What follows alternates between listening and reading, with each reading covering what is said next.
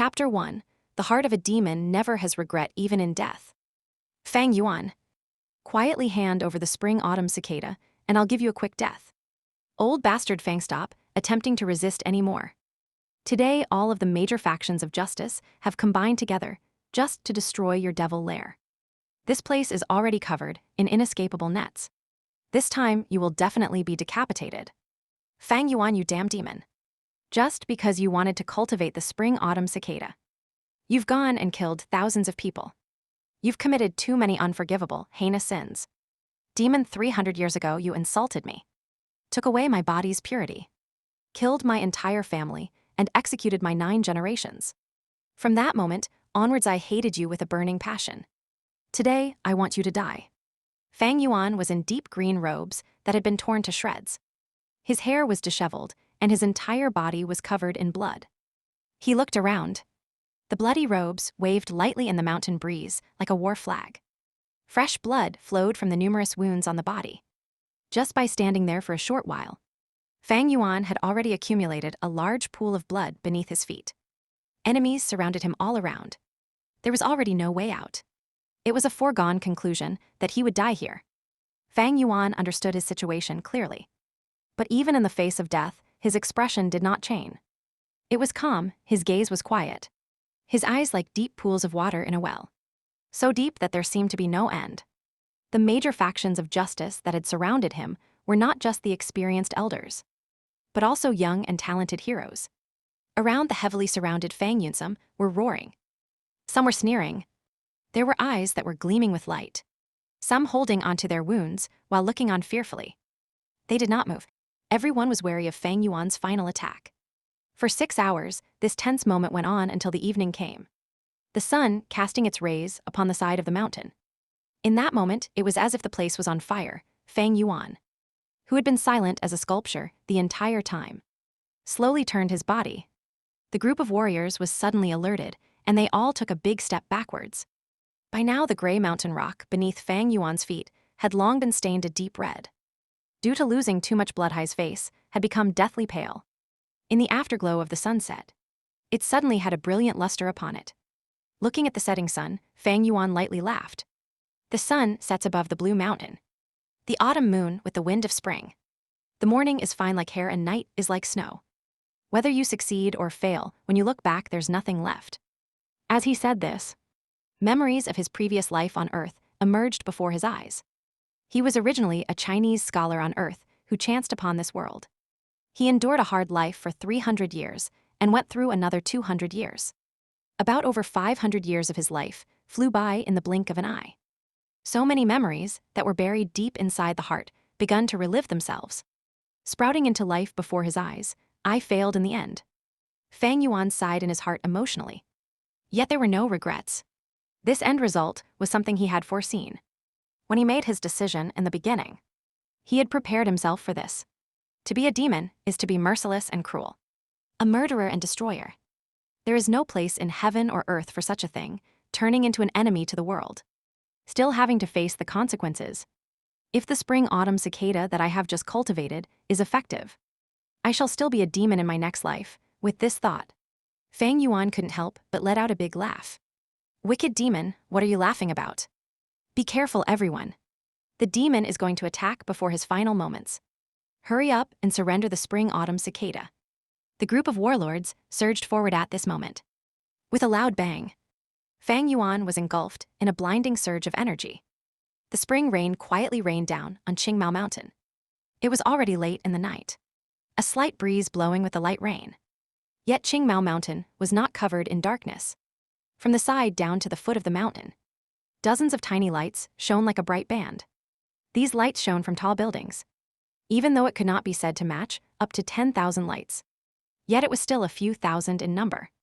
Situated on the mountain was Guyu, one village, giving the vast, lonely mountain a rich touch of human civilization. In the middle of the Guyue village was a magnificent pavilion. A grand ceremony was being held at this moment, and the lights were even brighter than ever. Radiating with glory, ancestors, please bless us. We pray that this ceremony will bring many young men of outstanding talent and intelligence, bringing their families new blood and hopes. The head of the Gu Yue clan had a middle-aged appearance. His sideburns were graying, and he was clothed in ceremonial white robes, kneeling on the brownish-yellow floor. His body was straight with his hands held together, eyes tightly shut as he prayed sincerely. He was facing a tall black case. There were 3 layers on the case, all housing memorial tablets of ancestors. On both sides of the tablets was copper incense, the smoke rising. Behind him were over 10 people kneeling in a similar fashion as him. They wore loose white ceremonial garments, and were all the clan's elders important members, and those who had much authority. After finishing prayers, the Gu Yue clan head bent his waist with his 2 hands, pressing against the floor and kowtowed. As the forehead knocked against the brownish-yellow floor, light thuds could be heard behind him. The elders and important clan members solemnly and quietly followed suit. With this, the hall was filled with light thuds as the heads knocked against the floor. When the ceremony was over, the crowd of people slowly got up from the ground and silently walked out of the sacred temple. In the hallway, sighs of reliefs were heard from the crowd of elders, and the atmosphere loosened up. The noise of discussion slowly rose. Time flies too quickly in the blink of an eye. A year has gone by. The previous ceremony feels like it just happened yesterday. I can still recall it vividly. Tomorrow is the opening of the annual grand ceremony. I wonder what new clan blood will show up this year. I hope that some highly talented youths will appear. The Gu Yue clan hasn't seen a genius emerge for 3 years now. Agreed, the Bai village. Xing village, these few years all, had some talented geniuses appear. Especially that Bai Ning Bing from the Bai clan. His natural talent is quite terrifying. It was unclear who had brought up the name Bai Ning Bing, but the faces of the elders started to show worry. The boy's qualifications were splendid. In just a short period of 2 years' worth of training, he had already reached the level of a level 3 Gu master. In the younger generation, he could be said as the most outstanding one. It was to the point that even the older generation could feel pressured from the promising youth. In time, he would inevitably become the pillar of the Bai clan.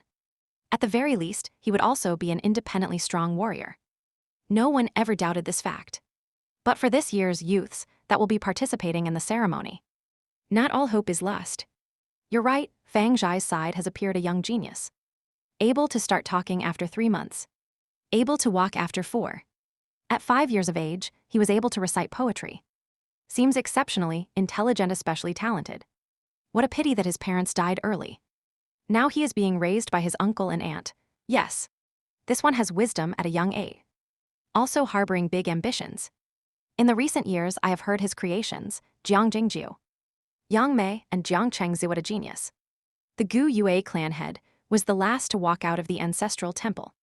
After slowly closing the door, he heard the discussions that were going on in the corridor among the clan elders. He knew at once that the elders were discussing about the youth known as Gu Yue, Fang Yuan at that moment. As the head of the clan, it is natural to pay attention to the outstanding and prominent young ones. And it so happens that Gu Yue Fang Yuan was the most eye-catching one amongst the juniors.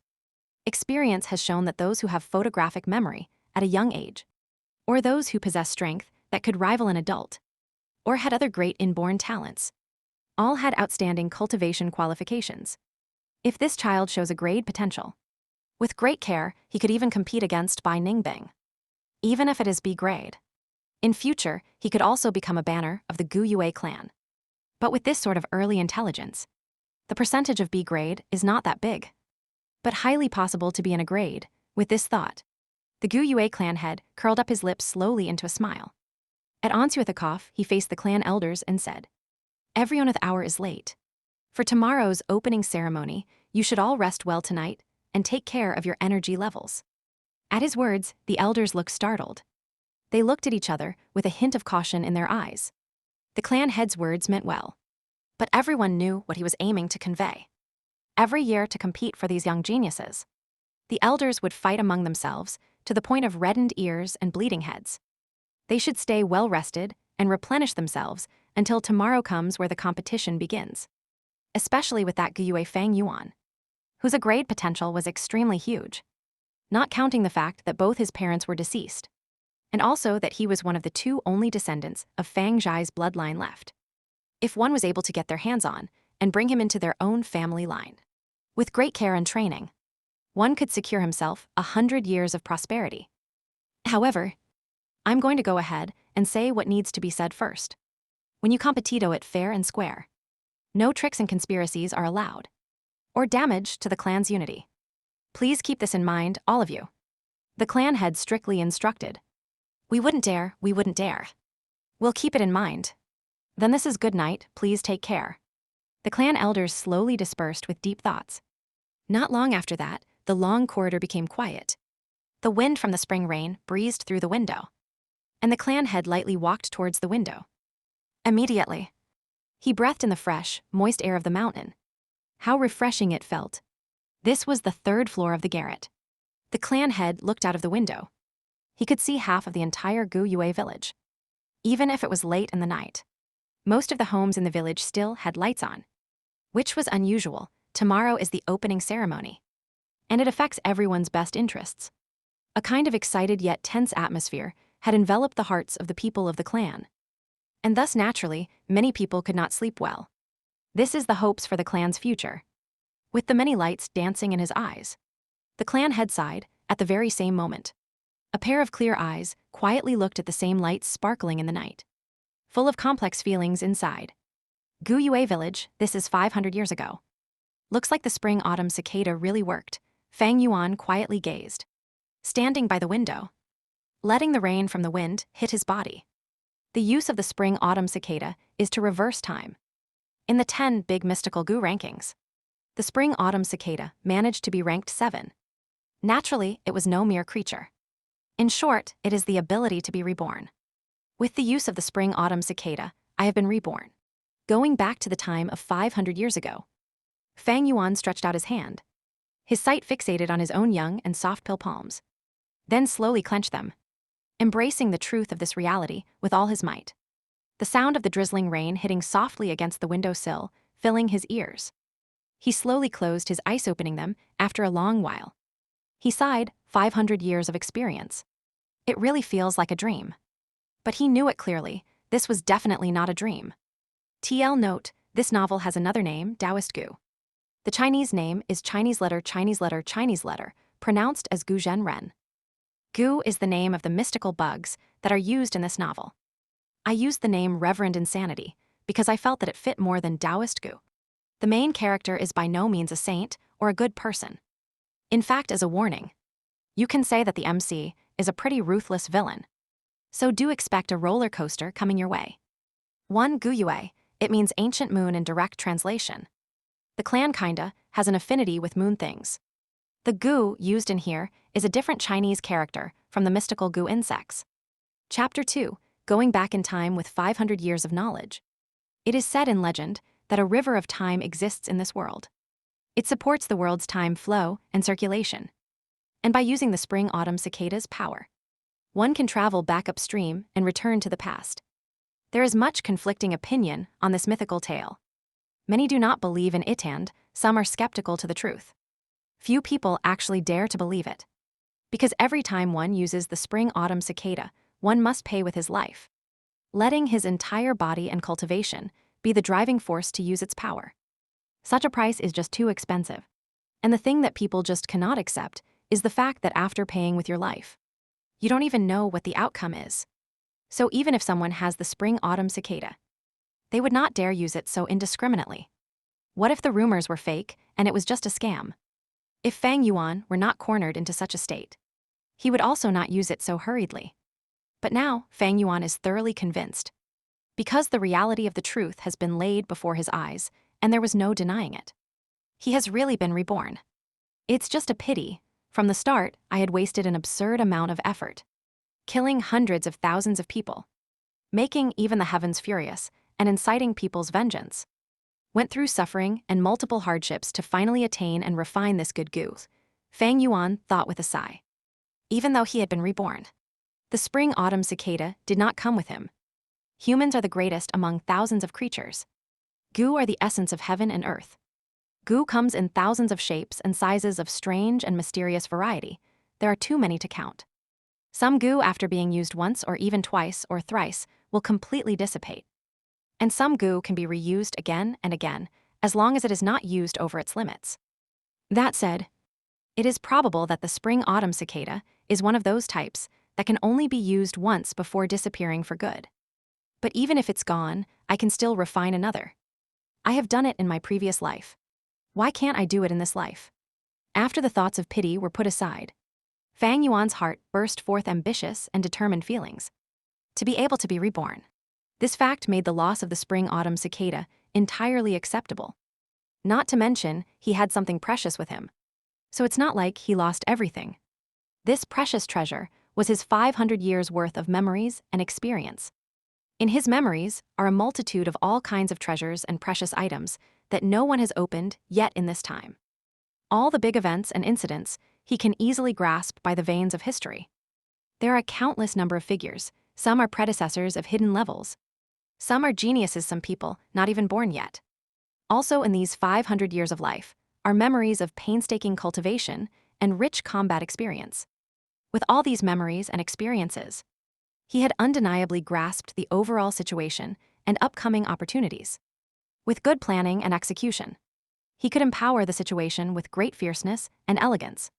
It was not a problem now that he could take a step ahead of others, breaking the higher boundaries. So how do I go about this? Fang Yuan was incredibly sensible. He collected himself together and faced the night rain outside the window. Pondering.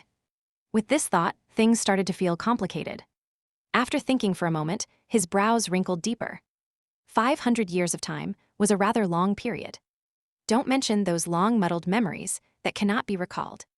Even remembering the hidden locations of treasures or special encounters of people were a lot. But the main issue was that the locations were separated among a long distance and had to be accessed or visited at certain periods of time. The most important thing is cultivation. The me right now has not even opened my primeval sea. Hasn't stepped on the path to be a goo master. I'm just a mortal. I have to hurry and cultivate. Catching up to history and seize the opportunities with the best advantage. Not to forget, many of these hidden locations of treasures were useless without proper foundation. Instead, it would just be walking into a wolf's den. Looking for death. The problem in front of Fang Yuan right now was cultivation. He had to increase the level of his foundation as fast as possible. If he were slow like his previous life, he would just be too late to cultivate as fast as possible. I would have to borrow the resources from the clan. With the state I am right now, I have no power or ability to travel back and forth across the dangerous mountains. Even an ordinary mountain boar can take my life. If I can reach the cultivation of a third-level goo master, I'd have the means to protect myself and leave the mountain. Through the eyes of a 500-year-old person who is cultivated in the demonic way. Qingmao Mountain was just way too small. Guyue Village even feels like a cage. But while the cage restricted freedom, the sturdy bars of the cage also brought about a certain kind of safety. In this short period of time, I'll just stay in this cage. As long as I can reach third-level goo master, I can leave this poor mountain. Luckily tomorrow is the awakening ceremony. I'll be able to start training as a goo master soon after. When he thought about the awakening ceremony, old memories that had long been buried away in his heart resurfaced themselves. Talent, huh? He sneered, his gaze focused out the window. At this moment, the door to his room was lightly pushed open, and a young teenager walked in. Big brother, why are you standing in the rain by the window side? The youth was thin, slightly shorter than Fang Yuan. His face resembled Fang Yuan's features greatly. As Fang Yuan turned his head to look at this young man, a complicated look flickered across his face. It's you, huh, my twin little brother. He raised his eyebrows, his expression returning to that of cold indifference. Fang Zhang lowered his head and looked at his own toes. This is his signature stance. I saw that big brother's window was not shut closed, so I thought I'd come in here and close it. Tomorrow is the awakening ceremony. It's so late and you haven't gone to bed yet, big brother. If uncle and auntie knew, they would probably be worried. Fang Zhang was not surprised at Fang Yuan's coldness. Ever since he was a small child, his older brother had always been like that. Sometimes he would wonder maybe a genius is just like this, being rather different from ordinary people. Even though he had the same look as his older brother, he felt that he was ordinary like an ant. They were born from the same womb at the same time. And yet why are the heavens so unfair? His older brother had been endowed with gleaming talent, while he himself was as ordinary as a stone. Everyone around him would say, "This is Fang Yuan's little brother," when they mentioned him. His aunt and uncle would constantly tell him to learn from his older brother. Even when he looked into the mirror sometimes, he would feel disgusted as he saw his own face. These thoughts had been ongoing for many years, accumulating day and night deeply into his heart, like a giant stone pressing against his heart. These few years, Fang Zheng's head lowered more and more, and he also grew quieter. Worried at the thought of his aunt and uncle, Fang Yuan laughed silently. He could still remember clearly how the parents of this world had both lost their lives in one of the clan missions. When he was only 3 years old, he and his little brother became orphans. In the name of upbringing, his aunt and uncle grabbed hold of the inheritance left behind by his parents while inflicting harsh treatment against his younger brother and himself. He originally planned to just be a normal person, even planning to conceal his abilities and bide his time. However, his life was difficult, making Fang Yuan have no choice but to choose to expose some of his talents. The so-called talent is merely but a mature and intellect soul that carried a few of Earth's popular ancient poems. With this, he managed to startle people and capture attention. Because of pressure from the outside world, the young Fang Yuan made a decision to keep a cold, indifferent expression to protect himself, reducing the possibility of revealing any secrets. Over time, the coldness would become a habit that he was accustomed to expressing. Thus, his aunt and uncle were no longer harsh on him and his younger brother. As the years passed and they got older, the future became more optimistic and better treatment increased. This was not love, but a type of investment. It's hilarious how his little brother never saw this truth. Not only was he deceived by their aunt and uncle, he also started burying resentments inside. Although he looked like a good-natured and honest boy now, in Fang Yuan's memories, when his brother was found out to be a grade talent, the clan spent much effort in raising him with all they had. After that, all the buried resentment and jealous and hate inside was released. And many a time, Fang Zheng would target, suppress, and make life difficult for his own older brother. As for his own grade, it was only C-grade talent. Fate loved to play a joke. A pair of twins, the older one only had C-grade talent, but had been known as a genius for a dozen years. The younger one, who was always overlooked, was the one with a grade talent instead. The results of the awakening ceremony had left the clan shocked. The treatment of the two brothers had suddenly reversed after that. The younger brother was like a dragon rising up to the heavens. The older brother was like a phoenix that fell down to the earth. After that came the many hardships and troubles from his own younger brother. The cold eyes of his aunt and uncle. The contempt of the clan's people. Did he hate it? Fang Yuan in his previous life hated it. He hated his own lack of talent. He hated how heartless the clan was. Hated how fate was so unfair, but now, with his 500 years of life experiences, using this to rethink this course, his heart was actually calm. Not a shred of hatred. What was there to be gained from resentment? Thinking about it from another point of view, he could understand his younger brother, aunt, and uncle, even those enemies from 500 years later who attacked him. The strong eat the weak, survival of the fittest. These have always been the rules of this world. Everyone has self-ambitions, always struggling to grasp the opportunities. Among all the war and killing, what is there not to be understood? 500 years of life experience have long allowed him to understand all of this. With the heart that wants to gain immortality, if someone tries to prevent this pursuit of his, no matter who it is, he will kill and live through it. The aspirations in his heart were too big. Stepping onto this road was to be making the world your enemy. And it was destined to be alone, destined to kill.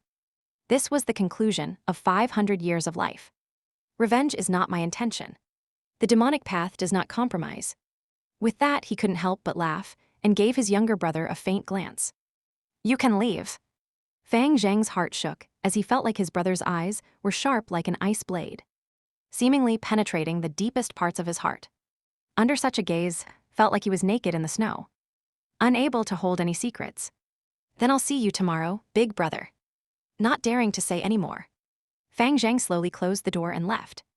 Chapter 3, Please go aside and scram. Bang, bang, bang. The patrolling night watchman banged his wooden clappers in a rhythm.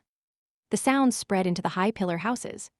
Fang Yuan opened his dry eyelids while his heart silently thought, it's already the hour before dawn. He had been lying in bed thinking for a long time last night. He thought up a lot of plans. He probably only slept for a little over 2 hours. This body has not started cultivating. His energy is not so vigorous, and thus his body and mind were still shrouded in exhaustion. However, with 500 years of experience, Fang Yuan had long built up deep steel-like determination. This sort of sleep-deprived exhaustion is nothing to him. Immediately, he shoved away the thin silk blanket and got up neatly. He opened the window and found that the spring rain had stopped. The mix of fragrance of the earth, trees and wildflowers greeted him. Fang Yuan felt his head clear, the sleepiness washing away cleanly. Right now the sun had yet risen sky still, a deep dark blue. Not dark yet not bright, looking around. The tall houses made of green bamboo, and wood contrasting with the mountain, was a sea of pale green color.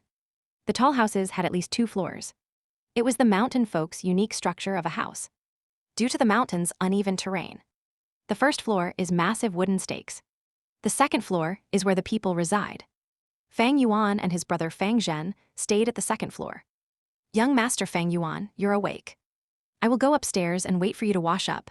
At this moment, a maiden's voice floated up from downstairs, looking down. Fang Yuan saw his own personal servant, Shen Kui.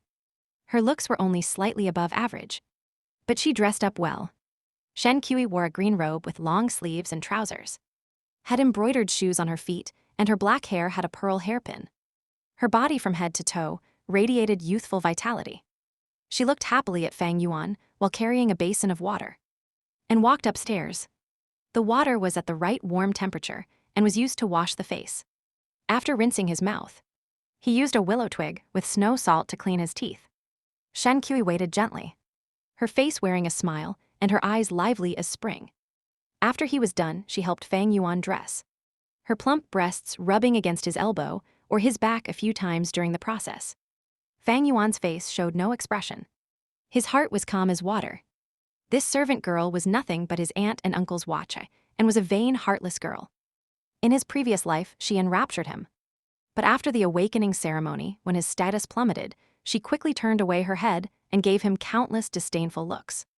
When Fang Zheng came over, he was in time to see Shen Kui smoothing the creases on the clothing of Fang Yuan's chest. His eyes had a flicker of jealousy. These years living together with his older brother, under the care of Fang Yuan, he also had a servant waiting on him. However, his servant was not a youthful girl like Shen Kui, but a fat and wide old woman. I wonder which day can Shen Kui wait on me like this? Wonder what it feels like. Fang Zheng thought inside his heart, yet he did not dare to. His aunt and uncle's biased love to Fang Yuan was no secret to everyone.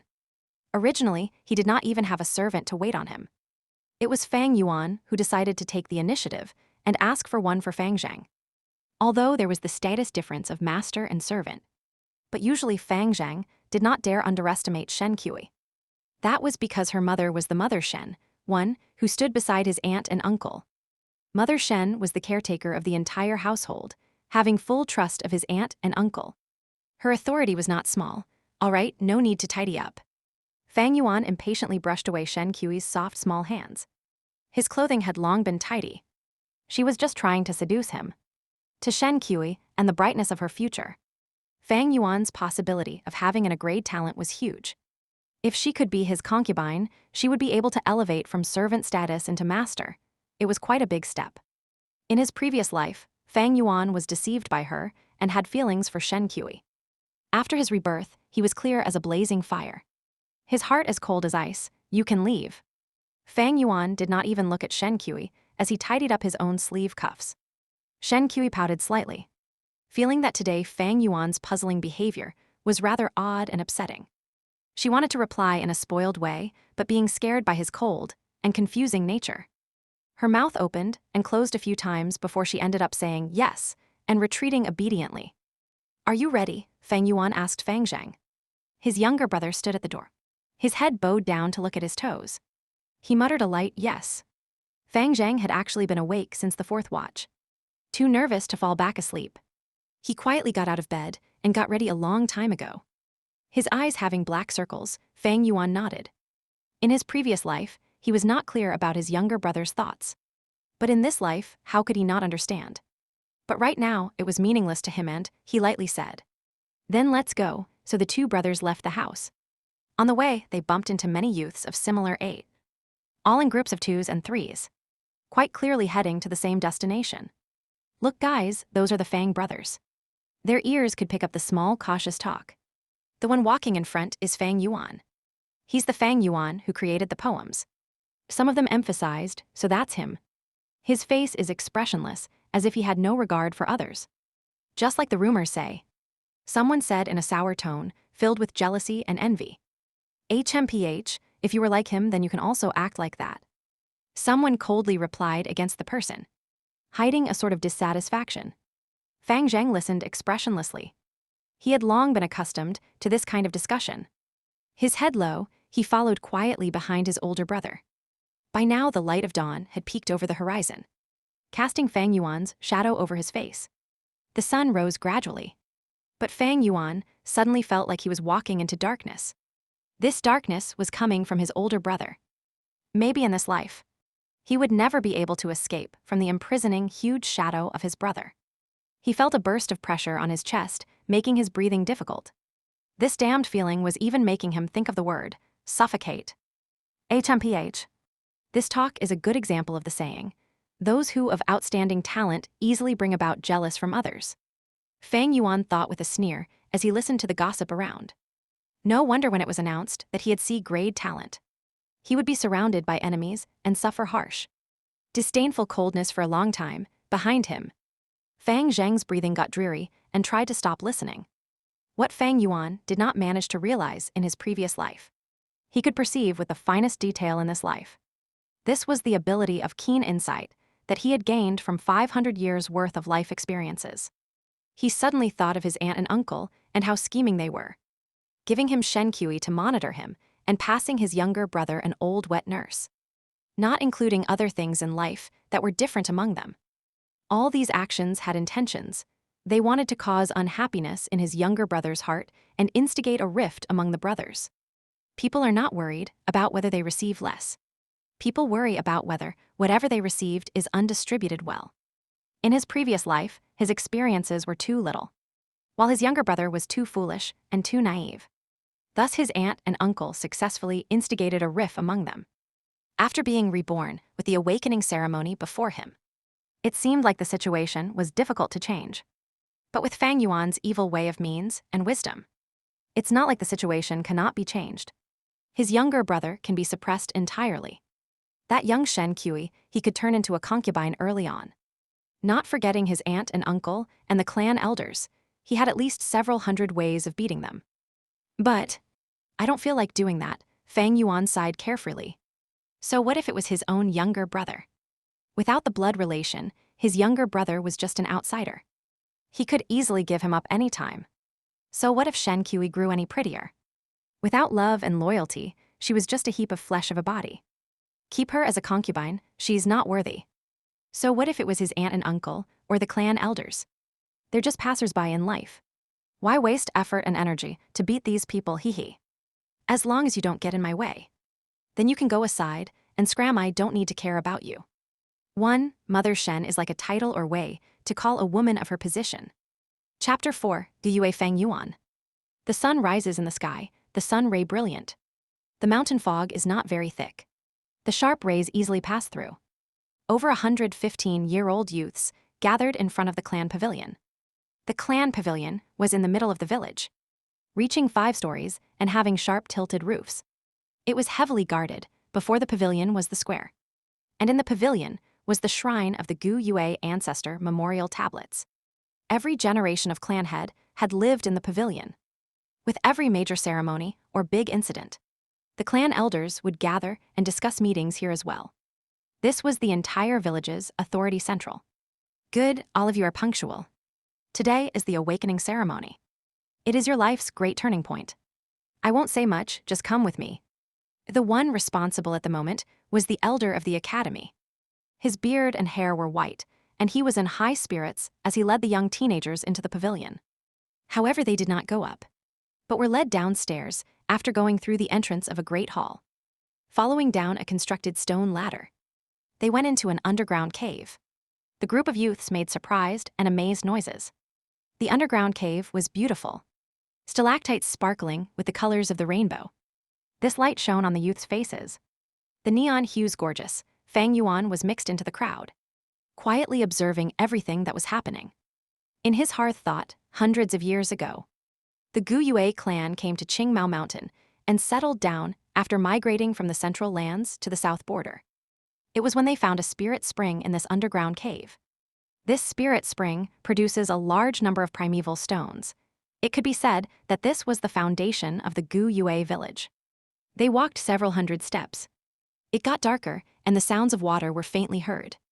After turning around a corner, a 3 zhang wide, underground river greeted them. By now, the colorful lights of the stalactites had disappeared completely. Yet in the darkness, the river emitted faint blue light. It was like a star river of the night sky. The river flowed from the dark depths of the cave. Inside the crystal clear water zone could see fish, aquatic plants, and even the sand beneath the river. Opposite the river was a sea of flowers. This was the Gu Yue clan's closely cultivated moon orchids. The beautiful blue and pink colored petals were shaped like a crescent moon. The flower stems were like jade. The center of the flower shining like the sort of warm brilliance that radiates from pearls under the light. At first glance, in the dark background, the flower sea looks like a huge piece of land covered in bluish-green carpet, dotted with countless pearls. The moon orchid is food for a lot of Gu. This flower sea could be said as the clan's biggest cultivation medium. Fang Yuan thought knowingly to himself, wow, so pretty. It really is beautiful. The new sight opened the young teenager's eyes. Each one of them had a light radiating from their gaze, with excited and anxious feelings. All right, listen as I call your names. Those who are called must walk through this river to the opposite bank. Walk as far as you can. Of course, the further you go, the better it is. Are you all clear? The elder said. All clear, the youths replied. Actually, before they came here, they had all heard their family members or seniors talk about it. It is known that the further you can walk, the better your talent is. Your future will also become brighter. Gu Yue Chenbo. The elder held the name list and called out the first person. The river was wide but not deep. It covered up to a youth's kneecaps. Chen Bo's face was full of seriousness as he stepped into the flower sea ashore. As he did so, he could feel an invisible pressure, as if there was a wall in front of him that he could not see, blocking him from walking forward. During this moment, the flowers at his feet suddenly gave off a weak white light. The light gathered around Chen Bo and entered his body. For a moment, Chen Bo felt the pressure drop. The invisible wall blocking him suddenly felt softer. With this, Chen Bo gritted his teeth and mustered his strength. Walking forward, he tried to force his way in stiffly. Yet after 3 steps, the wall in front of him hardened again back to the state before. Thus, he could not walk any further. As he watched this, the elder sighed. While recording what happened, it said, Gu Yue Chen Bo 3 steps. No talent to become a Gu master. Next, Gu Yue Zhao Zai. Chen Bo was deathly pale as he walked past the river back to the youths, clenching his teeth. Without the endowed talent, he could live as a normal human, holding the lowest position in the clan. His stature was Shakyet was a huge blow to him. As if reality had killed all his hopes. Many people threw him pitiful gazes, while even more had fixated stares at the second person crossing the river. It was a pity that this youth could only walk 4 steps forward. He did not have talent either. Not everyone has the natural talent to be a Gu master. Generally speaking, it is not bad if 5 out of 10 people have talent. In the Gu clan, this ratio is higher, reaching 6 people. This is because the Gu Yue clan's ancestor, the first-generation clan leader, was a famous, legendary, and powerful man. Due to cultivation, reasons his bloodline carried powerful genes. Thus, the average quality of talent in the Gu Yue clan was generally higher, as they carried his blood in their veins. With 2 consecutive failures, the other elders observing the scene in the dark started making ugly expressions. Even the clan head was frowning slightly. The next moment, the academy elder called out the third name, Gu Yue Mobe. Here, a horse-faced youth, dressed in linen robes, lightly called as he came forth. He was tall in build, looking much sturdier than his peers. There was a brave aura about him. He crossed the river in a few steps and reached the opposite bank. 10 steps, 20 steps, 30 steps. One after another, small lights entered his body. He walked until he reached 36 steps before he could finally go no further. The youths at the riverbank watched with wide-opened eyes. Shocked, the academy elder happily exclaimed, "Good.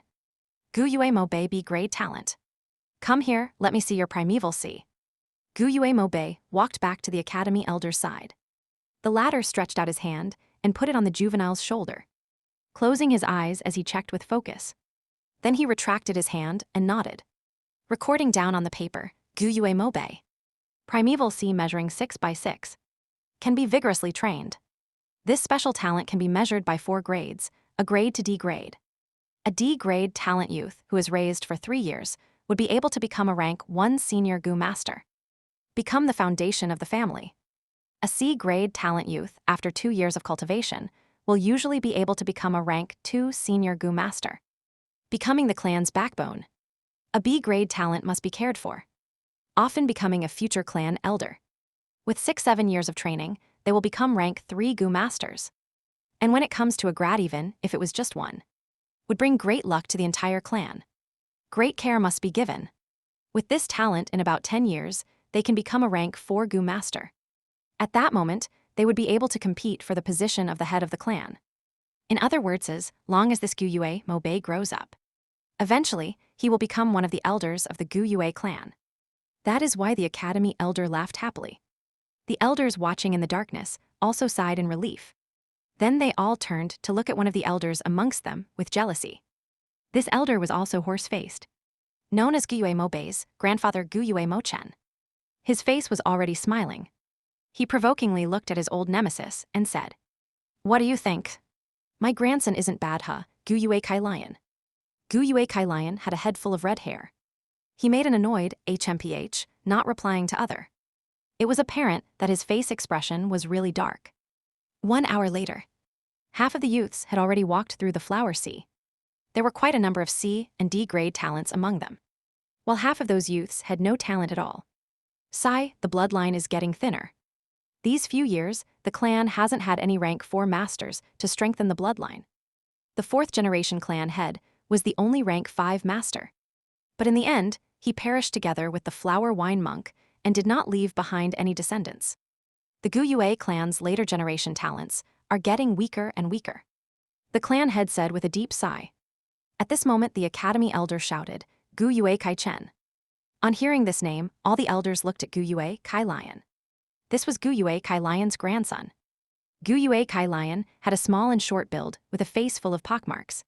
He was clenching his fist, his entire face sweating. It was evident that he was incredibly nervous. As he walked onto the opposite bank, the little lights entered his body. After walking straight for 36 steps, he stopped. "Another B grade," the academy elder yelled. The youth started a commotion, sending Gu Yue Kai Chen envious stares. "Ha ha ha, 36 steps, 36 steps." Gu Yue K.Lights shouted, proudly staring at Gu Yue Mo Bei. This time it was Gu Yue Mo Chen's turn to have a sour face. "Gu Yue Kai Chen, huh?" In the midst of the crowd. Fang Yuan stroked his chin thoughtfully. In his memories, the clan heavily punished Gu Yue Kai Chen because he cheated during the awakening ceremony. In reality, Kai Chen only had a C grade talent. But because his grandfather Gu Yue K.Lights helped him fake the results, that's why he appeared to have B grade talent. To be honest, if he wanted to cheat, Fang Yuan had a countless number of ways to do so. Some ways even more perfect than Gu Yue Kai Chen's method. If a B grade or a grade talent appeared, they would receive the clan's huge care. But firstly, Fang Yuan had only just been reborn. It was hard to prepare the cheating method by this condition. Secondly, even if he managed to cheat, he would not be able to fake his cultivation speed. He would be exposed by then. However, Gu Yue Kai Chen was different. His grandfather was Gu Yue K.Lights, one of the 2 elders with the most authority within the clan. With this, K.Lights would be able to cover up for his grandson. Gu Yue K.Lights was always hostile towards Gu Yue Mo Chen. These 2 elders are the clan's 2 biggest influential authorities. To suppress his opponent, he would need his own grandson to have an outstanding talent. It is also because he was helping from behind. Gu Yue Kai Chen was able to conceal the truth for a time. In my memoirs, if it were not for that incident, the truth would never have been exposed. Fang Yuan's eyes shone with light, his mind thinking up ways to use this knowledge to his advantage. If he exposed the matter on the spot, he would receive a bit of reward from the clan. But then he would offend the highly powerful Gu Yue Kai Lion. This was not advisable. Within such a short time, he also could not blackmail them. Due to having low status, it would just backfire on him. As he pondered, he suddenly heard the academy elder call out his own name, Gu Yue Fang Yuan. Chapter 5, The First Human and Three Gu, Hope's Awakening. In that moment, his surroundings went quiet. Countless numbers of eyes were on him. It's getting more and more exciting. Fang Yuan thought to himself with a laugh. Under the gazes of the masses, he walked across the river and reached the opposite bank. He could feel a layer of pressure on him. This pressure came from the spirit spring deep in the flower sea. The spirit spring produced primeval qi because the qi was too rich in here. It caused the pressure, but very quickly from the flowers below Fang Yuan's feet. Little lights made their way up. These dots of light enveloped his entire body before finally entering him. These are the Hope Gu, mused Fang Yuan. The person in charge did not tell them, but he knew it very clearly. Every spot of light is a Gu, known as the Hope Gu. One of the oldest legends talk about the Hope Gu. In the legend, when the world was just formed, it was a land of savage wilderness. Among the wild beasts that walked the earth, the first man appeared. He was known as Renzu I. Eating raw meat and drinking blood, living a difficult life. In particular, was a group of wild beasts called Predicament. These wild beasts loved the taste of Renzu and longed to eat him. Renzu did not have a body as strong as mountain rock. Nor did he have the sharp teeth and claws of a wild beast. How could he fight with the predicaments? His source of food was unstable, and he had to hide all day. He was at the bottom of nature's food chain and could barely survive at this moment. There were three Gu that came up to him and said, "As long as you use your life to provide us, we will help you through this difficulty." Renzu had nowhere to go, so he could only agree to these three Gu. He first gave his youth away to the biggest Gu among the three. That Gu then granted him strength. With strength, Renzu's life began a change. He started to have a stable source of food and was able to protect himself. He fought bravely and ruthlessly, defeating many predicaments. But soon he suffered and finally realized that strength was not everything. It needed to heal and be cultivated, not spent freely at his will. Not to mention when facing the entire group of predicaments. His strength alone was too small. Renzu reflected over this lesson bitterly and decided to give his prime middle years to the most beautiful Gu among the three. And thus, the second Gu gave him wisdom. With wisdom, Renzu was able to learn how to think and reflect. He began to accumulate experience and found out that many times when he used wisdom, it was more effective than using strength. By relying on wisdom and strength, was he able to conquer all the goals that he formerly could not, and killed many predicaments. He ate the meat of predicaments and drank the blood of predicaments, surviving with tenacity. But good things do not last, and Renzu was old, and would only grow older and older. This is because he gave away his youth and middle years to keep the strength and wisdom Gu. When a man is old, his muscles deteriorate and his brain slows down. Human, what else can you give us? You don't have anything else left to provide to us. The strength and wisdom, Gu said as they realized this. They left him without wisdom and strength. Renzu was once surrounded by predicaments. He was old and could not run. His teeth had fallen out and could not even chew wild fruits and plants. As he fell weakly onto the ground, surrounded by predicaments, his heart was filled with desperation. It was at this time the third Gu said to him, "Human, take me up. I will help you escape predicament." Renzu tearfully replied, "Gu, I don't have anything else left. See, the strength and wisdom Gu have abandoned me. I only have my old age left. While it is not as worth my youth and middle age, but if I give you my old age, my life would immediately end. Even though I am surrounded by predicaments right now. But I will not die immediately. I wish to live a little longer, even if just a second more. So you should leave, I have nothing else to provide to you." But the Gu said, "Among the three I have the smallest needs. Human, if you just give me your heart, it will be enough." "Then I will give you my heart," Renzu said. "But Gu, what can you give me in return, in this situation? Even if the strength and wisdom Gu returned to my side, it would change nothing when compared to the strength Gu. This Gu looked frail and was just a tiny ball of light. When compared to the wisdom Gu, this one was only able to give out a dim white light. Not beautiful in any way, but when Renzu gave it his heart, this Gu suddenly gave out endless light. In this light, The predicament screamed in horror. This is the hope goo. Withdraw, we predicaments are most afraid of hope. The predicaments retreated suddenly. Renzu was speechless. And from that day onwards, whenever he faced predicament, he would give his heart to hope. At this moment, the hope goo converged into a stream of light and had already entered Fang Yuan's body. Due to the outside pressure, they quickly gathered into his abdomen and collected into a group spontaneously. 3 inches under his navel. Fang Yuan suddenly felt the pressure lessen. He began a walk forward with every step he took. One after another, the hope goo would fly out from the sea of flowers and enter his body, joining the ball of light. The ball of light grew brighter and brighter. But the person in charge, opposite the riverbank, frowned. This number of hope goo is lesser than expected. Many elders watching Fang Yuan in the dark thought this as they saw the sight. The clan head frowned as well. This was definitely not the sign of an A-grade talent. Fang Yuan withstood the pressure, continuing to walk forward. Below 10 steps, it means that there is no cultivation talent. 10-20 steps means D-grade talent. 20-30 steps would be C-grade talent. 30-40 steps is a B-grade talent. And 40-50 steps would mean a grade talent. Up till now I have walked 23 steps, 24, 25, 26, 27. Fang Yuan counted in his heart. When he walked the 27th step he could hear a bang, and in between his 2 kidneys, the ball of light reached its limit and suddenly exploded. This burst of energy only happened inside his body. Outsiders cannot see it. Only Fang Yuan alone could feel at that moment. An earth-shaking reaction. Instantly, the fine hairs on his body stood up. His pores shut tight, his mind stretched to a tense limit. Soon after his mind went blank. His entire body becoming soft, as if he fell into some clouds. His heart relaxed. His fine hairs flattening, and his pores reopened again. In a short, while his entire body was perspiring. This entire process felt long. But it actually happened in a short time. The feeling went away as fast as it came. Fang Yuan was blanked out for a short moment before he returned to his senses. He secretly focused his attention into his body and found that below his navel and in between his 2 kidneys, an aperture had formed out of thin air. The awakening ceremony was a success. This was the hope to immortality. Chapter 6, The Road to the Future will be interesting. The aperture was mysterious and unusual. Although it was located inside Fang Yuan's body, it was at the same time not sharing the same space with his internal organs.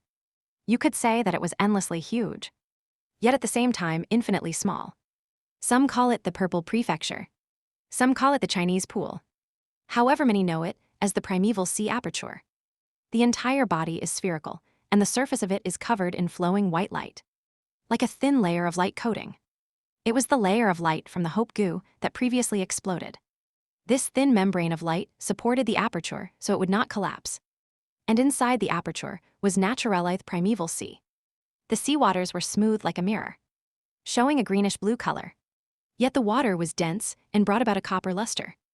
Only rank 1 goo masters can form this green coppery, primeval essence, known as the green copper sea. The height of the sea surface was not up to half of the aperture, it was only up to 44%. This was also the limitation of a C-grade talent. Every drop of seawater was pure primeval essence, representing the condensation of Fang Yuan's essence, vitality and soul. It was also the accumulation of his life potential over the past 15 years. This primeval essence is used by goo masters to raise goo. This also means that from now onwards, Fang Yuan has formally entered the route of a rank 1 goo master. Since the aperture had opened, no more hope entered Fang Yuan's body. Fang Yuan gathered himself and felt that the pressure before him was as thick as a wall. He could no longer walk another step forward. Just like my previous life.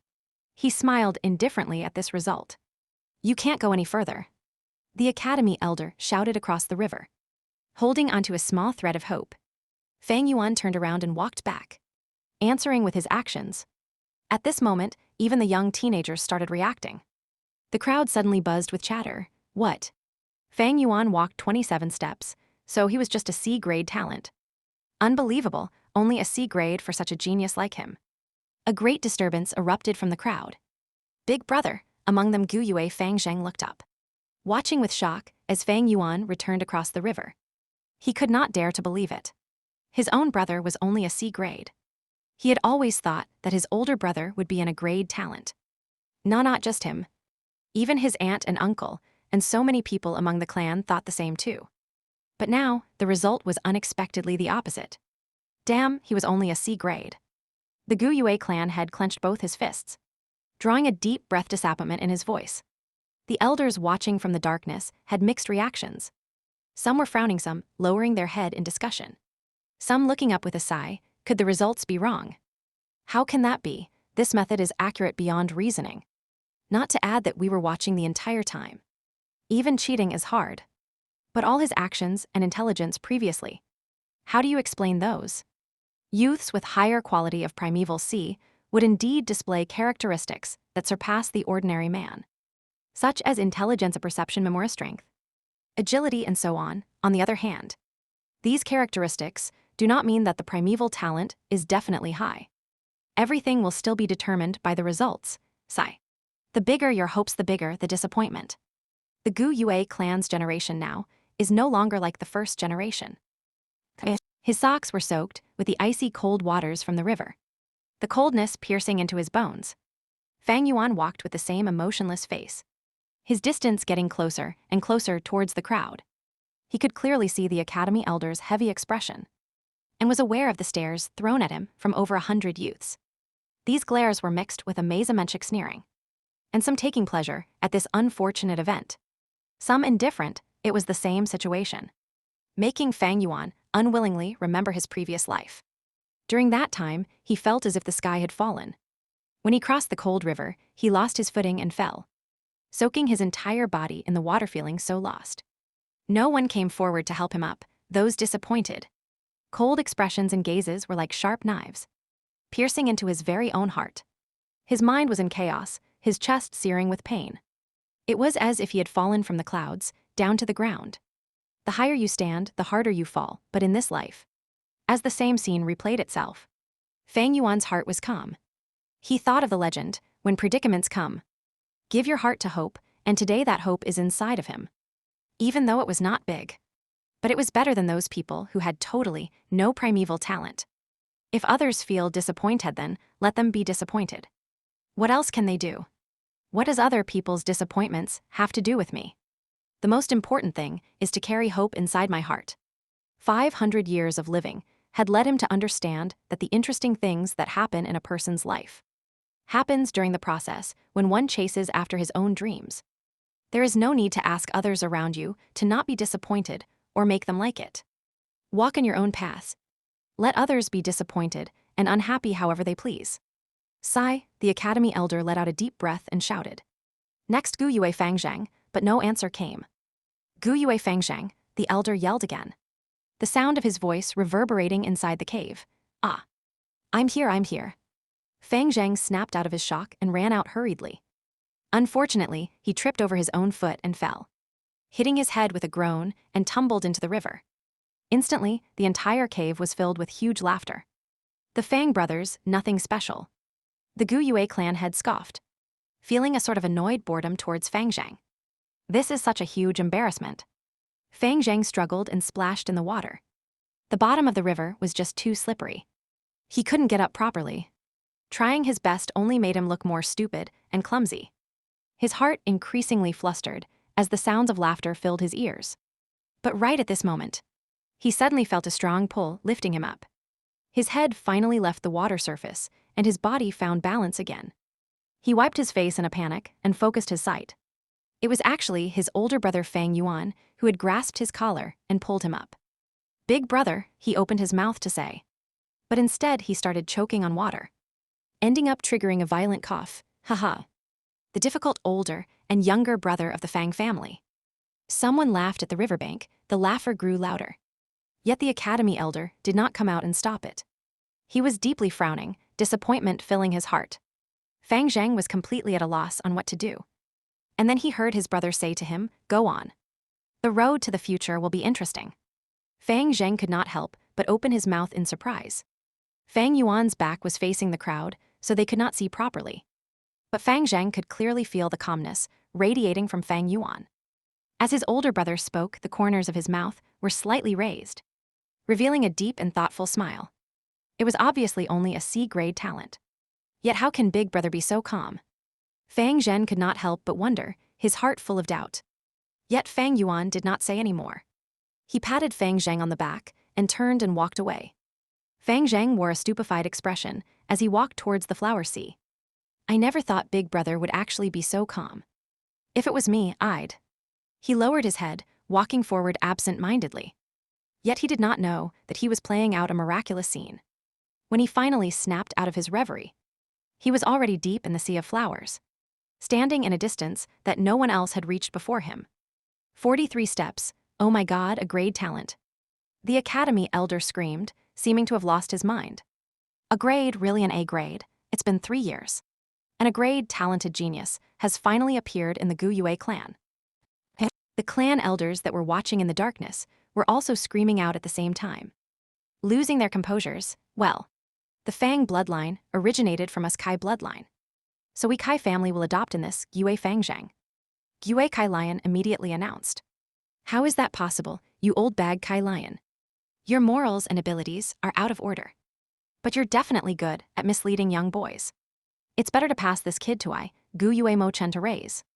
Gu Yue Mo Chen roared back instantly, stop arguing. No one is more qualified to raise this child than the current clan leader.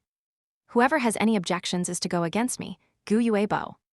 The Gu Yue clan head had gone crazy and swept his fiery, red gaze over the disappointed and discouraged looks. Translator note, finally, chapter 6 is over. I hope you guys are looking forward to the next chapter. Also, if you haven't noticed by now. And since the author mentions this in his note in chapter 1, the main character is a villain. He's definitely cruel and very, very evil. If this is not your cup of tea, feel free to drop it, otherwise, prepare yourselves for what's to come in future. Chapter 7, a Gu Master has 9 ranks. Flower wine leaves behind treasure, soon a week passed. Humans are above all creatures. Gu are the essence of heaven and earth. In this world, there are thousands of species. Countless number of Gu. They live everywhere around us, in the soil and the bushes. Even on the bodies of wild beasts. As humans continue to propagate and grow, the scholars of the past gradually uncovered the mysteries of the Gu. Those who have opened the aperture, using their own primeval essence to feed, refine, and manipulate these Gu, people who have achieved these various purposes are what we call Gu Masters.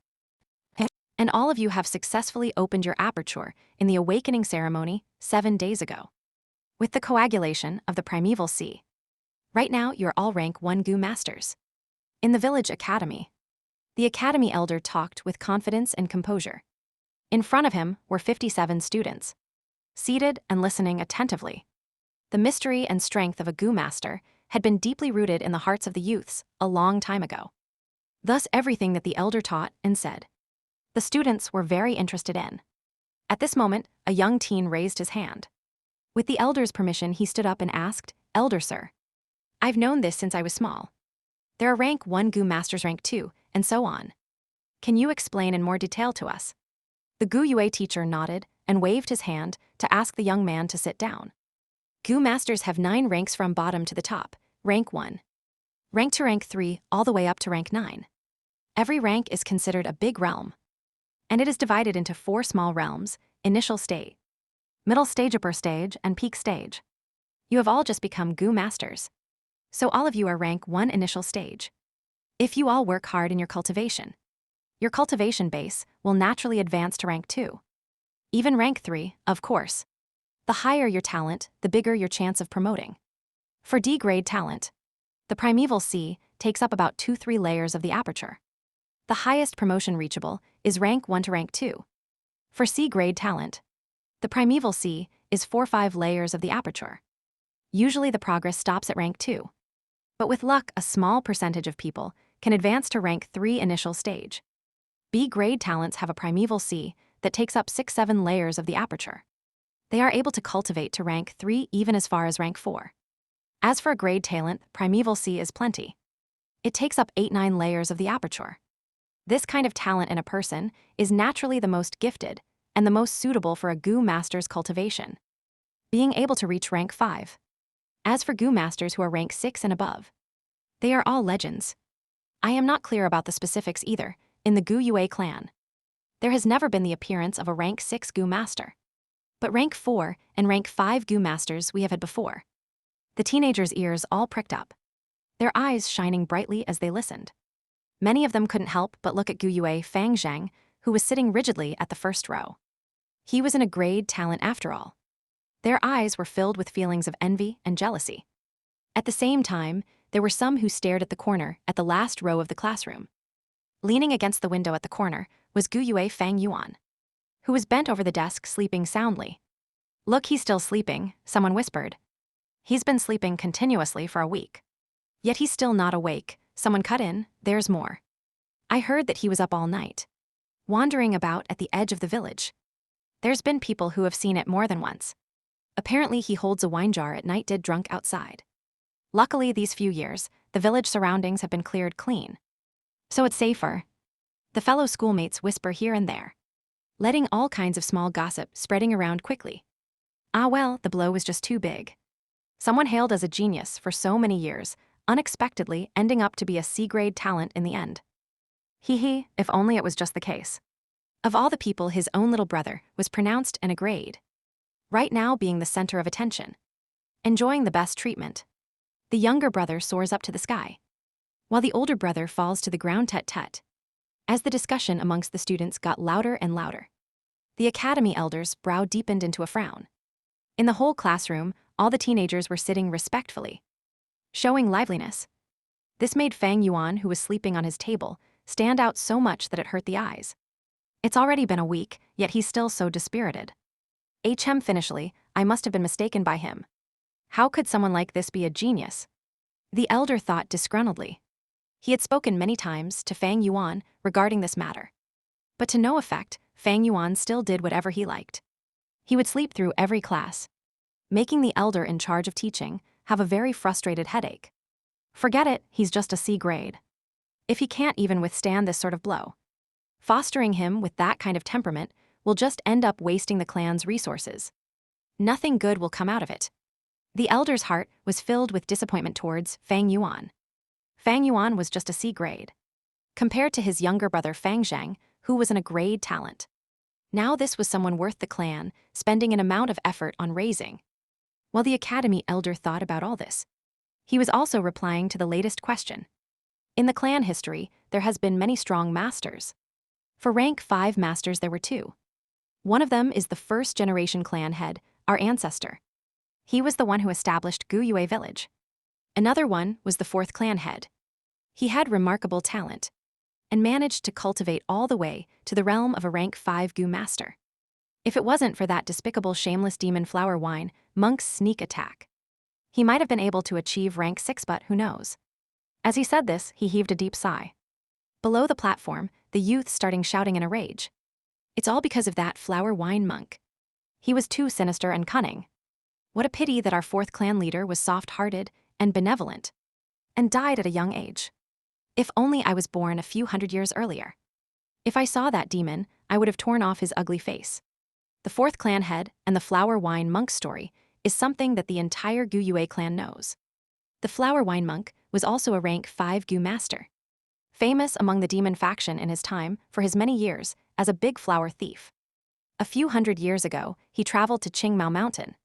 He attempted to commit crimes in Gu Yue village, but was found out by the 4th generation clan leader in the end. After a earth-shakingly huge battle, the flower wine monk was beaten to the point he had to beg for mercy on his knees. The 4th clan head was merciful and kind, intending to spare his life. Yet the flower wink monk suddenly launched a sneak attack, successfully inflicting heavy wounds on the 4th clan head. The clan head flew into a rage, killing the flower wine monk on the spot. However, his heavy injuries were not curable, and thus, he died, therefore in the hearts of the Gu Yue clansmen. The 4th generation clan head was a great hero who sacrificed his life for the village. Flower wine monk awoken by the classroom's noisy chatter. Fang Yuan opened his sleepy eyes. He stretched his body and thought with resentment in his heart. This flower wine monk, where did he die? Why is it that I still can't find his legacy after searching around the entire village? In his memories, there was a Gu master from the clan who was broken-hearted and started drinking a lot.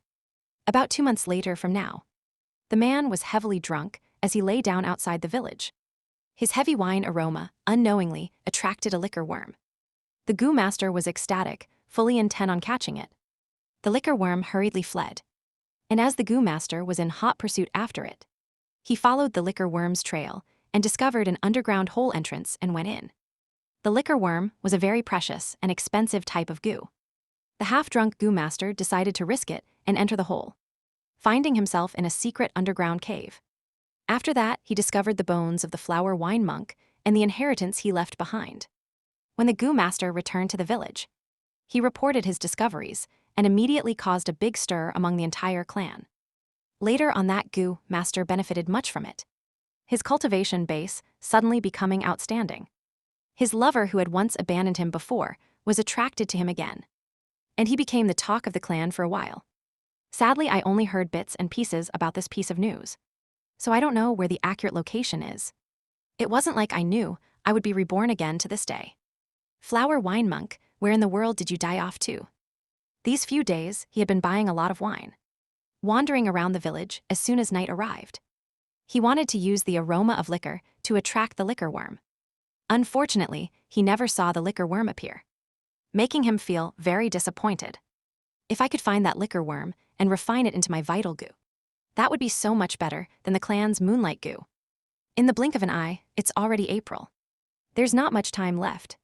Fang Yuan heaved a sigh and gazed out of the window.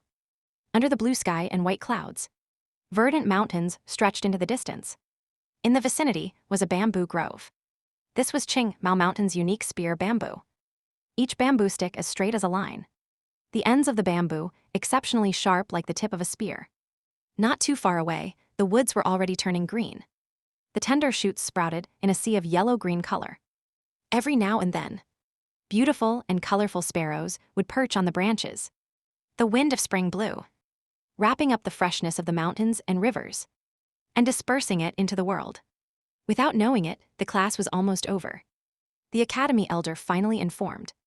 This week I have taught you all how to contemplate and check your own aperture's primeval sea, and how to meditate and shift around the primeval essence inside your body. Now is the time for you all to refine your vital goo.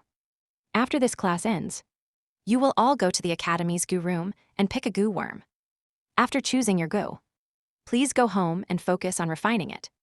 When you have finally refined your goo, then you can come back to the academy and continue attending class. At the same time, this is your first assessment. Whoever can finish this assessment first will be rewarded a generous sum of 20 primeval stones. TL note, sorry for the delay, I've been busy. Here is the long-awaited Chapter 7. Chapter 8, Things Will Always Be Things. But Humans Will Change. Beside the academy was a goo room. The goo room was not big, it was only 60 meters in size.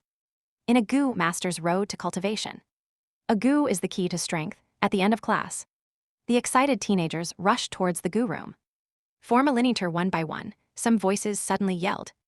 It was natural that there were guards outside the goo room. The youths went in one at a time and came out. Finally, it was Fang Yuan's turn to enter the goo room. This room was a mysterious room. The four walls all had holes. In each one of these embedded square holes were another square hole. Each of the holes differed in size, some big and some small. The bigger ones were no bigger than an earthenware cooking pot. The smaller holes no smaller than a fist. In the many square holes were all kinds of containers. There were gray stone basins, verdant jade des exquisite grass cages, earthen stoves, etc. These containers kept in all kinds of variety of goo. Some goo were silent while some goo made a lot of noises, creating chirping, clucking, rustling sounds, and so on. All these noises combined together to create a sort of life symphony. Goo are also divided into 9 big levels, following the same concept of the 9 rank realms of goo masters. All in this room are rank 1 goo. Fang Yuan glanced around, immediately aware of this. Generally speaking, rank 1 goo masters can only use rank 1 goo. If they used higher level goo, these masters would need to pay an extremely heavy price. In addition, goo need to be fed. The high cost of feeding higher level goo was often not something lower ranked goo masters could afford. Thus, to goo masters who were newcomers, they would always pick a rank 1 goo worm as their first refined goo, unless under a special situation. There is great significance to the first goo that a goo master refines, It will become their vital goo, interconnecting their lives together. If it dies, the goo master will suffer a huge blow.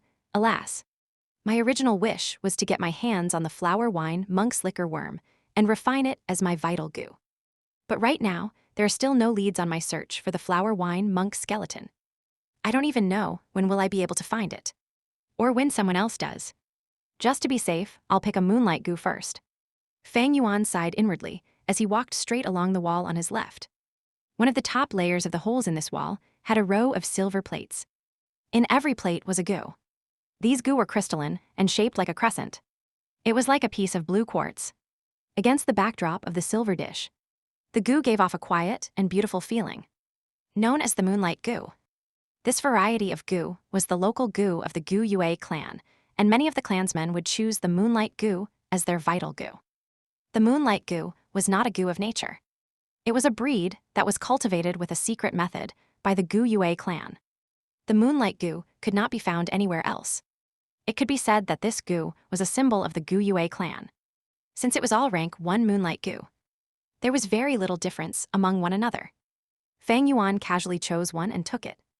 The moonlight goo was very light, comparable to the weight of a piece of paper. The insect occupied a small area of his palm.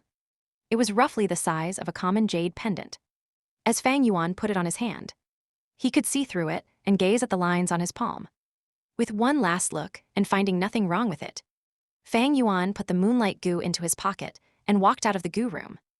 Outside the goo room, the queue was still quite long. As soon as the next person in line saw Fang Yuan leave, he went into the room hurriedly with excitement. If it were others, when they got their goo, the first thing they would do would be to take it home and quickly refine it. But Fang Yuan was not in a hurry to do so, for his mind was still thinking about the liquor worm. The liquor worm was more precious compared to the moonlight goo. Although the moonlight goo was a specialty of the Gu Yue village, it did not help a goo master as much as a liquor worm. After he left the goo room, Fang Yuan headed straight for the tavern. Shopkeeper, 2 jars of aged wine. Fang Yuan fished around his pockets and drew out the remaining primeval stone pieces, putting them onto the counter. These few days he would come here and buy wine, then go around the village border and scout, intending to attract the liquor worm so it would appear. The shopkeeper was a short and fat middle-aged man, his face oily. After these few days, he had already remembered Fang Yuan. "Sir, you've come," while he greeted Fang Yuan. He stretched out a thick and short chubby hand and skillfully swiped away the primeval stone pieces. As he put them onto his palm, he shifted his hand up and down and felt that the weight was correct. With this, the shopkeeper's smile deepened. Primeval stones were the currency used in this world, used to measure the value of all commodities. At the same time, it was also a condensed matter of the world's essence, usable on oneself, and is important in helping a goo master in his cultivation, as it has monetary attributes as well as usable properties. It was similar to the gold on Earth. Earth has a gold currency standard system, and in this world, it was replaced with primeval stones. Compared to gold, the purchasing power of primeval stones is even more astonishing. However, with Fang Yuan's continued spending like this, no matter how many primeval stones he had, it would not be enough. 2 jars of wine every day. And it has been 7 full days already. The initial savings I had are already almost all spent. Fang Yuan frowned slightly as he walked out of the tavern with 2 jars of wine. Once someone becomes a goo master, he would be able to extract primeval essence straight from a primeval stone to replenish the primeval sea in his aperture. Thus, to goo masters, primeval stones were not just a form of currency, but also a supplement in their cultivation. With sufficient primeval stones, the rate of cultivation will increase greatly. This can make up for the disadvantages of those with lower talent grade. I won't have primeval stones to buy wine anymore tomorrow. Yet the liquor worm just doesn't want to appear. Do I really have to take the moonlight goo and refine it as my vital goo? Fang Yuan felt rather unsatisfied. As he walked with the 2 jars of wine in his hand, he started to wonder. Academy elder said, "The first person who manages to refine his vital goo will get a reward of 20 primeval stones." Right now, I guess a lot of them are at home, trying their best to refine their goo and compete for the first position. A pity refining the vital goo is more of a test of one's talent. Those with better primeval talent will have better advantage. With my C-grade talent. Without any special means, I have totally no chance of winning. It was at this moment. The voice of Gu Yue Fang Zheng called out to him from behind. Big brother Yu really did go to the tavern and buy alcohol. Follow me, aunt and uncle want to see you. Fang Yuan stopped in his tracks and turned around. He found his younger brother was no longer like before, always lowering his head as he spoke. Right now the two brothers gazed at each other face to face. A gust of wind blew, lifting up the older brother's messy short hair. The lower hem of the younger brother's robes swishing around. Just a short period of 1 month has gone by. Yet humans change, a week after the awakening ceremony. A huge change came upon the older brother and the younger brother. The older brother Fang Yuan fell from the clouds. The title of genius mercilessly destroyed. And the younger brother began to bloom with radiance, slowly rising up like a new star. To the younger brother Fang Zhang, this sort of change was earth-shaking to his world. He finally tasted the feelings that his older brother used to have, the feelings of people pinning their hopes on him. The feelings when people use envious and jealous looks to gaze at him. He felt like he was suddenly dragged out from a dark corner and placed into a heaven filled with light.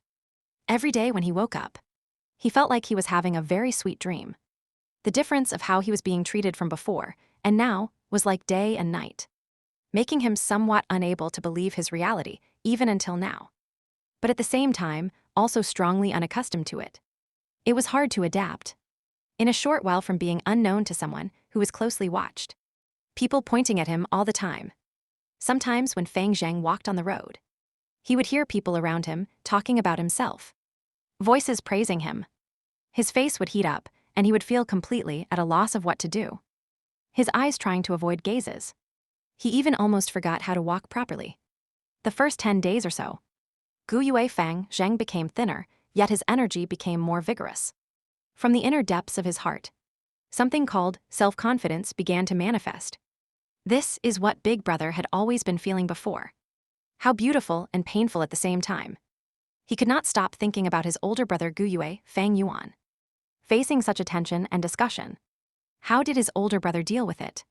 He subconsciously started to imitate Fang Yuan, pretending to look expressionless all the time, but quickly found that he was not fit for this kind of style. Sometimes during class, a girl's shout could easily send him red-faced, on the roads. All the flirting from older women even caused him to flee in a hurry many times. He was like a toddler learning how to walk, stumbling and falling as he tried to get used to his new life.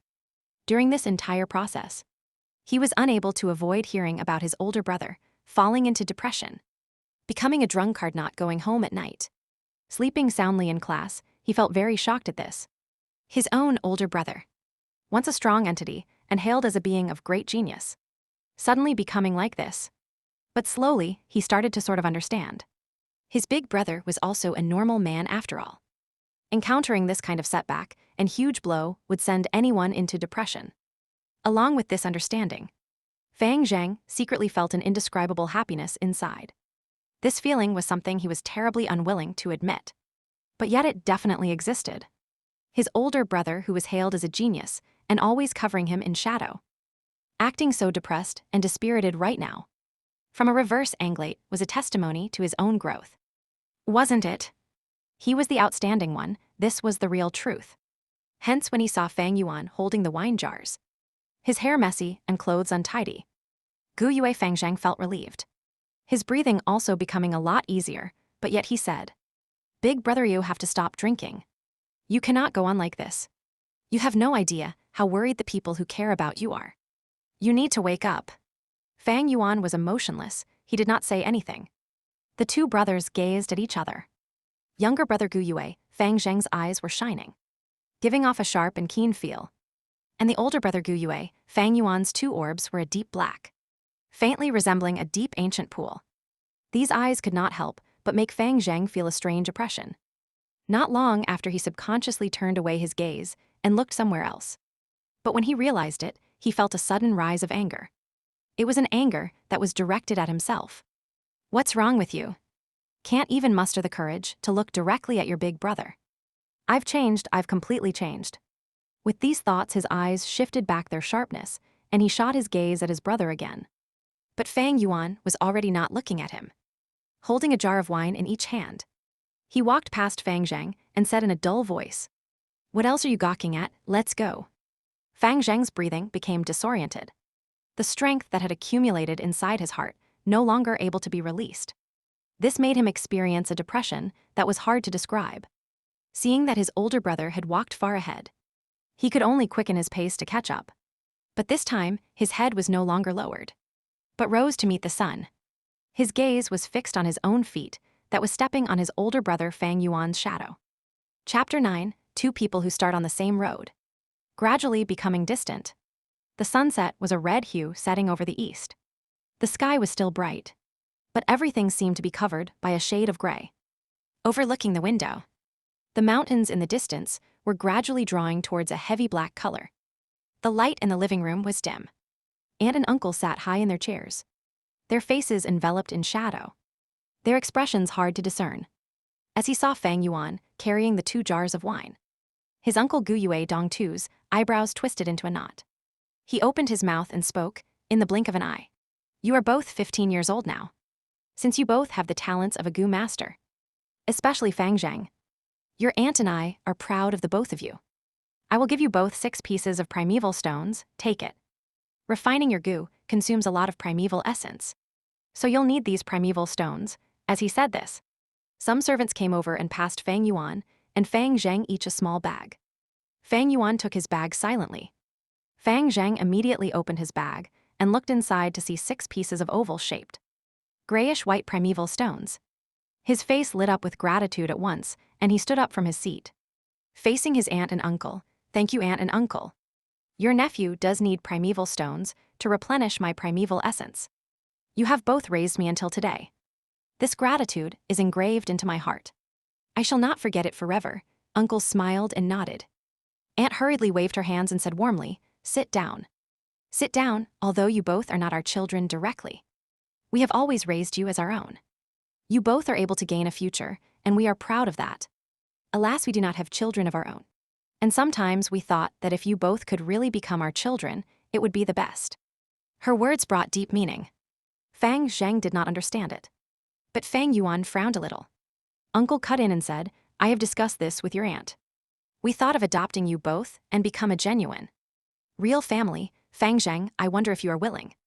Fang Zhang was stunned for a second, but the look on his face quickly emerged a joyful smile, and he said, "To be honest, ever since both my parents died, I have longed very much for a family of my own. To be able to become a family with aunt and uncle. This is too good to be true." Aunt's expression loosened, and she laughed. "Then you are our good son. Shouldn't you stop calling us aunt and uncle? Father, mother." Fang Zhang, in a state of realization, changed his statement. Aunt and uncle laughed heartily. "What a good son. Not a waste of us husband and wife to raise you since you were 5 years old. And we have raised you for 10 whole years." Aunt wiped her tears. Uncle looked at the silent Fang Yuan and said gently, "Fang Yuan, how about you?" Fang Yuan shook his head without saying a word. "Big brother," Gu Yue Fang Zhang was about to advise him, but Uncle Ho's tone was unchanged, stopped him. "If that's the case, Fang Yuan, my nephew, we won't force you. Since you are already 15 years old, you need to start being independent. This way you will also easily carry on your Fang bloodline. Uncle here has prepared 200 primeval stones for you as financial support." 200 primeval stones. Fang Zhang's eyes opened wide. He had never seen so many primeval stones in his life. He couldn't help but reveal a jealous expression.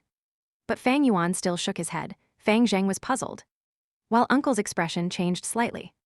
Aunt's face had also turned cloudy. "Aunt and uncle, if there is nothing else, then your nephew will take his leave." Fang Yuan did not give them any chance to speak again. After he finished his sentence, he took his wine jars and left the hall immediately. Fang Zhang rose from his seat and said, "Father, mother, big brother is not thinking straight. How about you let me advise him?" Uncle waved his hand and deliberately sighed. "Alas, this matter cannot be forced, since you have the heart. As your father, I am already very content. Servants, take care of young Master Fang Zhang, treat him well. Then your son will take his leave." Fang Zhang retreated, and the living room fell into silence. The sun set below the mountain, and the living room became darker. In a while, from the darkness, Uncle's cold voice emerged. "Looks like this brat Fang Yuan has seen through our plot. Among the regulations of the Guyue clan, it was clearly stipulated that the eldest son at 16 years of age would have the qualifications to inherit the family property. Fang Yuan's parents had passed away, leaving behind a fortune. It was being taken care of by aunt and uncle. This inheritance was not something a measly sum of 200 essence stones could compare to. If Fang Yuan had also agreed to be adopted by aunt and uncle, then he would lose the right to inherit this fortune. If Fang Yuan at this year's age of 15 decided to be independent, he would also not conform to the clan's regulations. Luckily, we managed to win over Fang Zhang. And Fang Yuan only has C-grade talent. Uncle heaved a sigh. Feeling joyful, then husband. If Fang Yuan decides to go independent at 16 years of age, what do we do? Aunt's tone was hysterical as she thought about the inheritance. HMPH, since he is acting undisciplined, then he can't blame us.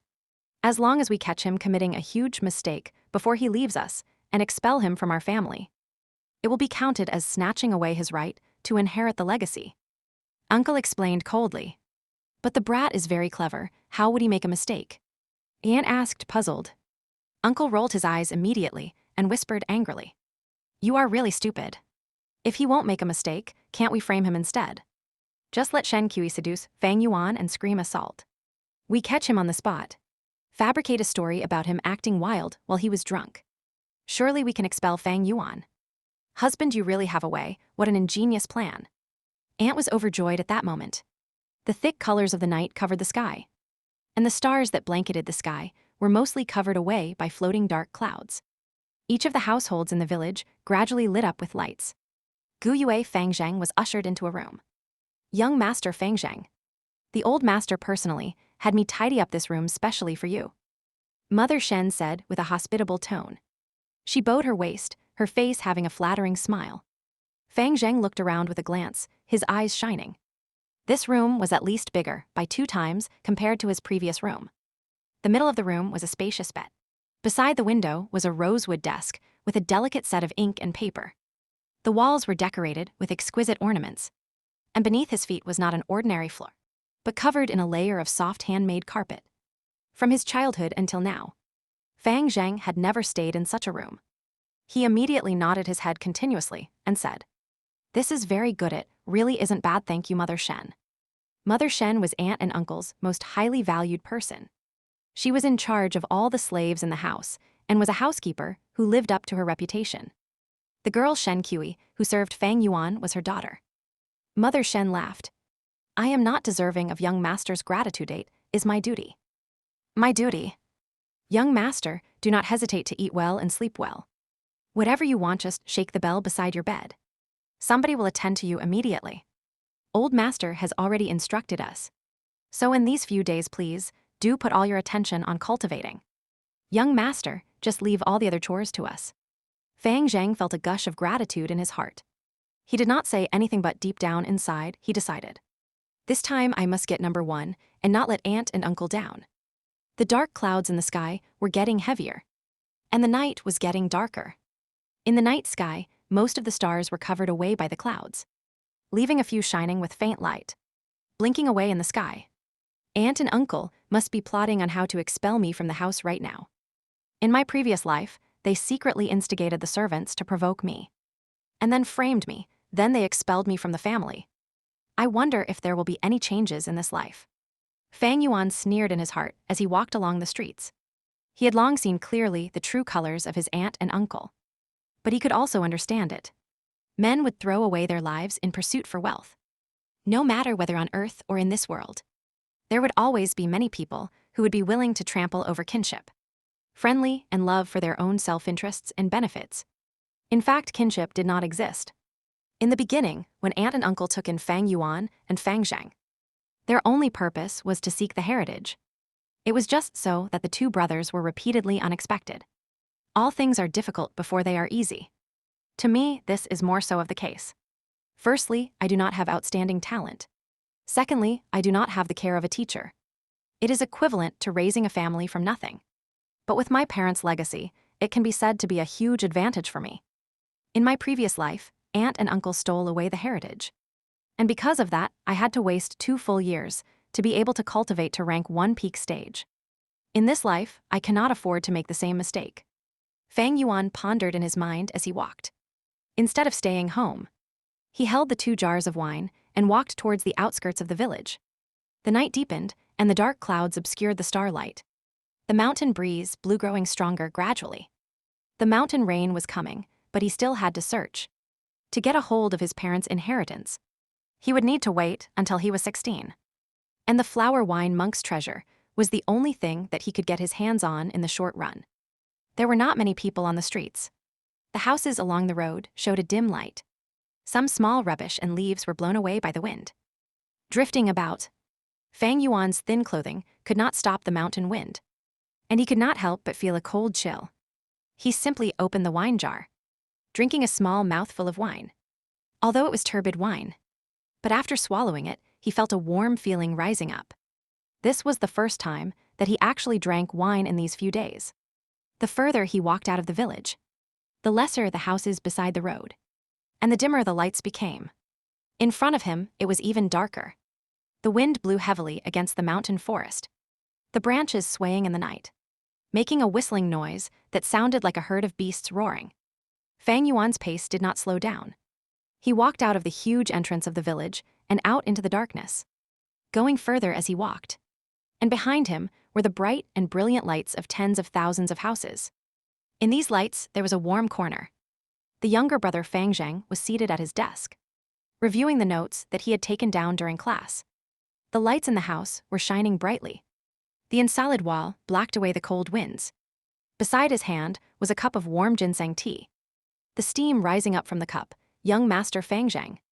The hot bathing water has been prepared for you. Outside the door, Shen Qi's voice softly floated through. Fang Zheng's heart jolted. Then bring it in, please. Shen Qi walked into the room with her waist bowed, her expression pleased. Your servant greets young master. Her eyes sent amorous glances at Fang Zheng. Fang Yuan was only a C-grade talent, but Fang Zheng was an A-grade talent. To be able to get a hold of him is truly the biggest fortune. Chapter 10. A storm may arise from a clear sky. Refining goo is full of hardships, pitter-patter, big. Heavy raindrops fell to the earth, battering the roof of the verdant bamboo house, making brittle sounds. The surface of the pond in front of the building was full of ripples as the rain fell, the fish in the water swimming lively around, the aquatic plants swaying about at the bottom of the pond. The sky was overcast. A thick rain curtain obscured the field of vision as far as the eye could see. In the somewhat dim room, the window was open, and Fang Yuan quietly watched the heavy rainfall sighing. It has already been 3 days and 3 nights. On the night 3 days ago, he had walked out of the village with 2 jars of wine, searching around the surroundings.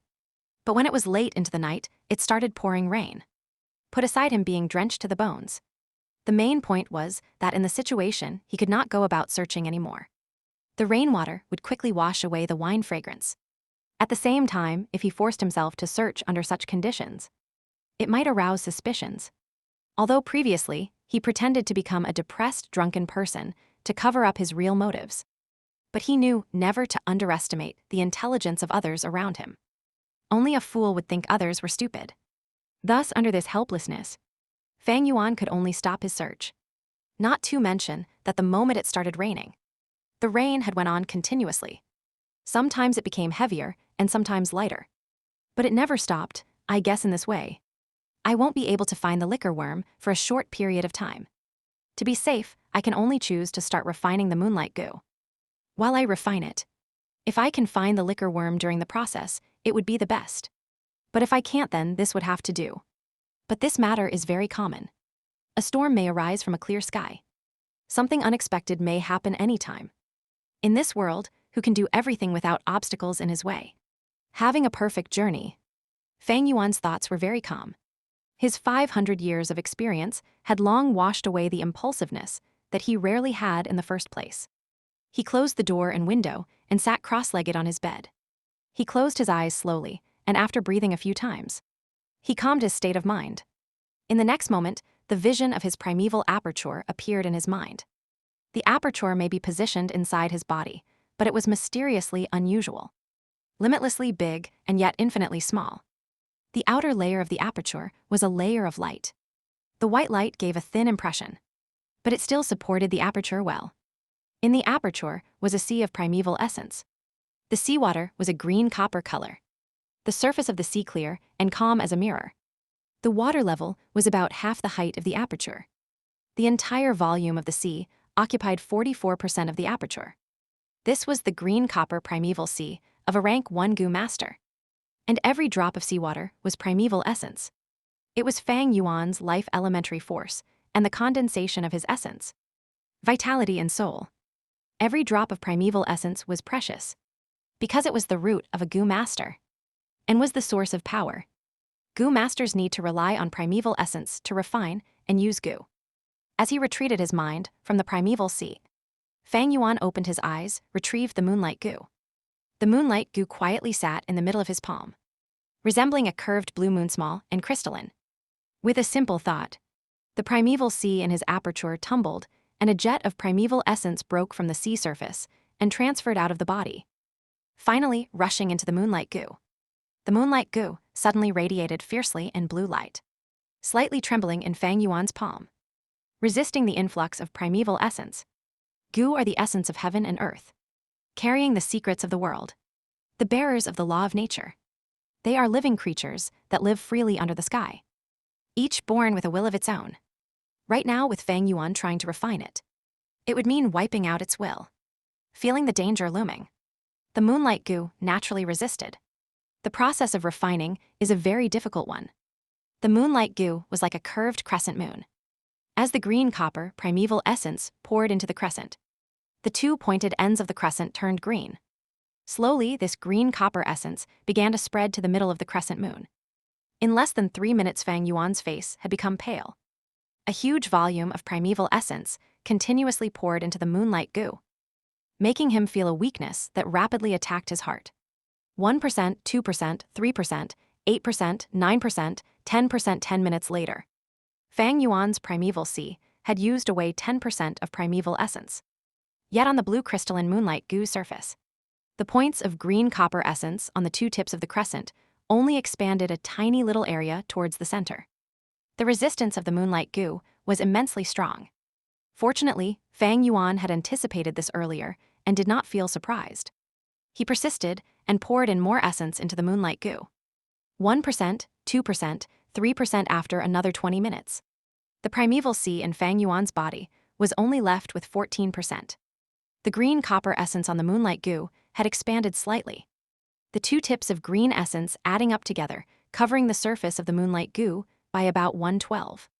The rest of the moonlight goo surface was still the original color of light blue.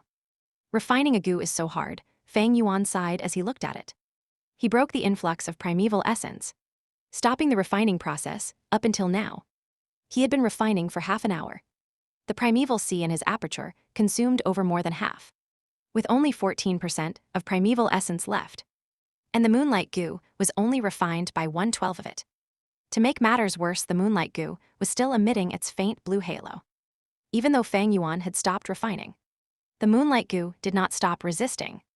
It was still driving out Fang Yuan's green coppery primeval essence. Fang Yuan could clearly feel that the primeval essence that he poured into the moonlight goo was being pushed out, bit by the moonlight goo out of its body, on its surface. The green copper essence at the two tips of the moon crescent was slowly shrinking, based on the speed of reduction. In about 6 hours later, the moonlight goo would be able to completely expel all of Fang Yuan's primeval essence. At that time, when he needed to refine this goo, it would make no difference from starting over again. Every time when refining goo, it is just like a fight between two armies. A battle of positional warfare, a war of attrition.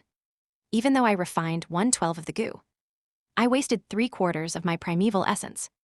When refining goo, a goo master has to replenish his primeval sea while continuously engaging the refinement process, consolidating his victory. The refinement of a goo is a test of one's skill in shifting his primeval essence and the patience of an enduring battle. Fang Yuan took out a piece of primeval stone from his moneybag as he pondered. A goo master had 2 ways to replenish the consumed primeval essence. The first way was natural recovery. After a period of time, the primeval sea would naturally replenish the primeval essence. In the case of a C-grade talent like Fang Yuan, it would take about 1 hour to replenish 4% of primeval essence. In 6 hours, it could recover 24% points of the total quantity primeval essence. The second way was to absorb the natural essence directly from a primeval stone. The primeval stone is a treasure from nature itself, as condensed natural primeval essence. While absorbing it, the water level of the primeval sea was rising with a continuous speed that could be seen with the naked eye. After about half an hour, the primeval sea had been replenished back to its original volume of 44%. At this level, the rising water level of the sea stopped abruptly. Even though there was still space inside the aperture, Fang Yuan could not store any more primeval essence. This was the limit of his sea-grade talent. Thus from here, one can see the significance of the grade of one's cultivation talent. The higher the talent, the more primeval essence the aperture can hold, and the faster the natural recovery of the primeval essence will be. In Fang Yuan's case, to refine a goo and solidify his results, he would have to absorb primeval stones, because his primeval essence natural recovery rate cannot defeat the rate of the moonlight goo expelling it out. However, in the case of the grade talent Fang Zheng, he could replenish 8% of primeval essence every hour. In 6 hours, he would recover 48% of primeval essence. And in the same time frame, the moonlight goo could only expel away 3% points of primeval essence. Fang Zheng did not require the external help of a primeval stone. He could go on refining with a few rests in the process and successfully refine the moonlight goo in a few days. That was why Fang Yuan knew from the beginning that in this test, to refine the moonlight goo, he never had the chance to obtain the first position. It had nothing to do with a person's actual strength, as the first factor was the grade of talent. The second factor would be primeval stones. If there was an abundance of primeval stones, without hesitation to consume, a B-grade talent could also surpass an A-grade talent and obtain the first position. In my hands are 6 pieces of primeval stones. I cannot compare to Guyue Moubei or Guyue Kaichen. These kinds of people who have their elder family members supporting them from behind. My talent is on C grade, and cannot be compared to Fang Zheng, who has an A-grade talent. I never had a chance of winning in this test. Why not divert my energy and go look for the liquor worm? If I can make the liquor worm into my vital goo, it would be so much better than the moonlight goo. The sound of rain outside the window has gotten lighter. There seems to be a sign of ceasing. The rain has been ongoing for 3 days and 3 nights. It should be time it stopped. Fang Yuan kept the moonlight goo and got down from his bed. As he was about to open the window, there was a knock on the door. Outside the door came his servant Shen Qi's voice. "Young Master Fang Yun, it's me. It has been raining straight for 3 days, so I brought you some food and wine. Young Master can eat and drink and ease some depressed feelings." Chapter 11, It's Just Power Play. Fang Yuan frowned slightly. Based on intuition and 500 years worth of life experience, he could smell a conspiracy. His eyes flashed and he relaxed his brows. "I'm a little hungry right now. You came at the right time. Come in," he said outside the door. While carrying the food box, Shen Qi smiled coldly as she heard his reply. But when she pushed open the door, her face was left with a gentle and meek expression. "Young Master Fang Yuan, the food and wine smells really good. I can smell it as I hold the box." Her voice was sweet and had a hint of longing and flattery. She put the food box on a small table and took out the dishes, arranging them nicely. The food was indeed very fragrant and tasty. After that, she took out 2 wine cups and poured the wine. "Come, young master, sit down. Your servant mustered her courage today and wants to accompany young master for a drink." She smiled like a flower, walking to Fang Yuan's side. Boldly, she took him by the hand and pulled him over to sit at the chair by the table. Then she sat on his thigh and leaned her gentle body against Fang Yuan's chest, acting like a timid and lovable woman, whispering in his ear. "Young Master Fang Yuan, your servant has always liked you. It doesn't matter what grade you are. I will always wish to be beside your Li on you and comfort you. Tonight your servant would like to give her body to you." She really dressed up today. She put on blusher, her lips like cherry powder. When she whispered in his ear, a delicate and youthful breath teased at Fang Yuan's earlobe. Because she was sitting on his lap, Fang Yuan could feel her well-shaped figure easily. Her elastic thighs, her slender little waist, and her soft chest. "Young master, let me feed you wine myself." Shen Qi picked up the wine cup. raising her head and taking a sip. Then her eyes fixated on Fang Yuan. Her small cherry lips a little opened, slowly leaning over to his mouth. Fang Yuan's expression was indifferent, as if what was on his lap was not a young maiden, but a block of sculpture. When she saw Fang Yuan's expression, Shen Kui felt a little uneasy at first. But when her lips were just an inch away from his, she was assured sneering in her heart. "You're still pretending," she mused. Just at this moment, Fang Yuan scoffed, his tone disdainful. "So it's just a power play, one." Shen Kui's face became stiff, and she swallowed the wine in her mouth, trying to pull false flattery. "Young Master Fang Yuan, what are you saying?" Fang Yuan's eyes were emitting cold light. He stared into Shen Kui's eyes, placing his right hand on her snowy white neck at the same time, slowly pressing it with force. Shen Kui's pupils shrank, and her voice was full of panic. "Young master, you're hurting me." Fang Yuan did not answer, but his hold on her neck grew stronger. "Young Master Fang Yuan, your servant is a little scared." Shen Kui already had difficulty breathing. She was looking flustered. A soft pair of hands subconsciously grasped at Fang Yuan's hand, trying to pry his hand away. But Fang Yuan's hand was strong like iron, unable to be pulled away. "Looks like uncle and aunt let you come over to seduce me and frame me. This must mean that there are already people arranged downstairs." "Huh?" Fang Yuan laughed coldly, adding, "But who do you think you are coming to use tactics on me? With the 2 piles of garbage of rotten flesh on your chest." As he said this, his left hand climbed up her chest and ruthlessly grabbed her soft breasts, making it incredibly deformed all of a sudden. Intense pain flared from her chest. Shen Kui's eyes were round and wide opened. The pain was so great that her eyes were full of tears. She wanted to scream, but Fang Yuan gripped her throat so strongly that in the end, she could only sob for a few times. Then she started resisting strongly, for she really was going to suffocate. But at this moment, Fang Yuan slowly relaxed his grip. Shen Kui immediately opened her mouth and gulped in air greedily. Her breathing was too eager, resulting in a series of violent coughs. Fang Yuan laughed lightly, stretching out his palm. He gently stroked her cheek, eyes tone carefree as he spoke. "Shen Kuido, you think I can kill ya or not?" If Fang Yuan roared at her with an evil and loud voice, Shen Kui might actually fiercely retaliate. But when Fang Yuan smiled and spoke in a shallow manner, his soft voice asking if he could kill her or not, Shen Kui felt a deep fear from the bottom of her heart. She was scared. She looked at Fang Yuan with terror on her face, seeing this young man smiling all over his face as he gazed at her. At this instant, Shen Kui vowed to herself that she would never forget his eyes for the rest of her life. This pair of eyes were not mixed with the slightest emotion. Dark and profound, resembling a deep ancient pool that was hiding a horrifying beast. Under the gaze of these eyes, Shen Kui felt like she was naked in the midst of ice and snow. The person before me definitely dares to kill me, is able to kill MEOH heavens. Why did I come and provoke this kind of devil?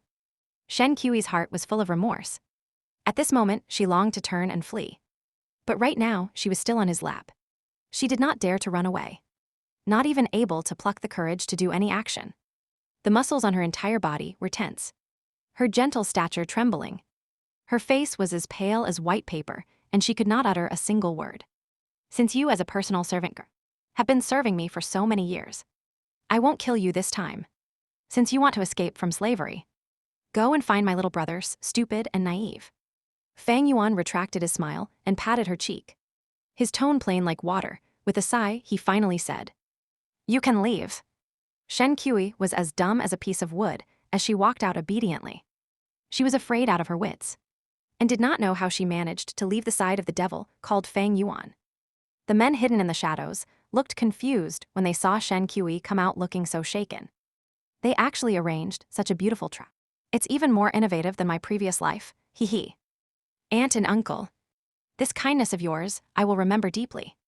Not long after Shen Kui left, Fang Yuan stood up and left as well. No matter what, he could not stay at this residence anymore. A wise man sees and mitigates foreseen risks. What more to say for a devil? When there is insufficient strength, only a fool would put himself in danger. "Innkeeper, do you have any rooms available?" Fang Yuan came to the only inn in the village and asked for the price. Yes, there is room on the 2nd floor and 3rd floor. Not only is it cheap, the rooms are also tidy and clean. The first floor is the cafeteria. Guests of the inn can come here and eat. There is also service for asking the inn workers to bring up food to your room. The innkeeper was full of hospitality as he entertained Fang Yuan. This inn was the only one in the village. But the business was not very good. In fact, it was somewhat deserted. Only when the annual merchant caravan came by to trade on Qingmao Mountain. The inn would be full of people. Fang Yuan was a little hungry. So he passed 2 full round pieces of primeval stones to the innkeeper. Give me a good room for me to stay in and prepare 2 jars of wine. 3-4 different dishes return me any excess balance. Done. The innkeeper took the 2 pieces of primeval stone and asked, "Would you like to eat in your room or dine in the hall?" Fang Yuan looked at the sky. The rain had stopped and it was nearing evening. He could simply eat in the lobby and set out straight for the outskirts of the village when he was done, continuing his search for the treasure of the flower wine monk. Thus he replied, "I'll eat in the hall." The inn had a dining hall. There were a dozen square tables. 4 long benches surrounded each table. In between the tables were huge and thick pillars that were supporting the inn. The floor was covered with big tiles of marble, but it was wet. It was hard to conceal the moisture of the mountain. There were 3 tables seated with people, seated by the window. An old man was drinking wine, gazing outside at the sunset. Being all alone. In the middle of the cafeteria was a table seated with 5-6 hunters. They were discussing about their hunting experiences in loud voices. And at their feet were a pile of different kinds of mountain prey, like pheasants and hares. In another corner was a table with 2 young people, seemingly discussing in secret. Their figures were hidden in the darkness. It was hard to see them and harder to know their gender. Fang Yuan decided to sit by the table nearest to the door. Soon after, the dishes were served on the table. With my C-grade talent, to refine the moonlight goo, I would need to borrow primeval stones. If my luck is good, and this moonlight goo does not have a strong will, I would only need 5 pieces. But if it is stubborn, that I'd be in trouble. Probably need around at least 8 pieces. Goo are living creatures, so it is natural for them to have the will to survive. Some have a strong will and would always resist the refinement process. Some goo have weak will. All throughout refining they helplessly surrender. Once there was no resisting, the refining process would become relaxing. Right now, I only have 6 primeval stones on me. But I gave 2 to the innkeeper, so I'm left with 4 pieces. There's not enough. In this world, primeval stones are the local currency, and the buying power is very strong.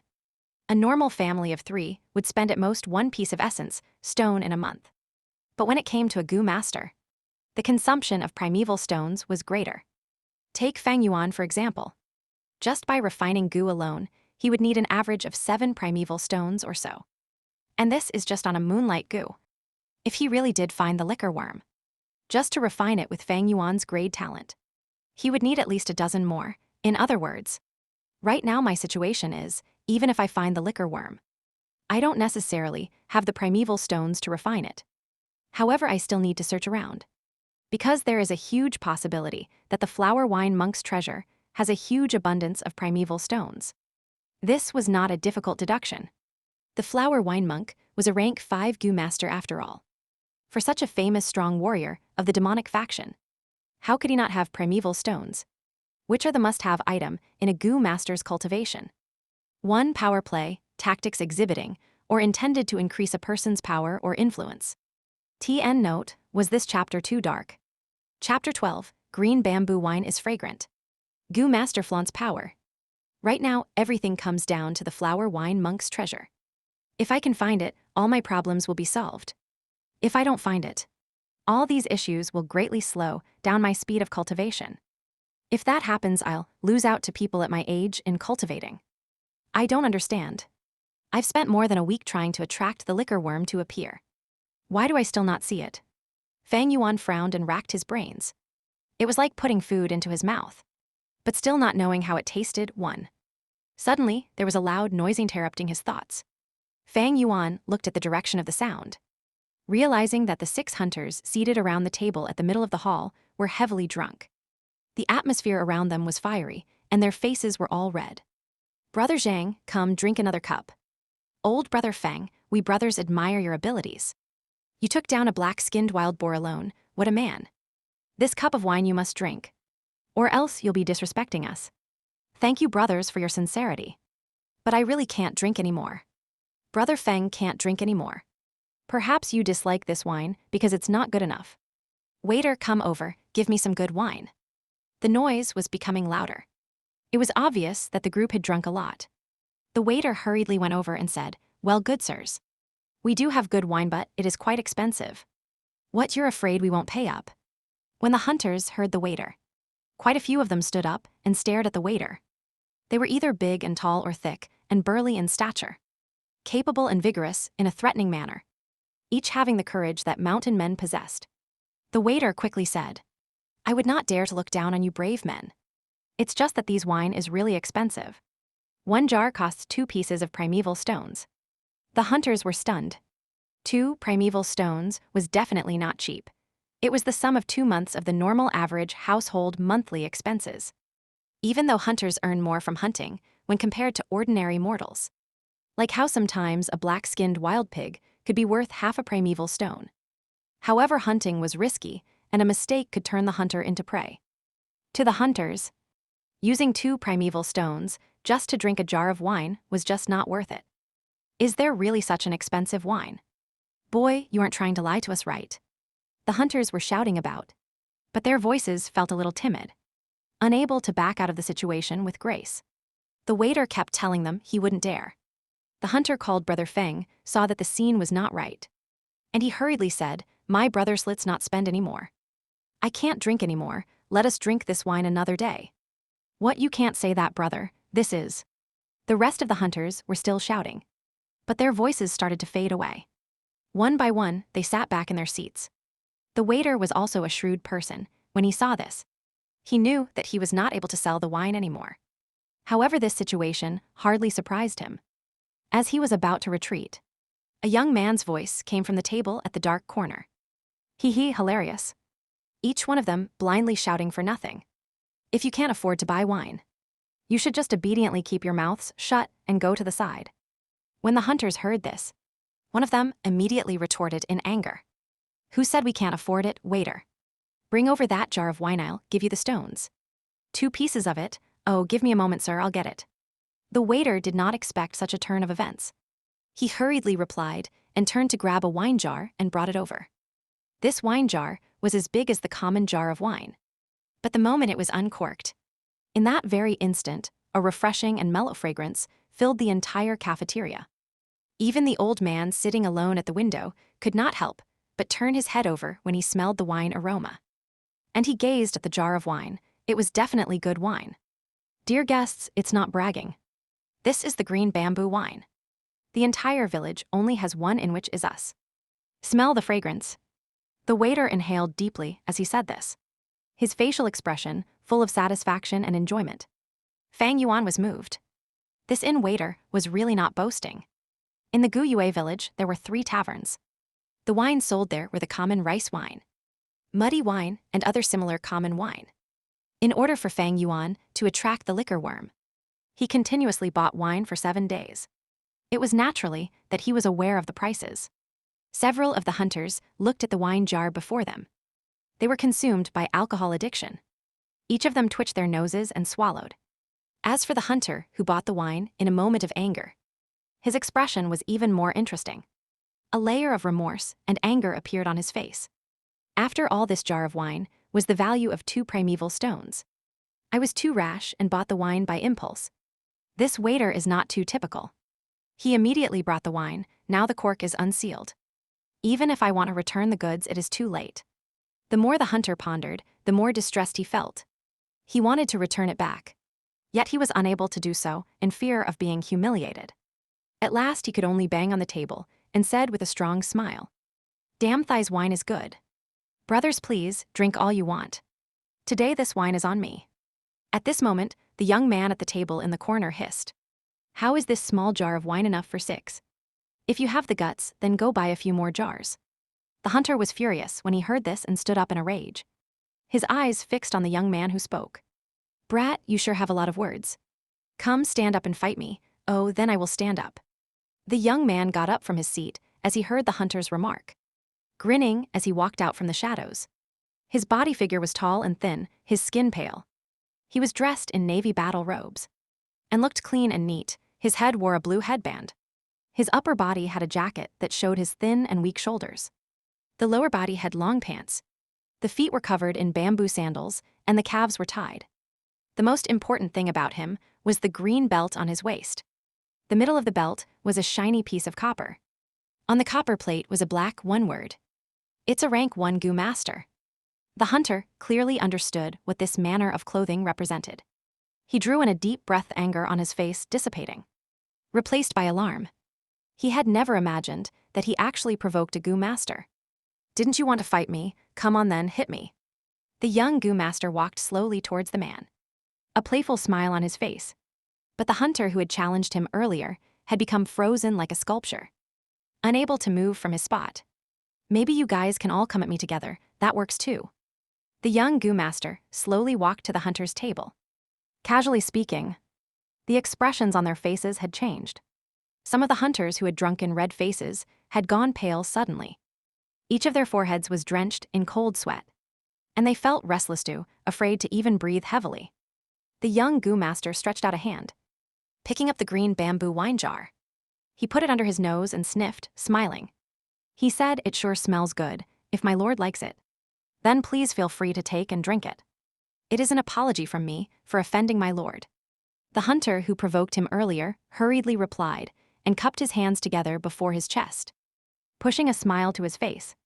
Unexpectedly, the young man's facial expression changed fiercely. With a loud crack, the jar fell into pieces on the ground.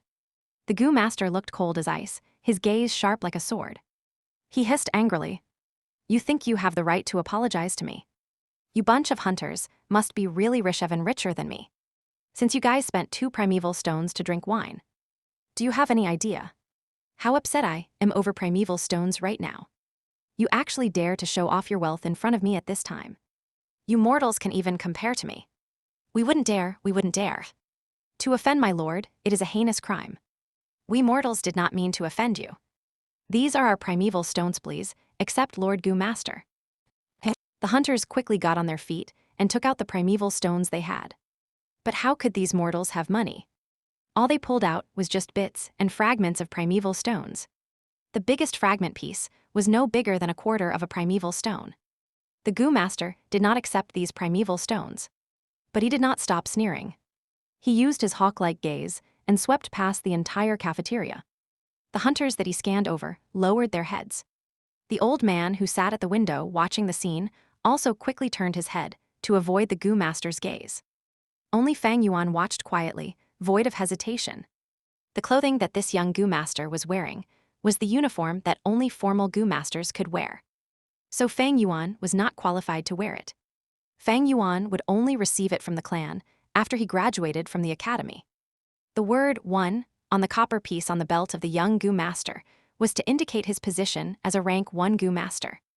However, he was already around 20 years or so, and the aura of primeval essence that his body emitted seemed to indicate that he was rank 1 upper stage, starting cultivation at 15 years of age and only reaching rank 1 upper stage at around 20 years of age.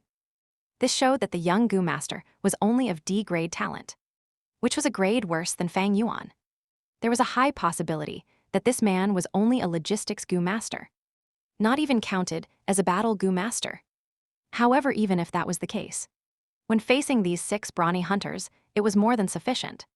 This was the gap of power between a Gu Master and a mortal human. With power, one can be at the top. This is the nature of this world, no. Actually, any world is also the same. The big fish eats the small fish, and the small fish eats the shrimp. It's just that this world shows it even more openly. Fang Yuan mused secretly. All right, Jiangya, you already taught them a lesson. Let's not further embarrass these mortals, if it gets out. Even if you are not embarrassed, I would be. The other young person, sitting in the corner, voiced out. When everyone heard the voice speak, they realized that this young person was a woman. The young Gu Master called Jiangya stopped sneering as his female companion chided him. He did not even bother looking at the fragments of primeval stones that the hunters had taken out. These stones were not even the sum of 2 primeval stones. He was definitely not interested in it. He flicked his sleeve and walked back to his original table. As he strode back, he said maliciously, "If you think you have the guts to continue drinking, Then go and drink green bamboo wine. I want to see who still dares to drink this wine." The hunters all lowered their heads, acting like 6 obedient sons after being scolded. The strong aroma of wine filled the entire cafeteria. The hunter who bought the wine felt his heart aching as he smelled the fragrance. After all, he had spent 2 primeval stones on this wine. Yet he never got to drink even one mouthful. Fang Yuan put down his chopsticks. He had eaten enough. As he sniffed in the wine aroma, his eyes flashed for a moment.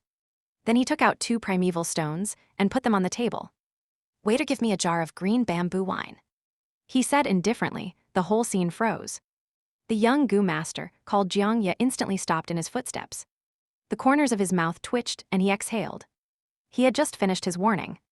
Yet right after he was done, Fang Yuan wanted the wine. This was like specially stepping over him and slapping him in the face. He turned around and narrowed his eyes, shooting a cold glare at Fang Yuan.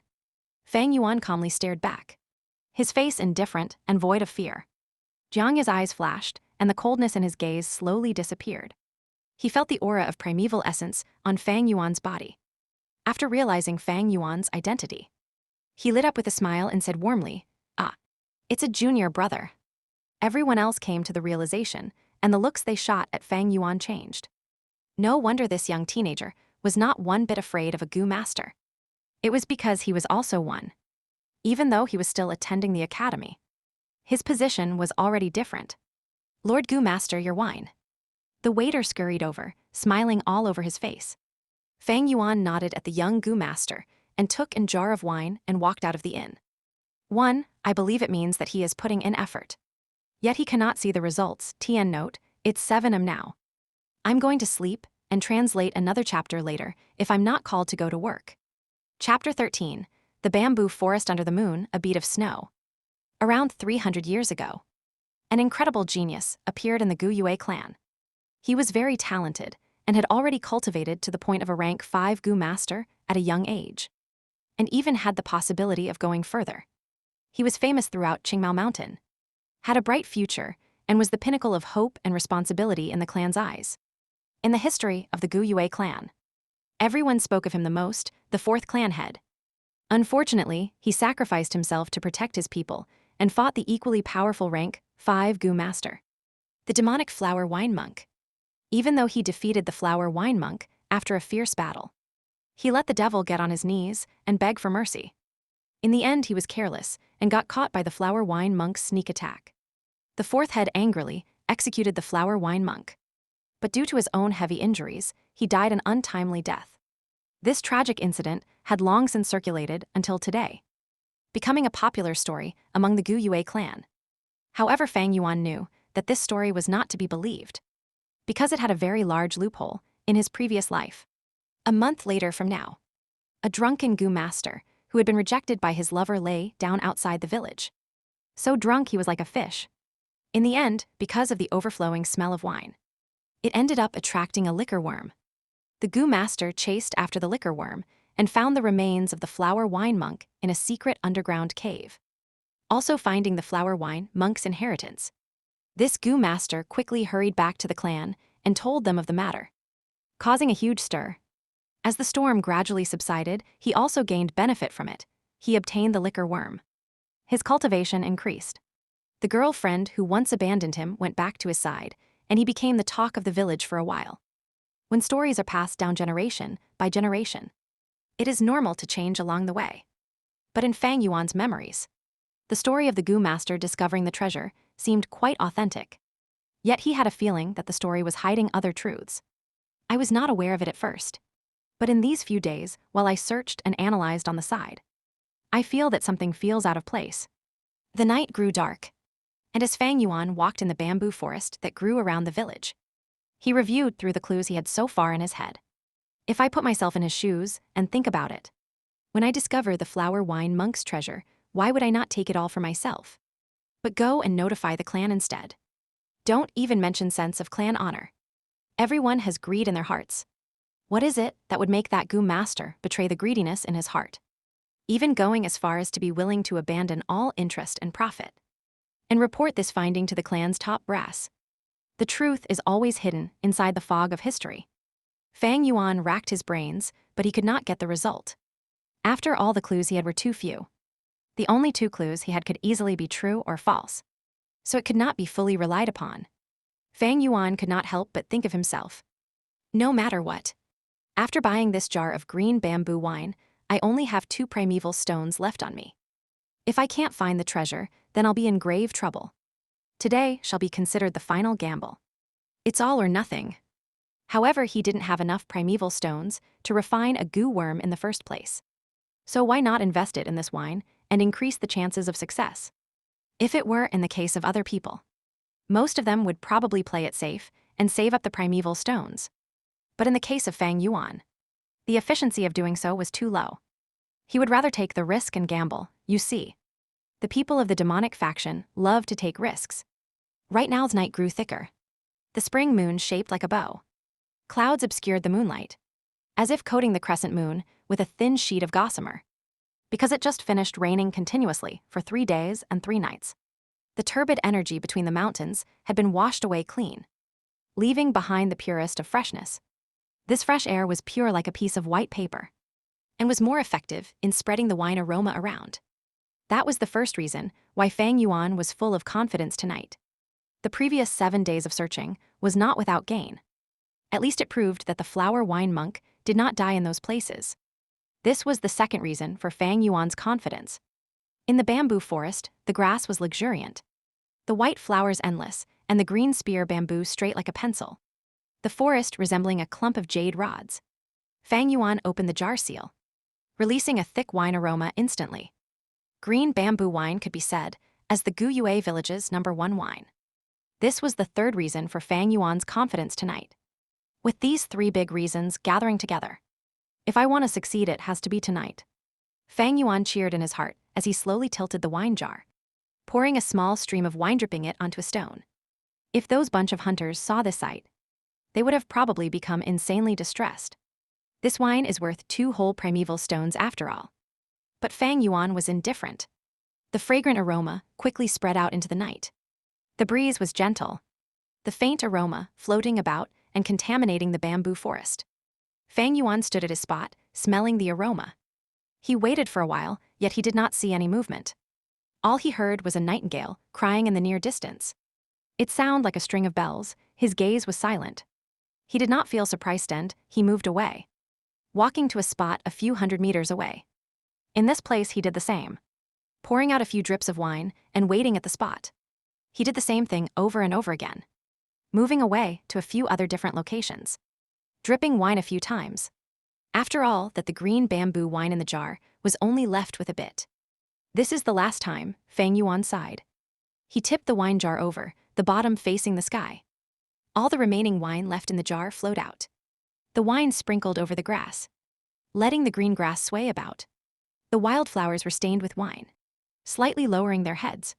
Fang Yuan stood with the last shred of hope in his bosom and gazed around. Right now the night was already very deep.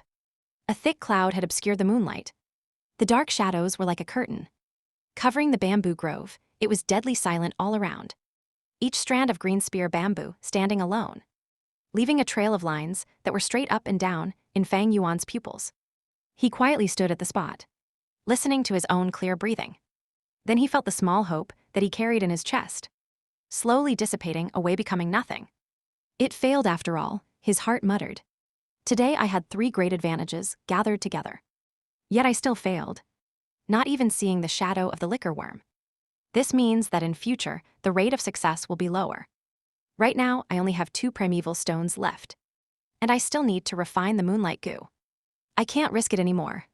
The end result of taking a risk was often unsatisfactory. But when the result was ideal, the profit would be impressive. Fang Yuan liked taking risks, but he was not a gambling addict. And he was not someone who was bent on gambling back what he lost. He had his own limit, was clear about his own capabilities. Right now, the 500 years of life experience was telling him it was time to stop. Sometimes life was like this. Often it was that there was that one goal that seemed so perfect, filled with temptation. It seemed so near, yet with so many twists and turns. The goal was constantly unfulfilled. It made people restless, thinking about it night and day. This is the helplessness of life. But it's also the charm of living. Fang Yuan laughed bitterly, turning to walk away. It was at this moment, a gust of wind blew like a gentle arm, lightly brushing away the clouds in the night sky. The clouds floated away to reveal the hidden moon. The crescent-shaped moon hanging in the sky was like a white jade lamp, pouring moonlight that was clear as water down onto the earth. The moonlight spilled over the bamboo forest, spilled onto the mountain rock, bathing onto the rivers and streams in the mountain, shedding onto Fang Yuan's body. Fang Yuan was dressed in plain clothing. Under the gentle touch of the moonlight, his young face became fairer. The darkness seemed to fade away in a flash, and taking its place was a field of snowy frost flowers. As if it was infected by the moonlight, the nightingale began to sing once more. But this time, it was not just one but many, scattered among the bamboo grove. They all tweeted in response, at the same time. A type of insect that inhabited huge mountains. The dragonpill crickets that were active under moonlight started singing a rustling song of life. They were critters that only came out in the night. Their bodies emitted faint red light. At this moment, they jumped out in droves, each of their bodies flashing with the brilliance of a red agate. At first glance, Fang Yuan thought that these dragonpill crickets were like jets of crimson water bouncing about, landing on the green grass and wild flowers, prancing under the moonlight in the bamboo grove. The bamboo forest was like a conscious pond. Under the moonlight, the green jade colors of the spear bamboo flashed in the brilliance of light and smooth jade. The enchanting sight of the dense trees and bright flowers in spring. Mother Nature was showing Fang Yuan her immense beauty at this moment. Fang Yuan unconsciously stopped in his footsteps, feeling as if he was in a heavenly land. He was already about to depart. But at this moment, he subconsciously looked around. The clump of wild flowers and grass that he had poured the last dredges of wine over trembled gently in the wind, remaining empty. Fang Yuan laughed at himself and took back his line of sight. However, unexpectedly in the process of turning away, he saw a dot of white snow. This bead of snow was glued to a spear bamboo pole not far away. Under the moonlight, it was like a suspended round pearl. Fang Yuan's two pupils expanded fiercely, his body trembling slightly. His heart dropped and started pumping faster each second. It was the liquor worm. TN note: I promised 2 chapters on Friday, but I ended up having to go to work on both weekends. So sorry for the delay. I pumped this one out as soon as I could. Chapter 14. In the mountain crevice hides a profound theory. The liquor worm was shaped like a silkworm, its entire body giving out pearl white light. It was a little chubby and had a cute appearance. The liquor worm fed on wine and could fly. When it flew around, it would curl up into a ballad. Its speed was very fast, even though it was only a rank 1 goo. But it was worth even more than a few rank 2 goo. To make it into one's vital goo was way more beneficial than the moonlight goo. Right now, the liquor worm was glued to a bamboo pole, merely 50-60 steps away from Fang Yuan. He held his breath, not closing in rashly, but slowly walking backwards. He knew his distance was very near. But to really catch a liquor worm directly, it was an incredibly difficult task for a goo master who just opened the primeval aperture like him. You could say there was totally no hope of success. Fang Yuan's was unable to see the liquor worm clearly. But in the darkness, he could feel the liquor worm directing its vigilance at him. He slowly backed away gently, trying his best not to disturb the liquor worm. He knew that if the liquor worm was to fly away, he could never catch up with his own speed. He needed to wait until the liquor worm drank until it was drunk. And then with its flying speed slowed down, he would have a chance to catch it. Seeing Fang Yuan retreated further away, the liquor worm, crawling on the bamboo pole, stirred.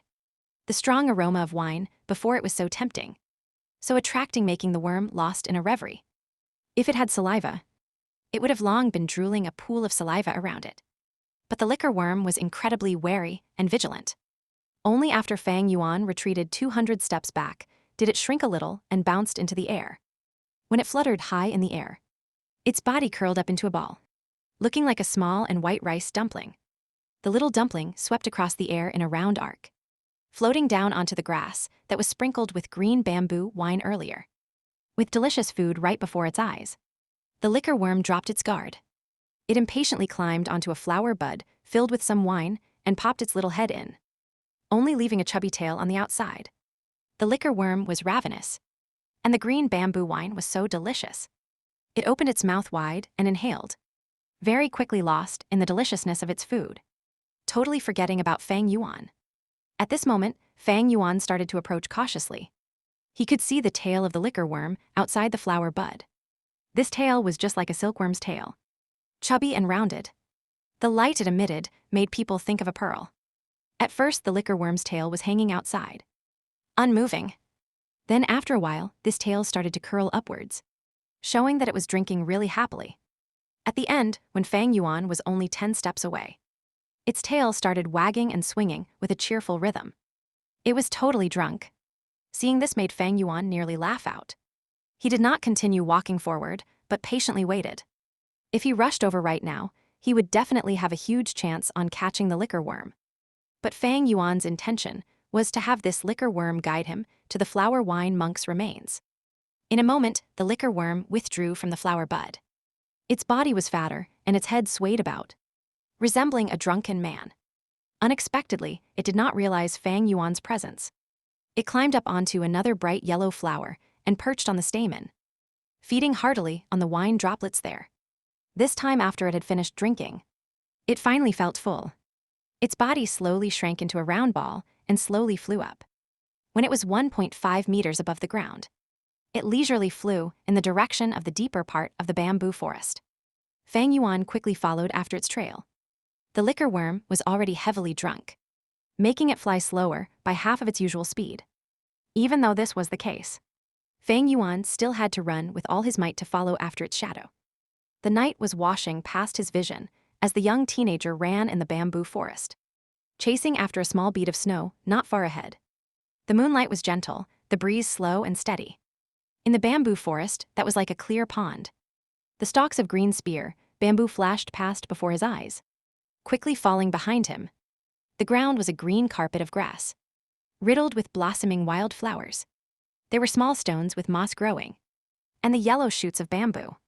Fang Yuan's faint shadow was also speeding ahead on the ground, passing through the shadows that each stalk of bamboo cast on the earth like a black line. He tightly kept his sight on the bead of snow, gulping in huge amounts of fresh mountain air, ordering his legs to catch up in the midst of faint wine aroma in the air. Because of his speed, the moonlight looked like water to his eyes. Light and shadow moved frequently, like he was galloping in water filled with seaweed. The liquor worm flew out of the bamboo forest, and so did Fang Yuan. A sea of white flowers with a yellow spot in the middle borrowed the wind from his feet, scattering their petals. A group of dragonpill crickets resembling a flowing poem just so happened to move to the front. As Fang Yuan dashed through, there was a swoosh, and a red cloud bloomed before him, dispersing about a sea of red star fireflies that emerged from the cloud. A quiet mountain stream paved with pebbles, the gurgling water surface reflecting the spring moon in the night sky. With a few splashes, Fang Yuan waded across, creating thousands of silver-colored ripples. It was a pity that the stream, after so many ages, had its beautiful and precious stones trampled upon and broken. Fang Yuan was in hot pursuit, firmly following behind the liquor worm. Going upward the mountain stream, he could already hear the sound of a waterfall. After he turned around a sparse forest, he saw the liquor worm fly into a crevice in the middle of a boulder. Fang Yuan's eyes lit up and he stopped in his tracks. So it's here, he panted heavily, his heart beating against his chest like mad. With this one stop, he could feel his entire body covered in sweat, hot air surging throughout his body, accompanying his accelerating blood flow. Looking around, he found that this place was a shallow benchland. Pebbles of various sizes covered the ground, the river surface barely covering over the small stones. There were also blocks of gray boulders scattered freely in the area. Behind Qingmao Mountain was a huge waterfall. The flow of the waterfall varied with the weather. It plummeted down to the earth-pounding out a deep pool. Beside the deep pool was the Bai clan village, a clan with powerful influence that was comparable to the Gu Yue village. The waterfall branched out to many smaller branches, and it was apparent that Fang Yuan was facing one of the many branches of a branch. On normal occasions, this benchland was dry, but due to the recent heavy rainfall that went on for 3 days and 3 nights, a shallow stream formed here. The source of the flowing stream was from the huge boulder that the liquor worm had entered into earlier. The boulder leaned against a vertical mountain wall. Small waterfalls that branched away from the main waterfall were like silver pythons that flowed down the mountain wall, hitting onto the boulder. After a considerably long time, the middle of this huge boulder had eroded away and formed a crevice. At this time, as the waterfall washed down, the water current gently roared. It was like a white curtain, completely obstructing the gap in the boulder. After observing his surroundings, Fang Yuan's breathing was no longer anxious. His eyes flashed with a hint of resolve. He walked to the boulder and took in a deep breath. And then he rushed in head first. The boulder gap was rather large, and 2 adult humans could walk side by side in it with no problems. What more to say with Fang Yuan, who was merely a 15-year-old teenage boy, once he rushed in? The rapid currents pressured down on Fang Yuan's body. At the same time, the cold water quickly drenched him from head to toe. Fang Yuan battled against the water pressure, moving in quick steps forward as he walked a few dozen steps. The water pressure started to lessen, but the space in the fissure also began to shrink, and Fang Yuan could only walk sideways. His ears were filled with the roaring of the water. The top of his head was a sheet of white, and deeper into the boulder was a black darkness. What was hiding in the darkness? It could be a poisonous serpent, but it could also be a poisonous gecko. Perhaps it was a trap set by the flower wine monk. Or perhaps it was empty. Fang Yuan could only continue forward by walking sideways, slowly edging into the darkness. The water no longer washed over his head. The stone walls were covered in moss, grazing against his skin feeling slippery. Soon he was swallowed by the darkness, and the stone crevice became narrower, squeezing around him. Gradually, even his skull could not rotate freely. Still, Fang Yuan gritted his teeth and continued forward. After walking another 20 more steps, he realized that there was a red shade of light in the darkness. At first, he thought it was an illusion, but when he blinked and focused, he began to confirm that this was indeed light. This realization made him renew his spirit. He continued walking for another 50 to 60 steps, the red light growing brighter. In his eyes, the light slowly expanded into a long, vertical and fine seam. He stretched out his left arm, suddenly feeling that the wall in front had bent away. Instantly, he rejoiced, knowing that there was an enclosed space inside the huge boulder. With another few steps, he finally rushed into this light seam. His eyes were greeted with the sight of an approximately 80 meters too wide enclosure. I have been walking for so long. With this distance, I'd have long passed the boulder. So I should be in the heart of the mountain cliff right now. As he sized up this hidden space, he moved his hands and legs about, stretching his limbs. The entire room was filled with dim red light, but he could not tell where the light was coming from. The stone walls were damp and covered in moss, but the air here was very dry. On the walls, there was also a few withering vines. The vines intertwined with each other, weaving across half of the wall surface. There were even a few withering flowers growing on the vines. Fang Yuan looked at the remnants of these flowers and leaves, feeling somewhat familiar. These are wine sack flower goo and rice pouch grass goo. Suddenly, a thought had crossed his mind, and he was able to recognize these withering stems and vines. Goo came in many shapes and forms. Some were like mineral rocks, such as the blue crystal form of the moonlight goo. Some came in the forms of worms, such as the silkworm-like liquor worm. There were also flowery grassy types, just like the wine sack flower goo and the rice pouch grass goo before Fang Yuan. These 2 types of goo were rank 1 natural goo. Just with pouring in primeval essence would they be able to grow. After growing up, the middle of the flower would secrete flower nectar wine, and the grass pouch would grow out fragrant rice. Fang Yuan moved his line of sight along the vines, and sure enough, he discovered a heap of withered roots gathered into a ball-shaped clump at a corner. The liquor worm was resting on the clump of dead roots, sleeping soundly. It was already within easy reach. Fang Yuan walked over and took the liquor worm into his arms. Then he got onto his knees and pulled the dead vines apart, discovering a pile of skeleton bones bundled inside. "I've finally found you, flower wine monk." There was a smile on his lips as he saw this, just as he was about to reach his hand out and strip away the remaining vines. Suddenly, try touching it. A voice full of murderous intent suddenly sounded behind Fang Yuan. Chapter 15, History is Written by the Victorious. In this secret cave, someone's voice loomed behind all of a sudden. Even when it came to Fang Yuan, he could feel the hairs on the back of his neck standing. His scalp numb, he had been followed. Could it be that him repeatedly going out these few days had aroused the suspicion and attention of people? Or was it someone sent by his uncle? In his mind, he even thought of the rank 1 Gu master that he encountered in the young man called Jiangye. In that short moment, his mind flashed countless ideas and guesses. In addition to thinking of a solution, Fang Yuan could feel that in the short sentence, it was full of deep murderous intent. This made him secretly groan. He was only a rank 1 initial stage right now. And he did not even have a vital Gu. To a Gu master, this was the equivalent of having 0 fighting ability. How was he supposed to fight? Too weak, too weak. He roared in his head. You have already been poisoned by my single gate poison Gu. Without my other Gu that acts as the counterpart to it. After 7 days you will turn into pus and blood and die. The voice said behind him. Fang Yuan gritted his teeth, his expression cold. He said in a low tone, you want the liquor worm. I can give it to you. He slowly stood up, his actions careful. But at this moment, another voice appeared. This voice was full of fear and said in a tremble, I'll give it. I can give you anything, please, just spare my life. Oh, flower wine monk, wait a minute. This is, Fang Yuan frowned and suddenly turned around in realization. He was met with the sight of light and shadow changing and fluctuating on the wall in front of him. A picture emerging. A lean and threatening Gu master was standing at the top of a mountain. There was another Gu master prostrating before him. Around the 2 Gu masters was a collapsed pit. Fragments and chunks of stone littering the area, showing the obvious scene of a fierce battle that just ended. Not far away from them was a group of old onlookers, their faces filled with anger and fear. In the middle of the scene, the victorious Gu master lifted his head upwards and laughed loudly.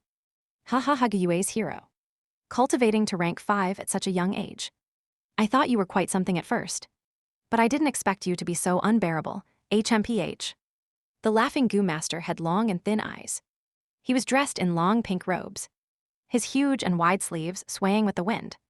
The area where his robes intersected around his neck was loose and wide open, revealing his strong and pale chest muscles. The most eye-catching part of him was his bald head, shining without a single strand of hair. The flower wine monk. Fang Yuan immediately recognized the identity of this Gu master. To compare myself to Sir Flower Wine, I'm just a fart. I must have been unwell in the head to actually not recognize such a great person and offended Sir Flower Wine. Sir Flower Wine, please remember my clan's generous hospitality earlier and spare my life. The Gu master prostrating on the ground was shaking. Cold sweat all over. Tears and mucus mixing as he begged for mercy. Fang Yuan narrowed his eyes and carefully distinguished the two, realizing that the other Gu master was wearing the Gu Yue clan head uniform. Looking at the appearance, it was clear that this person was the 4th-generation clan leader. As for those aged onlookers, they were probably the clan elders of that generation. Hee, generous hospitality. You sure have the guts to say it. I was actually sincere in coming to trade with you, using primeval stones to buy your clan's moon orchids with a fair price.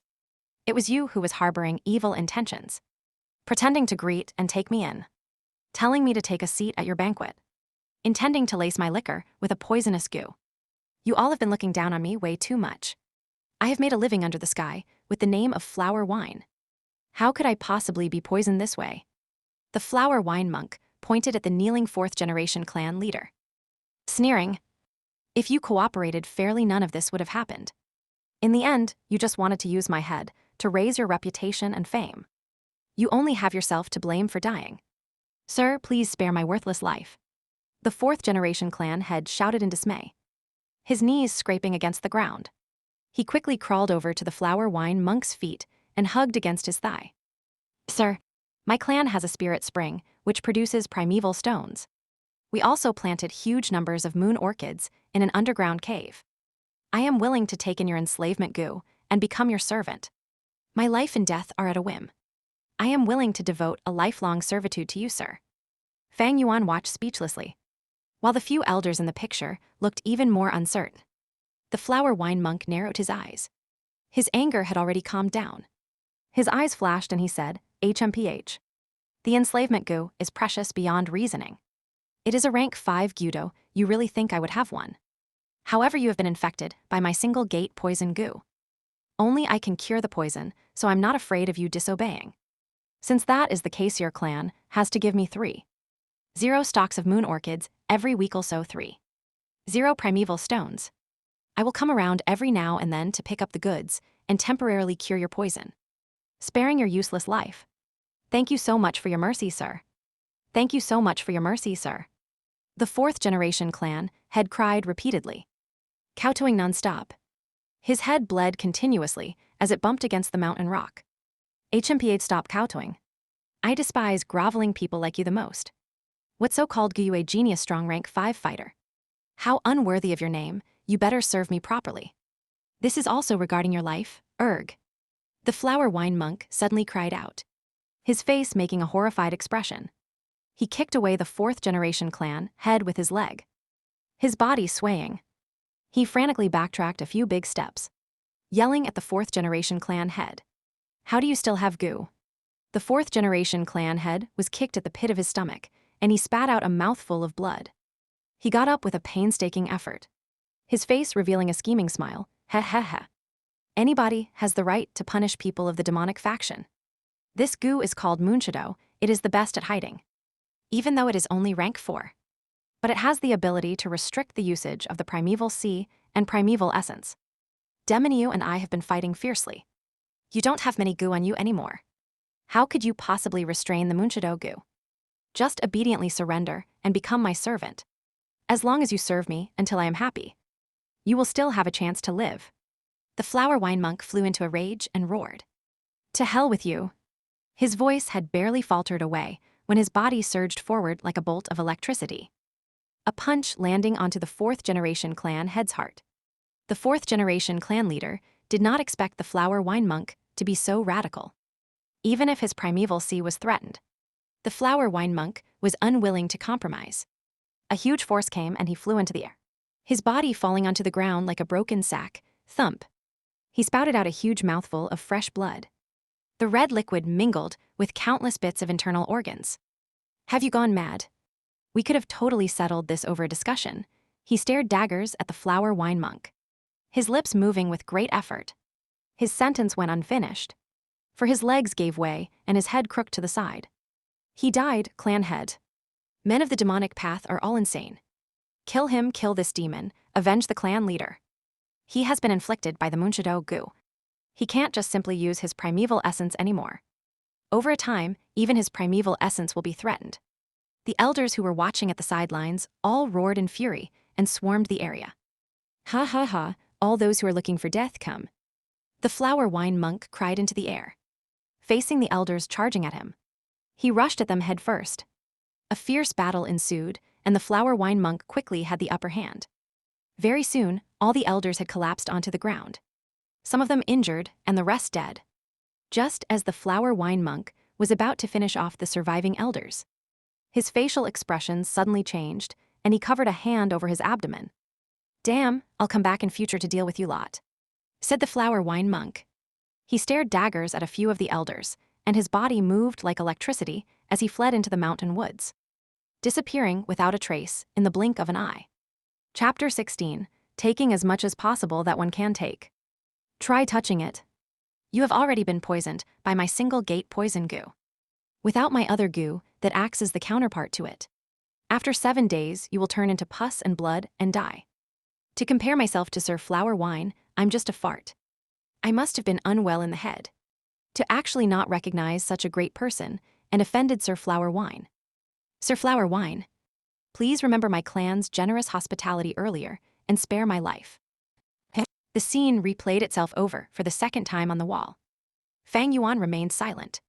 When the motion picture started to repeat itself for the 3rd time, he finally sighed faintly and said, I see.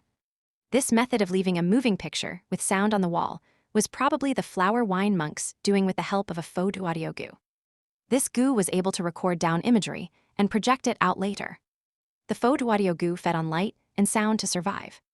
For some unknown reason, this secret cave emitted red light, while at the same time, the stone crevice was connected to the outside world, so it would not completely isolate the sounds outside. Right now, Fang Yuan could still hear the roaring of the smaller waterfalls. Thus, the faux audio goo was able to live on in the secret cave. A moment ago, when Fang Yuan ripped away the withered vines, he had probably alarmed the faux audio goo hiding in the stone wall. As long as one is not stupid, with mere guesswork, one could tell that this moving image was authentic.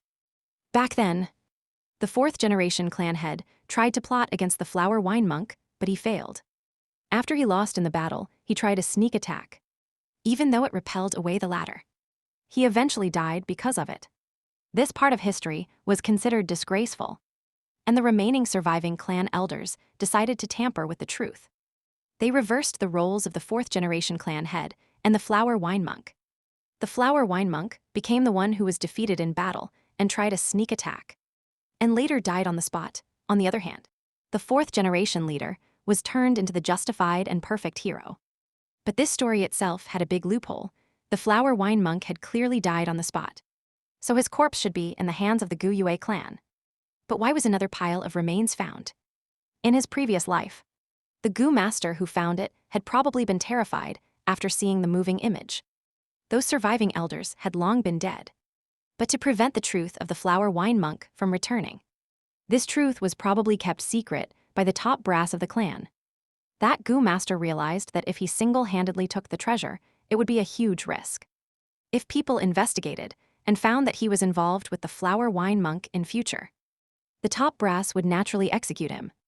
Thus, after making his choice, he did not dare to hide away this treasure, but instead make a decision to notify the top brass. By doing so, it would prove his loyalty to the clan. His subsequent circumstances would also show that he made a wise choice. However, even if he did that, it didn't mean that Fang Yuan would do the same. I went through a pretty rough time searching for this treasure, so I should take everything for myself. Why should I share it with others? So what if I've been found out? Without braving the risks, where would you get profit? That Gu master is really cowardly. Fang Yuan smiled coldly, no longer caring about the moving image that kept repeating on the stone wall. He turned around and stretched his hand, using his strength to pull apart the dead vines and roots. The flower wine monk's remains were also affected. It was originally intact, but right now, it was being broken into several pieces. Fang Yuan could hardly care. He kicked away a piece of leg bone that was in the way and squatted again, searching through the remains. Firstly, he found a bag of primeval stones. When he opened them, he only found 15 pieces. Old miser, Fang Yuan spat. The flower wine monk's outer appearance looked flashy, but unexpectedly, he only had so little money put aside. However, he quickly thought of the reason. The flower wine monk went through a fierce battle. Add on to the fact that he got tainted by the Munshido Gu, so he would definitely have used primeval stones to heal his injuries. To be able to leave behind 15 pieces was actually not bad already. After that, he found a few dead Gu remains. Most of them were flower and grass variety, and had all completely withered away. Gu are also living creatures, so they also need food to survive, and most of them are picky, though the grass Gu and flower Gu need less food. But in this secret cave, there was not even a single ray of sunshine. And after that, there was nothing. The flower wine monk was on the same level as the fourth-generation clan leader. After fighting a fierce battle, he fought with around 10 elders right after. His own Gu were mostly consumed. And up to this stage, as he wanted to heal his injuries, he grew the wine sack flower Gu and the rice pouch grass Gu here. Yet in the end, because of the Munshido Gu, he was dragged to death. After 300 years, the Gu in his possession also died away. The only ones left were the Fotuadio Gu on the wall and the liquor worm. This liquor worm was probably reliant on the wine sack flower Gu and barely lived through until today. But as the wine sack flower Gu withered away one by one, it also lost its food supply. This prompted the liquor worm to go outside and look for wild wine sack flowers. Then in this night, it was attracted by the aroma of the green bamboo wine and came before Fang Yuan. The Fotuadio Gu can only record once, since it's a one-time use Gu. Looks like the liquor worm is my greatest gain here. No wonder that Gu master decided to report to the clan. Looks like it was because the profit was too small and not worth such a huge risk. A sort of understanding rose into Fang Yuan's heart. In his memoirs, that Gu master was already rank 3, while the liquor worm was just a rank 1 Gu. To Fang Yuan, it was more precious, but to that Gu master, it was pretty much nothing. However, it was clear that due to his report, the clan gave him a big reward. Should I also tell the clan? Fang Yuan thought for a moment. Then he pushed away this idea. The flower wine monk's treasure seemed to be just the liquor worm and the primeval stones. But that was not the case. The most valuable thing was actually the wall that hid the photo audio goo. In other words, it was the moving image that did not stop repeating on the wall. This image could entirely be sold to other villages. Trust in the fact that the top brass of the 2 other villages on Qingmao Mountain must be very interested in this sort of evidence that could strike hard onto the conviction of a clan. What? You said something about a sense of loyalty and honor to the clan. I'm so sorry, Fang Yuan does not have one bit of that. Moreover, this moving image isn't even some kind of strong force that can destroy the entire clan. It won't do much substantial damage. The indifferent nature of the clan will also not look at Fang Yuan with importance. He needed to rely on his own hard work and find cultivation resources. In the early stage of cultivation, he needed to borrow the powers around him more. Count on the clan, heh. Fang Yuan sneered in his heart. How can I be so naive like my past life? Do not depend on anyone. You must rely on yourself on everything in this world. After making sure that he had ransacked every corner of the cave, Fang Yuan began his way back, following the original road home. Holding against the water pressure and squeezing past the boulder, he returned outside the mountain. Looking back at this huge boulder, Fang Yuan suddenly thought of his past life. It was said that the remains were found in an underground secret cave. But how was this place underground? It was clearly in the inside of the mountain wall. No wonder he couldn't find it for 7 days straight, even though he wasted so much effort. Looks like in his past life, after the clan found out about this place, the first thing they did was to destroy the wall with the image, and then go about spreading a truth riddled with lies to mislead the clanspeople. To be able to find this place tonight was partly due to luck, partly due to hard work, and the biggest reason would be the green bamboo wine. This green bamboo wine was really rich. It could be said to be the best in Qingmao Mountain. Perhaps in his past life after that Gu Master lost his lover, the wine that he had been drinking was this wine. But all of this was no longer important. The flower wine monk's treasure had been unearthed and ransacked by Fang Yuan. Although in the end, it was rather disappointing, it was also reasonable. The most important was that Fang Yuan's original goal, liquor worm, was in his hands. And the item he needed the most, primeval stones, was also gotten. Next up, I will need to set my heart on holding myself in the inn refining this goo. As long as I have a vital goo, I can return to the academy and be qualified to stay in the academy dormitories. I'll also be able to borrow the clan resources to cultivate. I can only stay in this inn for 1 or 2 times. If I stay too long, the cost is too much, Fang Yuan pondered, his footsteps never ceasing as he hurried back to the village. He was originally left with 2 primeval stones, but now he gained 15 pieces. So the total is 17 pieces, but to a goo master, this small amount of primeval stones mean nothing. Chapter 17, starting to refine the liquor worm. With my C-grade talent, the amount of my primeval C in the aperture is only 44%. The speed of goo using up primeval essence is way faster than my own recovery rate. If I want to refine a goo, I would need to borrow external help, which means I need to waste primeval stones. The weaker the goo's willed, smaller the resistance, the easier it becomes for me to refine it. However, any living creature will always have the will to live. To refine the moonlight goo, I would at least require 5 primeval stones. At the most, I'd need 8 pieces. Right now, to refine the liquor worm, I would need at least 11 pieces. At the most, I would need 16 pieces. Although the liquor worm was also a rank 1 goo like the moonlight goo, but it was definitely rarer. Thus, the difficulty of the refinement process also increased. In other words, even though right now, Fang Yuan had 17 primeval stones, but just to refine the liquor worm, he would at most be left with 6 pieces, or at least 1 primeval stone, in the night. The bright crescent gave off clear and pure moonlight. The moonlight was like the Lady Saint's gentle hand, lightly stroking over the Gu Yue village. Along the way, the bamboo houses were like jade. Standing in great numbers, the night breeze blew slowly. Under this moonlight, Fang Yuan found his way back to the inn. The inn door had already closed. Fang Yuan banged on the door. I hear you, who is it? Knocking on the door at this late time, the inn worker grumbled as he opened the door, his eyes puffy from sleep. But when he saw Fang Yuan standing at the door, all the displeasure and sleepiness from his expression changed. And he bent his waist and said with a flattering smile, "Ah, it's his young lordship." This little one is very lucky to be able to open the door for his lordship. Fang Yuan nodded his head, his expression cold with indifference, and walked into the inn. His expression made the worker laugh in a more humble manner, and he took the initiative to ask, "My lord, are you hungry? Would you like me to notify the kitchens and make some small dishes for you as supper?" "No need," Fang Yuan shook his head and only ordered, "Go and prepare some hot water for me. I would like to wash myself, yes." The worker immediately nodded, "My lord.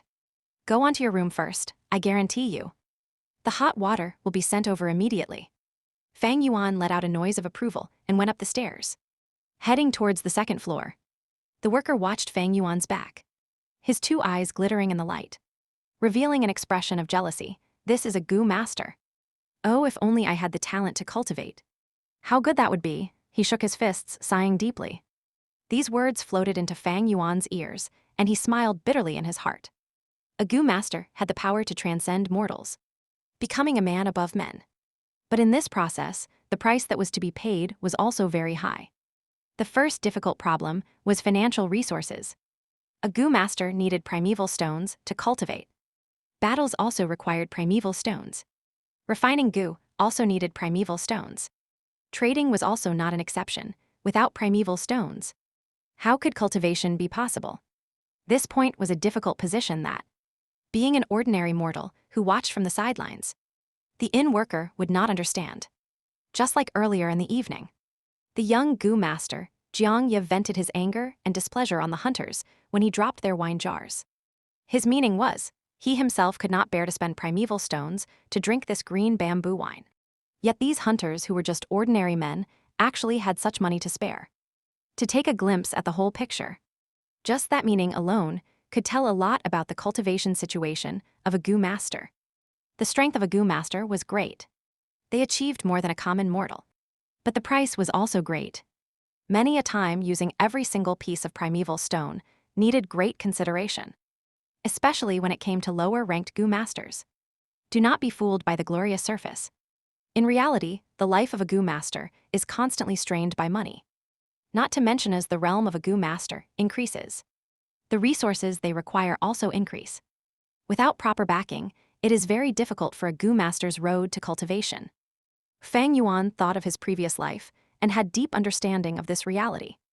He returned to his room just after he lit the lamp. The inn worker came up with a basin of hot water.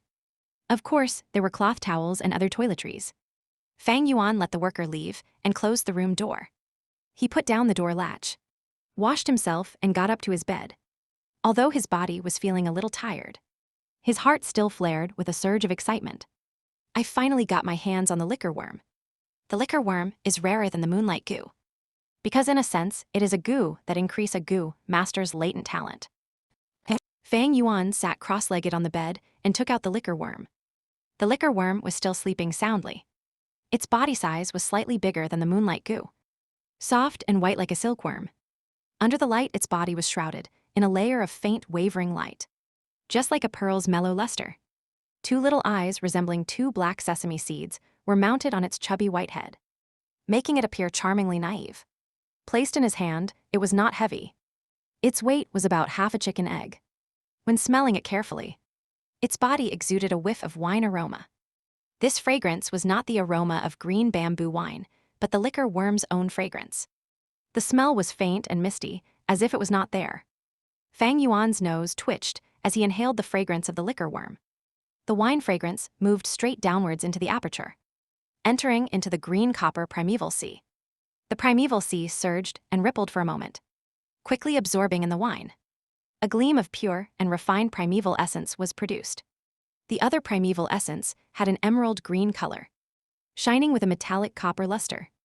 However, this primeval essence was a pale green, and it was more condensed than the original primeval essence. This was the primeval essence that a rank 1 middle stage Gu master could produce. Aware of this gleam of pale green primeval essence in his green copper sea, Fang Yuan revealed a satisfied smile.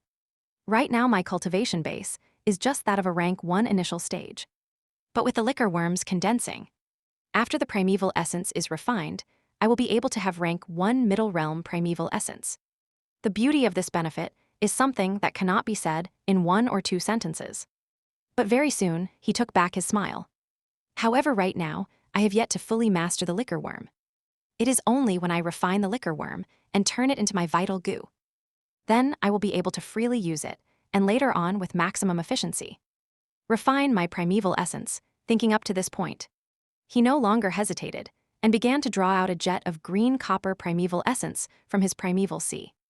The primeval essence tightly wrapped around the liquor worm, bringing it into the air before Fang Yuan, and started to invade its body. The liquor worm felt its life at danger and woke up immediately. It began to struggle violently, using its own power to drive out Fang Yuan's primeval essence. This liquor worm has a really strong resistance.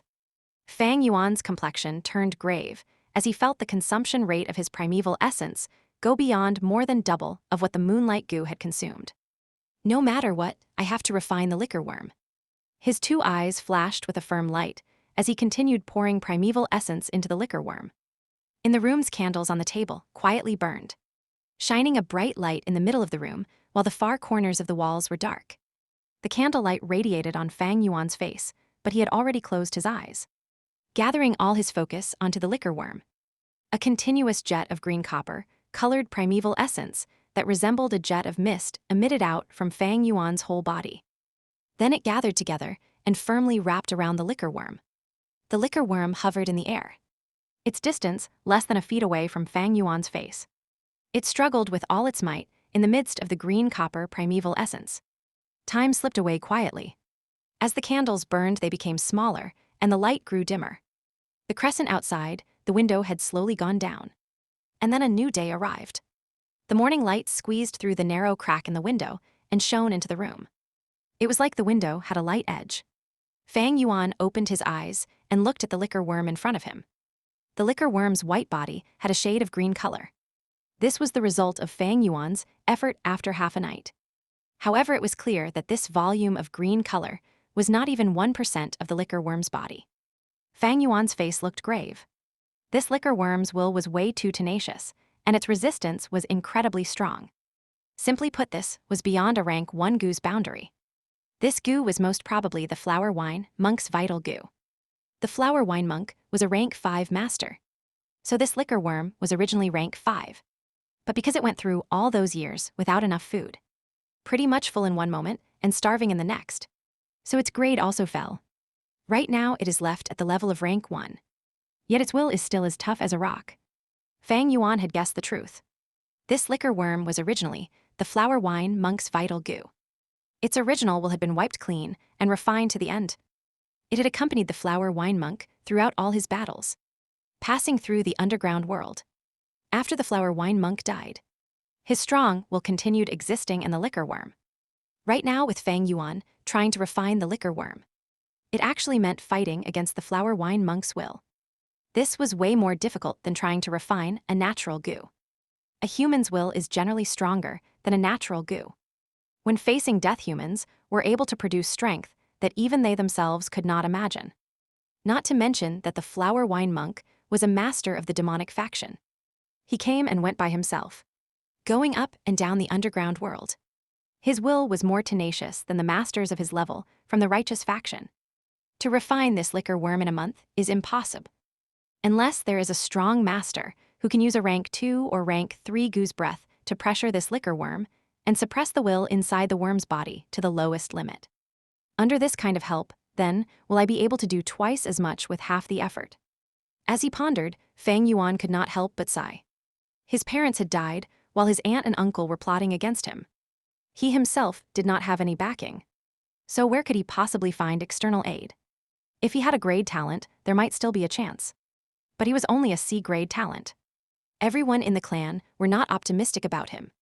So who would be willing to expend such energy to come and help him? More crucially, he could not expose the existence of the liquor worm. There was no liquor worm in the Gu Yue village, and Fang Yuan was not able to explain about the origins of this liquor worm. If it was exposed, there was a huge possibility that the top brass would find out and link it to the case of the flower wine monk. It was too easy to think of a relationship between the two. Based on this fact, 17 primeval stones will not be enough. I'd need at least 30 primeval stones. How troublesome. But no matter how hard it is, I will still want to refine this liquor worm. Fang Yuan's own will was like metal, and he was already determined to refine the liquor worm. The importance of the vital goo was huge. It would greatly influence the future of a goo master's cultivation direction. Although the liquor worm was not the world's best choice for a vital goo, it was still much better than the moonlight goo. It was also the best option in Fang Yuan's present situation. Growl. At this moment, Fang Yuan's stomach came up with a cry of protest. After a whole night without sleep and putting full effort into refining the liquor worm, Fang Yuan was naturally hungry. I guess I'll go and fill my stomach first and think of a way to accumulate primeval stones. Fang Yuan rubbed his belly and went downstairs. He went to the cafeteria and picked a seat at the corner, ordering a few kinds of breakfast dishes. Just as he was beginning to eat, his younger brother Gu Yue, Fang Zheng, appeared. Big brother, why are you staying at the inn? Why didn't you go back home and sleep last night? His brother was very straightforward, his tone carrying the implication that it was demanding for an explanation. TN, I am reworking the measurements a little. It used to be 4 by 4. But I'm starting to realize it's something like 4x4. The measurements in this novel regarding the sea volume and aperture are just pretty confusing to me. Even the people I asked were a little unsure. But I'm slowly getting an idea of it. Apologies for the confusion. Edit 2. All measurements regarding aperture and sea are changed to percent. 4 by 4/4x4 is now 44% confirmed. Chapter 18. Let the past disperse away like smoke.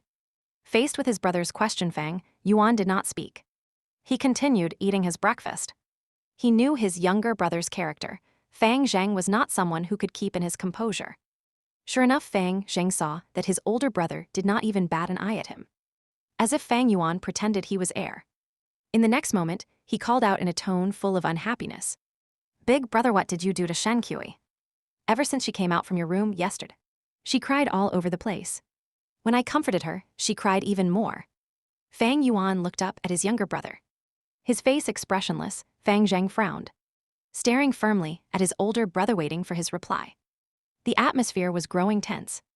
But Fang Yuan just looked at him for a second before he lowered his head and continued eating. The younger brother, Fang Zheng, was immediately flustered. Fang Yuan's attitude was clearly an undisguised contempt towards him. Under shame and frustration, he banged his hand on the table, roaring loudly, Gu Yue, Fang Yuan, how can you act like this? Shen Kui, as a servant girl, has served you for so many years. I have seen her gentleness and care towards you, yes. I know you feel lost. And I can understand your dejected feelings. Yeah, you're just a C-grade talent. But it doesn't mean you can vent your anger on others just because of your own misfortune. This isn't fair to her. He had barely finished when Fang Yuan stood up, raising his hand in a flash, slap. With a loud snap, he gave Fang Zheng a solid smack. Fang Zheng covered his right cheek, stumbling 2 steps backward, his face full of shock. Useless bastard. What kind of tone are you using to talk to your own older brother? That Shen Kui is just a servant girl. Just because of a lowly girl like her, you would forget that I am your older brother. Fang Yuan reprimanded in a low voice. Fang Zheng finally reacted, his stinging pain on his face surging through his nervous system in waves. He stared wide-eyed, his breathing rough as he said in disbelief, Big brother. You hit me from the time I was still young until I grew up. You have never hit me before, yes. I was found out to be in a grade talent, you were just C grade. But you also cannot blame me for it. This is all the arrangement of heaven, slap. Fang Zheng had not finished speaking. Yet Fang Yuan used the back of his hand and smacked him again. Fang Zheng covered both his cheeks with his 2 hands. He was stunned. Naive fool, do you still remember? From young till now, how did I take care of you? When our parents died, our life was hard. During New Year, Aunt and Uncle only gave us both one new robe. Did I wear it? Who did I give it to wear? When you were small, you loved to eat sweet porridge. I would tell the kitchens to make another bowl for you every day. When you were bullied by others, who brought you back? Not to mention a ton of other things. I don't feel like it is worth talking about, well, right now, because of a maid you would talk to me like this. Coming to question me, Fang Zheng's face was red. His lips trembled, ashamed and annoyed, as well as surprised and angry. Yet he was unable to say a single word of rebuttal, because everything Fang Yuan said was the truth. Whatever, Fang Yuan sneered. Since you even gave up your own biological parents and admitted someone else. What am I worth to you, Oz? Merely your big brother. Big brother, how can you say that? You also know that I have always longed for the warmth of a family, since I was young. Fang Zhang immediately explained. Fang Yuan waved his hand, stopping his brother from continuing. From today onwards, you are not my little brother. And I am no longer your older brother, big brother. Fang Zhang was surprised, opening his mouth to say more. At this moment, Fang Yuan spoke. Don't you like Shen Kui? Don't worry, I didn't do anything to her. She's still a virgin, untouched and pure. Pass me 6 primeval stones, and I'll pass her to you. From today onwards, she can be your personal maid. Big brother. Why are you to have his inner thoughts revealed out loud so suddenly? Fang Zhang felt a surge of panic, feeling rather unprepared. But at the same time, his heart was assured.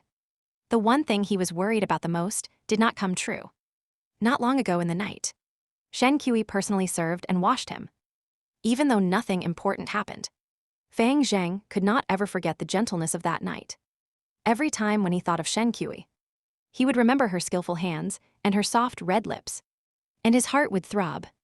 The sincere feelings of youthfulness had long planted itself in the young man's chest, starting to grow. Thus, when he learned about Shen Kui's unusual state last evening, a bout of anger immediately burst from his heart. He instantly gave up refining his moonlight goo and turned the village inside out, trying to find Fang Yuan. Wanting to make a statement, seeing Fang Zhang not replying, Fang Yuan frowned and said, "Love is very normal. Be more honest, there's no use hiding away. Of course, if you don't want to exchange, then that's fine." Fang Zhang was anxious on the spot. I'll exchange. Why would I not exchange? But the primeval stones on me are not enough for 6 anymore. As he said, Thish took out his money pouch. His face red all over. Fang Yuan took the pouch and found 6 pieces in it. But one of the stones among them was smaller than a normal primeval stone by half size. He immediately knew that Fang Zhang had absorbed the primeval essence from this stone to speed up the process of refining his moonlight goo. After all, the more natural essence gets absorbed from the primeval stone, the smaller the stone becomes, and its weight will also become lighter. Even though it was just 5 pieces and a half, Fang Yuan knew these were all the primeval stones that Fang Zhang had in his possession right now. Fang Zhang had no savings on his own, and these 6 primeval stones were what aunt and uncle had given to him not long ago. I'll keep these, you can go now. Fang Yuan's expression was cold as he tucked the bag away. Big brother, Fang Zhang wanted to say more. Fang Yuan raised his eyebrows slightly, speaking in a slow and leisure manner. Before I change, my mind you better disappear from my eyes. Fang Zhang felt his heart tighten. He gritted his teeth and finally turned and left. When he stepped through the doorway of the inn, he subconsciously covered his chest with his hand, feeling a wave of uneasiness. There was a feeling that was telling him that he had just lost something very important. But very quickly, he felt hot as he thought of Shen Kui. And that dreamy night. I can finally have you rightfully as mine, Kui 1. He did not look back and walked out of Fang Yuan's sight. Fang Yuan stood expressionless, stood for a long time. Then he finally slowly sat down. The bright sunlight passed through the window, shining onto his indifferent face, making those who saw this feel somewhat cold inside. The business in the cafeteria was rather poor, and the streets grew busier with people. The noise and excitement from the bustling crowd traveled over, making the place feel quieter. The dishes grew cold. A worker came up attentively, asking if Fang Yuan would like to reheat his breakfast. Fang Yuan did not hear it. His gaze kept shifting like a cloud, as if he was reminiscing some old memories. The worker waited for a while, but as he saw Fang Yuan in a trance, never saying a single word, he could only rub his nose and walk away bitterly. After a long time, Fang Yuan's eyes became focused again. The past memories in his heart were like smoke. They had already dispersed away. He returned to reality once more. The sunlight that flowed and shone over half the table, the hot air that wafted out of the dishes had already disappeared, and the bustling noise of the crowd on the streets traveled into his ears. He reached into his robes and patted the 5.5 primeval stones at his bosom, his mouth curling into a bitter and mocking smile. But the smile was quickly cast away. Waiter, go and reheat these dishes for me. Fang Yuan took a look at his dishes and faintly opened his mouth, shouting away. At this moment his eyes looked so chilly. What, your older brother really said that? In the hall, uncle frowned, his voice cold. Aunt sat aside, looking speechlessly at the fresh red handprint on Fang Zheng's cheeks. Yes, when I met Big Brother. He was at the inn eating breakfast. The entire thing went like this. Fang Zheng replied politely. Uncle's frown deepened. All condensed into 3 black lines, too. After a few breaths, he sighed and said in a solemn tone, Fang Zheng, my child, you must remember this. The maidservant Shen Kui is not Fang Yuan's personal property.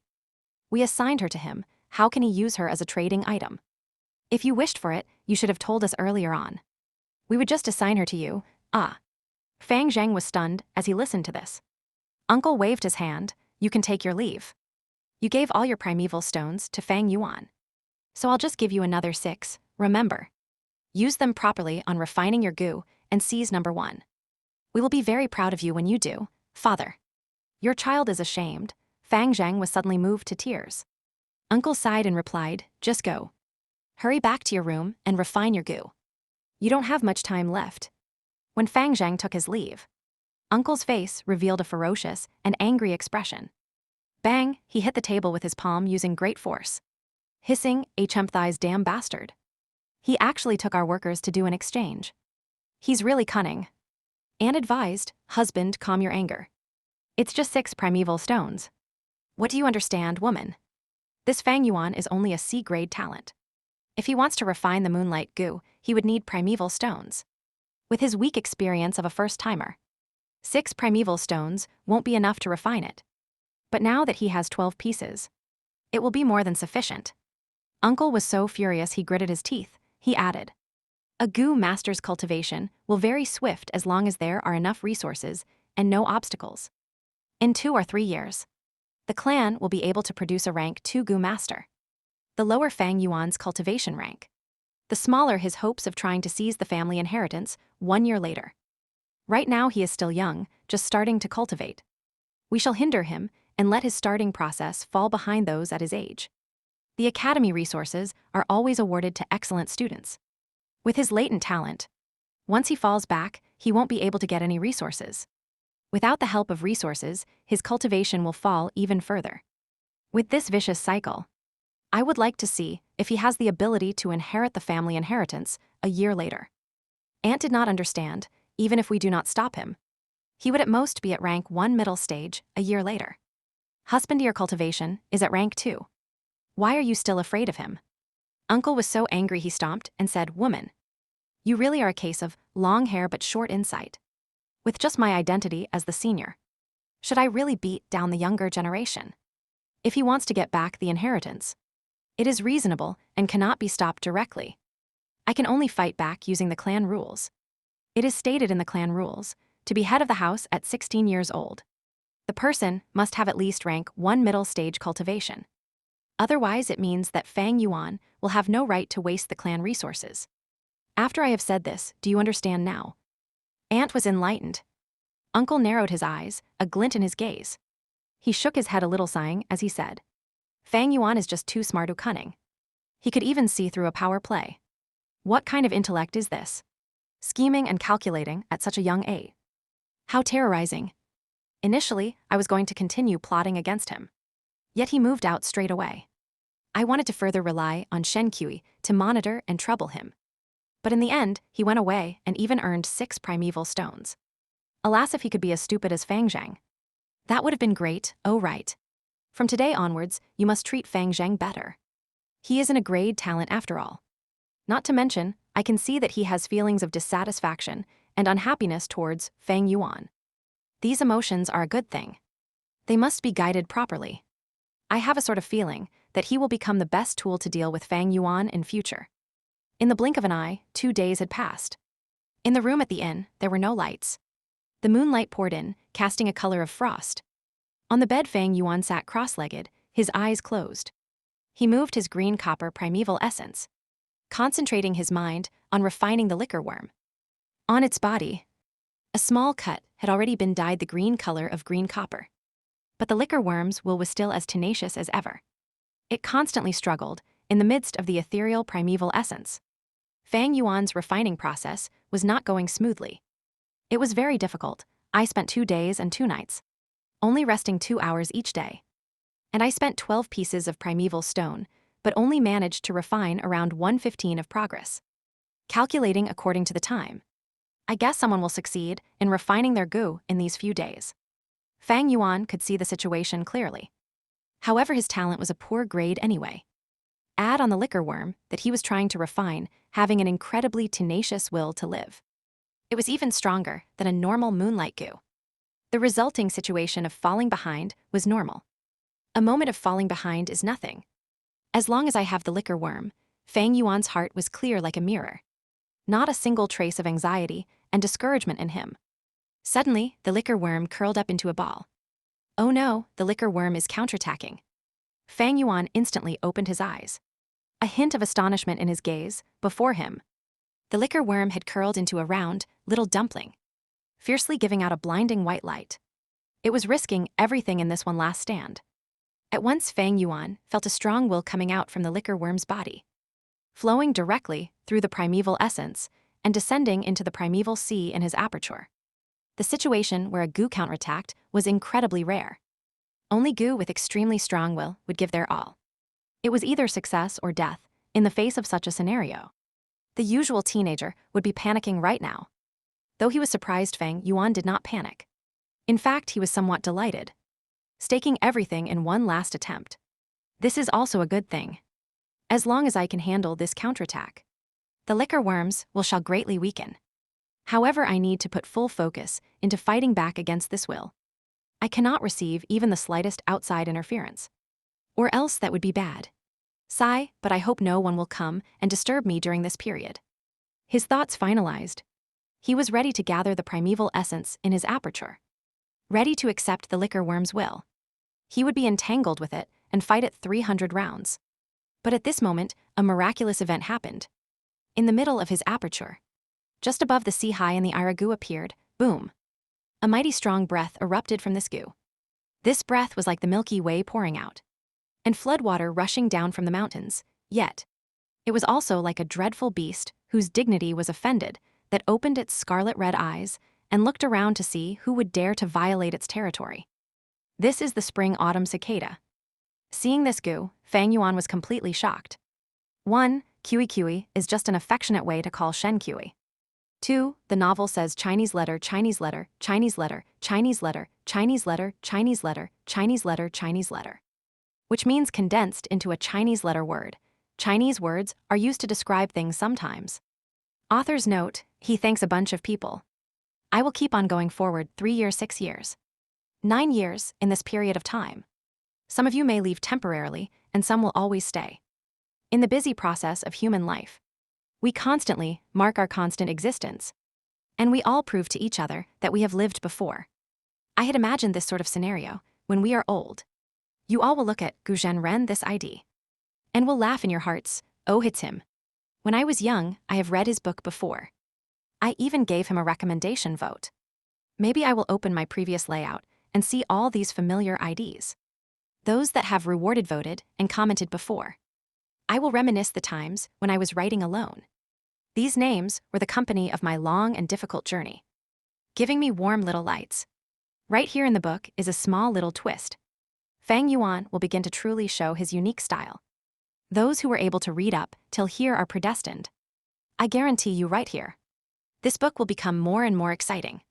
TN, thank you everyone for reading up till here. And sorry for the long wait. This was such a long chapter to translate. But it is also one of my all-time favorite chapters.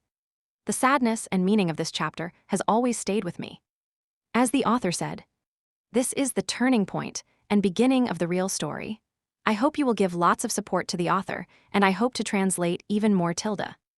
Chapter 19, Rank 6 Vital Goo, the Spring-Autumn Cicada. During the process of refining, the goo counterattacked. At this time, the liquor worm that had inherited the flower wine monk's extremely strong will invaded his aperture, brazenly counterattacking at Fang Yuan.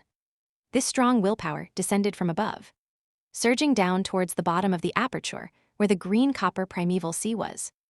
The waves in the sea tumbled sitting off bursts of high tide. Under Fang Yuan's will, large amounts of primeval essence rose upwards to the sky and gathered together, forming a towering monster wave, brazenly accepting the incoming liquor worm's will. Just as both sides were about to collide viciously in the middle of the aperture. A faint image of a goo worm emerged in a blank area between the two energies. This was a cicada. The cicada's body was not large. If the moonlight goo was described as a blue crystal, shaped like a curved moon, then this cicada would be a delicate craftwork that was made from palm wood and tree leaves by a master craftsman. The goo sported a brownish-yellow head and abdomen. Its surface had the texture of a tree's growth rings, as if it had witnessed countless years. On its back were two very wide and translucent wings, like two tree leaves overlapping. The wings had similar structure. This structure was like a typical net vein leaf. The center had a core stem, and from this stem sprouted out a network vein of leaf lines on both sides. The spring-autumn cicada, it had been startled. It was just like a giant beast, usually hiding in its cave in a deep sleep. But suddenly it was awakened, furthermore learning that its territory had been violated. Who dares to come into my turf and act wildly? As if its dignity was offended. The spring-autumn cicada was angry and let out a whiff of aura. The aura was weak yet powerful. It was like the surging Milky Way, rolling forth with vast and mighty waves. It would sweep across mountains for 10,000s of miles, or submerge a broad desert to be compared to this aura. The liquor worm's will was like the case of an ant meeting an elephant.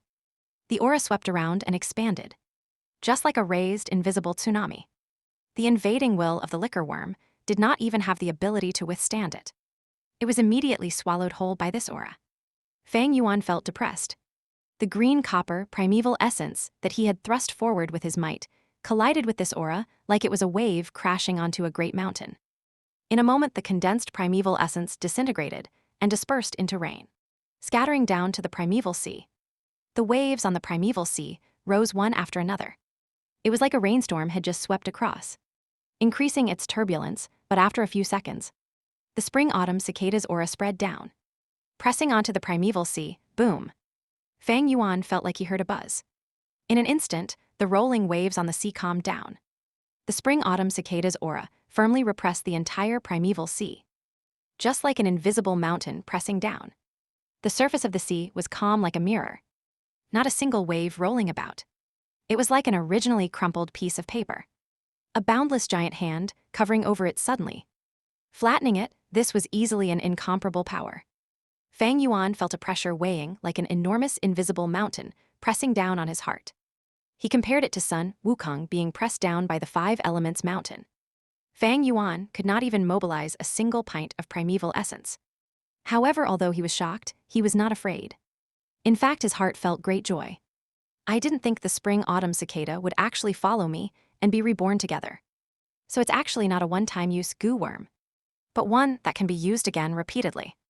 The spring-autumn cicada was a rank 6 grade, and it was the first rank 6 goo in Fang Yuan's previous life, as well as his last. Just to make it, Fang Yuan had used all means and resources, wasting an incredible amount of strength, using 30 years of fermenting to finally succeed. But not long after he succeeded, when the spring-autumn cicada was still fresh from the oven, warriors of the righteous faction felt Fang Yuan's threat and gathered together to attack and kill him. After being reborn, Fang Yuan did not find the spring-autumn cicada, so he thought it had died. But in reality, it had fallen into a deep sleep, resting inside Fang Yuan's body. To travel back 500 years in an instant was a huge blow to its vitality. It was too weak. So weak that even Fang Yuan, as its master, could not feel it. Right now, even though the spring-autumn cicada had appeared, its situation was still bad. After being reborn, it had always been resting in a deep sleep.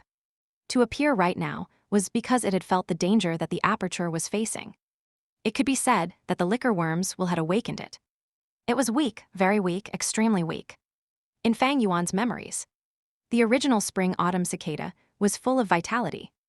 Its body was like a precious floorboard, giving out a warm and glossy varnish. Its two wings were verdant green, like two soft tree leaves that had just freshly sprouted. But right now, there was a strong and deathly chill emanating from the body of the cicada. There was no shine or gloss from its body, making it feel rough and dim like dead wood. Its wings were not the color of soft and green leaves. They were fully yellow, just like the withering leaves of autumn. The tips of its wings were slightly rolled up, a little incomplete, just like the corner of fallen leaves. Seeing this, Fang Yuan felt both distressed and lucky. He was distressed because the spring-autumn cicada suffered such a heavy blow. It was barely a step away from death, just a foot away from the edge of a cliff. The fortunate thing was, thank heavens the spring-autumn cicada was weak to this point. Or else he would be in great trouble, one must know. Between a Gu master and a Gu, both must complement each other. The best would be both having the same rank. A rank 1 Gu master should use a rank 1 Gu. This was the most appropriate. If the Gu's grade was lower than the Gu master, when the Gu master uses it, it would be the equivalent of a strong man carrying a small stick. The strength output would be small. If the Gu's grade was higher than the Gu master, when the Gu master uses it, it would be the example of a small child carrying a heavy axe, unable to wield it properly. The spring-autumn cicada was a rank 6 Gu, and Fang Yuan was just a rank 1 initial stage Gu master. To use an image as example, the spring-autumn cicada would be a mountain, and Fang Yuan would be a squirrel. If the squirrel wanted to use the mountain to beat its enemy, the squirrel would just be squashed flat by the mountain at the first second. If the spring-autumn cicada was at its peak state, Fang Yuan's weak rank 1 aperture could not even tolerate it. The majestic aura of the cicada would just make the aperture burst to death. Fortunately, it was at its weakest state, so Fang Yuan's aperture could accommodate it right now. I gave up the moonlight Gu, going through all the lengths to find the liquor worm just to refine it into my vital Gu. But in reality, I already had a vital Gu from the start. The spring-autumn cicada is my vital Gu. Fang Yuan's heart was filled with emotion as he felt the close connection between him and the spring-autumn cicada. The vital Gu is the first Gu that a Gu master refines. It is terribly important, and would affect the future development of a Gu master by a large extent. If a vital Gu is well picked, the Gu master's development will become smoother. When the vital Gu is of a poor grade, to a Gu master, it would just drag down his cultivation and let peers surpass him. The more important thing is that it would affect the matter of life and death in a battle. Fang Yuan was clear on this point, so he was not satisfied after choosing the Gu Yue village's signature, Moonlight Gu. He just had to go all the way to find the liquor worm. In his memory, to a rank 1 Gu master, the liquor worm was already considered a high-quality pick. The Moonlight Gu was just a choice that was slightly above average. But life is fascinating, because no one will ever know what is waiting for him or her at the next moment. Fang Yuan had refined the spring-autumn cicada in his previous life. After his rebirth, the spring-autumn cicada fell into a deep sleep. But the connection between them still existed. In fact, Fang Yuan found that, as if going through the refinement of the river of time, his connection with the spring-autumn cicada had grown even closer and mysterious than his previous life.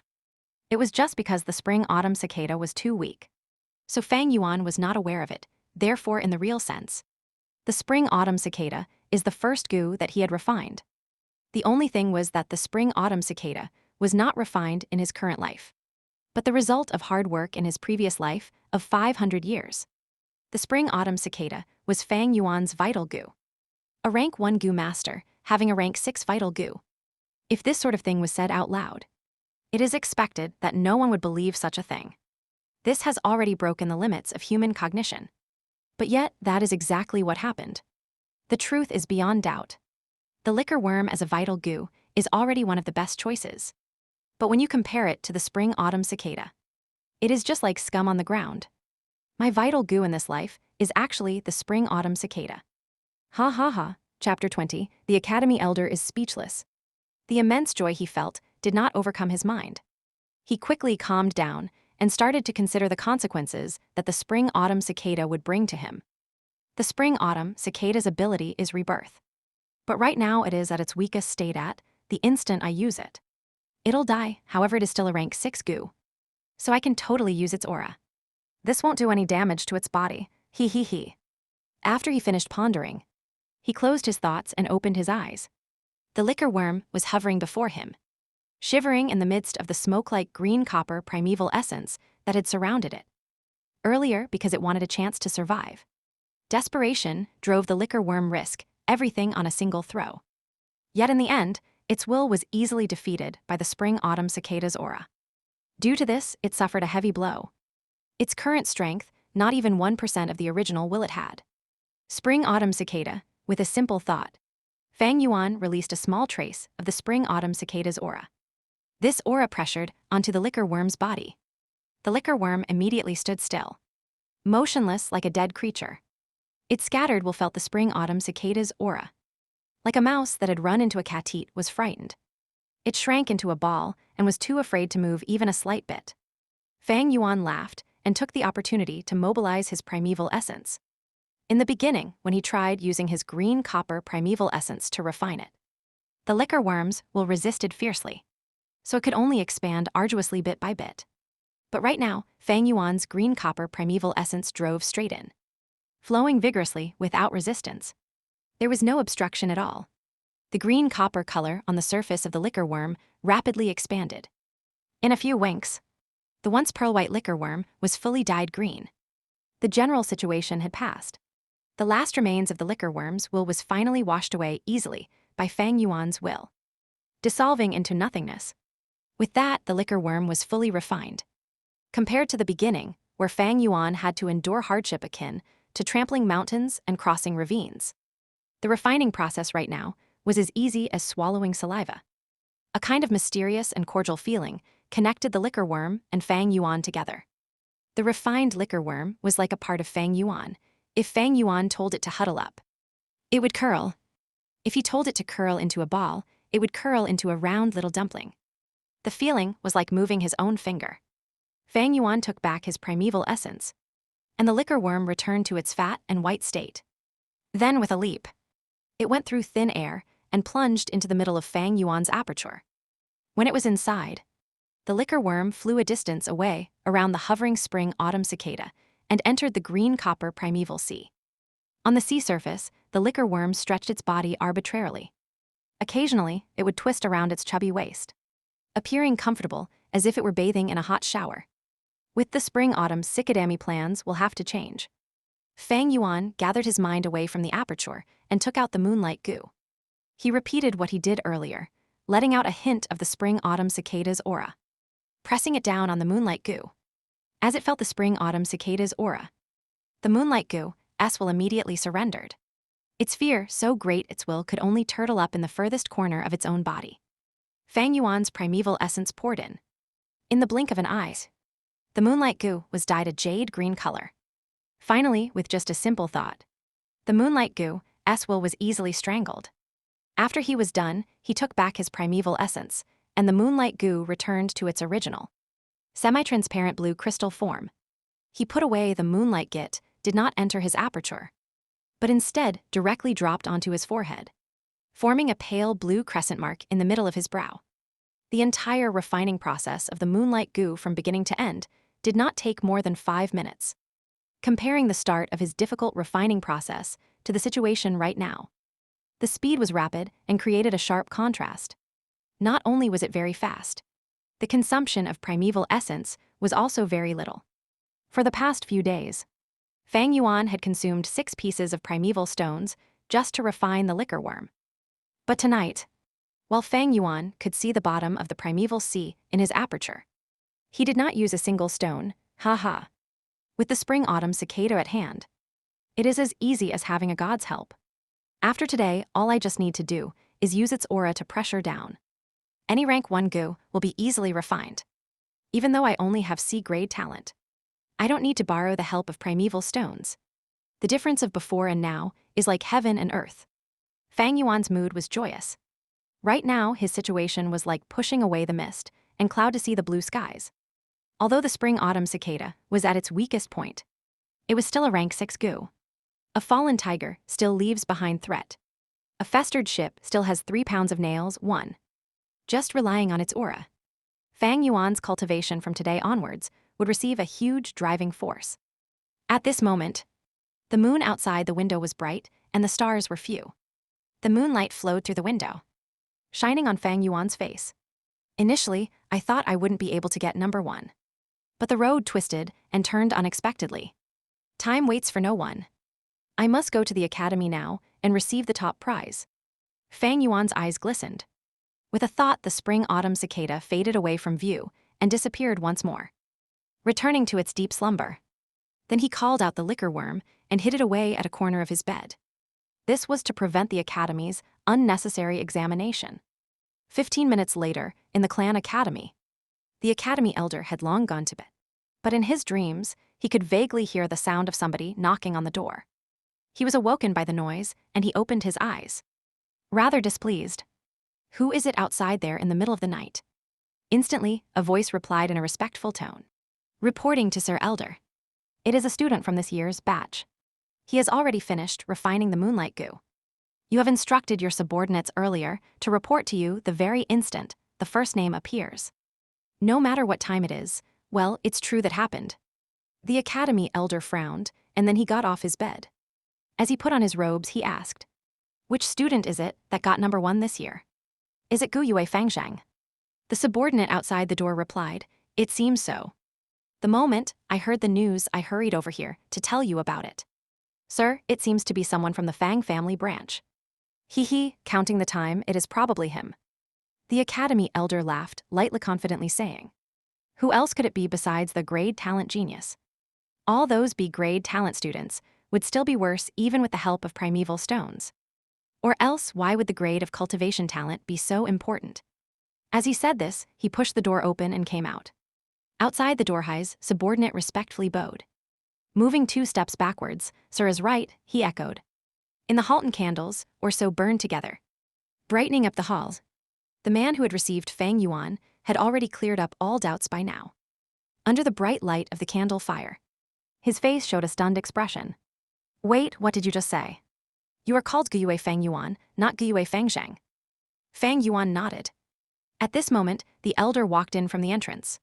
Fang Yuan and the man stood up and turned around to greet. When the academy elder saw Fang Yuan, his face was full of smiles. He strode over and stood in front of Fang Yuan, patting his shoulder in a friendly manner. "You did well, Gu Yue Fangzhang. You did not disappoint me. You are indeed a grade talent, genius, all those B-grade, C-grade peers of yours will never compare to you no matter how hard they try." Ha. Fang Yuan and Fang Zhang were twin brothers. Their outer appearance was similar to a fault. Even the academy elder was mistaken. Fang Yuan was neither haughty nor humble. He took a little step back, letting his shoulder free from the academy elder's hand. He stared at the academy elder, his hands folded behind his back. Then he said with a faint smile, "Sir Elder, you have been mistaken. I am Gu Yue Fang Yuan. Gu Yue Fangzhang is my younger brother." "Huh?" The academy elder opened his mouth slightly. His expression startled. He glared at Fang Yuan doubtfully, his brow turning into a frown. After a few breaths, he finally spoke. "You are Gu Yue Fang Yuan." "Correct, sir," Fang Yuan replied. "You have refined the moonlight goo." The academy elder was extremely surprised. His 2 eyes glared firmly at Fang Yuan's crescent mark on his forehead. His eyes were shining. He was asking the obvious. "Indeed, that is the case," Fang Yuan said. "Then, you are first of your batch." The academy elder was asking stupid questions. But he was not entirely at fault, after all. This situation was entirely out of everyone's expectations. One must know that he had been in charge of the academy for decades and is extremely experienced. He had seen C-grade talent students contending for number 1 before this. But it was never this early. Not to mention that in this batch, there were peers with A and B-grade talent. "If there is no one earlier than me," Fang Yuan pretended to be in deep thought. Then he rubbed his nose and continued, "Then it seems like it. The academy elder. 1, it means that while spoiled damaged, it can still be put to use." Chapter 21, How Can It Be That Big Brother Got Number 1? The sky was not yet bright, and the sun had yet to rise. The east sky just began to turn bright, the dark colors in the sky slowly fading away, the smell of the night still remaining in the air. The streets were empty. Then came the sounds of quick footsteps. The early dawn mountain air was moist. Yet Gu Yue Fangzhang did not feel the slightest cold rush. His heart was full of surging enthusiasm. His face blushed red. And now he was walking swiftly toward the academy. "I have been cultivating hard these few days, spending 2 primeval stones. I did not sleep at all last night. And I've finally successfully refined the moonlight goo. I am in a grade talent, and I was so hardworking. No one can be faster than me, no one, father and mother. I told you, I won't let you feel disappointed." When he thought of the moment where he told his aunt and uncle about the good news earlier, They expressed happiness and relief, making Fang Zheng feel a surge of joy and pride. Just wait. All you clanspeople who look down on mean big brother. From today onwards I shall make you all look up to me. Gu Yue Fang Zheng. The more he thought, the more Fang Zheng felt excited. He could not help but clench his fists, and his pace quickened a little more. He came to the academy entrance. The academy's 2 guards looked at him strangely. They asked him, Gu Yue Fang Yuan, why are you back? What big brother was here just now? When Fang Zheng heard them, his face showed a hint of surprise and puzzlement. Whatever. He would never have guessed that Fang Yuan would snatch away number 1. He shook his head and cupped his hands together, his tone carrying a trace of arrogance. 2 elder brothers. I am not Gu Yue Fang Yun, but I'm Gu Yue Fang Zheng. I have already successfully refined my vital Gu, and I am here to come and take the top prize. You are Gu Yue Fang Zheng, you brothers are just 2 alike. No wonder the academy elder was mistaken. The guard on the left side shouted, his eyes widening. The guard on the right shook his head and said, You came 1 step too late, just last night in the late hour. Your older brother Gu Yue Fang Yuan came and met with Sir Elder and took the top prize. My older brother. Fang Zheng suddenly opened his eyes wide, crying out, Wait. You said he'd got number 1, how can this be? Isn't his big brother a C-grade talent? Getting number 1, this has to be a joke, right? It's true. How could we possibly joke around with this matter? Seeing Fang Zheng in disbelief, the guard seemed somewhat unhappy. This matter has been confirmed by the academy elder. In due course, the name list will be released and announced. What's wrong? Your older brother did not tell you about it. The other guard added. Fang Zheng just stood silly at the door. The truth was so much different from his imagination. Right now, he just could not understand what had just happened. In Fang Zheng's heart, there were several illusions of his adversaries. Among them, the ones that brought the most threat were 2, Yue Mo Bei and Gu Yue Kai Lion. These 2 were of B-rank talent. Behind them were the clan's 2 largest family branches, and each of them had a grandfather that carried huge authority as elders, as well as sufficient financial power. If any of these 2 people won first place over him, Fang Zheng's heart and mind was still prepared. Even though he would feel a sense of loss, it was still acceptable. But right now, the one who took away number 1 was not Gu Yue Mo Bei or Gu Yue Kai Lion. It was not even any of the opponents in his heart. But it was Gu Yue Fang Yuan, his older brother. That person with a C-grade talent. That person who fell downhill and turned dejected after the awakening ceremony. That person who slept soundly in class all day. That person who was always heavily drunk and never turned home at night. That person who bullied Shen, quizlapped him twice, and took all his primeval stones away. That person who always held him down, just like a shadow entrenched in his heart. How can it be like this? It can't be possible. In a short while Fang Zheng roared in his heart. I was so hardworking. But he just drank every day until he became drunk. And yet in the end, he was the one who got number 1. Is this even fair? Why? The sun rose from the east. The birds chirped around, and the overflowing air of spring took over Qingmao Mountain. Gu Yue Fang Zheng bathed in the warm sunlight. He slowly lowered his head, gritting his teeth, looking at his own lonely shadow. The excitement in his heart had turned into a balloon that leaked air, long dissipating. Instead, what took its place was the emotions of confusion, resentment and willingness, puzzlement, fear, and other complicated feelings. As time went by, the sun climbed higher. The academy bulletin wall had posted a new name list. And on the list were just 2 names, firstly Fang Yuan, and then Fang Zheng. Following the appearance of this list, the news gradually spread out. After hearing the news, all those young students who had been bent on refining their Gu at home after receiving one were in an uproar. How can it be like this? If it was Fang Zheng who got number 1, I would still have believed it. But it's Fang Yuan, isn't he a C-grade talent? Could there have been a mistake? The grade talent Fang Zheng actually lost to the C-grade talent Fang Yuan.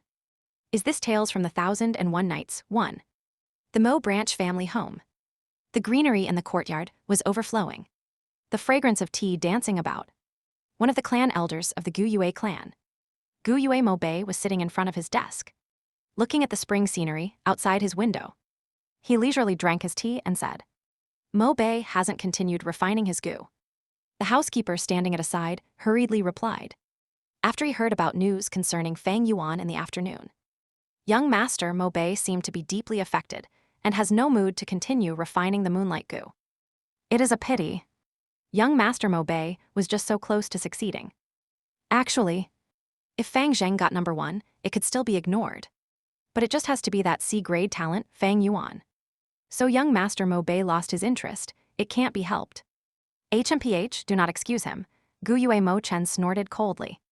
His face stern and his tone hard. A Gu master's cultivation process is full of hardship each step. What is a small setback like this? That Fang Yuan is just a C grade. So to be able to get number 1, it is presumably because of luck. The moonlight Gu that he chose must have had a weak will. So that is how he could snatch the top. If Mo Bei can't see through this and let such a small setback get to him, then how is he supposed to be in charge of our Mo family branch in future? How can he compete with the Kai family branch? No one is allowed to advise him. Let him think about it by himself. Yes, master. The housekeeper did not dare refute. Almost at the same time, in the home of the Kai family branch. Sigh. Gu Yue Fang Yuan, the clan elder Gu Yue Kai Lion, gave a long sigh. His brows held down in a frown as he thought. Waving his hand around. Someone, call young Master Kai Chen over please. In a moment, Gu Yue Kai Chen walked into the room with a lost expression. Kneeling down with respect. Your grandson greets his grandpa. Seems like you already know about the news. Gu Yue Kai Lion stared at his only direct grandson. His tone gentle, he slowly said, I called you over to prevent you from getting influenced by this matter. You see, when refining the vital Gu, firstly one looks at the talent, secondly, at the Gu worm. Fang Yuan's talent is just C grade. Yet he was able to gain number 1 this time. This means that the Gu he chose compared to all the moonlight Gu your peers have, has a will that is much weaker. This is entirely due to luck, so my grandson. Do not be discouraged, this is nothing really. He is just a C-grade talent though, he is the same as you. But his supply of resources is not as well as yours. His road to advancement will also be harder than yours. Believe your grandpupil will soon surpass him. Hence you should put away this trivial matter. Fang Yuan will not be your opponent, and is not worthy to be your adversary. Your real enemies are the grade talent Fang Zheng and the Mo family's Mo Bei. Do you understand? Yes, thank you for your advice, Grandpa, I understand. I will go now and continue refining my Gu. Gu Yue Kai Chen had lost the sad expression on his face, replacing it with a high-spirited will to fight, MMM. Elder Gu Yue Kai Lion nodded his head, satisfied. A kindly smile emerged from his face, and he said, Good grandson, while your talent is only C grade. But you can be rest assured that Grandpa will fully support you. Later on, I will come out and use the aura of a rank 3 Gu worm to suppress your moonlight Gu's will and help you refine this Gu. One Chinese letter, Chinese letter, Chinese letter, Chinese letter. I am not entirely sure what it means here. But I only got Arabian Nights from looking up the word. Beidou tells me it is the title of tales from the 1001 Nights. Chapter 22, Dancing Moonblade. The sky was blue and clear, looking pure as if it had been washed clean. The sun was shining golden. Puffs of white clouds floated away, and a group of colorful peacock parrots chirped as they flew beneath the blue sky, forming an arrow formation under the clouds as they soared. This variant of colorful parrots would only appear in large groups during springtime. Their bodies were littered with feathers, the color of the rainbow. Their bodies the size of an eagle, the birds had parrot beaks, while their tails were that of a peacock's flowing long tail. It had been 10 days since the day Fang Yuan managed to acquire number 1 in the test to refine the vital Gu. The spring breeze blew over the whole mountain's green grass, while the wildflowers bloomed eagerly, and the bees and butterflies danced around together. Life was surging all around. It was the wonderful beauty of spring. The breath of spring was so strong that the tall bamboo walls surrounding the training grounds could not hold it back. This training field occupied 3 mu 1. The ground was flat, paved with a layer of thick and wide gray graphite. Its 4 sides were planted with green spear bamboo. These green poles were placed closely together side by side, straight and tall, forming a circle of green high walls, while below the wall corners were stone as well. Clumps of green grass emerged from many areas. In between the bamboo were also some wild roses, poking in from the outside, a few even climbing the wall. 57 young teens at the age of 15 were standing in the midst of the training field right now, formed in a semicircle around the academy elder, who was in the center. putting their focus on him. This was a lesson to teach the students on how to use the moonlight goo. The moonlight goo is our Guyue clan's symbolic goo. Just like the Xing, 2 houses bear strength goo, and the Bai 3 houses stream goo. The majority of you on the field have chosen the moonlight goo as your vital goo. So you must all watch properly. Soon I will demonstrate personally how to use the moonlight goo to attack. Students whose vital goo is not the moonlight goo must also concentrate on me, as this classical long-distance attacking method can also be used on other goo. The spectrum of methods one can use is very wide. As he spoke, the Academy elder stretched out his right hand, his 5 fingers opening wide. He lowered his palm so that the young teens could see the center of it. Firstly, you use your mind to mobilize the moonlight goo, moving it to the center of your palm, following his voice. The crescent mark that represented the moonlight goo moved down the elder's arm and into his palm.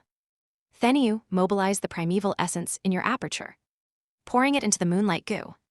A thread of white-silver colored primeval essence gushed out from the elder's body, so fine it was almost impossible to see. It entered the moonlight goo in his palm. The Academy elder was of a rank 3 realm, and only rank 3 goo masters could produce white-silver colored primeval essence. Rank 1 goo master's primeval essence was commonly known as green copper primeval essence, while rank 2 goo masters had theirs called red iron primeval essence. When they reached rank 3, it becomes white-silver primeval essence. Once it absorbed the thread of white-silver primeval essence, the crescent-shaped mark in the elder's hand instantly glowed brighter and brighter. Although it was daytime, it still issued a brilliant pale blue light. That's awesome, how beautiful. The youngsters could not help but let out praises of surprise and amazement when they saw it. The pale blue light was clear like water. It flickered faintly in the elder's palm. At first glance, it would seem as if the Academy elder's hand was scooping a handful of moonlight. The Academy elder smiled a little. Now watch carefully. The last step is just like how I will do it, launching it out. As he said this, his widely opened 5 fingers slowly closed together. Then he lifted his arm up and slowly moved it forward, his arm straight. Finally, he waved his palm lightly in a cutting motion. The entire movement was steady and powerful, swoosh. The young students could hear a light brushing sound beside their ear. Following the Academy elder's movement, the condensed water-like pale blue light in his palm was thrown out like that. The light transformed into a small moonblade in the air. The faint blue moonblade only the size of a wide-open hand. The shape just like the crescent moon in the night sky. It drew a straight line in the air before it hit a grass puppet 10 meters away. A tearing sound was heard, and the grass puppet's neck that was about 30 centimeters thick was cut clean by the moonblade. The puppet's body swayed about, the huge head suddenly falling onto the floor. After cutting the grass puppet into half, the moonblade immediately appeared dimmer.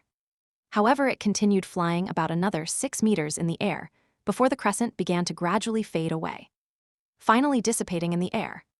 Looking at the grass puppet's neck again, one could see that the cut area was extremely flat, as if it was cut away by the sharpest sickle. The youngsters were all shocked as they saw this, their eyes wide open. A few of them even touched their own necks involuntarily, astonished by the attacking power of the moonblade. After a short silence, the sounds of exclamation began. The teenagers had shining eyes as they stared at the grass puppet, some of them staring at the elder's palm. A few of them were looking at their peers, talking and whispering excitedly. Only Fang Yuan stood hidden in the crowd with a cold expression. His stature calm in his previous life, Fang Yuan had cultivated to rank 6, and he had created the Blood-Winged Demon sect in the Middle Kingdom. He taught tens of thousands of people, and was reputed as a giant figurehead of the demonic faction. His fame illustrious. The Academy elder was just a rank 3 goo master. This small trick was just child's play to him. It would not cause any ripple of emotion in Fang Yuan's heart. All those of you who have refined the moonlight gust step out. Each one of you shall take a grass puppet and follow the way I just did it. Throwing out the moonblade, practice attacking. Once the Academy elder was finished, around 30 students stepped out. In this batch, the entire clan had 100 young teens joining the awakening ceremony. Those who had cultivating talent were around 57. Among these students, those who had chosen the moonlight gun numbered around 35. After going through these few days of hard work, they had all refined the moonlight goo. Those that were left were all D-grade talents. It was not because they did not desire to refine the moonlight goo, but it was due to the inability of their talent. So they could only withdraw after learning of the difficulty. To the youngsters of the Gu Yue clan, the moonlight goo was not a simple goo worm, but the symbol of the clan's glory. Very quickly 35 of them stood in a row. Each of them faced forward, standing 10 meters away from a grass puppet on the opposite. Fang Yuan stood in the middle of the row, but he did not garner any attention. The practice began. The students all stretched out their right hands, letting the moonlight goo move to the heart of their palms. One by one, the blue crescent mark started to give out water blue light as green copper primeval essence was poured in. But when they drew a vertical cut with their palm, only 7 or 8 crescents flew out. Among these crescents, some of them only appeared for a short moment before dissipating away. Some flew out for 2 to 3 meters before disintegrating into blue light with a bang. Some flew further, but the direction was severely off course. Flying straight up to the sky, the young teens all frowned. When they saw the elders' demonstration earlier, it seemed quite easy. But when they started practicing themselves, they realized the skill required in this action. To throw out a moonblade and to have it hit on the grass puppet, it really was not that simple. The elder had a faint smile as he watched. He saw this scene every year and was not surprised. The remaining 22 students could only stand outside the field, watching jealously. After practicing for 5 minutes, the youngsters were gradually able to produce moonblades. For a time in the training ground, pale blue-colored moonblades flew about everywhere. A few moonblades would fade halfway, a few unluckily crashing into another. Some flew out of the training field, twisting around. Those that were able to hit on the grass puppets were just a small few. Of course, these were all due to sheer luck. The academy elder started to tutor and guide each one personally. He focused greatly on Fang Zhang, Mo Bei and Kai Cheng, and those others with good latent talent. He patiently corrected their postures, teaching them his experience. Towards those C-grade talent students like Fang Yuan, he only mentioned 2 sentences. Fang Yuan kept condensing the blue light in his hand. He waved his palm a few times, cutting the air, but he did not release the light, pretending and acting.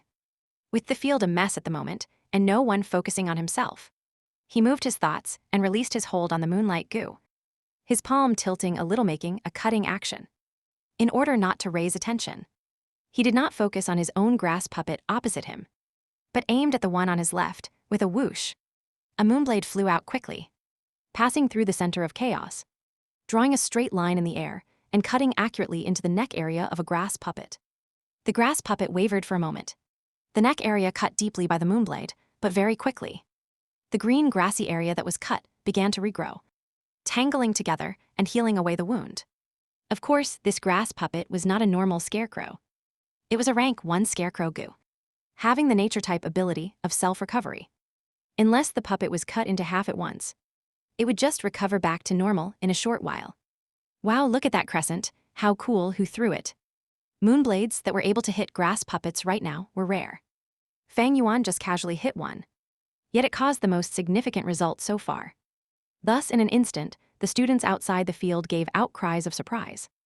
Even the academy elder's attention was caught and he asked, "That moonblade just now was not bad, was it yours?" He looked at a C-grade talent student with an inquiring eye.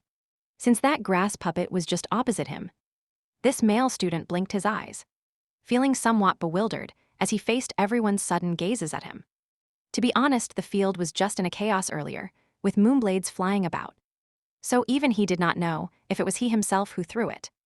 However, looking at it, it probably is me, thought the young boy. Then he nodded his head subconsciously. The youngsters around him immediately looked at him with admiration. Who is he? What is his name? Some of the girl students asked around. Even he can throw out a moonblade, I must not lose. Gu Yue Mo Bei's eyes flashed with a hint of determination. So it's not Big Brother who threw it. Gu Yue Fang Zhang inexplicably sighed with relief.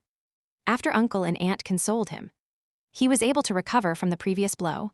Big Brother, you won first place last time because your luck was good. Picking a weak-willed moonlight goo. A goo master's cultivation cannot always rely on luck. I will win you. Fang Zhang was cheering for himself in his heart. You did well. Continue trying hard, seize the feeling you had earlier.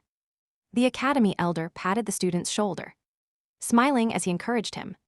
The young boy quickly showed excitement, and he nodded continuously, his eyes appearing with a different luster.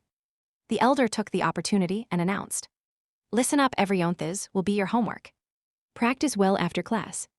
In 3 days, I will check the results. Whoever performs the best will receive 10 pieces of primeval stones as the prize. Understand, yes?" The young students all shouted loudly. They could not help but be more excited when they heard about the primeval stone reward. However, only 3 minutes later, the moonblades that flew about in the air started to thin gradually. Damn! Every single moonblade takes up 10% of primeval essence. The consumption of the moonblade is just too much. I am just a C-grade talent. My aperture can only hold 38% of green copper primeval essence. I can only throw out 3 moonblades. Those that stopped all sighed. The academy elder was calm as he witnessed everything. But his heart sighed. This is the benefit of those with high cultivating talent. To use the moonblade, it is simply just 3 words: practice makes perfect. Those with higher grade talent are able to hold more primeval essence in their apertures. And the rate of recovery is faster, so they have more chances to practice. Those with poorer talent can also use primeval stones to make up for it, strengthening the number of practices. But those with low-grade talent and have no primeval stones, though they have the mind to practice, they will still be powerless. Sigh, the Gu Master's cultivation process is just so cruel. I had just better take care of those high-grade talent students. 1 Chinese letter mu, an ancient Chinese measurement. 1 mu is 666 2/3 meters 2. 2 Chinese letter Xing house. Xing is the word for bear. 3 Chinese letter Bai house. Bai is the word for white, as in white color. Tn, well as per mentioned. Guyue clans. Guyue means ancient moon. I will keep people and clan names in their original Chinese term, but if there is any significant meaning or anything important and relevant to the story, I will explain it. Of course, I'll probably make a page in future, detailing and listing down all these names and stuff, so you can refer to it anytime. Chapter 23, Raising a Gu is like raising a mistress. The sun had already set. The sunset glow was still burning in the sky. The mountains far away in the distance were covered in a thick layer of gray ash, gradually turning to black. In the academy, a day's class was over. The students walked out from the academy in groups of 2s and 3s. I'm really happy today. I learned quite a few things, especially how I got to learn how to use the moonlight Gu. The way the moonblade flies in the air looks so cool. It's too bad that my talent isn't enough. So in the future, I can only be a logistics Gu master. I won't be able to go onto the battlefield. The young teenagers happily chatted away. A few of them called their friends over. Let's go and eat. We can drink some rice wine while we're at it. What do you think? Sure, that's not a bad suggestion. You guys go on first. I need to go to the store beside the academy's Gu room and buy a grass puppet. It will be easy to practice at home with it. Fang Yuan went to the Gu room alone. The academy's Gu room kept quite a few rank 1 Gu worms.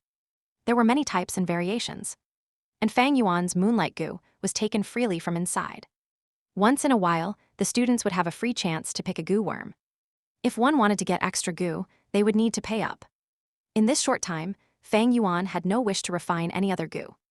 He walked to the building beside the Gu room. It was a small store. In the store, there were 7 students, each of them negotiating over the counter with the store owner for buying grass puppets. It's you, Junior. The rank 1 Gu master responsible for the store was in his 20s. When he saw Fang Yuan, he automatically greeted him while bargaining with his customers.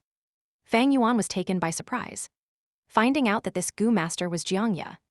It was the young Gu master that had taught the hunters a lesson in the inn. Ah, it's you, senior.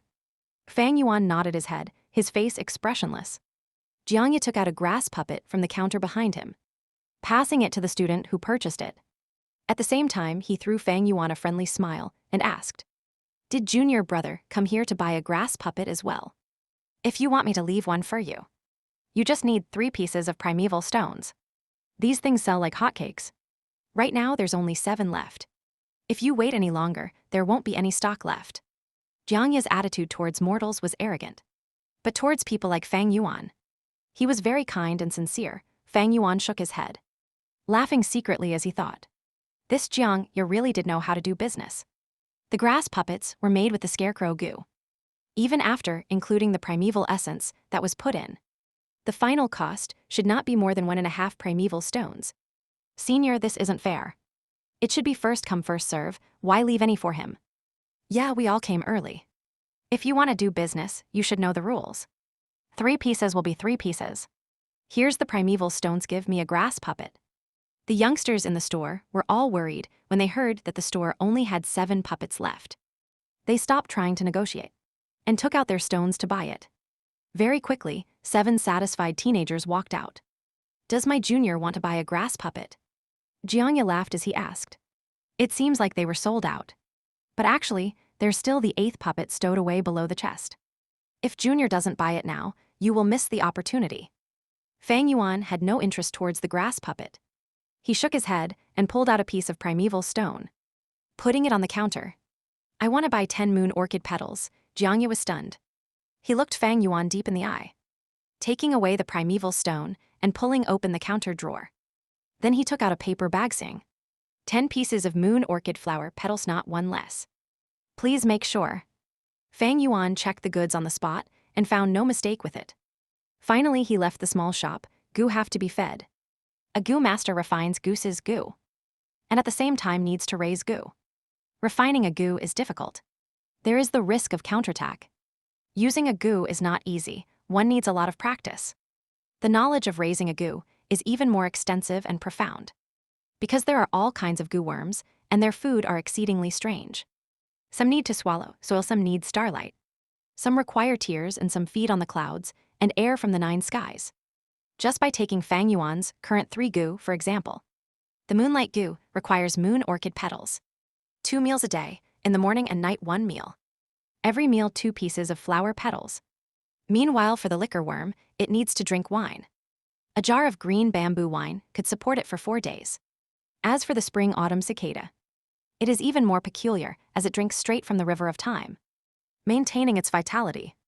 The river of time supports the flow of this world.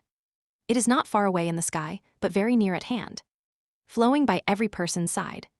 Every move made by every living creature requires the push of time. Time is like flowing water, hurriedly gliding forward. The river of time is invisible and colorless, while in reality, all living creatures are actually surviving and living in the waters of the river of time. After buying the bag of moon orchid petals, Fang Yuan went to the inn to buy green bamboo wine. The liquor worm could also drink some turbid wine or rice wine to live. However, with this kind of second-rate wine, the amount it needed to drink would increase, and it would need many jars every day. After calculating, Fang Yuan decided it would be better to buy green bamboo wine straight away. Not only would it be more worth than buying second-grade wine, it would also not arouse suspicion. Young sir, you've come. The workers in the inn had already known Fang Yuan. Fang Yuan passed him 3 pieces of primeval stones directly, saying with a familiar ease, give me a jar of green bamboo wine and make me a few good dishes. You don't need to give me the change, just put it here first. At the end of the month, when it amounts up to 1 stone, you can subtract from my bill with it. Even though Fang Yuan no longer stayed at the inn right now, ever since he moved to the academy dormitories, he would always have a meal here when he bought wine. All right, young sir, please take a seat. The dishes will be sent over immediately. The worker echoed, leading Fang Yuan to his seat. He took the cloth on top of his shoulder and gently wiped the table before leaving. Indeed, as the worker said, the dishes were very quickly served. Fang Yuan ate and calculated at the same time in his mind. A piece of primeval stone can buy me 10 pieces of flower petals. The moonlight goo consumed 4 pieces every day. A jar of green bamboo wine costs 2 pieces of stones, and it can support the liquor worm for 4 days. In other words, just to raise and feed the 2 of these goo, I would need to spend nearly 1 stone every day. It does not seem like much, but in reality, this was very costly. The monthly living expenses for a mortal family of 3 only used up 1 piece of primeval stone. From the starting of refining the goo until today, 16 days had already passed. Just to raise the goo alone, Fang Yuan had already spent 14.5 primeval stones. I have acquired the flower wine treasure, taken away Fang Zhang's bag of primeval stones, and also got the first place reward. My primeval stone assets once reached up to 44 pieces and a half. However, in the early days of refining the goo, I wasted 6.5 pieces. Then I used 14.5 pieces on feeding these goo. My living expenses cost half a piece. And today, I am probably left with 20 pieces. Fang Yuan took out his money pouch. He opened it and looked inside. The bag contained pieces of primeval stones inside. Each of these stones were grayish-white in color. Their shapes ellipsoid and the volumes equal. The size similar to a duck egg. After counting, he found that he really only had 20 pieces left. In other words, if this continued on then, Fang Yuan would only be able to go on for half a month with the remaining stones he had left. He was not like his peers. They had relatives and friends to help them out. Especially with the case of students like Gu Yue Mo Bei and Gu Yue Kaicheng, who were loaded with primeval stones. Fang Yuan could only think of a way himself. Uncle and aunt have already cut off my living expenses. But every weekend, the Clan Academy would give out 3 pieces of primeval stones as subsidy to every student. Looks like I would need to show off in the Moonblade assessment in 3 days and take that 10 primeval stone prize. Fang Yuan chewed the food in his mouth while he pondered. His current age was just at the age where the body was growing. Without realizing it, all the rice and dishes had entered his stomach. Taking up the sealed green bamboo wine jar, Fang Yuan lifted his feet and started walking. Leaving the inn, young sir, young sir. The inn worker chased after him from behind and said, just to tell young sir something. But in less than a month, the trading company will arrive to the village. By convention, they would always buy the green bamboo wine in our shop. Young sir loves our green bamboo wine and always buys a few jars every week. So the innkeeper ordered me to tell young sir about this matter. The green bamboo wine in our store has limited supply. So after we sell it to the trading company, I'm afraid we would be left with very little. Is that the case? When Fang Yuan heard the news, he frowned slightly. To know someone and tell apart the conversation. Fang Yuan had 500 years of experience. The shop worker and the young Gu master, Jiangye, spoke with similar meaning. However, Fang Yuan could naturally tell the difference with Jiangye's tricky words and the shop worker's truthful words. This matter was a little troublesome. Fang Yuan needed to feed the liquor worm, and he needed a huge amount of green bamboo wine in the long run. If this inn ran out of stock, then he would have to use huge amounts of second-rate wine to feed the liquor worm. It was not possible for him to drink several jars a day. After a while, people would be suspicious. After thinking about it, Fang Yuan took out 10 pieces of primeval stones and said, then I'll buy another 5 jars. I will need you to carry them for me and follow me to put them in the academy dormitory. All right, young sir. The worker immediately accepted the primeval stones. The moon orchid flower petals could only last for 5 days without any special storage means. So Fang Yuan would only buy a bag every time. However, the green bamboo wine could be kept for a very long time. Thus, there was no problem with this. A few workers followed Fang Yuan into the academy dorms and placed the wine jars under his bed. And then they bid their leave. As he saw the money pouch that had suddenly flattened down in his hands, Fang Yuan heaved a sigh. Refining a goo is hard, but raising a goo is also not easy. This is also considering the fact that he had his 500 years of previous life experience. So he did not need to practice using his goo, meaning that the consumption rate of primeval essence would be lessened, and thus saving him a huge sum of expenses. For those at his age around him, they would need to practice using the moonlight goo and would need to waste primeval essence. To increase proficiency, one would need to practice many times. When too much primeval essence is consumed, primeval stones would have to be used as a supplement since the recovery rate is too slow. To buy a grass puppet, it costs 3 primeval stones as well. All this is money. Fortunately, my spring-autumn cicada feeds on time and not anything else. Otherwise, I would have long gone bankrupt. I would never be able to support it. Fang Yuan suddenly felt very lucky. The more high-end the goo is, the greater the food consumption needed, or the more precious and rare the food required would be. Thus, the more difficult it would be to keep. A normal level rank 2 goo worm would cost up to around 1 to 2 pieces of primeval stones a day. It is good enough if the food is purchasable. There were some goo that required food that was relatively difficult to find. Some of it did not even circulate in the market. Just like the spring-autumn cicadas, food being time itself. This was actually more precious. After all, there was a saying, an inch of gold cannot buy an inch of time. No matter how much money you have, can you buy time? You can't. In theory, a goo master can refine an unlimited amount of goo. As long as you can refine it, whether 10, 100, or 1,000 worms is possible. You can refine as many goo as you wish to. But in reality, a goo master normally only had 4 or 5 goo. Why? The biggest reason is because it is hard to afford. The higher the grade of the worm, the more expensive it would cost to feed and raise. It often gave a goo master too many difficulties to cope with, making them have unceasing headaches over it. Another reason was unable to use.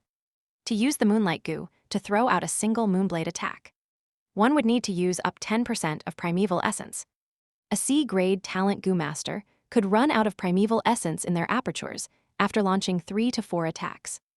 To raise so many goo, wouldn't it be a waste if one couldn't use them anyway? Thus, in the goo master's cultivation, there was a saying going around: raising a goo is like raising a mistress. To keep a mistress, you would need to buy food, clothes, a house, etc. It is very expensive, and the more you have, the more costly it is. A normal man cannot afford it, even if you keep so many. A man's energy is limited, cannot use them all. Would you raise them just to look at them? When the rank of the goo master increases, so does the food standard of the goo worm. Thus, please refrain from seeing how a goo master has no limit to the number of refining goo. In general, a goo master only keeps around 4 or 5 goo of his level. If the number of goo was raised higher, the goo master would go bankrupt. Chapter 24, Close Combat Goo Master 3 days later. Lowering your body to die. That is the usual technique of restraining against a flying fist. When your enemy comes and attacks you, quickly squat down and at the same time do a counterattack, striking his crotch and abdomen. Do not be afraid of a swinging fist. Usually those who come up and start swinging their fists at the first moment are people who have no brains and are impulsive and rash. On the martial arts field, the Academy's martial arts, one instructor spoke while he performed actions to demonstrate. A wooden puppet's right first swept over, and the martial arts instructor quickly squatted down, dodging the incoming attack. Then he threw a punch at the puppet's abdomen, knocking it down with a few punches. The students were looking at the demonstration in a circle, but most of them were lacking in spirit, showing very little interest. The Academy taught a variety of courses, and this lesson was the one that taught foundation of martial arts. Using fists and legs to exert oneself was too inferior to the handsome and cool attack style of the moonblade, making almost all the students absent-minded. The next class will be the Moonlight Goo's usage assessment. How have you been practicing so far lately? I'm still doing good. I can do 3 moonblades, but only a few of them actually hit. Usually I get 2 blades on the grass puppet. Oh, that's the same like me. I specially bought a grass puppet just to practice for this in these few days. The young teens whispered to one another, their minds long gone from the lesson. They were all worried about the assessment in the next class. Just for this assessment, they had practiced hard for a long time after class, and now they were flexing their hands and feet, looking forward to the assessment.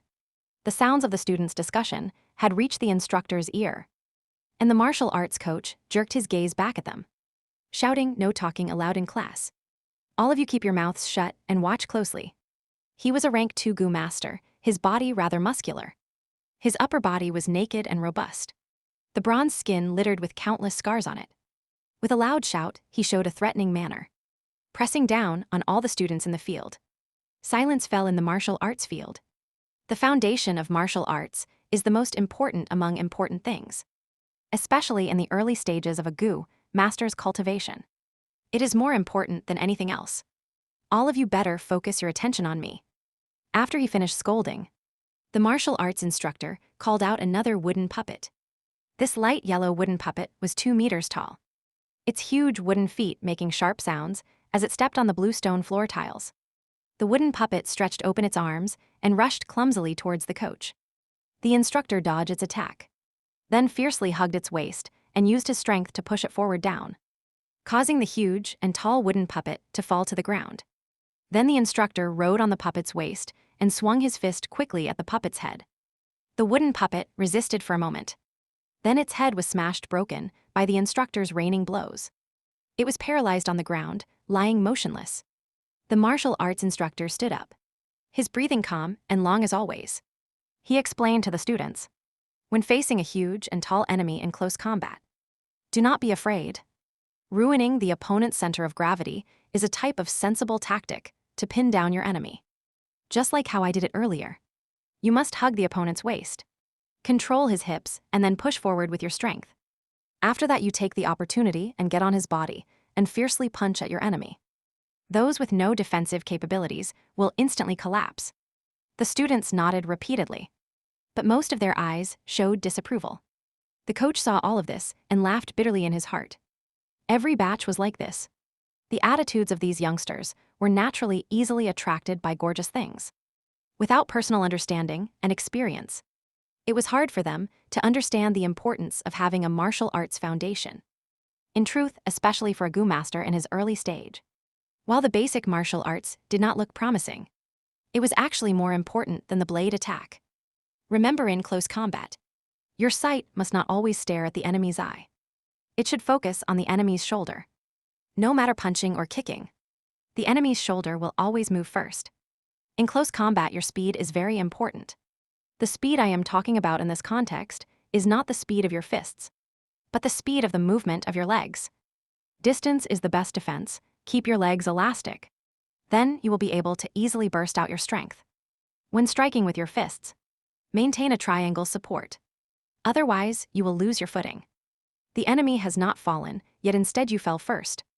The instructor patiently explained while he demonstrated.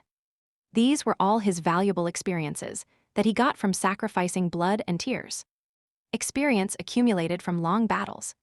Unfortunately, the students were unaware of this. They gradually started to whisper again. The focus of the discussion still on the next lesson's Moonblade assessment. This martial arts instructor is very pragmatic, but his teaching style is wrong. Fang Yuan watched quietly among the crowd, nodding and shaking his head at times. The instructor had no discipline in his teaching. He taught completely by interest, and just taught whatever he thought of. Therefore, the things he taught came out in a mess, and there was a lot of complicated info. In the beginning, many students listened seriously, but gradually, they lost interest and diverted their attention to other aspects. Only Fang Yuan listened meticulously all the way, while others were learning, was revising. His combat experience was richer than the instructor. But listening to others, narrating, was also a way of verification and cultivation. A Gu master's method of fighting is usually divided between melee and ranged. The Moonblade attack is a type of ranged attack. But when strictly speaking, it is considered medium range due to its effective distance only being 10 meters. When it came to close combat Gu masters, the martial arts instructor was the best example. Melee battle Gu masters would usually choose Gu that amplified their own body strengths and cultivate. These Gu would give them superhuman strength, agility, responsiveness, endurance, etc. Just like this martial arts instructor. His whole body was covered in bronze skin. This was, of course, not his own skin color, but it was a type of copper skin Gu's effect. The copper skin Gu would increase the Gu master's skin toughness and defense by a lot, letting the Gu master be able to endure more damage. A single Moonblade would consume 10% of primeval essence. How many times can a Gu master throw a Moonblade during battle? The number is few, especially for beginners who have difficulty forming effective blows. It can only be used as a type of trump card. The terrorizing factor is greater than its lethality. To a rank 1 Gu master, the truly useful skill would be martial arts kung fu. This is because the martial art offense is more durable and reliable. It's a pity that this fact is something that they will not understand unless they face it with their own experience. Fang Yuan lightly glanced around at his peers, a faint sneer somehow forming on his lips. The basic martial arts class was finally over. After a short rest, the students' eyes were filled with anticipation. The academy elder was late. He waved his big hand, pointing at the row of grass puppets in front of the bamboo wall. He went straight to the subject and said, "All right. Today is the day to check the results. I want 5 people in a group coming up in proper sequence, using the Moonblade to attack 3 times, swoosh." The first group of students went up, and the Moonblade danced in the air. After 3 rounds, only 9 Moonblades hit on the grass puppets. The academy elder shook his head a little, feeling slightly displeased. This hit rate was too low. The key being that among these 5, only 2 managed to successfully throw out 2 moonblades. You all better practice properly after this. Especially Yuandu. The elder reprimanded in a short sentence. Then he waved his big hand and said, "Next group." The 2 that were reprimanded dropped their heads and left the field in dismay. One of them was a girl. Her eyes a little red and her heart grieving. She was only a C-grade talent. Yet she could not bear to use primeval stones to quickly recover her primeval essence. Thus in these 3 days, she practiced very little, resulting in her unskilled throwing of the moonblade. A goo master needed money to refine Gyuray's goo. Even practicing to use goo needed cash. But where was she able to get so much money? Even though her 2 parents were supporting her from behind. But every family had their own problems. To be short of funds was often the dilemma that a goo master faced. Anyway, I don't have the slightest chance of getting number 1. I might as well give up and save on primeval stones. That is better for me. As she thought of this, her heart became calm once more. There were actually quite a number of people who thought the same way as this young girl. Because of the lack of practice, many of the students performed poorly. The academy elder's brow deepened more and more. Fang Yuan watched, secretly shaking his head. These people are really pitiful and sad. Just for a small amount of primeval stones. They gave up their own chance to make progress. Primeval stones are meant to be used. If you want to become a miser and accumulate primeval stones, then what did you become a goo master for? In other words, those who are short-sighted would often haggle over every penny and chase after less important things. As for those with lofty aspirations, they usually showed a tolerant and generous attitude, and had the strength to give up and let go of things. It's finally my turn, at this moment. Gu Yue Mo Bei's horse face lit up in a confident smile all over. And he walked up to the field. His stature was stout and gave out a fierce and strong aura.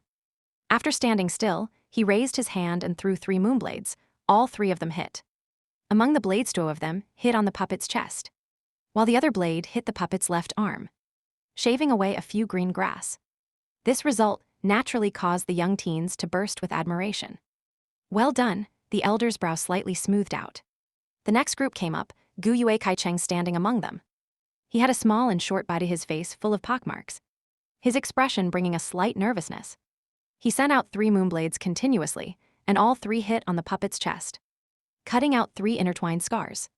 The scars went from deep to shallow, and restored back to its original appearance after a few breaths, due to the puppet's self-healing ability. However, this outcome was already tied to Gu Yue Mo Bei's result, and also received the elder's praise. Kai Cheng held his head high as he walked out of the field, looking at Mo Bei defiantly in the eye on the way. HMPH. Below the field, Gu Yue Mo Bei gave a cold snort. But he did not return Kai Cheng's glare. Instead, he continued looking at Gu Yue Fang Zhang, who had not gone up yet. His heart clearly knew that the real threats were only Gu Yue Kai Cheng and Gu Yue Fang Zhang. The previous was the same like him, a B-grade talent while also having the constant supply of primeval stones. The latter was an A-grade talent, while Fang Zhang did not have as many primeval stones as them. But just by relying on his own natural recovery speed, thanks to his grade talent, he would also be able to practice a lot in a short amount of time. Right now, Gu Yue Kai Cheng's results have appeared, showing a tie to Mo Bei, and only Gu Yue Fang Zhang was left. In the last few groups, Gu Yue Fang Zhang finally came up to the stage. 1. Chinese letter, Chinese boxing, but I translate it as martial arts. Because firstly, I'm not sure Chinese is the proper word here. This land isn't really China, and their language isn't really Chinese. Also, writing Chinese boxing feels out of place here. Chapter 25, The Light of Spring is enchanting. Is he Fang Yuan or Fang Zhang? Some of the students were muttering. There were still people who could not differentiate between Fang Yuan and Fang Zhang. The 2 twin brothers, it's Fang Zhang. Fang Yuan is always wearing a cold expression. He would never appear tense, someone answered. Oh, then there will be a spectacle. Fang Zhang is the only A-grade talent from our village in 3 years. After all, the crowd casted their eyes over to the field. Fang Zhang could feel the pressure among the gazes shot at him, and this made him feel even more nervous. Standing on the stage, his fingers were trembling slightly. He threw out his first moonblade, originally intending to aim at the grass puppet's chest. But because he was tense, he missed. In the end, the moonblade imprinted onto the grass puppet's neck area. The young teens instantly let out a sound of slight surprise. They thought that Fang Zhang deliberately did it. Instead of aiming for the easiest spot, which was the chest of the puppet, he went for the neck instead. This was a showcase of huge self-confidence towards his own attacking skill. They could not help but look forward to Fang Zhang's next move.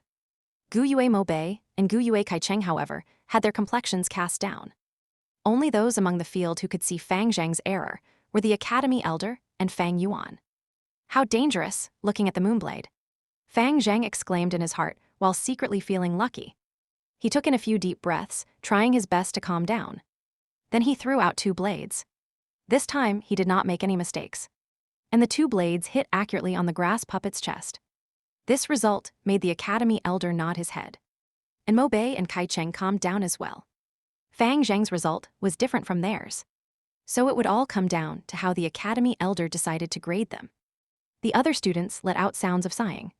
Fang Zhang's later performance was not interesting, making them feel slightly disappointed.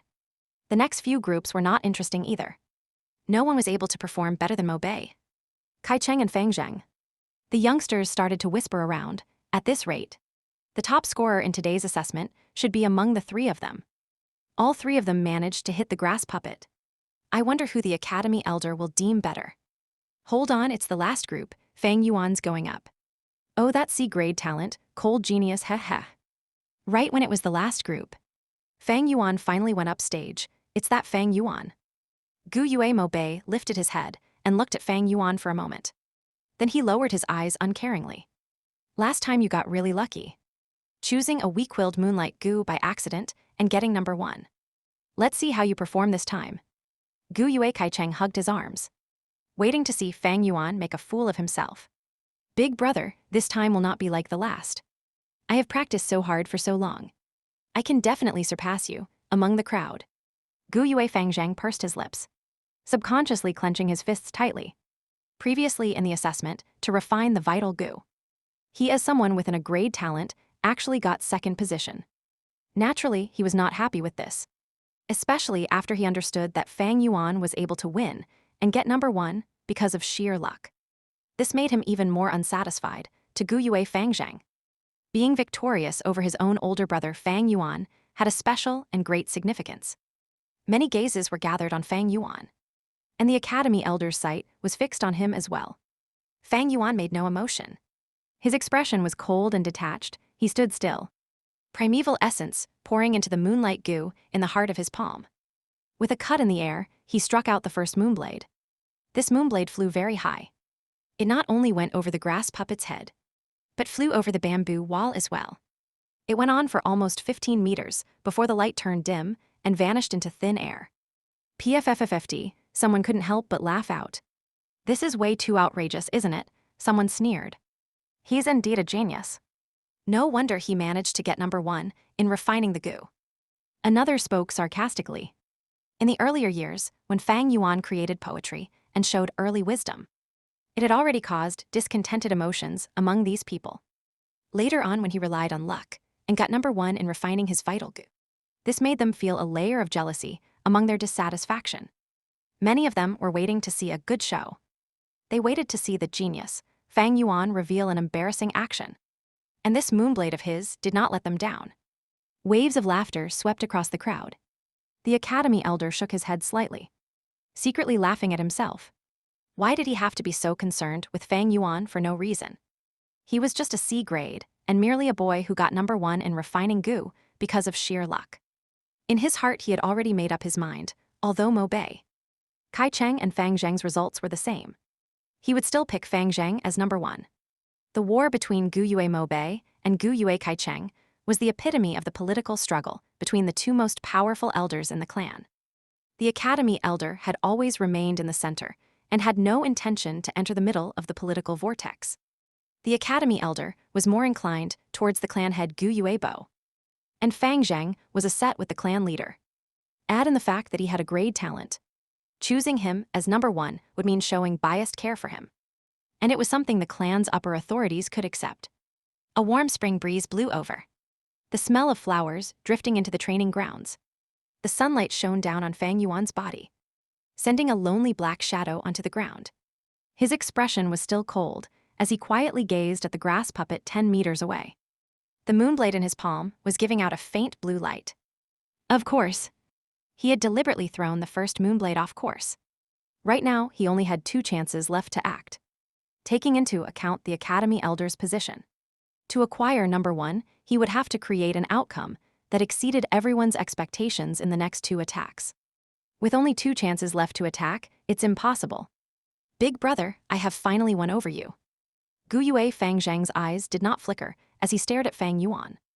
From young till old, the life shadow that his older brother had brought onto him finally faded away slowly at this moment. Fang Zhang could feel victory so nearby. His 2 fists were subconsciously clenched tight, his entire body so full of excitement that he trembled slightly. Big brother, my victory this time is just a beginning. Next, I will keep on winning over you again and again until I banish away all the shadows in my heart. I will prove to the clan the excellence of an grade talent genius. Fang Zhang told himself in his heart. But just at this moment, Fang Yuan acted. His right palm was like a knife, splitting the void. With a sharp tearing sound, the watery blue light shrouded in his palm was thrown out. It flew in the air, turning into a curved blue moonblade, shooting towards the grass puppet. In just the next second, Fang Yuan's right palm lit up again in a coat of blue light. He turned his palm and shot out the 3rd moonblade. These 2 attacks connected smoothly like flowing water. It was a seamless combination. The 2 moonblades flew out in quick succession, the distance between the 2 blades less than half a meter apart in the air. Under the stunned gazes of the crowd, the 2 moonblades accurately hit onto the grass puppet's neck. This, Fang Zhang's pupils shrank, a bad feeling emerging from his heart. In the next moment, the students slowly opened their mouths wide as they wore astonished expressions. They saw that the grass puppet's head slowly tilted to one side. Then it fell off the neck and dropped onto the ground. With a bounce, it rolled 2 to 3 meters away. Fang Yuan had beheaded the puppet. This outcome had gone beyond the expectations of everyone on field. Is this luck or skill? The Academy Elder frowned. This doubt hovered in the hearts of the rest of the students. For a time, the entire training ground lapsed into silence. How could this be? Fang Zhang murmured. He stared at Fang Yuan blankly, the surged emotions in his heart dropping instantly. Falling deep into the lowest point, Fang Yuan narrowed his eyes, acting as if he was oblivious to the gazes that fell onto him from the crowd. Cluck, cluck under the blue skies and white clouds. A group of peacock parrots suddenly flapped their wings and flew in midair. They dragged their magnificent, long and slender peacock tails, clucking in the air as they flew about playfully. Fang Yuan stood in the center of the training field, looking up under the bright sunlight. The multicolored feathers of the birds dazzled even greater and gorgeous. His expression was indifferent, as if the person who just cut off the grass puppet's head was not him. Ah, the light of spring is really enchanting. He sighed in his heart. Chapter 26, The Nature of All Organizations. As it neared nightfall, the sun on the edge of the horizon looked like blood. The afterglow rays poured into the school, where around 50 students sat upright. On the stage above, the Academy Elder was reading out names one by one, distributing allowance to them.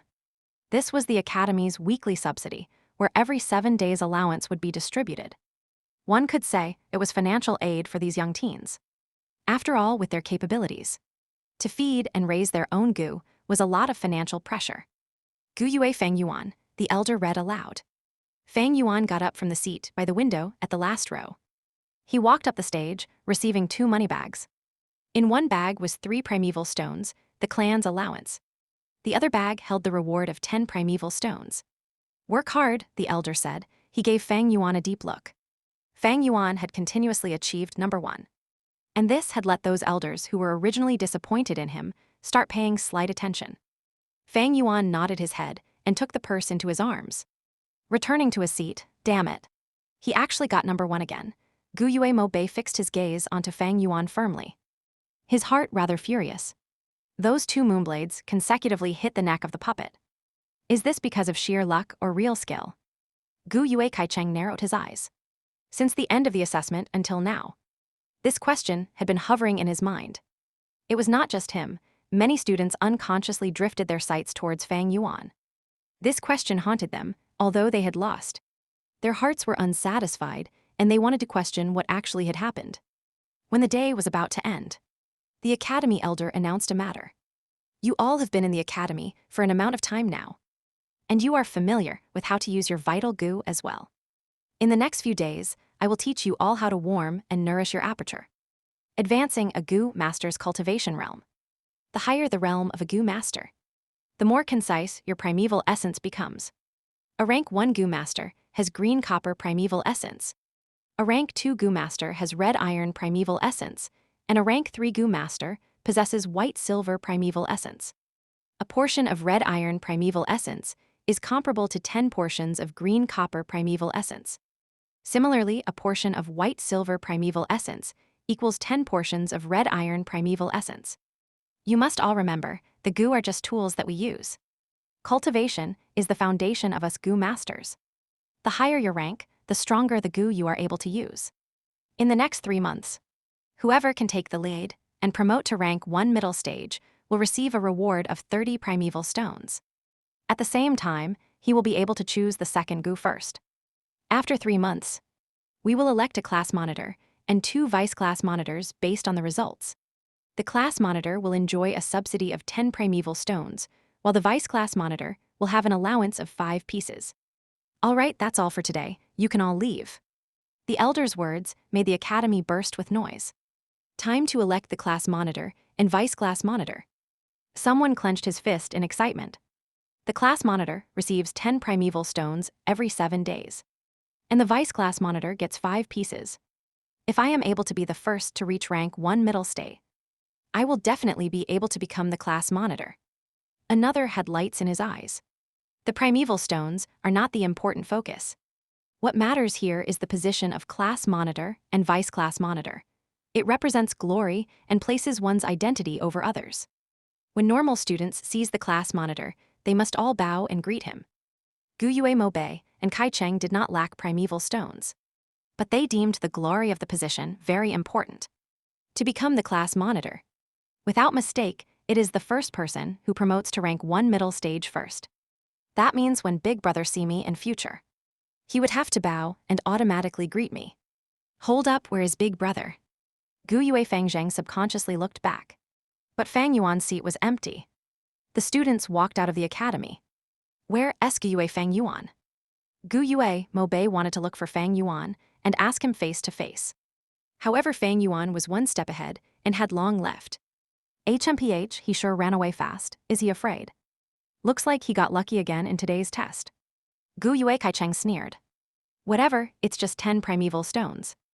I don't need to care about this small matter. Right now, what's important is to advance to middle stage and get that class monitor position. Gu Yue Mo Bei narrowed his eyes, looking at his side where Gu Yue Kai Cheng and Gu Yue Fang Zheng were. These 2 figures were his real enemy, while Fang Yuan was just a small C-grade talent. He was not on par in the first 2 times. Fang Yuan got lucky and got number 1. However, this time, it is a cultivation test, and the focus is on the talent of cultivation.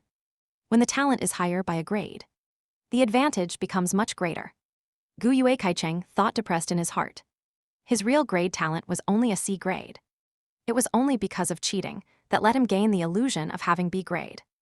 Just a mere class monitor and 2 vice class monitor positions got them itching their fists. How hot-blooded and naive they are at this age. Fang Yuan sneered as he leaned against the gateway of the academy. The so-called glory was just a valuable tool the upper levels used to motivate those below them. In the end, it was just a layer of illusionary glory. It was useless. His 500 years of experience had long allowed Fang Yuan to understand some of the secrets of life. Whether it comes to a clan sect or demonic group, whether it is this world or Earth, all organizations are like this. The high and low positions are established, making the law of promotion clear, letting those in the organization climb up non-stop from the bottom. Because chasing after profit is the nature of humans, and positions of authority often make people have superiority, creating the illusion that oneself is living a more valuable life than others. Power is like the carrot dangling in front of a donkey. The desires of humans are stimulated by it, and each of them secure their personal gains with someone with authority for it. After climbing up 1 level, there will be a higher level. While they are busy currying favor for personal gain, their hard work is squeezed out from them, and their value is exploited by the upper position. in every organization. As long as there is a chain of command, it is to give serve to those at the upper ranks. The so-called class monitor and vice class monitor position is like the smallest carrot, luring everyone else into the structure of the clan. And to stop those below from realizing the truth, those at the higher positions integrate shared values, clear-cutting the idea of gloriam deeds, etc. The establishment of high and low positions are made along with unequal benefits. Sometimes the use of religion is done to dominate people's hearts. This is the real truth. Yet it is a pity that too many people in the world do not understand. They foolishly work hard for others, and for every organization in the world. The most fundamental of its essence is just one thing, and that is the redistribution of resources. Where the higher the position, the more resources they can enjoy. In his previous life, Fang Yuan had founded the Bloodwing Demon sect in the Middle Kingdom, where he taught up to tens of thousands of people. He erected the positions of demon, Soldierstemmen generals, demon sages, etc. Each position gave their corresponding benefits, letting countless people flock over like ducks, letting Fang Yuan order them around. This kind of experience allowed Fang Yuan to understand clearly the way of thinking in this principle. Thus, any organization is just a representation, while the real basis is just one word: resources. Without food resources, one will die of starvation. Without water resources, one will die of thirst. Without cultivation resources, one will become weak and sooner or later bullied to death. And for a Gu master, primeval stones are the most important resource. Fang Yuan's two orbs were deep like an ancient pond. And as his mind reached this point, the corners of his lips curled up slightly, creating the outline of a sneer. He had long left the academy, and right now he stood at the gate entrance of the school. He saw the first batch of students coming out, gradually walking closer towards him. It's Fang Yuan. What's he doing at the middle of the gate entrance? HMPH. Every time I see his dead, dysfunctional state, I feel so pissed off. Don't worry about him, he's probably waiting for someone. The young teens paid no attention to him. Just as they were about to walk over, Fang Yuan strode across and blocked them, and plundering. Everyone must surrender a piece of primeval stone before they can leave. TN, robbing time. What a pain this chapter was to translate. Chapter 27, outright extortion. The young teens were instantly shocked and angry. What, I didn't hear wrongly, did I, Fang Yuan? Your head must have overheated and gone confused. You would actually stand at the gates of the academy and blackmail us. Have you gone mad? Who gave you the guts to put your ideas on us? Scram. You're just a petty C grade, how dare you block my way? If you don't scram, I will send you flying with my erg. Fang Yuan suddenly lashed out. His right palm furiously cut forward. His movement was quick and precise, his slice of his palm hitting the left side of someone's neck. This unlucky teenager was totally not expecting Fang Yuan to suddenly attack him. While he was still cursing at Fang Yuan, he suddenly suffered a heavy blow. His two eyes instantly rolled up, and he fainted on the spot. Fuck, you actually dared to strike? The crowd jumped, and the young teens subconsciously retreated backwards. Gu Yue Beiju fainted, what do we do? Some of them were terrified and scared, shouting around in horror, what else can be done? There's so many of us, and Fang Yuan is alone. We should all rush at him together and beat him up. Some people were shouting, their rage erupting. That's right, he sure doesn't know his place. How he dares to provoke us by himself. He's definitely digging his own grave with his overambitiousness. Everyone get on him together. Yet before they could do anything, Fang Yuan had already struck. He strode a few steps forward, rushing into the group of teenagers. He slashed his palm, and the edge of his hand cut onto a youth's neck. The young man rolled his eyes upward and fell. Oh yeah. Another teen yelled, loudly swinging his fist at Fang Yuan. Sweeping through the air, Fang Yuan lowered his body and dodged. Then he lifted his leg and kicked the boy's crotch area. WWWWWW. The youngster's loud roar was originally sonorous and indignant, but after he took the blow, his voice instantly rose higher and became sharp and shrill, filled with a kind of misery and pain. Thump. He covered his crotch with his two hands, his knees giving way as he dropped to the ground. He rolled around on the floor screaming loudly. The pain so great his entire body was covered in cold sweat. Fang Yuan swung his two fists around like a tiger that had entered a flock of sheep.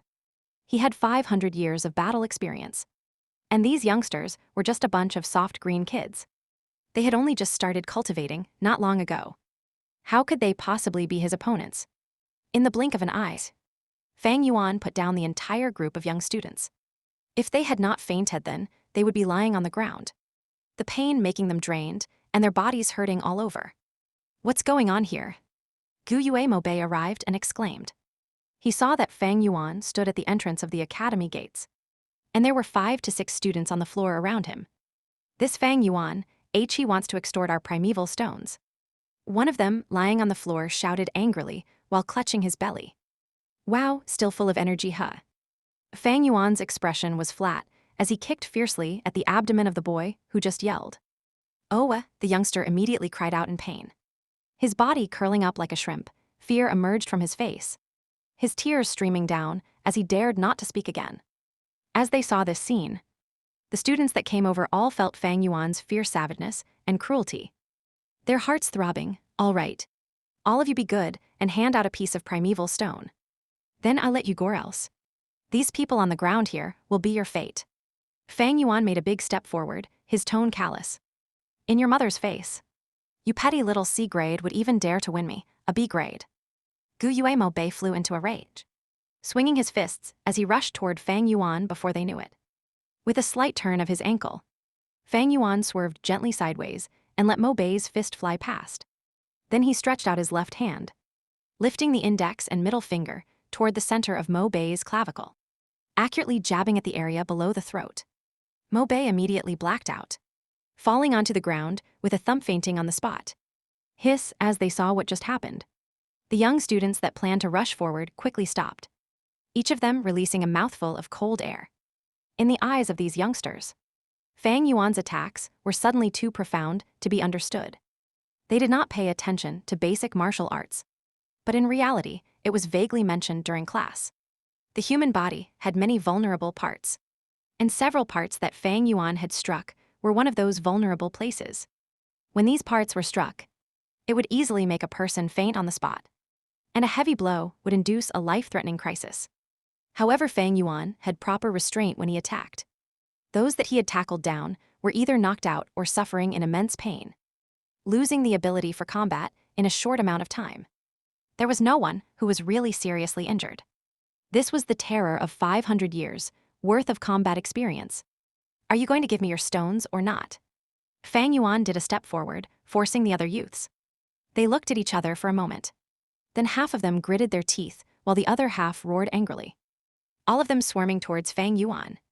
Fang Yuan dodged about while striking at the same time. His cultivation base was lowly, but his realm was still there. His heart was cool as Ice High's movements quick and precise. Thump, thump. After a few breaths, bodies fell down onto the ground again. It's too vicious, too terrible. They're not going to die, are they? There were still a few young girls left behind. They did not rush forward, their eyes were open wide. And after seeing what had happened so far, their bodies trembled more and more. Fang Yuan swept his gaze to them, and their faces turned pale as they quickly waved their hands and retreated. No, don't come over. We'll surrender the stones. After Fang Yuan received a few pieces of primeval stones, he let them go. They stumbled out of the academy gateway. While in succession, several students came over. To leave the academy, this gateway was the only route. With Fang Yuan blocking this path, he would be able to block out all the students. Damn, what's going on? The new wave of students stared in amazement. Isn't that Gu Yue Mobei? Gu Yue Kaicheng stared at the unconscious Mobei on the floor, his eyes wide and his mouth agape. When Fang Yuan opened his mouth and spoke, the youngsters were instantly angered and they attacked him. Then they fell. Sir Elder, we're just going to keep watching all of this and not stop them. What if someone loses their life? How are we going to salvage the matter? The guards were worried. Some of the guards were indignant, saying this Fang Yuan has too much guts. He would actually dare to extort his classmates at the academy school gates under our eyelids. This is acting with utter disregard of the law and discipline. As long as Sir gives the command, we subordinates will take away this kid. The violent matter of Fang Yuan blocking the gateway and openly extorting his classmates had long attracted attention since the beginning. But mortal guards had no right to punish the students, so they could only go first to the academy elder and report. when the academy elder heard the news. He did not immediately command for them to stop it. Instead, he went up the pavilion and observed from afar. Looks like this child has fighting talent. The longer the academy elder watched, the more interested he felt. Fang Yuan's use of the moonblade today had already caused some uncertainty in the elder. Right now, he watched as Fang Yuan with his strength alone, making an enemy out of the entire batch of students, bearing a sort of unstoppable fighting style of graceful demeanor. With this, the doubts in his heart were cleared. In this world, there were those who were particularly keen and sharp towards battles. These were hidden gifts. They were good at fighting, and they loved battles. In the battles, they were often inspired, and always created surprising and even unbelievable accomplishments. Ah, he's a natural battle gu master, pity. His talent is only C grade. In the end, he just lacks one step of a grade. The academy elder heaved a sigh. Sir, are you not going to stop this farce? Letting him go on with this nonsense? I'm afraid the consequences wouldn't be too good. The guards beside him had worried expressions on their faces. TN, they really do curse and swear in this novel, by the way. Hope you guys don't mind the vulgarities. Though that's probably the least of your worries in future. Chapter 28, Capital Free Business, Why Stop It? The academy elder lifted his eyebrows and laughed. He lifted a finger and pointed it at Fang Yuan, who was far away, and said, This young man has taken control of the entire situation, and his attacks are fully restrained. Look at the way he cuts at the neck. He only acts on the left or right side, but never cutting at the nape.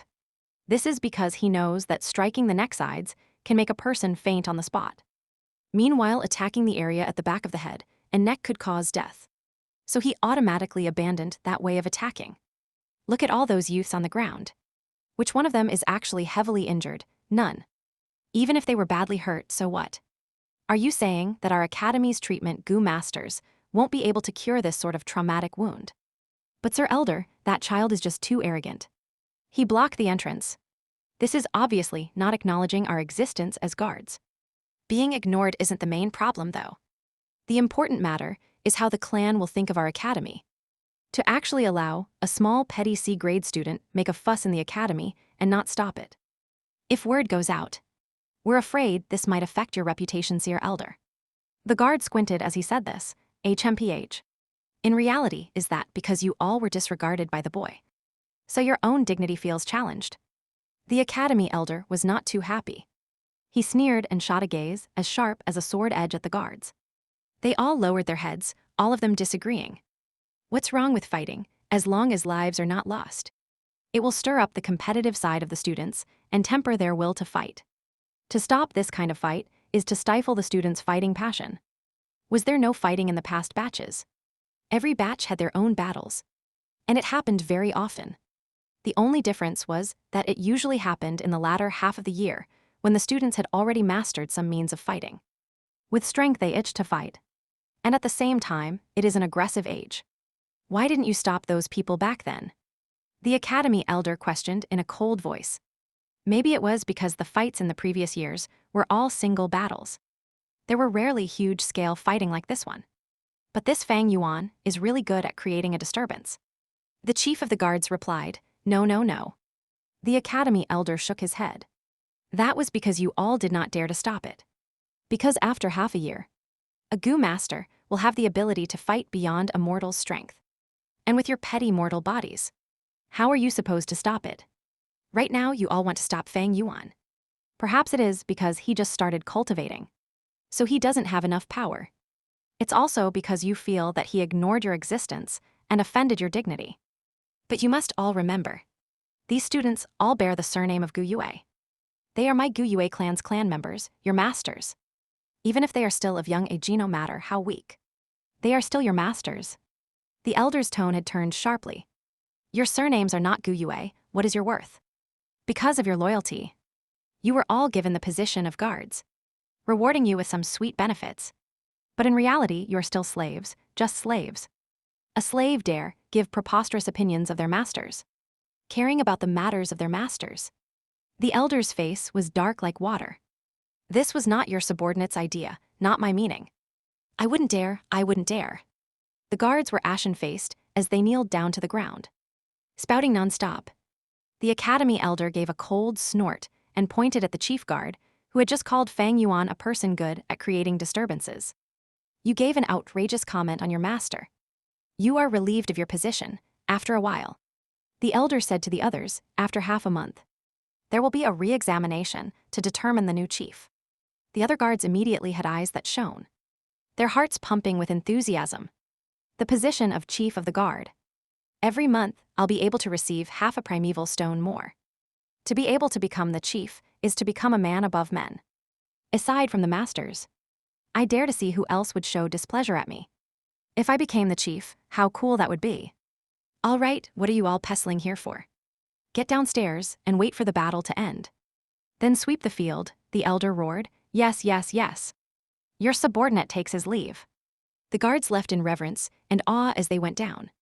One of the guards on the stairs lost his footing and fell down. Immediately, there was a series of sounds, implicating a chain of people falling and knocking down. However, under the academy elder's power and influence, the guards reddened their faces and endured in suffering, not letting out a single noise. HMPH. Those minions are just like dogs. Every once in a while, they'd get this itch to misbehave. You'd have to smack them so that they know fear and respect. Then just throw some small victories and bones to them. Letting them fight amongst themselves like dogs. Letting them compete amongst themselves to serve my clan with their life. To hold a stick in one hand and a carrot in another. This is the unique way of the upper echelons.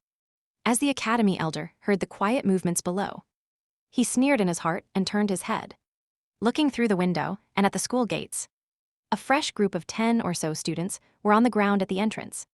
Fang Yuan stood proudly, and there were 3 young girls back to back, huddling at a side opposite him. You better not come over. If you come over, we'll shoot you with the moonblade. In their hands were a layer of blue radiance. It seemed like they were compelled to the point they would actually mobilize their primeval essence and use the moonlight goo. Fang Yuan's body was still that of a normal 15-year-old boy. And if they attacked him with the moonblade, it would not do him any good. Yet he was not afraid. Instead, he sneered at them and walked step by step towards the girls. You girls have pretty big guts, huh? Have you forgotten the rules of the school? Inside the academy, fighting using goo is forbidden. Or else the penalty will be expulsion. If you girls want to be expelled, then just do it. The young girls hesitated. Indeed, there is such a rule. The blue light in their hands faded away. Fang Yuan's eyes flashed as he caught this opening and dashed forward, his palms waving in the air, cutting down 2 of them without a shadow of doubt. Being the last one, her morale dropped and her knees turned weak. She collapsed to the ground crying heavily, begging Fang Yuan, "You come over, Fang Yuan. Please let me go." Fang Yuan stared down at the young girl with a condescending look, his cold voice sounding in her ears. A piece of primeval stone. The girl's body fluttered, and she quickly opened her money pouch, realization taking hold of her. She took out 3 to 4 pieces of primeval stones and held them in her palm, stretching out her hand to Fang Yuan. "Don't hit me. I'll give them all to you. I'll give all my stones to you." Fang Yuan was expressionless as he slowly reached out with his right hand. He lifted his forefinger and thumb, gently pinching at a piece of primeval stone from the girl's hand. The young maiden could not stop trembling. Fang Yuan's hand had a youth's pale and slender form, but in her eyes, his hand was horrifying, like a ferocious claw of terror. "I've said it earlier. I will only take 1 piece of primeval stone." Fang Yuan paused for a moment, then he said plainly, "You may leave." The girl stared at Fang Yuan for a good while. Then she finally got up. But her limbs were still weak, and she could not properly stand. Her heart was already full of fear towards Fang Yuan, and she was afraid to the point that she could not muster a single breath of energy. When the academy elder saw this, he could not help but shake his head. One of his reasons to remain an observer was to borrow the chance to see each of the students' respective fighting talents. This girl who collapsed on the ground was only a C-grade talent. But with this kind of mentality, she could only become a logistics goo master. She would be able to be productive in the clan. But there was no expectation for her to be on the battlefield. As for this Fang Yuan, the academy elder rubbed his chin, his eyes squinting with a flash of light. He felt that Fang Yuan was very interesting. Not only did Fang Yuan possess fighting talent, he even had a sense of propriety. To just extort for a piece of primeval stone was not beyond the bounds in the elder's heart. But if Fang Yuan wanted to blackmail for 2 pieces, That would be too much, and he would need to intervene. The Academy's allowance was originally 3 pieces. To have a piece taken away would still be considered harmless. But if he extorted away 2 stones, then what is the point of giving out subsidy? He might as well just give everything to Fang Yuan. Very quickly, the last group of students arrived. There were only 5 people. And among them was Fang Yuan's twin younger brother. Big brother, how could you be like this? You are too bold. To actually beat up your classmates at the gates and take away their primeval stones. Gu Yue Fang Zhang was wide-eyed as he looked at the scene. He could not believe what he was seeing before him. I advise you to quickly go to the Academy elder and take the initiative to admit your mistake. Or else with you making such a huge matter, it's not a joke. You might actually get expelled. Fang Yuan laughed and said, "You're right." Fang Zhang heaved a relieved sigh. Seeing that his older brother hadn't gone insane and could still be persuaded. That was good, but very quickly he heard Fang Yuan say again, "Every one of you a piece of primeval stone." What? Fang Zhang opened his mouth wide with surprise. Even I need to pay up? My dearest little brother, of course you can choose not to. Fang Yuan's tone was very gentle. But you will end up just like them, he said, and pointed at those fallen on the ground. Some of them had fainted, and some of them were moaning in pain. Even his own younger brother isn't spared. This Fang Yuan is crazy, he's too vicious. We cannot defeat him. A wise man does not fight when the odds are against him. We better hand it over and overcome the trouble. That's right, we'll just pass up the primeval stone first. It's just 1 piece anyway. When we go back and report to the teachers, he'll be getting it. With the lesson drawn from their classmates' mistakes, the remaining youngsters obediently accepted Fang Yuan's blackmail with gazes of defiance. Hold up, just as they were about to leave. Fang Yuan shouted at them to halt. Fang Yuan, are you actually going to go back on your word? The youths started to become nervous. Fang Yuan faced the teenagers on the ground, gently sighing. Do you guys really think that I would squat down and search through their bodies one by one? The youth stared blankly. Then they were hit by realization one by one. Each of them turned red in the face and stood at the spot hesitatingly. Fang Yuan stared at them, narrowing his eyes. There was a flash of cold light in his gaze. Immediately, the 5 youngsters felt their heart beating fast, their scalps going numb at the same time. All right, Fang Yuan, we understand your meaning. We'll just help you this once. Under Fang Yuan's despotic aura, they could only lower their heads and search through each of the young teens' money pouches on the ground, taking out a piece of primeval stone from each bag. Then they brought it together and passed it to Fang Yuan. The entire class had a total of 57 people. By extorting a piece of primeval stone from every single one of them, Fang Yuan held 56 pieces.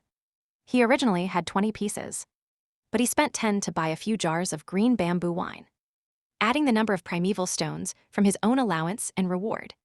The total number of primeval stones he had in his possession amounted up to 79 pieces. This sort of capital-free business that consists of extortion and plundering is really the most profitable business. Fang Yuan pocketed his money pouch that had suddenly expanded greatly into his bosom and strutted away, leaving behind a floor full of teenagers, lying like corpses on the ground, and a few teenagers, Fang Zhang among them, blankly stared after Fang Yuan's gradually disappearing shadow. Get out there fast, all of you faster. Arrange the little masters properly. The treatment Gu masterwear is he. Ask him to come over fast. The guards were yelling as they all rushed forward, falling over each other in their eagerness to present themselves. They willingly gave their all for the small position of being the chief guard. Author's note, there were some problems with the layout yesterday, but they've been corrected now, really sorry about it. I gave you all obstacles to your reading. With my new book on the list of new books, I'm really happy. This is all due to all my new friends' support. I've seen the power of you, all popularity is also rising, due to the uniqueness of the book style. I hope those of the same type will support it. This book will be written all the way, and will have stable updates. All my books have always been finished. The aspect of integrity in this matter is full drop. TN, translating author notes too. Let you understand him more. And like he said, he claims to have finished all his books. At the time of this chapter, I'm translating now. Reverend Insanity hasn't ended yet, but the author has said he plans to end it this year, after 4 or 5 years of writing this novel. And sorry for the delay. While I do plan to push out a chapter every 2-3 days, I try not to release on the third day, haha. Chapter 29, Unscrupulous 1. Put all the wine jars under the bed. Fang Yuan pointed and directed 4 workers from the inn. In each man's hands were jars of green bamboo wine. Right after Fang Yuan successfully extorted his peers, he went to the inn and bought 20 jars in one go. Each jar cost 2 pieces of primeval stones. And Fang Yuan pumped in 40 primeval stones for the sake of the liquor worm. The money pouch that had bulged out not long ago inflated by half in an instant, leaving 39 pieces of primeval stones behind. However, it was worth the money. These wine would be able to support the liquor worm for a long time. All right, the workers immediately replied. They would not dare to show any hint of disrespect to a gu master. Add on to the fact that Fang Yuan had bought so much wine. He could be said as the inn's big customer. With just a casual word before the innkeeper, the workers were able to easily put down their current activities and workload. After the inn servants left, Fang Yuan closed the dormitory door and sat cross-legged on his bed. It was already nighttime. The stars and moon in the sky were bright, and the night breeze flowed with a hint of scented fragrance. There was no light in the room. Fang Yuan calmed his state of mind, letting his focus slip into the primeval sea. The waves of the primeval sea rose and fell, the seawater giving out green copper-colored light. Every drop of seawater was the green copper primeval essence that a rank 1 gu master specially had. The primeval sea took up 44%, too, of the entire aperture. This was Fang Yuan's C-grade talent's limitation. The 4 walls of the aperture were a thin layer of white light, supporting and encasing the aperture. In the sky, above the primeval sea, there was nothing.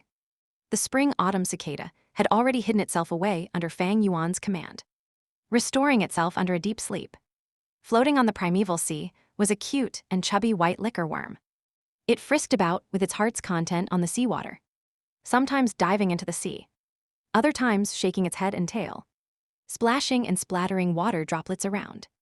Fang Yuan sent a thought through his mind, and the liquor worm immediately responded. It stopped playing and curled up into the shape of a rice dumpling, leisurely floating into the air. It rose up to the middle of the aperture and out of the green copper sea. Go, Fang Yuan mobilized a tenth of his primeval essence, transforming it into a narrow flow, thrusting it all into the liquor worm. The liquor worm had already been refined by him, so this time it did not resist. It took in the entire jet of primeval essence and absorbed everything into its body. Immediately, the sea surface dropped by a small cut. The curled-up liquor worm turned the primeval essence into a driving force and began to radiate out white light. Inside the soft light, an enshrouding mist of wine fumes were gradually produced, finally converging into a pale white wine mist. The wine mist was marvelous. It did not drift apart, instead enveloping around the liquor worm. Rise. Fang Yuan gave a thought, transferring another 10% of his primeval essence. The green copper seawater dived into the wine mist. As the wine mist melted into the seawater, it gradually lessened, and eventually there was no trace of it left. As for that 10% of green copper primeval essence, it also lost its general volume and was left with 5%. However, this 5% of primeval essence was even more condensed than before. The original primeval essence was a jade green, giving out a copper luster. Right now, although this new primeval essence had the same copper luster, the green was a darker shade. It was pale green. Pale green-colored primeval essence was the primeval essence that only a rank 1 middle stage gu master would have. The liquor worm's use was to condense the primeval essence and increase it by a small realm rank. A gu master had 9 great realms from the bottom, rank 1, rank 2 all the way to rank 9. Every great realm was split into 4 smaller realms, which were initial stage, middle stage, upper stage, and peak stage. Fang Yuan was only a rank 1 initial stage gu master right now. But with the liquor worm's help, he had 5% of a rank 1 middle stage gu master's primeval essence. If I want to condense out 5% of middle stage primeval essence, I would need to use 20% of initial stage primeval essence. I want to convert all the 44% of my primeval C into middle stage primeval essence. So I'd need to use around 180% of initial stage primeval essence. To reach this target as soon as possible, I'd need to borrow the help of primeval stones. As he thought of this, Fang Yuan opened his eyes and took out a complete primeval stone the size of a duck egg from his bag. The primeval stone was a sort of ellipsoidal-shaped, translucent gray stone. As the natural essence inside it is consumed, its size would continue shrinking. His right hand slowly closed, the primeval stone tightly clenched in his palm. He absorbed the natural primeval essence inside the stone, continuously replenishing his own aperture. The level of the sea surface that had fallen in his aperture slowly began to rise. The primeval stone was meant to be used. Fang Yuan was not stingy. By one bit he would not save it up. I do not have someone to back me up, and I do not have support from friends and family. Thus, I can only rely on extortion and plundering.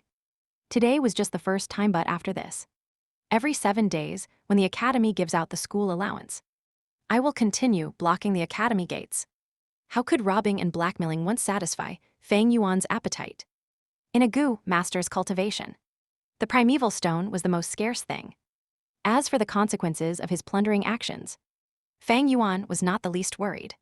This world was not the same as Earth. On Earth, schools would always prohibit fights to mainly stabilize harmony. But in this world, fighting was the main theme. No matter Gu master or common mortal, they would fight for survival. Sometimes it would be a fight with a scary wild beast. Sometimes it would be a battle against the raging weather. And other times, it could be a fight against other Gu masters over resources. As a result, moderate fighting was instead encouraged and advocated by people. From young to old, from simple brawls to battles determining life and death. This was the portrayal of most of the human lives here. This surface of this world was boundless. Just the southern border alone that Fang Yuan stayed in now. It was bigger than 7 to 8 times the entire surface of Earth itself. The living environment here was hostile and cruel. So humans would often construct mountain villages in the form of clans, holing up together. Every now and then there would be waves of beasts, or perhaps extremely bad weather assaulting a village. The Gu master would become the core force of a village's protection. And every year the situation of attrition would become more serious. Surviving requires men with strong fighting will. A clan needs battle Gu masters. There is never too much. Moreover, Fang Yuan's attacks were within the proper limit. He never attacked the lower jaw, as this would easily cause the skull to fracture and cause the loss of a human life. He also never struck the back of the head. When fighting, he did not use his fists or elbow, or even jabbing with his fingersput, he used his palm. The number of kicks he used could also be numbered. The students that fell were not heavily injured. At most, they were lightly wounded. Fang Yuan was not bloodthirsty. He just treated killing as a type of means. Every time he acted, he would have a clear goal. Whatever the type of method, whichever would let him reach his goal the fastest, he would use it. In other words, he was unscrupulous in doing things. The clouds floated over, covering the moonlight. A shadow enveloped over the Guyue village. The watchman banged on his clappers, prompting people to know that it was already deep in the night. Be careful of fires. Be on guard of beast assaults, as well as the possibility of foreign Gu masters sneaking into the village. There were still a lot of lights in the village. In the Kai family branch home, Guyue K.Lights stayed in his study. The lights radiantly bright. This high-authority old man spoke with a gentle tone, expressing sympathy as he asked his own grandson Guyue Kaicheng. I heard you were beaten up by that Fang Yuan today. Guyue Kaicheng had a black right eye and he angrily said, yes. Grandpa, that Fang Yuan was just a petty C grade. Yet he dared to act so arrogant. He blocked us all at the entrance, not caring about the friendly sentiments of his classmates. And he robbed us of our primeval stones. What's more, the academy just opened one eye and closed one eye over the incident. It was only when Fang Yuan strode away that the guards hurried over. Grandpa, this time you have to help me expel this angry resentment of mine. Instead, Guyue K.Lights shook his head. This is between you and your juniors. You were blackmailed to lose a piece of primeval stone. And you did not suffer heavy injuries. Grandpa cannot act without any justifiable excuse. Even if you were heavily wounded, I will not stand up for you. Do you understand why? Guyue Kaicheng was stunned. He struggled to think. And after a long while he hesitatingly said, Grandpa, I think I understand your meaning. You are hoping that I will rely on my own strength to find my way. Right, you only understood one aspect.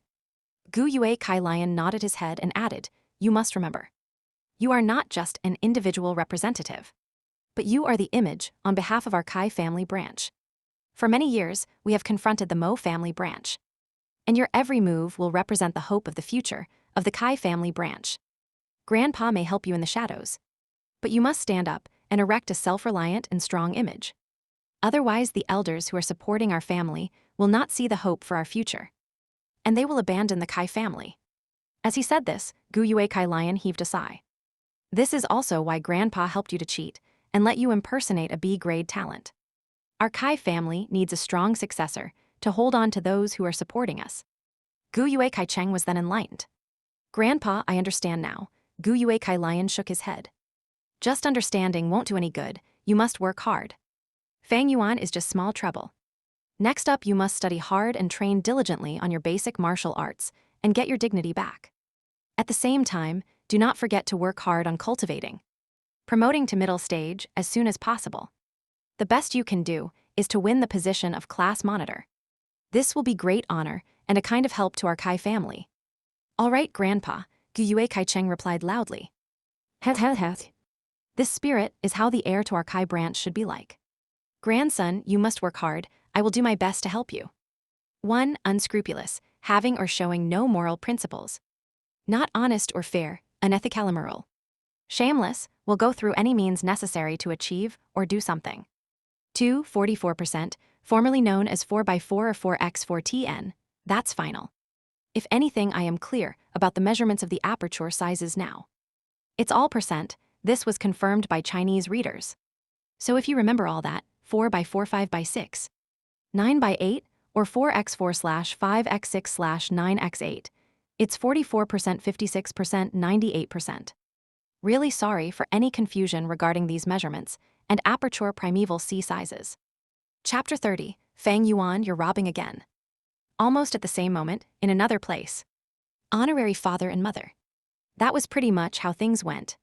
Fang Zheng stood straight, his tone respectful and cautious, in the hall. Fang Yuan's uncle Gu Yue Dong too, as well as his aunt sat in their wide-back huge chairs frowning. Aunt gnawed her teeth, while feeling injustice for Fang Zheng, and at the same time gloating over the matter. She said, Fang Yuan, that bastard son. Him extorting others is one thing, but to think he would not even spare his own younger brother. How heartless and unfeeling. However, this time with such a huge crime. I expect he will be expelled from the academy soon after this. That's enough, you should talk less. Uncle heaved in a deep sigh and told Fang Zheng. You only lost a piece of primeval stone, don't worry. Go to the treasury and pick up a stone.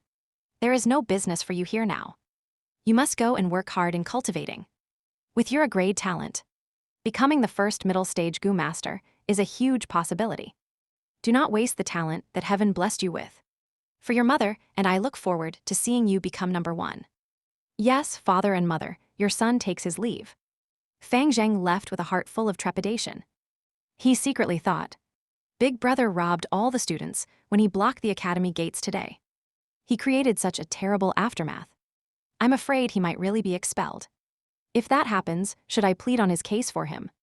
2 voices appeared in his head. A voice said, No need to plead for him. He even robbed your primeval stone away, although you were his own young brother. Even if he was expelled, that was his own fault. If heaven commits a sin, it can be forgiven. But if one commits a sin himself, he deserves to die. Another voice said, But he is your very own older brother. He shares a similar face, high's blood thicker than water. All right, even if you do not acknowledge him, you still must plead his case. If you do not do so, how will the outsiders look at you? I'm afraid they might think of you as a heartless and ungrateful person. Seeing Fang Zheng leave the hall, Aunt could not help but exclaim happily, Husband, we cut off Fang Yuan's living expenses. This little bastard finally couldn't stand it and went off committing a huge error. To actually dare to block the academy gates and fight in public. Not to mention extortion. This is the equivalent of provoking the academy elder. I dare say the time for him getting expelled is very near. However, Uncle shook his head. You think too simply of things. Fang Yuan will not be expelled. In fact, there may not be any punishment. Why? Aunt was puzzled. Uncle snorted. Brawls and fights are encouraged as long as there are no heavy consequences. Did any students die in this fight? No. Aunt refused to comply. Husband, How would you know there weren't any casualties? There are always accidents happening from fighting. Uncle closed his eyes, leaning against the back of his chair. Woman, you are really naive. Do you really think the academy elder is just for show? When did the guards start acting? They came out at the last moment. This means that the entire scene was under control. If someone was heavily injured, they would have rushed over a long time ago. Not at the last moments. You are not a goo master, so you won't understand. The academy does not forbid brawls among the students. But in fact, they maintain an encouraging attitude towards it. The more brawls there are, the more helpful it would be for battles. Some students can even create strong bonds through fighting. The elders will not pursue this. It is already a routine. If anyone wants to take action on behalf of their offspring, it would break the rules. Aunt was dumbfounded as she heard this, and she replied in an unsatisfied manner. Then nothing's going to happen to Fang Yuan, who robbed away such a huge amount of primeval stones. He's just going to be let go like that. With such a big number of primeval stones, it will bring a lot of help to his cultivation. Uncle opened his eyes, his face cloudy. What else can we do? Are you expecting me to go over by myself and snatch away all his primeval stones? However, this matter is not something that we cannot exploit. For Fang Yuan to rob and extort even his own brother Fang Zheng.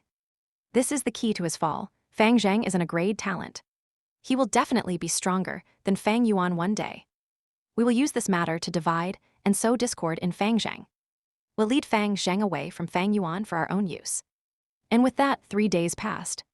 The disturbance that Fang Yuan caused from his robbery and extortion did not spread nor grow bigger. But instead it gradually died down. No elders broke the rules and came to find trouble for Fang Yuan. And the academy elder naturally closed one eye and opened one eye, acting like nothing happened. Although in this period of time, there were 2 to 3 youngsters who refused to accept the truth of having their primeval stones taken. And they challenged Fang Yuan. But after Fang Yuan knocked them down easily, everyone became aware that if they did not train hard in martial arts, they would never beat Fang Yuan. Among these teenagers, a burst of mass fervor towards training hard in martial arts erupted. The martial arts instructor was overjoyed. He had never seen a batch of students so enthusiastic and dedicated towards martial arts.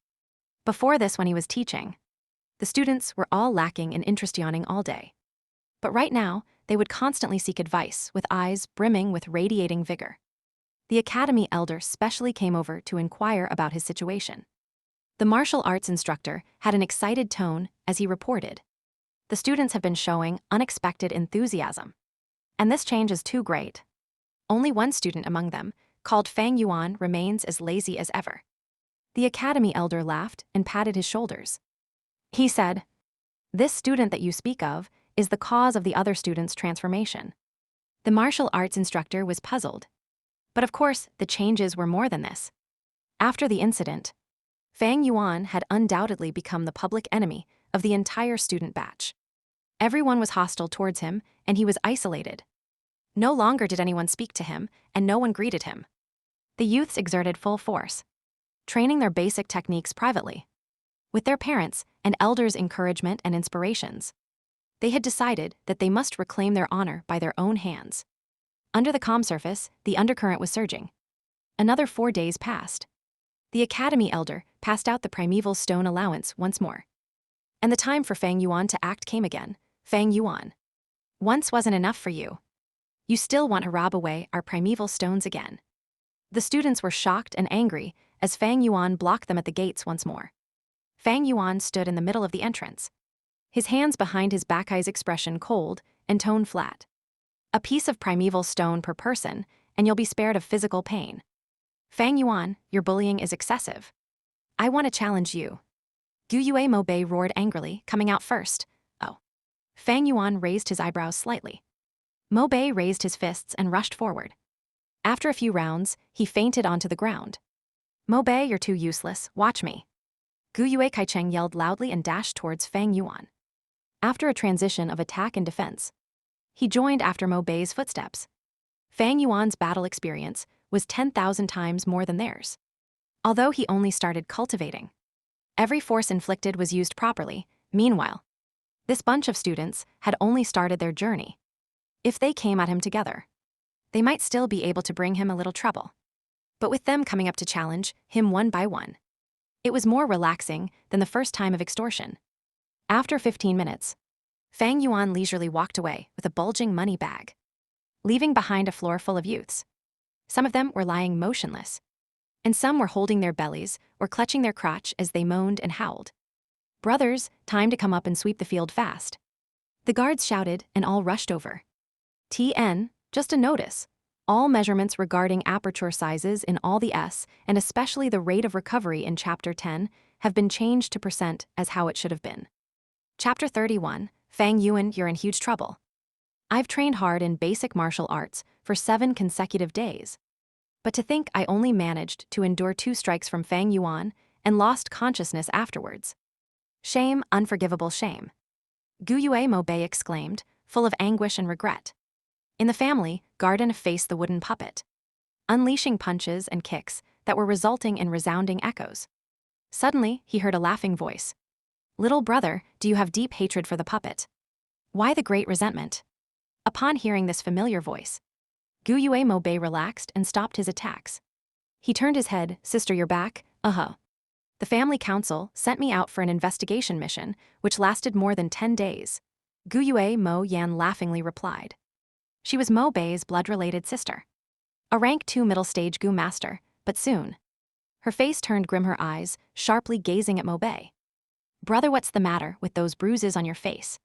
Who bullied you? It's nothing. I accidentally tripped and fell. A hint of panic flashed across Mo Bei's face as he came up with an excuse.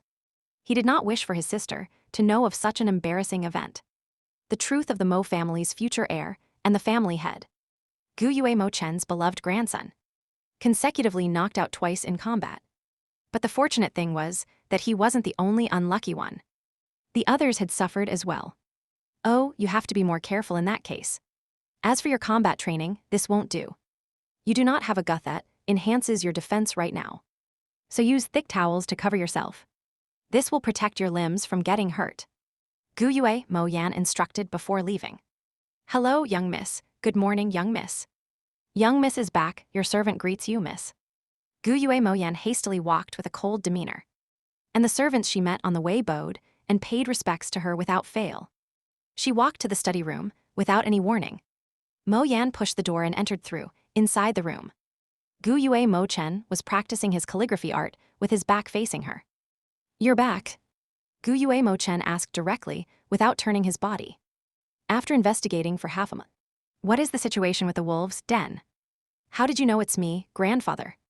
Mo Yan gasped, slightly taken aback. HMPH. In the entire family. You're the only person that dares to enter my room without even knocking the door once. Who else can it be besides Yaomi, beloved granddaughter? Gu Yue Mo Chen reprimanded, although his face showed traces of concern and warmth. And he looked at Mo Yan with a smile. Mo Yan pouted.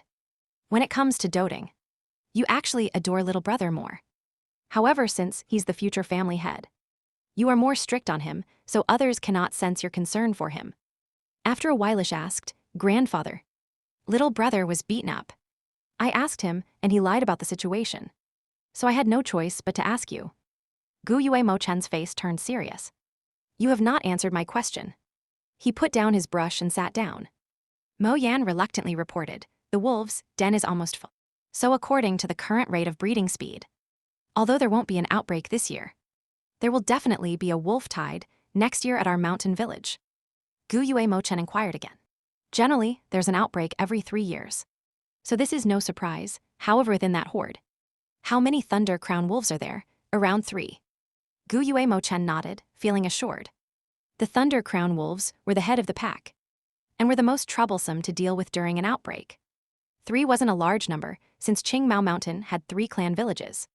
Each village could handle 1 wolf, and the pressure of the outbreak would be greatly reduced. Grandfather, you have not told me about my little brother's matter yet. Mo Yan pursued again. I suppose there's no matter telling you. But he was beaten up, the first time was 7 days ago. And the second time happened today. It happened in front of the school gates. And he was beaten until he sprawled on the ground and fainted on both occasions. Gu Yue Mo Chen laughingly replied. Who has the guts to knock out my little brother? Mo Yan stared wide-eyed. He's a classmate of Mo Bei called Fang Yuan. He fights really well, Gu Yue Mo Chen sniggered. Gu Yue Mo Yan's eyes grew larger. And she was perplexed as she replied, "Grandfather. What are you saying? He is your own blood-related grandson." Gu Yue Mo Chen stared deeply at his granddaughter and spoke meaningfully. "Mo Yan, my dear, you are a girl, so you may not understand. Defeat and humiliation only serve as fuel for improvement. Without failure, one can never develop and grow into a true, mature man. Mo Bei was defeated, and that is his own failure. Once he wakes up, he will ask fighting techniques from the teachers. This is a sort of improvement. And this improvement comes from Fang Yuan, who beat him into realization, as his sister. If you really care and want to protect your brother, you should not interfere with his growth. Fang Yuan is just a boy with C-grade talent, while Mo Bei has B-grade talent. With us supporting him, he will step over Fang Yuan and drive him into the ground eventually. Leave this opponent to Mo Bei. In a woman's life, she needs a family and a lover, but for a man, a family is not a necessity. What he cannot lack is a rival. Do not find trouble with Fang Yuan, do you hear me? This is a matter between the youths. If you get involved, this will be perceived as bullying. Breaking the rules like that will cause our Mo family to be looked down upon." Mo Yan gasped wordlessly but under Gu Yue Mo Chen's gaze. She finally lowered her head. "Yes, grandfather, your granddaughter understands." She staggered out of the study room. But even Gu Yue Mo Chen did not notice. Her eyes shined ominously. "Grandfather, this is your way of loving your grandson. And I, Mo Yan, have my own methods." Mo Yan's heart already had different plans. In the inn's dining room, several tables were occupied, and people were having dinner. Thus the environment was rather lively. One or two waiters served dishes rapidly, traversing between tables. Fang Yuan sat at the table near the windows. He ordered a few dishes and ate while gazing out of the window. Looking out, the sunset looked like fire, slowly burning away. Half of the sun had already set. It longingly gazed at the lands, its afterglow being the sun's reluctance. Far up the mountains, it was already veiled by the seeping nightfall. The streets nearby were gathered full of people who were going home. Some of them were barefooted, some muddy farmers. Some of them herb pickers. Some hunters holding mountain pheasants, wild boars and other animals, and some were gu masters. They wore a blue uniform looking clean and spirited, a headband and a waist belt completing their appearance. The belt had a specific function. For rank 1 gu masters, it was a blue belt. There was a bronze plate at the front, and the number 1 could be seen for rank 2 gu masters. Their belt was red, and the steel plate in the middle showed the number 2. Sitting at the side of the window, Fang Yuan observed that there were 6 to 7 rank 1 gu masters, and they were mostly young men. There was also a rank 2 gu master, a middle-aged man. As for rank 3 gu masters, they were the family elders. And 4th rank would be the clan head, the lord of a village. Rank 5 gu masters were hardly seen. And in the entire history of the Gu Yue clan, there were only the 1st generation clan head and the 4th generation clan head who had reached this level. Actually, finding out a clan's strength is very simple. Just find a spot in the village, settle down, and observe the people for a few hours. See how many rank 1 and rank 2 gu masters there are, and you'll be able to see the clan's strength and wealth. Fang Yuan came to a conclusion with his accumulated knowledge of 500 years. Using the Gu Yue village as an example, there were around 20 people walking on the streets, and 6 were gu masters. In these 6, there was a 50% chance of having 1 rank 2 gu master. With this strength and capital, the Gu Yue clan managed to monopolize one of the best resource locations in Qingmao Mountain. But the mountain was just a small corner in the entire area of the southern border. The Gu Yue clan could only be considered as a middle-low-tier clan. I have only started my cultivation, and with rank 1 initial state, I do not even have the qualification to roam the southern border. I need at least rank 3 cultivation to be able to further roam the world. Fang Yuan sighed as he consumed his dinner. Qingmao Mountain was too small. It could not contain his ambitions, and he was determined to leave. Haha, Gu Yue Fang Yuan, I have finally found you. At this moment, a middle-aged man laughed deviously as he approached. Ahem. Fang Yuan turned slightly to see a man with a yellowish skin tone and hanging brows. But he had a huge body size and developed muscles. He strode several steps to Fang Yuan with his arms folded and proudly stared at the youth who was still consuming his dinner. With a hint of hostility, Fang Yuan. You've gotten yourself into huge trouble, do you know that? Het. You have dared to hit our young master of the Mo family. And now our young miss is here to settle the score with you. The middle-aged man snickered continuously. He constantly stared and sized up Fang Yuan, faintly emitting a threatening aura. This chapter was brought to you by Chibaijin and Skyfaro. Credits to Chibaijin for helping with the translations. Chapter 32, Making Fun. If a normal person was stared at by this middle-aged man, they would have probably developed fear in their hearts already. However, Fang Yuan lost interest after looking at him for a second and continued focusing on his meal. Treating this man as if he were invisible, who's that guy? He wears the clothing of a family servant. And he is not a gu master. Why would he dare to question young Master Fang Yuan? An employee wondered as he hid at the corner of the inn, sensing that the situation may turn ugly. HMPH, he's like a fox assuming a tiger's ferocity. By using the Mo family as his backing, this servant man dares to clamor at a gu master. If it were any other mortal man, they wouldn't have the guts to do this. Someone beside the employee replied in disdain, even so. As a mere mortal, he has the guts to cause a ruckus towards a gu master. Tusk, this kind of experience must feel really great. You shouldn't think that a gu master is always high and mighty. Young Master Fang Yuan is merely a rank 1 initial stage gu master. And he has just managed to refine his vital gu. If they were to fight now, he may not be the opponent of this muscular and strong mortal. K.Lights just hope that when they fight later, they will spare our inn and the furniture. The employees chattered back and forth, but none dared to take a step forward, only staring from a distance. You still have the mood to continue eating. Seeing as how he did not manage to intimidate or scare Fang Yuan, the muscular middle-aged man had a hint of doubt in his eyes. Do you think I'm lying to you? There are already people reporting to young miss, and she will be here shortly. Do not attempt to run away, young lad, because you won't be able to get away. My job here is to make sure you stay put. There will be much suffering for you later. Fang Yuan paid no heed to the man and continued eating his meal. The middle-aged servant frowned as he did not see a hint of panic or shock from Fang Yuan. This made him feel ignored, and his pride was severely offended. He had been a servant in the Mo family for over a decade, and he had acquired the trust of his master. Over a long period, he would naturally come to learn about the details of gu masters. Rank 1 gu masters mostly relied on their physical combat skills. In battle, a gu worm's worth was attributed more to its deterrence factor than as a fighting force. He knew especially that for a young gu master like Fang Yuan, who had just started cultivating, his physical strength was far inferior when compared to a grown man. If it came down to close combat, he who had trained for many years would gain the upper advantage. At the same time, Fang Yuan had supposedly only refined the moonlight gu. So at the max, he would only be able to shoot out several moonblades. The middle-aged man was used as a sparring partner from a long time ago.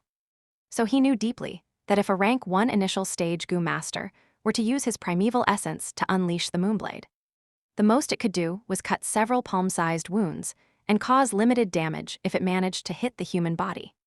Additionally, man had the backing of the Mo family.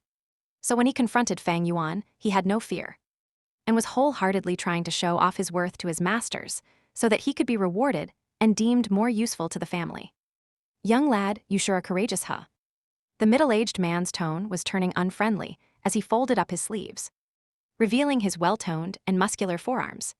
His 2 arms were large and full of scars. The forearms had thick protruding veins and were even thicker than Fang Yuan's legs. The inn employees watched in fear, and several customers were already getting up, paying the bills and leaving this land of conflict. Fang Yuan has been found. Suddenly, the door emitted a proud, loud female voice. Mo Yan strode forward in big steps and entered the inn. Behind her were numerous family servants.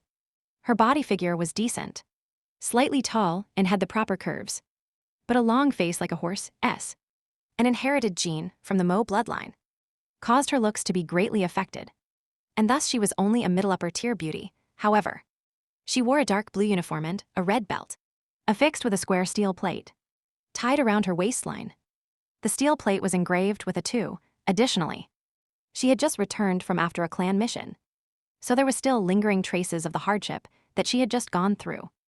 These added up to create a field of pressure and threat that was emitted to her surroundings. The instant she stepped into the entire place went silent under her aura. "Your servant greets you, young miss." The middle-aged man changed his attitude completely upon seeing Mo Yan. He tried to smile charmingly, and he bent his body as he walked a few steps and knelt on the floor. Greeting Mo Yan, upon seeing this change in behavior, the workers in the inn could only stare in shock with their mouths wide open. The tall and muscular figure, as opposed to his humble, groveling attitude, was a great mismatch and was seemingly amusing. But the employees of the inn did not laugh, as his behavior only greatly showed off Mo Yan's imposing pressure and status. Some of the inn workers could not help but worry for Fang Yuan, as he was their major customer. If something were to happen to him and made him unable to patronize the inn any further, it would be a huge loss. More of them were secretly praying for Fang Yuan to surrender. If a fight really broke out and destroyed the inn's property, that would be worse. Mo Yan did not even take a look at the groveling Gao Wan. Her eyes were fixed on Fang Yuan. She took a few steps forward and demanded in a fierce tone, "So you are Fang Yuan, you seem to be having a good meal. Hehe, have you ever had a knuckle sandwich? I'll give you a taste of it, it might be even more delicious." Even though she said that, Mo Yan did not make a move. Fang Yuan's actions were too calm, it was strange. Did he have any secret backers that were protecting him? But it shouldn't be so, I've checked before coming. This Fang Yuan only has an uncle and aunt that dislike him, while both his parents are deceased. And he even got chased out of the house by his uncle and aunt. In addition, only has C-rank talent. So how could such a weak young man have any sort of background? Mo Yan thought in her mind. Regardless of this, the situation was still too peculiar. She had to test and probe further. Fang Yuan laughed and squinted at Mo Yan, saying, "Who told you I was Guyue Fang Yuan?" Mo Yan was momentarily stunned. Then she took a look at Gao Wan, he had just stood up. But upon seeing this, he immediately knelt back down with sweat pouring out of his forehead. He stammered and could not give a coherent reply. "Master, your servant, they had a drawing of Fang Yuan." But they did not know that Fang Yuan and Fang Zheng were twins that looked almost identical. No wonder this young man looked like he had no fear. He is actually Fang Zheng and not Fang Yuan. Mo Yan's servants guessed in their minds. Fang Yuan cannot be compared to Fang Zheng. The former is merely a C-ranked loner with no background. The latter, however, has a rank talent and was pulled into the clan head's faction at the awakening ceremony.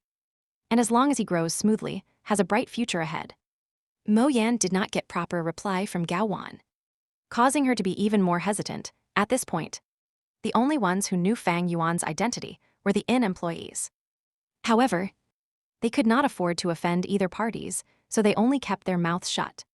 Fang Yuan was satiated from his meal. He stood up and glanced lightly at Mo Yan. "You want to find Fang Yuan? Come with me. I'll bring you to the school hostel to look for him. If the person in front of me is Fang Zhang, I would not want to offend him, however. Even if he is really Fang Yuan, I will follow him closely on this trip, so I have no fear of him impersonating Fang Zhang."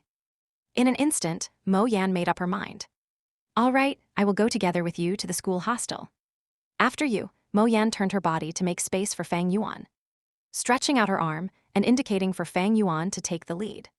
Fang Yuan laughed nonchalantly and strode forth. Mo Yan followed closely behind, with her servants trailing at the back. So close, they're finally gone. Even if they start fighting, it is none of our inn's business anymore.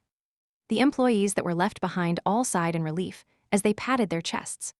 A group of people approached the school hostel. "Halt. Stop right there. The school hostel only allows our clan's Gu masters to enter and leave." The two guards at the door stopped Fang Yuan. "Mo Yan and her gang. Insolent, do you not recognize who I am? How dare you stop me?" Mo Yan stared at the two and screamed. "We dare not," the two guards hurriedly gestured. "Young Miss Mo Yan, this guard holds you in high regards. However, the clan rules are absolute, so how about this? You can bring one servant in. This is the most we can do for you." An elderly guard politely responded. Mo Yan clicked her tongue. Her heart was full of dissatisfaction. Yet in the presence of the clan rules, she did not dare to break them. The Mo family was prosperous, and thus they had many enemies. Do not forget that aside from the Mo family branch, there was also the Kai family to contend with. Apart from the Kai family, The clan head's faction also wanted to get a hold on the Mo family. All of you stay behind, Gao Wan will follow me. Thinking about it, Mo Yan gave her orders. Gao Wan immediately held his chest up high with a look of joy on his face. Thank you. Young miss for the opportunity, let's go Junior. Mo Yan smiled at Fang Yuan with a questioning look. Fang Yuan remained unfazed as he led them in. He reached the dormitory door. Opened the lock and pushed the door open. He then took a step into the room and stopped. Within the room, there was nothing extra. It was all simple furniture, and there was no one else. Mo Yan stood at the doorstep. Took a look inside and her face turned grim. Junior. You better explain yourself, well there is no one in the room. Fang Yuan smiled faintly, aren't I someone? Mo Yan stared at Fang Yuan. A glint flashing in her eyes, as she suddenly seemed to have understood. I am looking for Gu Yue Fang Yuan, Fang Yuan snickered. You know I never said that I was Gu Yue Fang Yuan. TN, here's a special double chapter release for your pleasure. Happy weekend, that will come in 2 days as per normal. This chapter was brought to you by Chibaijin and Skyfaro. Credits to Chibaijin for helping with the translations. Donations will be opened up in the, and I wish you all well. Thanks for all the support so far. Chapter 33, go ahead and scold away, Mo Yan frowned. Then her rage burst forth almost instantly, as she suddenly understood that she had been fooled by Fang Yuan. You are tremendously brave to even consider lying to me.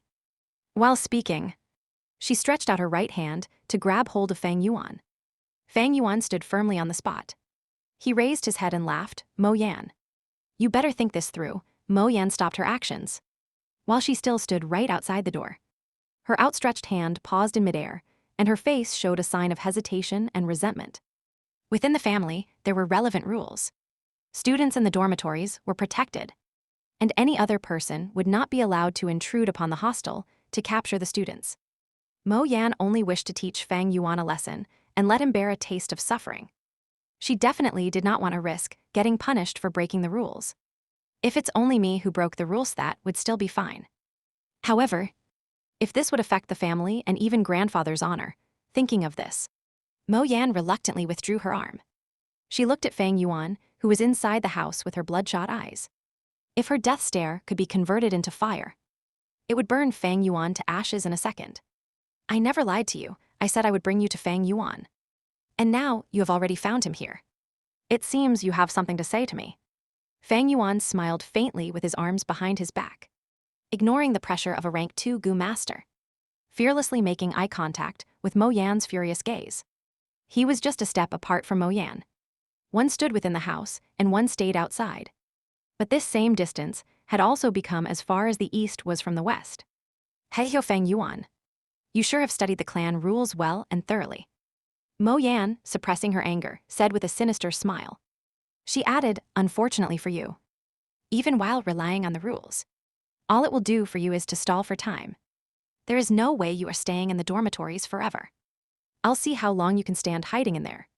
Fang Yuan laughed refreshingly and looked at Mo Yan with disdain. Then all the more I want to see how long you can disturb me. Ah, it is already late. I have a bed to sleep in, but what about you?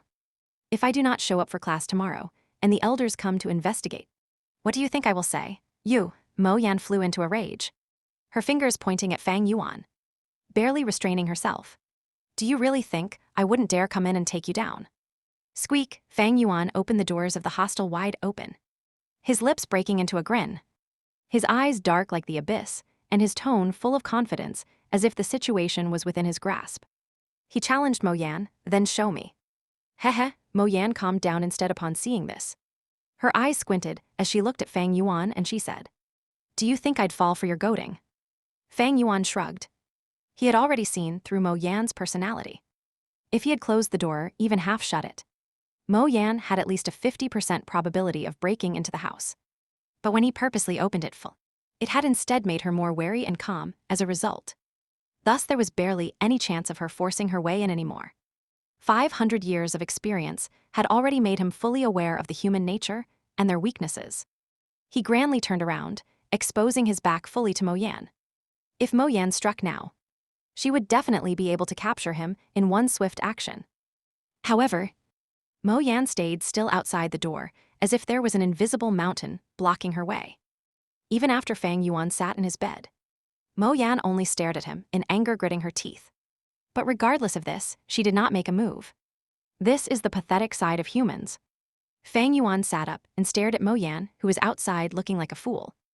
Thinking to himself, at times, the things preventing people from taking action is not physical difficulty, but instead it is the restrictions they have placed on themselves subconsciously. When comparing cultivation levels, Fang Yuan was definitely not her match at this point in time. But even with her rank 2 cultivation level, she could only stare at Fang Yuan and had no courage to make a move. Her distance from him was only a few steps away, and the door was wide open with no hindrance. The only thing that was truly restricting her was none other than herself. Humanity sought for knowledge relentlessly to understand the world and to comprehend the rules, and ultimately to use them. If one is constantly bound by the rules, thus being restricted by the very knowledge they sought, that is the ultimate tragedy. Fang Yuan took a final look at Mo Yan before closing his eyes and letting his consciousness sink into the primeval sea. This Fang Yuan dares to cultivate right in front of me. He is simply doing so as he pleases, looking at this sight. Mo Yan felt a sense of frustration erupting from her chest, making her almost wanting to vomit blood. She badly wanted to go ahead and give him a few punches, but she knew she couldn't. Mo Yan suddenly felt a hint of regret. Standing outside the door, she felt the awkwardness of not being able to back down. She was indignant to give up now, but she would be devastatingly humiliated. She mobilized her servants with the intention to come and teach Fang Yuan a lesson. Yet in the end, she was the one who ended up becoming the laughing stock, especially when there was a servant looking at her now. Damn it, Fang Yuan is way too uncooperative, he's too sly. Mo Yan furiously thought and started to provoke him with all sorts of insults, hoping to force him out of the room. Fang Yuan, you brat, come out if you're a man. Fang Yuan, as a man you must own up to your own doings. Now you're being a coward hiding in that room. Do you not feel ashamed of yourself? Stop pretending to ignore me. Get out if you know what's good for you. You cowardly, spineless trash. Fang Yuan shut his ears and did not give a single response. After scolding for a will instead of venting all her anger, she felt even more irritated. She was starting to feel like a clown or a shrew. Blocking the door was just way too embarrassing. Ayo, this is getting to the death of me. Mo Yan was about to go crazy, and she finally gave up on provoking Fang Yuan. Fang Yuan, you can hide, no, but you can't hide from me forever. She furiously stomped the ground and left indignantly. Before leaving, she gave a final order. Gao Wan, stand there and watch him. I do not believe he will not leave the house. Yes, master. The muscular servant, Gao Wan, rapidly replied and sent Mo Yan off. Within his heart he was feeling bitter. The mountain was chilly and breezy at night. He would have to stand guard the entire time. Catching a cold easily like this, it was not an easy task. Swish swoosh. Within the primeval sea, ebb and flow of the tides raged on. The green copper primeval essence gathered like water, forcing a tidal wave rolling about. Under Fang Yuan's mental guidance, the waves endlessly crashed towards the surrounding aperture walls. A rank 1 initial stage Gu Master's aperture walls resembled a white barrier. At this time, with the green copper primeval essence crashing towards them, it produced shadows of light, creating an indescribable feeling. Time passed gradually, and the level of the green copper primeval sea slowly declined. From the original 44%, it dropped to 12%. If a Gu Master wants to raise their cultivation level, they would have to expend their primeval essence to nurture the aperture. Initial stage Gu Masters have light barriers as their aperture walls, while middle stage Gu Masters have water barriers as their aperture walls, and for upper state, they have stone barriers. For me to cultivate from initial stage to middle state, I will have to nurture the light barrier into water barrier aperture walls. From his 500 years of memories, Fang Yuan had complete familiarity with the current stages of cultivation, and the methods were as clear as day to him. He slowly opened his eyes, only to see that it was already late into the night. The crescent moon hung high in the night sky, the moonlight shining pure as water. The door was wide open, and the moonlight shone, letting Fang Yuan think of a famous poem from Earth. On a quiet night, I saw the moonlight before my couch, and wondered if it were not the frost on the ground. 1. The night winds blew with a hint of chilliness. Fang Yuan did not have any warmth type Gu, and with just the body of a 15-year-old, He could not help but shiver slightly. The night in the mountain was very cold. Scoundrel, you finally opened your eyes. How long are you planning to be cultivating there? Get out, you'll be punished regardless. You beat up our young Master Mobei. So it was only a matter of time before young Miss teaches you a lesson. Seeing that Fang Yuan had woken up, Gao Wan, who was standing at the door, got his spirits up. Fang Yuan squinted. It seemed that the rank 2 female Gu master had left. Scoundrel, did you hear me? Hurry and come out here. You have a room to stay in and a bed to sleep. But I had to stand here all night. If you don't come out any time soon, don't you believe I might just barge in? Seeing no reaction from Fang Yuan, Gao Wan threatened. Fang Yuan remained unfazed. Scumbag, come out and surrender yourself. You've offended the Mo family. You will not have any good days from now on. Hurry and apologize to young Miss and maybe she might just forgive you. Gao Wan continued to chide. Fang Yuan did not listen to a single word. He took out a primeval stone from his storage bag and held it in his hands, finally closing his eyes again.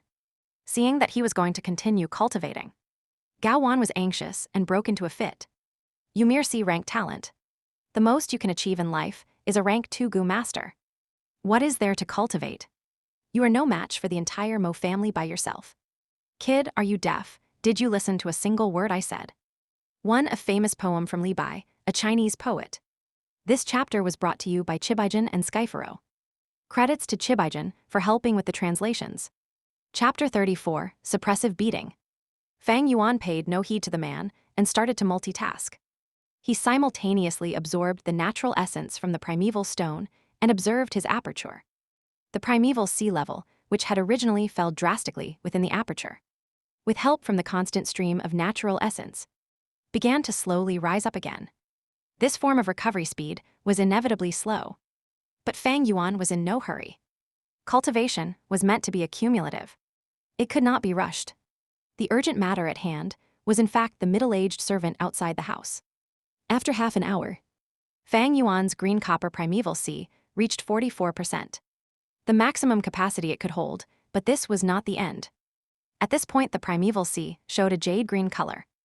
This was only a rank 1 initial stage green copper primeval essence.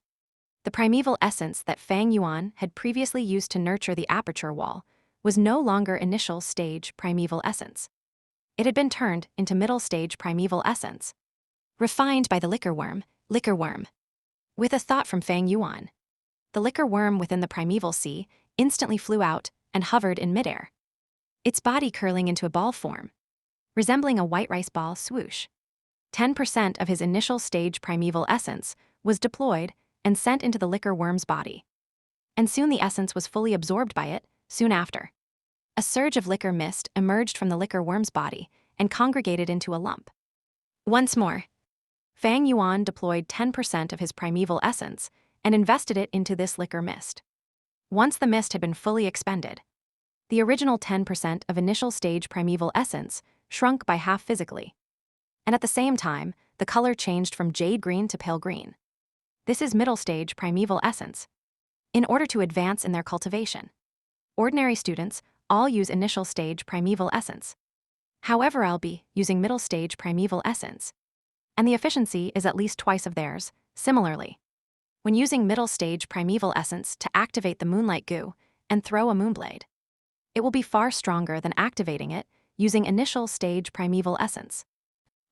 Only when all the primeval essence in the primeval sea had been converted to middle stage primeval essence did Fang Yuan open his eyes. Time passes in the blink of an eye when cultivating, and at this point it was already midnight.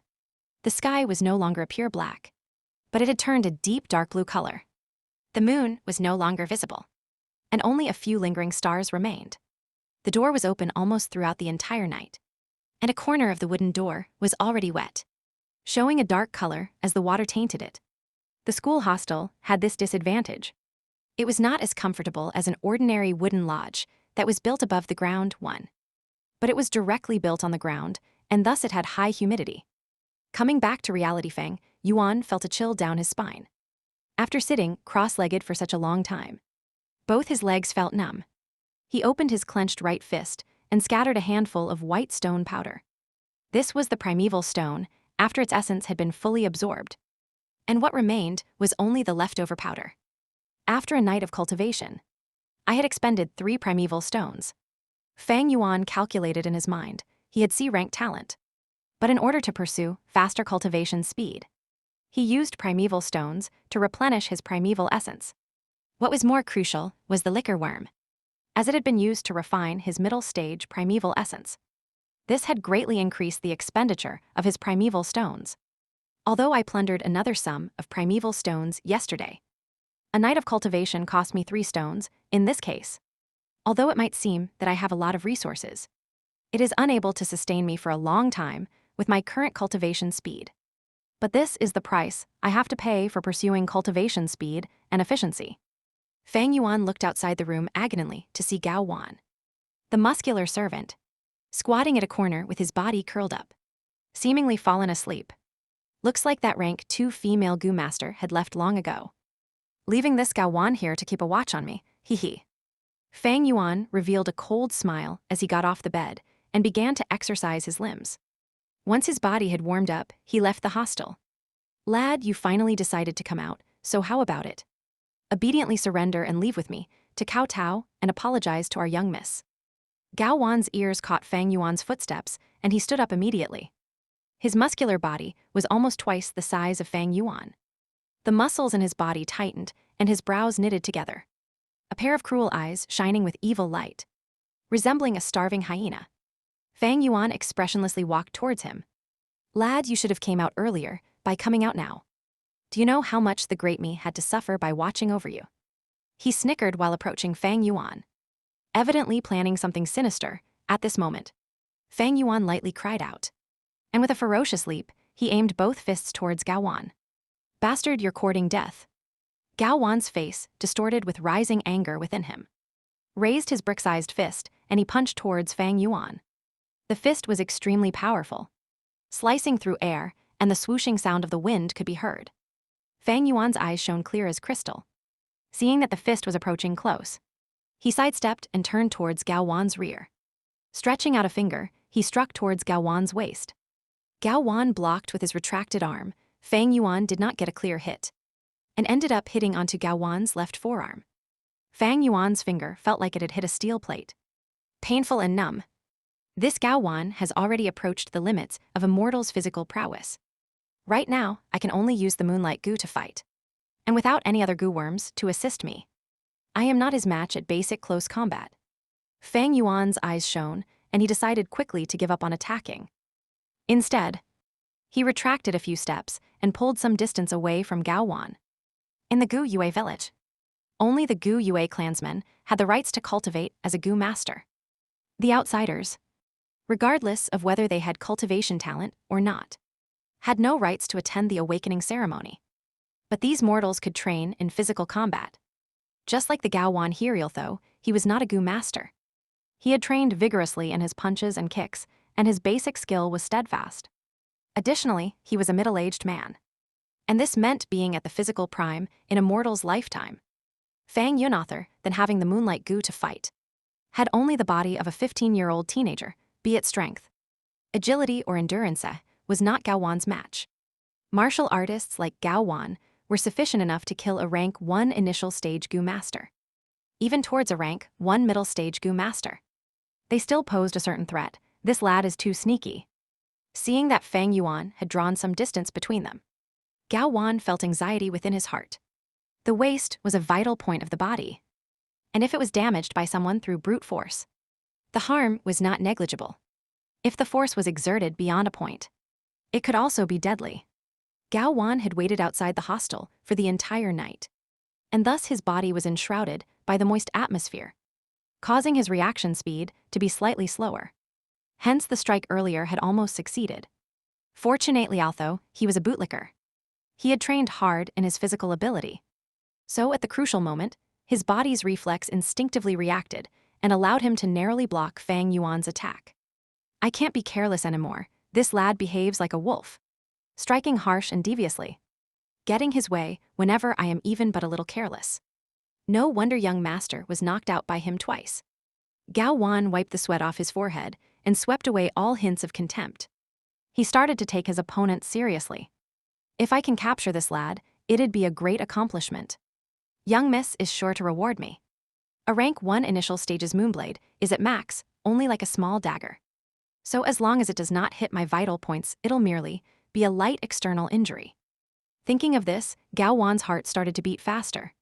Stretching out his shovel-like hands, he grabbed at Fang Yuan, boom boom boom. Fang Yuan showed no fear and approached Gao Wan to engage in close combat. Exchanging punches and kicks, taking turns attacking and defending. Loud impact sounds echoed through the area.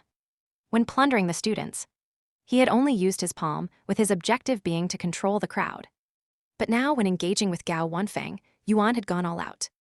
At times, he used his fingers to jab at the eyes, sometimes strangling the throat, hitting the jaw with the base of his palm, chopping at the back of his opponent's head, using the knee to strike the pelvic area, or using his hands to grab at the waist.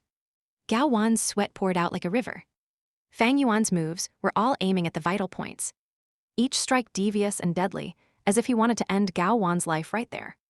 Gao Wan was a mere mortal and, unlike the Gu masters, although he trained well in his physical combat, his vital points remained vital. Mortals were unable to train their eyelids to become steel-like. This was the limits of the mortal martial arts. In addition, Gao Wan did not dare to unleash any deadly moves on Fang Yuan. Fang Yuan was a Gu Yue clansman, so killing him would incur public rage, and he would be immediately executed. In fact, the Mo family will be the first to carry out his punishment. Thus his only thought was to capture Fang Yuan alive. And it would be good if he could make Fang Yuan suffer in the process of capture. One side has apprehension, while the other side had killing intent. The situation thus became Fang Yuan suppressing Gao Wan in the fight. 1. Chinese letter, Chinese letter, Chinese letter, Chinese letter, ordinary wooden lodge that was built above the ground, see image. This chapter was brought to you by Chibaijin and Skyfaro. Credits to Chibaijin for helping with the translations. Chapter 35, Go ahead and scream. Fang Yuan had the upper hand for now, but it could not sustain him for much longer. Exchanging blows back and forth, he was already panting in exhaustion. In contrast, Gao Wan's breathing was still smooth and in sync, reflecting the huge difference in stamina between the two. At the same time as Gao Wan exercised his limbs, his body gradually heated up, while his punching speed became faster and faster. The effect of the cold that caused him to be slow and numb had worn off, displaying the true skills honed by his training for decades. Lad, you are unable to beat me. There are clan rules stating that within the school hostel, you are forbidden from using the moonlight goo. You are dead meat, doomed to be my captive. Gao Wan laughed maniacally. His fighting experience was rich, so he attempted to use words to cause Fang Yuan's fighting spirit to waver. In the end, I'm only just a teenager, and my body that hasn't fully developed cannot be compared to this servant. Fang Yuan's state of mind was calm as ice. Having sharpened his will for 500 years, there was no way his fighting spirit would waver. Moonlight goo, he called out in his mind, activating his primeval essence, and at the same time leaping backwards to pull away from Gao Wan. Gao Wan wanted to chase after him, but he suddenly saw a watery blue light emitting from Fang Yuan's palm. His face darkened and he shouted, Lad, you are using the goo worm to fight in the school hostel. This is against the clan rules. So what if I break the rules? Fang Yuan sneered. He learnt the clan rules and memorized it to heart, but it was not for the sake of obeying it. Immediately, his palm slashed an arc towards Gao Wan. With a ching sound, the blue moonblade flew towards Gao Wan's face. Gao Wan gritted his teeth as he raised both arms to cover his face, forming a protective shield. At the same time, he rushed towards Fang Yuan without pause, planning to endure the attack while ending the battle as quickly as he could. The moonblade struck his arm with a popping sound. His flesh and blood poured out under the moonlight, a wave of extreme pain hitting Gao Wan's nerves. The unguarded man nearly fainted from the pain. How can this be? His rush towards Fang Yuan stopped, and he frightfully found out that both his limbs had been cut open with a deep wound. Fresh blood oozed out from the wound and from the side, while bloody muscles could be observed hanging around his flesh. Even the broken white bones of the forearm could be seen. Gao Wan was shocked beyond words. This is impossible. A rank 1 initial stage moonblade. The most it could do is to lightly injure my flesh. How could it cut through my bones? Only a rank 1 middle stage can do this. He had no idea. while Fang Yuan was a rank 1 initial stage Gu master. Due to the liquor worm's refining, he possessed rank 1 middle stage primeval essence. The Moonlight Gu, activated using middle stage primeval essence, emitted a moonblade far superior to the initial stage that he originally predicted. This is bad, this boy is weird. Gao Wan, who was caught off guard, had already suffered a grave injury. His fighting spirit was gone, and he decisively decided to retreat. Are you able to escape? Fang Yuan smiled coldly as he started to give chase, the moonblades in his hands shooting out consecutively. Save me, Gao Wan shouted out in horror as he fled, his voice traveling far out beyond the school hostel. What is going on? Someone is asking for help. The voice alerted the school hostel guards who were nearby. It's the Mo family's young miss, Mo Yan's servant. The guards who arrived stopped in their tracks upon seeing the chasing scene. This is only a servant. There is no need for us to risk protecting him. Letting him stay here was already a favor towards the Mo family. We still have to be careful, just in case he hurts Fang Yuan in desperation. The anxious guards all gathered around, but no one lent a hand to Gao Wan. They only observed from the sidelines. This servant Gao Wan, even if he did it, had nothing to do with them. However, if Fang Yuan died or got hurt, it would be their responsibility. Seeing such a sight, Gao Wan despaired, tragically screamed, "We are all outsiders, you cannot leave me to die." His blood loss was getting more severe, and as speed decreased, Fang Yuan caught up to him, his voice cold as ice, announcing Gao Wan's death sentence. Go ahead and scream, it doesn't matter how loud you do so. While saying that, the blade in his arm rotated, and he fired 2 moonblades towards Gao Wan. Swoosh, swoosh. The moon blades flew towards Gao Wan's neck. The servant lost all hope. Seemingly 1 step away into the abyss, the next moment, he felt that his world was spinning. He actually saw his own features back in that severed neck. Afterwards, total darkness awaited him. Gao Wan had died, beheaded by 2 moonblades. His head flew away from the impact. His body pushed back 10 meters before falling. The neck area spewed out a fountain of fresh blood, dyeing the surrounding grass a blood red. Murder. Fang Yuan killed someone. The guards could not help but scream out. They had witnessed the entire process, and they felt a sense of extreme trepidation and terror rushing all over their body. Fang Yuan was just a weak 15-year-old teenager, but he expressionlessly murdered a strong adult. This was the power of a Gu master. The victory had been set. Fang Yuan slowed in his footsteps and gradually moved towards the corpse. His face was calm, as if he had done nothing out of the ordinary. This expression further sent a shiver down the guards' spines. Gao Wan's head lay on the ground, both his eyes wide open. Turning in his grave, Fang Yuan stared coldly. He raised his leg and sent the head flying. The guards' eyelids twitched. Fang Yuan approached the corpse and found that it was still vibrating. The blood spread through the ground, forming a small bloody puddle. He looked at Gao Wan's injuries with a grim expression. These injuries were deep enough to expose the secret to the fact that he had middle-stage primeval essence. Once this was exposed, it'll be quickly deduced that he had a liquor worm. And with that, the family would naturally think of the flower wine monk. Thus, Fang Yuan had to keep this secret hidden. But there are too many onlookers. Fang Yuan's gaze swept through the nearby guards. There was more than 10 of them. He had less than 10% primeval essence left, so there was no way to kill them all. After pondering for a while, Fang Yuan bent down and raised Gao Wan's ankle, dragging the corpse away. Young Master Fang Yuan, you can leave this to us. The guards controlled their fear and approached Fang Yuan.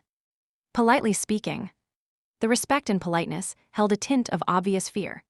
Fang Yuan silently looked at the guards, and they all held their breaths, looking down. Give me the saber. He stretched out his hand and lightly said, with authority in his speech. He emitted undeniable pressure. The guard closest to him, uncontrollably, handed him the saber on his waist. Fang Yuan took the saber over and continued walking, leaving behind a dozen stunned guards staring after his back. The sun rose from the east, and the first ray of light shone over the mountain peak, lighting up the school hostel. 15-year-old Fang Yuan, with the scrawny body of a teenager, a pale look upon his skin. Under the sunrise, he casually walked. In his left hand was a shiny saber. In his right hand, a headless corpse. His path left behind a trail of bright red blood traces dragged out on the road. The guards were flabbergasted. their bodies stiff due to the frightening scene. Even as the sunlight shone on them, they could not feel a sense of warmth and light. Gulp. Someone among them swallowed their saliva loudly. Author's note: he's just asking for readers to recommend his book to others. Second half is just trying to motivate the readers. For a book that is just written, there will be people who like it and people who don't. For those who don't like it, there is no need to struggle force yourselves. You can just go and read another book. For those who like it, please do your best to support the book. On the first day of the new year, I ask for recommendations. Please bookmark this book, After the Apocalypse. I implore everyone of the same Tao to display their strengths. Gather our powers and rise up as the demonic flames. And let the people of the world see the power of us demon cultivators. In the new year, those that defend the last remaining territory of the demonic ways. Let the demonic way rise up and become legendary. This chapter was brought to you by Chibaijin and Skyfaro. Credits to Chibaijin for helping with the translations. Donations are finally open for Reverend Insanity. Plus Chapter 36, Gifting a Disseminated Corpse. Did you guys hear? Fang Yuan killed someone. A student whispered to his classmate beside him. I heard it too, he really killed somebody. The classmate clenched his chest with a pale face. There were many guards who saw him do it. Fang Yuan was chasing after that man. That guy tried to beg for mercy, but Fang Yuan paid him no heed and decapitated him immediately. That's not all. After killing him, Fang Yuan didn't even spare his headless corpse. He dragged it back to the hostel and chopped it into a meat paste. Are you for real? I'm serious beyond belief. I came early this morning, and I could still see the bloodstains left between the cracks of the green rock. Oh man, why would I lie to you earlier? The academy elder called Fang Yuan over for this matter. The youths in the academy did not pay attention to class as they held their little conversations. To this group of 15-year-olds, the concept of killing was too foreign and too scary. They had been under the protection of the clan since a young age and had at most experienced organized sparring or simply killing chickens and dogs. As for killing a person, it was still beyond them. Who did Fang Yuan kill? I heard it was a family servant of the Mo branch family. Yup, I'm the clearest about this matter. Yesterday, I personally saw the Mo family's Mo Yen bring a bunch of family servants to find trouble with Fang Yuan. The Mo family, that's not good. Mo Bei is in trouble now. A number of the youths turned to look at Gu Yue Mo Bei. Mo Bei sat on his seat with a pale face. He had only heard about the news of Fang Yuan killing someone this morning.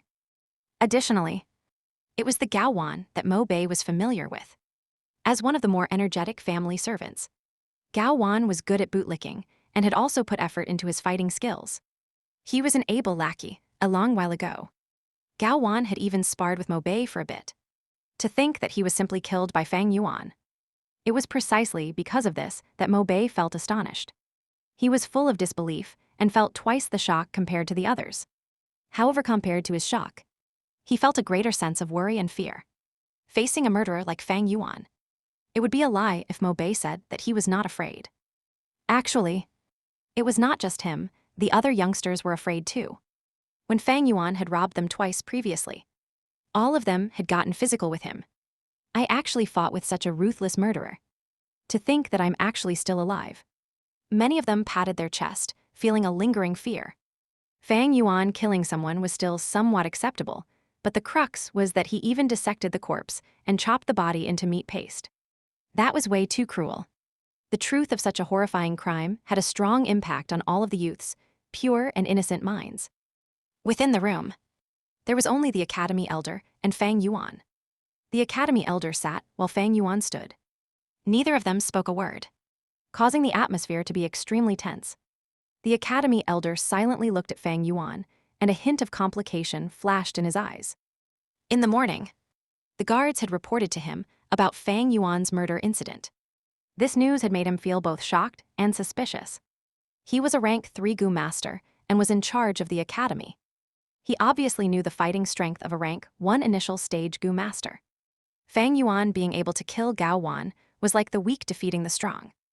In truth, some guards had already reported to him that Mo Yan had trapped Fang Yuan within the academy by barging in the previous night. Back then, he had not paid attention to the matter and had not stopped them. He was the academy elder. His objective was to nurture future Gu masters. not to protect them, as long as there were no deaths among the students. He encouraged hidden conflicts. Mo Yan coming to find trouble with Fang Yuan was something that he was happy to see. For one, he knew that regardless of whether the fight was won or lost, it would be beneficial to Fang Yuan's growth. Secondly, he wanted to suppress Fang Yuan's influence. Fang Yuan had consecutively blocked the academy's gates and robbed the other students. His influence was too great, it had to be suppressed. However, he hadn't expected that Mo Yan would return fruitlessly, and that the family servant that she had left behind would be unable to beat Fang Yuan. Gao Wan even got killed by him. In this world, strength was above all else. Killing someone was not something peculiar. Especially to a Gu master, it was something very common. But it was not so simple when it was a 15-year-old's first kill. The academy elder vividly remembered his first killing scene. Back then, he was already a rank 2 Gu master, at the age of 19. He had killed a Gu master from the Bai clan's village in a conflict. After killing the person, he vomited profusely and panicked in his heart. For a few days, he had no mood to eat and had no appetite. He could not even find peace in his sleep. The moment he shut his eyes, he would see the dead person staring angrily at him. But looking at Fang Yuan now, his face was calm as ice. Where was the fluster? Not to mention that he had no uneasy feelings. It was almost like he had slept perfectly well last night. As if the person who killed a man was not him at all. Especially when the academy elder heard more about the matter. After Fang Yuan had killed the servant, he did not spare the corpse and had even dragged it back to the dormitory to chop it into meat paste in his rage. Such vicious methods.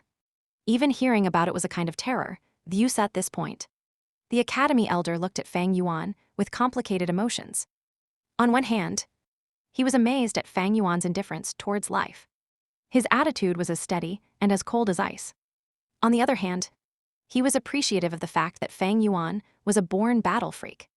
After familiarizing himself with the moonlight goo for a few days, he had managed to kill someone with it.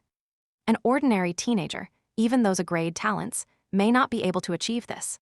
This was a talent for battle. If he was well-nurtured and fought for the clan, it would be all of their enemies' nightmare. Lastly, he felt worry and distressed. Worry because, after this incident, Fang Yuan's reputation was sure to rise, and it would be impossible to suppress him. Fang Yuan was way too daring. Not only did he disobey the clan rules by using his goo in the academy, he even killed someone with it. There was a need to suppress his influence, otherwise, how would the elder be able to manage this academy anymore? Distress was because he did not know how to perfectly resolve this issue. After all, it involved the Mo family's side. Fang Yuan, do you know why I called you here to meet me? The academy elder used a solemn and deep voice to break the silence in the room. I know, Fang Yuan nodded and replied. I used the moonlight goo in the academy, breaking the clan rules, according to the rules. As it is my first offense, I should compensate 30 pieces of primeval stones as punishment. He evaded the crucial point and did not mention Gao Wan's death. The academy elder was stunned for a second. He had not expected that Fang Yuan would answer like this. His expression darkened as he coldly snapped. Don't try to blur things in front of me. I'll ask you, what was the matter with Gao Wan's death? Fang Yuan squinted his eyes and said, HMPH. This Gao Wan went against his superiors. His intentions were vicious. Last night, not only did he block my room door, even tried to kill me. In self-defense, I was forced to use the moonlight goo. Fortunately, I managed to kill this traitor. I suspect that there is a high possibility of him being a spy of the other mountain villages. I implore the elders to investigate this thoroughly. Upon hearing this, the academy elder frowned and became at a loss for words. Now that Gao Wan was dead, Fang Yuan could say whatever he wanted. After all, Gao Wan was just an outsider, not a member of the clan. Even if he was dead, it would not matter to the academy elder. However, he was worried about the Mo family's reaction. Gao Wan was their servant, and he had died within the academy. The academy elder was in charge of the academy and had to give the Mo family an explanation. Thinking for a bit, the academy elder stared at Fang Yuan and questioned. Then let me ask you, Gao Wan's corpse, how did you deal with it? Fang Yuan's lips curled, revealing a cruel smile. I diced Gao Wan's corpse and put it inside a wooden box. When morning came, I put it at the Mo family's back door. What? The academy elder was stunned beyond words as he almost jumped from his seat. Not only did Fang Yuan kill their family servant, he had even chopped up the corpse and placed it at the Mo family's back door. This was blatant provocation. To the academy elder, who was trying to resolve this peacefully, it was a true nightmare. Fang Yuan was just a small rank, one Gu master. How would the large Mo family react, thinking of this? The academy elder felt a headache, as the matter had already developed out of his control. This Fang Yuan was a true troublemaker. Since it has already happened, there's no point in saying any more. Leave first. The punishment will come within these few days. You should get mentally prepared. The academy elder was terribly upset. He waved his hand and signaled for Fang Yuan to leave. He needed to think through this calmly to come up with a solution. TL note. So my person in charge said I can post on my site with a time delay, while Kidian's site has to be the first. So I'm just going to post here too anyway, if that's the case. Skyfaro Chapter 37, both a compromise and a threat. Meanwhile, at the Mo family. What were my instructions to you? See what you did. In the study room, Gu Yue Mo Chen slammed the table, exploding with a rage. Mo Yan stood opposite this old man, her head lowered. Her eyes were full of shock and rage. She had also just gotten the news that Gao Wan had been killed by Fang Yuan. That 15-year-old teenager. To think he had such methods and determination. Gao Wan was the proud servant of her Mo family, and Fang Yuan's act of killing him was a blatant showing of disrespect towards them. Grandpa, you don't have to be so angry. This Gao Wan was only a servant, his death is of no concern. He isn't a Gu Yue clan member anyways, but that Fang Yuan. He is too daring. You have to look at the owner before you beat the dog. Not only did he beat our dog, but he even beat it to death. Mo Yan said indignantly. Gu Yue Mo Chen furiously scowled. You still have the cheeks to say that. Have your wings grown so tough now that you don't even put my words to heart? What I told you before, you have forgotten all about it. Your granddaughter dares not. Mo Yan jumped in shock. She knew now that her grandfather was really angry and quickly kneeled down. Gu Yue Mo Chen pointed his finger out the window and scolded. HMPHSO, what if that servant died? But now you're still showing hostility towards Fang Yuan.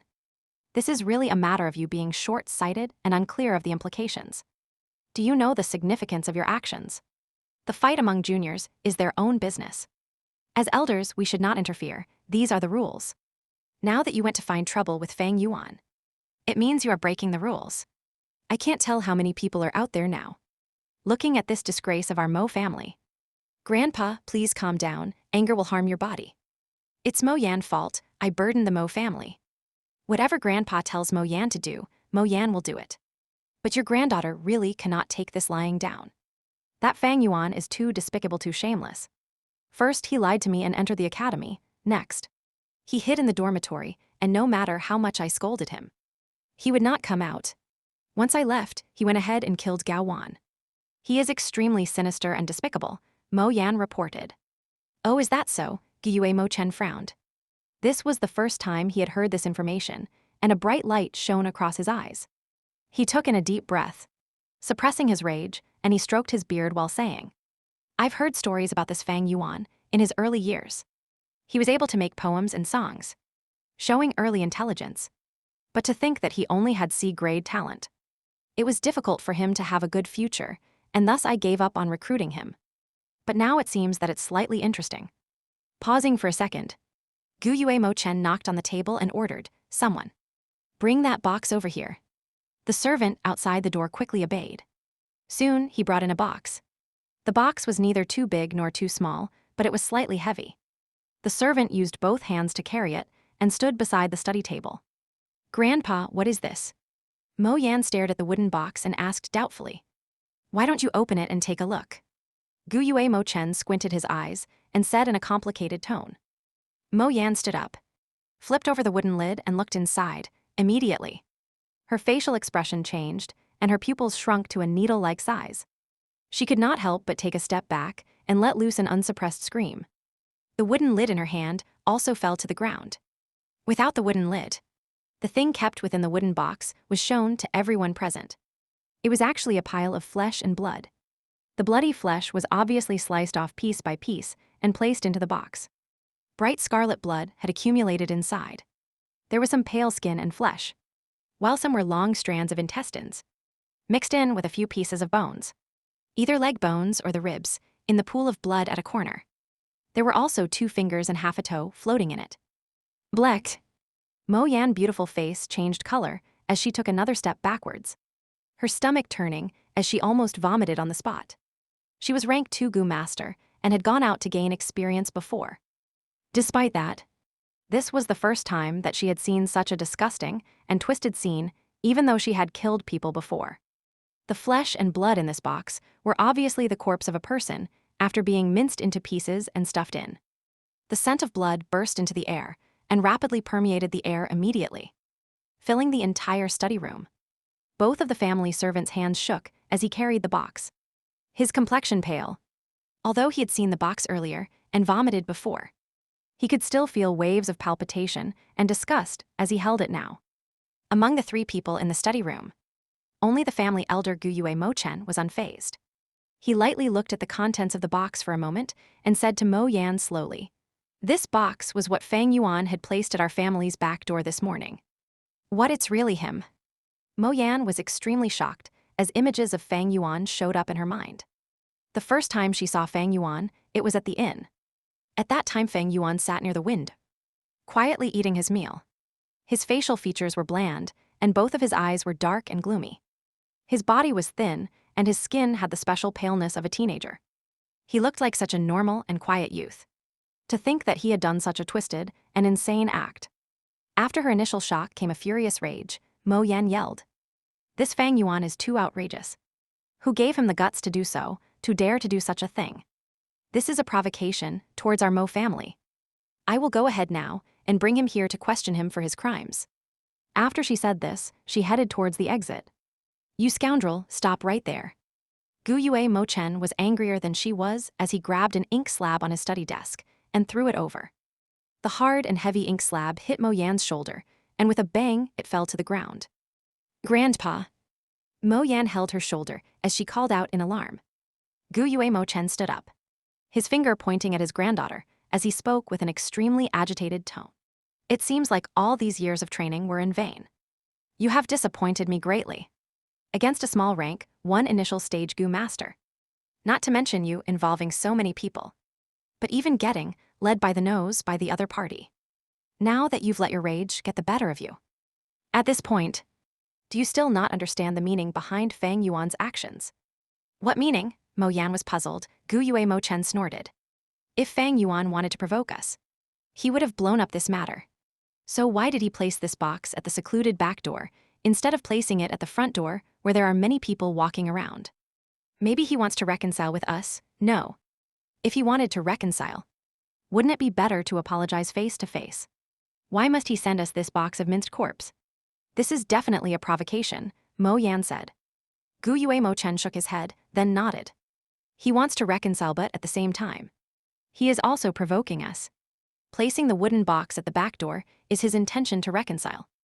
Placing the corpse inside the box, that is a provocation. You see," the old man pointed at the box and spoke. "This wooden box is not big, and it cannot hold a complete corpse.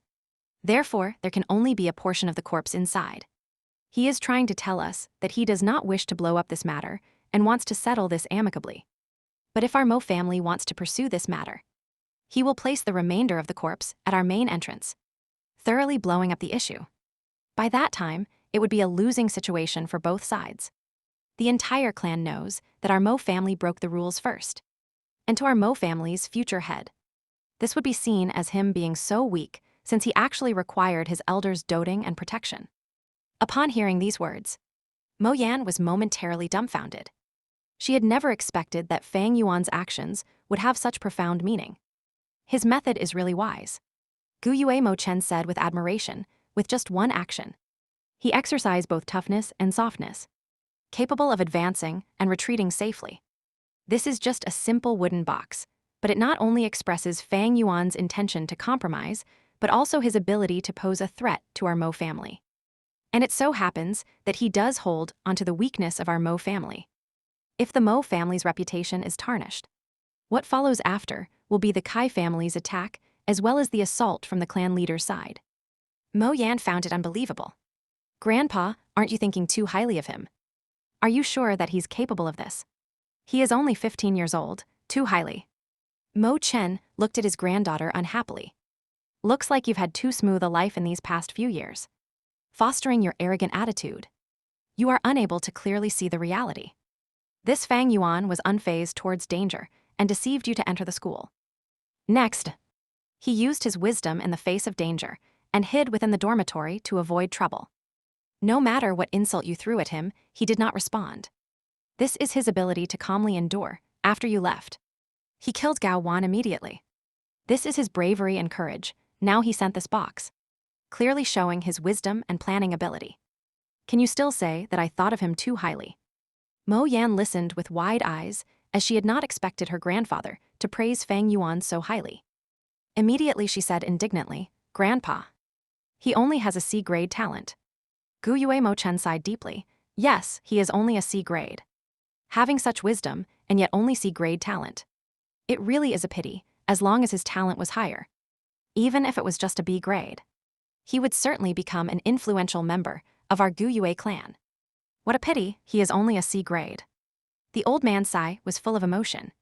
His sigh held both regret and at the same time rejoice. Mo Yan was silent and in her mind. Fang Yuan's image appeared once again. Under her psychological influence, Fang Yuan's frail expression was shrouded by a layer of mysterious and vicious shadow. This problem was created by you single-handedly. How are you going to settle it? Gu Yue Mo Chen broke the silence as he started to test Mo Yan. Mo Yan pondered for a while before she replied in a cold and aloof tone. Gao Wan was just a servant, so there are no implications even if he dies. Fang Yuan is just a C grade, so he is also a small matter. What's important is maintaining my Mo family's reputation. To appease this matter, we might as well kill Gao Wan's entire family to show the entire clan our attitude, to protect the rules and regulations. You're able to think of the big picture, setting aside your personal emotions to defend the interests of family. This is very good, however, your method is still flawed. Gu Yue Mo Chen analyzed her response. Please enlighten me, Grandpa, Mo Yan implored. Gu Yue Mo Chen said solemnly. This matter was instigated by you, so I shall punish you with 7 days of confinement. From now on, do not find trouble with Fang Yuan again. Gao Wan defied his superiors. A servant who dares to offend his master deserves death. So he should have been executed for his crimes. Because he is a servant of the Mo family. We are responsible for our inability to educate our subordinate, and thus we shall compensate that Fang Yuan with 30 primeval stones. As for Gao Wan's family members, give them 50 primeval stones as compensation and expel them from the clan. After a short pause continued for the next 7 days. Rest well at Hamido not go out at the same time.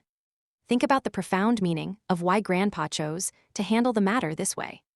Yes, Grandpa, Chapter 38, Demon Walking in the Light. From the layers of dark clouds in the sky. The spring rain fell, the raindrops were thin like hair. As they fell, they enveloped Qingmao Mountain in a layer of fine mist. The dining hall on the first floor of the inn was rather empty. There were only 4 tables of guests.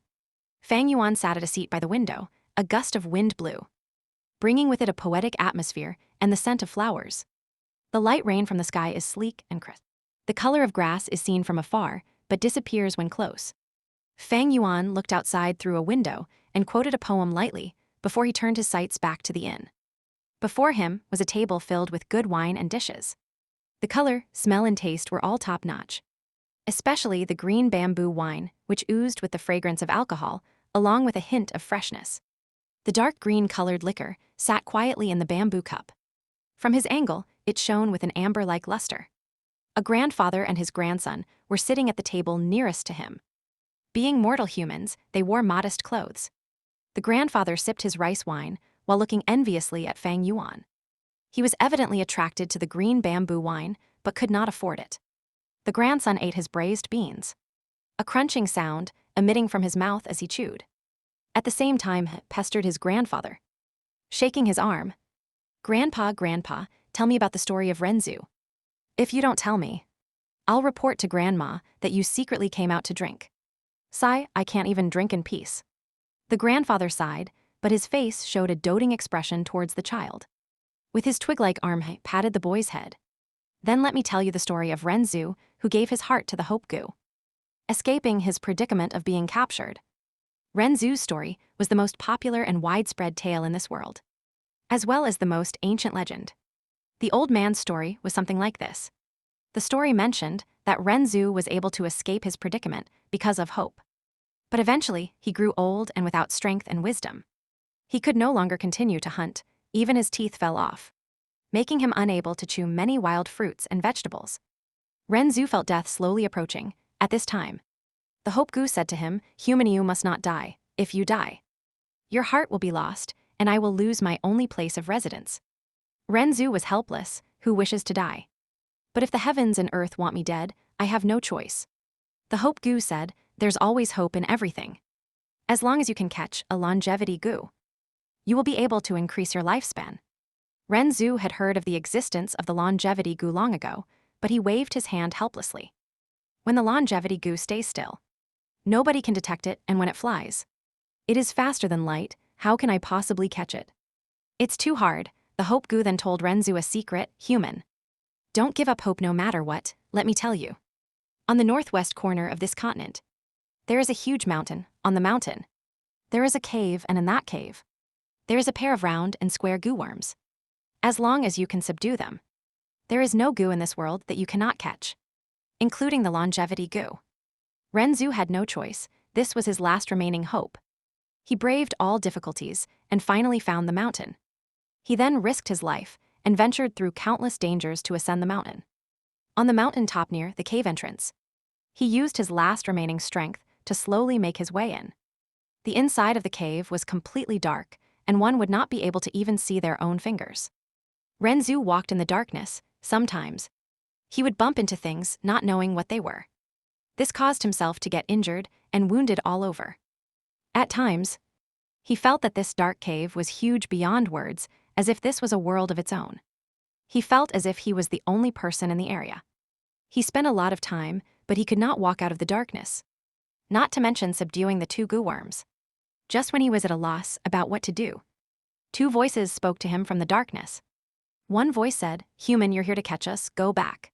For even if you had the strength, get would be impossible." The other said, "Human, go back. We will not take your life.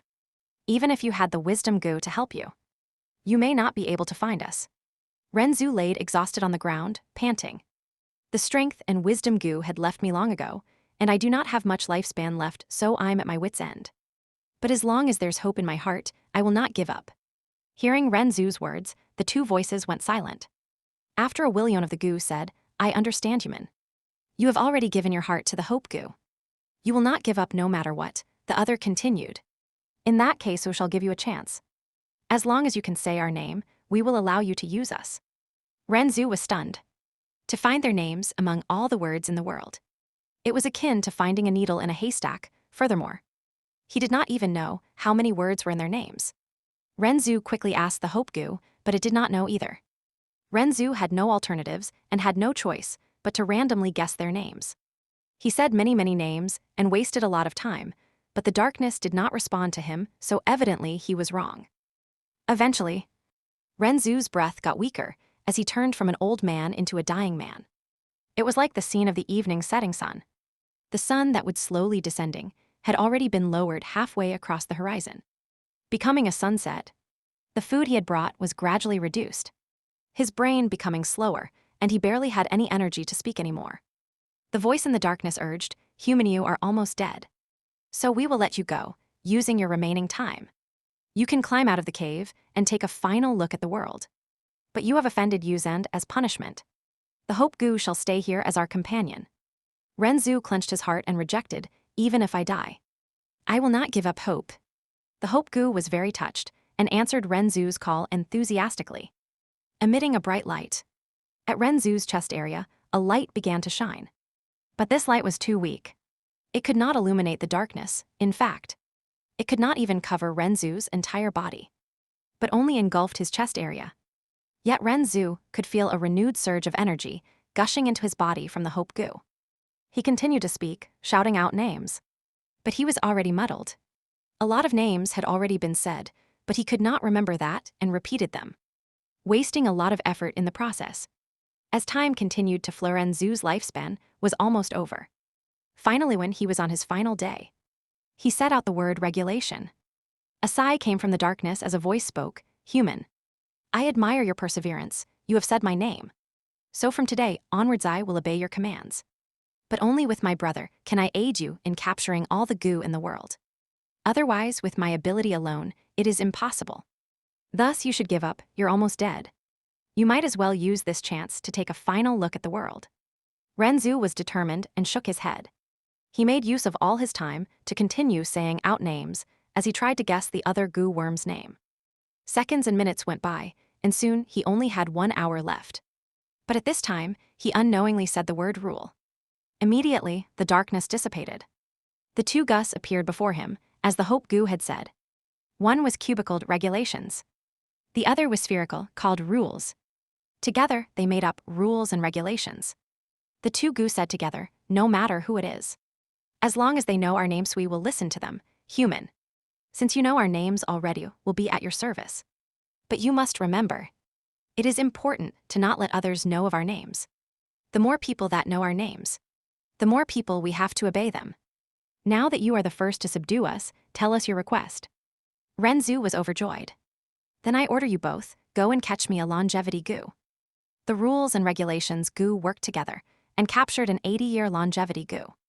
Renzu was already 100 years old, but after consuming this goo, the wrinkles on his face vanished and his frail limbs became muscular again. A vibrant aura of youth oozed from him. With a belly flop, he jumped up onto his feet.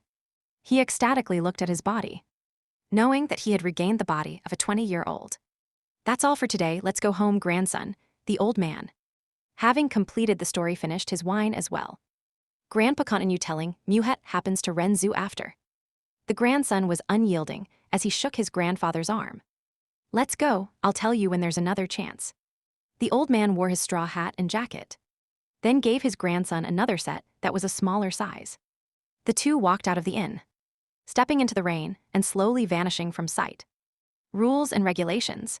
Fang Yuan's gaze was dark as he twirled his wine cup. Looking at the liquor in his cup, his heart was touched. Ren Zu's legend was widespread throughout this world, and there were almost no people who did not know of him.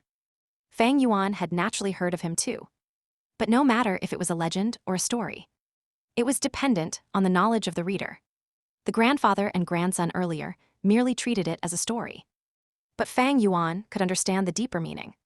Just like that Renzu, when he did not know the rules and regulations, he explored in the dark. Sometimes he bumped into things, knocking into others, causing himself to get injured and look like a mess.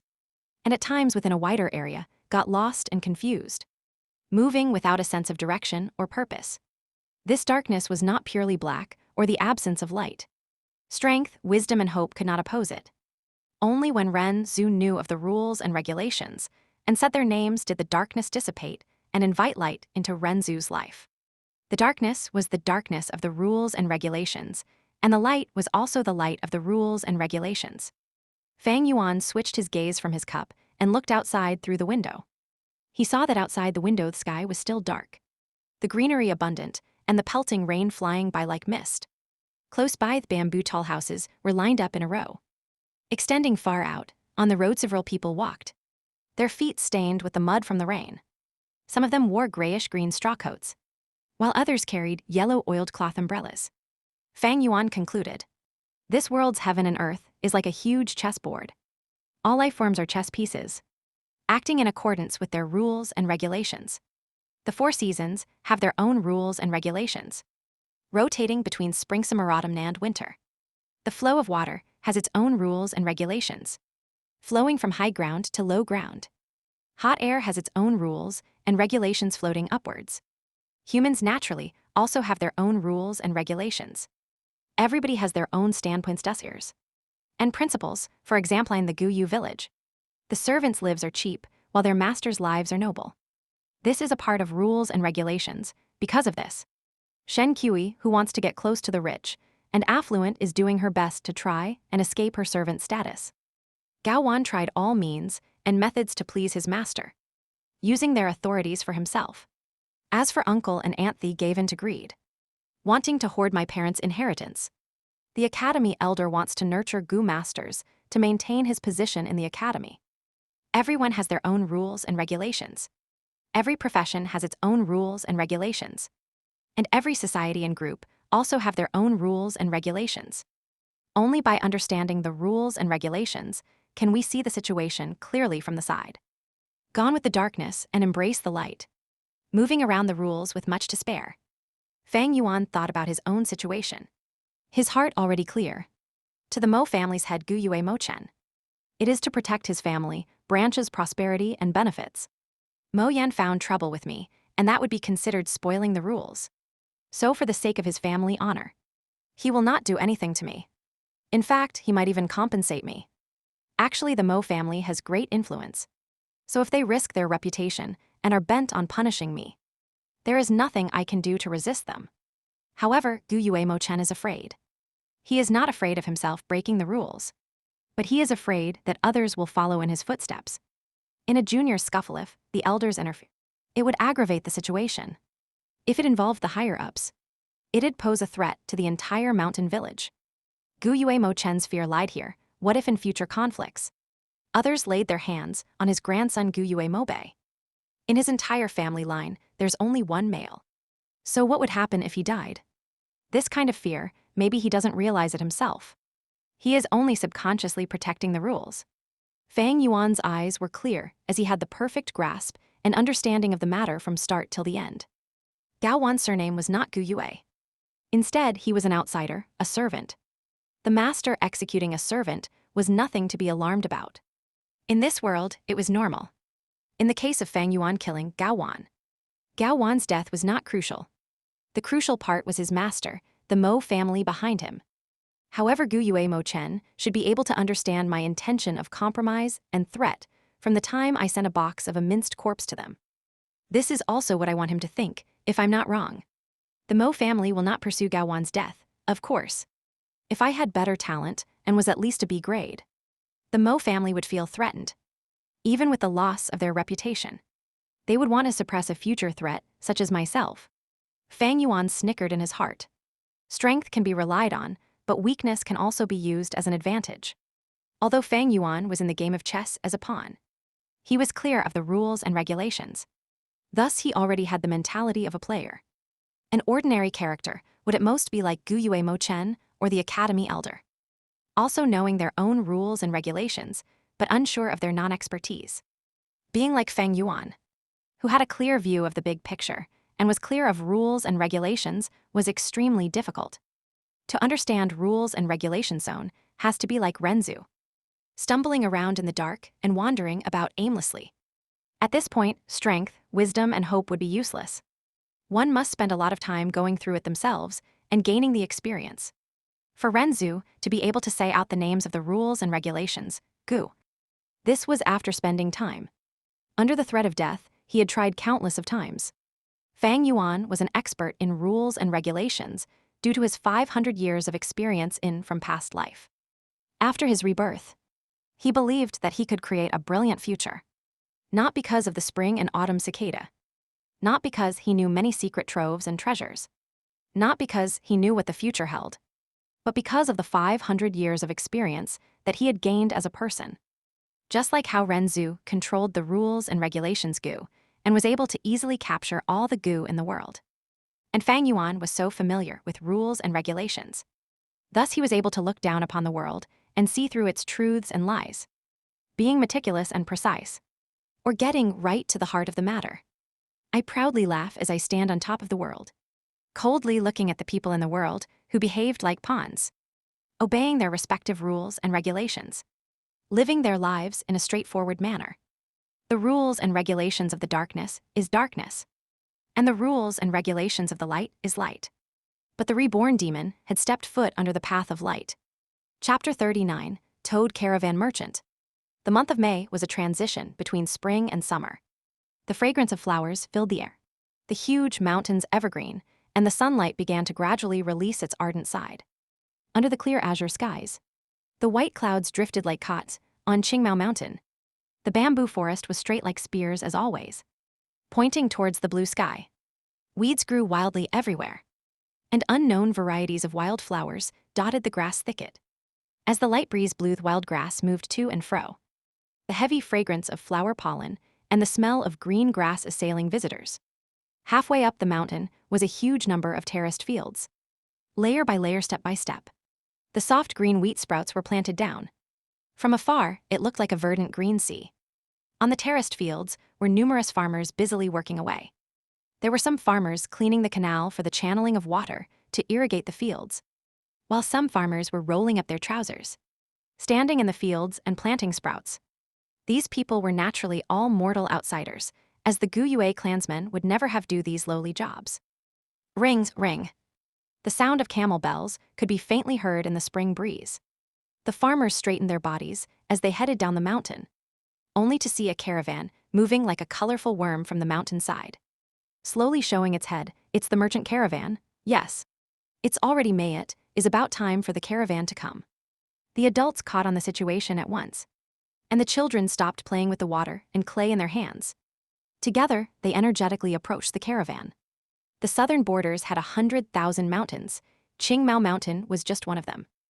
On every mountain there were villages after villages, which were maintained by everyone through their blood relationships and kinships. In between the mountains, forests were deep and ominous, the cliffs steep and full of the dangerous falling rocks. Additionally, in the complex surroundings of the forest dwelled a large number of ferocious beasts and peculiar goo worms. Mortals could not pass through it all. It was difficult to get past these obstacles alone. One had to at least be a rank 3 goo master. Because of the poor economy, trading was difficult. Thus, the most important form of trading was through the caravan merchants. Only by organizing a merchant group in such a large scale could goo masters come together with the power to help each other, conquering the difficulties in the traveling routes and traversing from one mountain to another. The merchant caravan's arrival was like a bowl of boiling water that poured into the peaceful and serene Qingmao Mountain. All these past years, they would come in April, but this year they only arrived in May. At least they're here now. The owner of the inn let out a deep breath upon hearing the news. The inn's business was poor in the other months, so only when the caravan came could he earn enough profit to last the year. At the same time, there was some green bamboo wine within his storage that he could sell to the caravan merchants. Besides the inn, the business at the tavern would also boom as a result. The caravan merchants entered the Guyue mountain village one by one, led by a treasure brass toad. This toad was 2.5 meters tall, its entire body orange-yellow in color. The back of the toad was thick and full of warts and knots. It was like the lumps of bronze nails on ancient city gates. On the treasure brass toad's back, thick ropes were tied around plenty of goods. At a glance, it seemed like the toad was carrying a giant backpack. A middle-aged man with a circular face, full of pockmarks, sat cross-legged atop the toad. He was fat and had a large belly. Both of his eyes formed into slits when smiling. He cupped his fists as he greeted the surrounding Guyue villagers. This man's name was Fu of the Jia clan. His cultivation was at rank 4, and he was the leader of the merchant caravan this time. The treasure toad hopped slightly as it moved forward, but Jia Fu, who was sitting on its head, was stable and steady. When the toad hopped, his height would level with the windows on the second floor of a building. Even when he was back on the ground, he was at a height greater than the first level of the bamboo buildings. The originally spacious streets were suddenly rather packed and narrow. The treasure brass toad was like a beast that intruded into the midst of a great number of bamboo houses. After the treasure toad was a huge fat worm. It had 2 eyes that were similar to multicolored glass windows, the colors bright and gorgeous. The worm was 15 meters long, its body shape resembling a silkworm. However, the surface of the worm was covered in a thick layer of black porcelain-like leather armor. On the armor was another abundant pile of goods and merchandise, a hemp rope tied around it. In between the gaps and intervals of the goods, goo masters sat one by one, some old and some young. There were also mortals who were robust and sturdy martial warriors, slowly moving forward on the ground following after a fat black beetle. After the fat beetle, there were ostriches with brightly colored feathers, hairy mountain spiders, winged snakes with 2 pairs of feathered wings, and so on. However, these were in small numbers. Most of the creatures were toads. These toads were all similar to the treasure brass toad, but they were smaller in size and had the build of cows and horses. The toads were carrying merchandise and people, their bellies bulging as they hopped forward. The merchant caravan wound deep into the village. Children on the road would look on curiously with wide eyes, calling out in joy or exclaiming in surprise. The windows on the second stories opened one after another. The mountain villagers observing the merchants from a short distance. Some had eyes that flashed with fear, and some others waved their hands to express a warm welcome. Old Brother Jayu came a little late this year. You must have had a hard journey. Approaching with the identity of a clan head, Gu Yuebo came out himself to greet the leader of this year's merchant caravan. As Jiafu had the status of a rank 4 Gu master. If a rank 3 elder were to be in charge of receiving him, it would undoubtedly be seen as a kind of negligence and scorn. Jiafu cupped his fists and sighed. This year's road was rather unfavorable. On the way, we bumped into a group of secluded bloodbaths, and we lost quite a few good men. Then on Jubai Mountain, we ran into a mountain fog. And we didn't dare to continue traveling at all. So we were delayed for quite a lot of time, and caused Brother Guyue to wait for quite a while. As they spoke, their tones were very polite. The Guyue village needed the merchant caravans every year to come and trade. And the merchant caravan also needed business to make money. Ha, it's good enough that you are able to come. Please, the clan has prepared food and wine. Let me host a welcoming dinner for Yaold brother. Gu Yuebo stretched out his hand and said invitingly. Clan head is polite, too polite. Jiafu was flattered. The merchant caravan arrived at the boundaries of the Qingmao Mountain in the early morning. And by afternoon, they were stationed in the Guyue village. When it was dusk, the surroundings of the village had formed into a widespread area of temporary shops and stores. All kinds of red, blue, yellow, and green lofty tents were built, and every inch between the tents was squeezed with numerous little street stalls. The night was descending, yet it was still brightly lit in the area. An endless stream of pedestrians spilled into the area from the village. They were mortals as well as Gu masters. The little children hopped around in high spirits, and the adults showed an expression of joy akin to celebrating a festival. Fang Yuan moved along with the crowd, walking alone. The crowd was bustling with activity. Groups of people either surrounding the stalls or endlessly pouring in and out of the entrance of the tents. The surroundings were filled with the shouts of merchants hawking their wares. Come, take a look, top-notch blue sea cloud tea brick. Drinking this tea makes one as cheerful as a fairy. Even if it's not a person drinking, it can be used for feeding and raising tea go. It is a cheaply priced item for its value. One piece only costs 5 primeval stones. Brute force longhorn beetle goo. A goo master who uses this goo will be able to burst out with the strength of a cow. You can walk away, but don't regret it. Intimate grass, high-quality intimate grass. Everyone look at this quality. It's as fresh as if a newly picked one. 1 caddy for 2 pieces of primeval stones. Very cheap price, as Fang Yuan heard this. His footsteps paused slightly. Then he followed the sound and walked over. He saw an ostrich pulling a handcart with 2 wheels. On the handcart was a heap of pastel green herbs. Every blade of grass was a meter in length, slender and long. Their average width was around that of a fingernail. On some of the pointed tips of the grass grew red, heart-shaped flower buds. The intimate grass was one of a goo worm's supplementary food type. Its worth was stemmed from the fact that it could be used to pair up with a few other foods to feed a goo worm. For example, Fang Yuan needed to give 2 pieces of flower petals every meal to the moonlight goo when feeding it. If he mixed in a blade of intimate grass, the moonlight goo would be full just from eating 1 petal. The intimate grass only costs 2 pieces of primeval stones per caddy, while the moon orchid petal cost a primeval stone for every 10 pieces. With a simple calculation, one would know that mixing the intimate grass in to feed the goo would be more cost-effective. Half a month ago, because I used the moonlight goo in the academy to kill Gao Wan, I was fined 30 primeval stones. However, the Mo family paid me 30 primeval stones later as compensation. So I didn't really take any losses. In recent days, I have robbed twice. My total number of stones amounts to 118, however. Recently, I continuously spent essence to refine middle-stage primeval essence and nurture the 4 walls of my aperture. And I would use up 3 pieces of stones every day. Adding on the costs of feeding goo, my own daily expenses, and successively buying green bamboo wine, I have 98 pieces at hand right now. Ever since Fang Yuan killed a person, the cruel and callous image had deeply rooted itself into the hearts of the students, and for a time, no one dared to challenge him.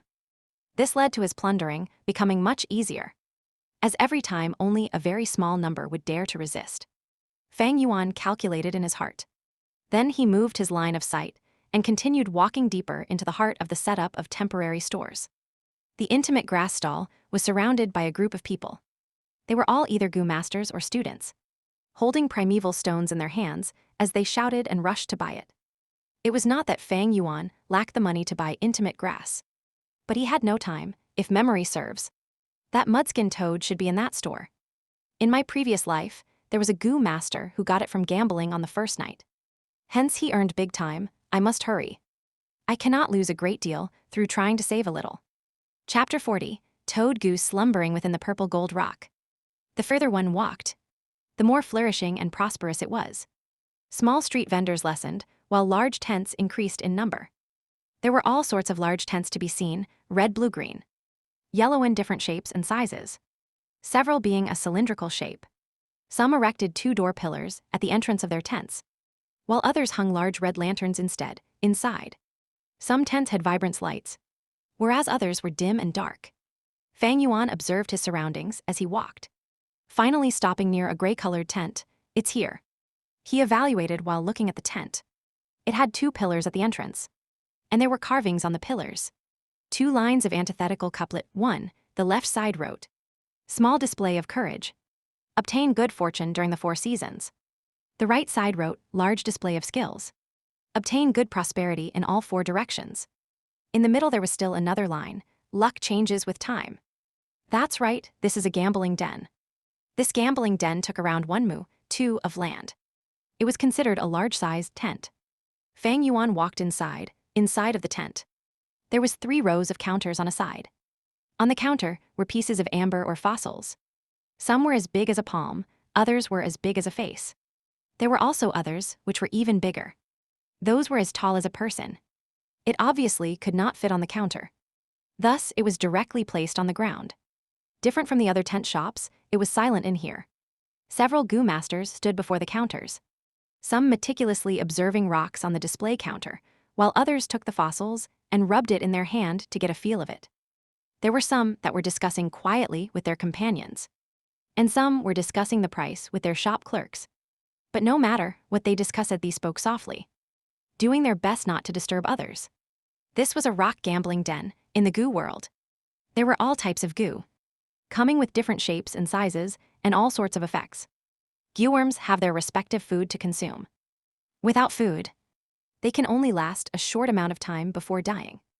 But nature towards life forms was both uncaring and benevolent. If they lacked food, the Gu worms still have a chance of survival. That was to hibernate, undergoing self-sealing.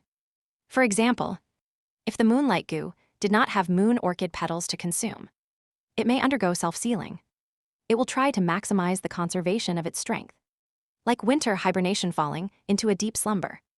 At this time, not only would the blue glow on its body dissipate, it would also turn from a transparent crystal state into a gray rock, covered in a layer of rock shell. Eventually, the rock crust will get thicker and turn into a boulder. Or, for example, the liquor worm, if it underwent self-sealing, it would form a white cocoon around it, curling its body and falling into a deep sleep within the cocoon. Of course, this situation of sealing and hibernating may not happen to every Gu worm. It has a small chance of occurrence in most cases. The Gu worm will not fall into hibernation, but instead starve to death. Only a small number of Gu worms may, under specific situations, undergo self-sealing. A few Gu masters who accidentally obtain these sealed Gu worms, rocks or cocoons, would awaken the Gu worms that were slumbering within. Thus, they would have a stroke of fortune. Some of the Gu masters became successful due to this, it being a turning point in their lives. These situations happen frequently in the Gu master world, often being fake or real rumors, giving people hopes and dreams. The source of the idea behind this rock gambling den originated from these rumors. Of course, these rocks all looked alike on the outside. Only after opening them can one determine if there really is a Gu worm hidden inside. In a small-sized rock gambling den like this, 9 out of 10 rocks are solid core, having no Gu worms inside. Even if there are Gu worms inside the rock, they may not be living worms. Most of them are dead Gu. But once someone hits the jackpot of a live goo, under most situations, one would be able to earn a huge fortune. If the goo worm is a rare species, they either become a successful person in life or get murdered and robbed of their fortune. Fang Yuan was clear about this in his heart, being very familiar with the situation beyond these doors. In his past life, he had participated in a merchant caravan before, being a clerk in the rock gambling den some time later. He even operated his own rock gambling den, even larger than this one. It was a medium-sized rock gambling den.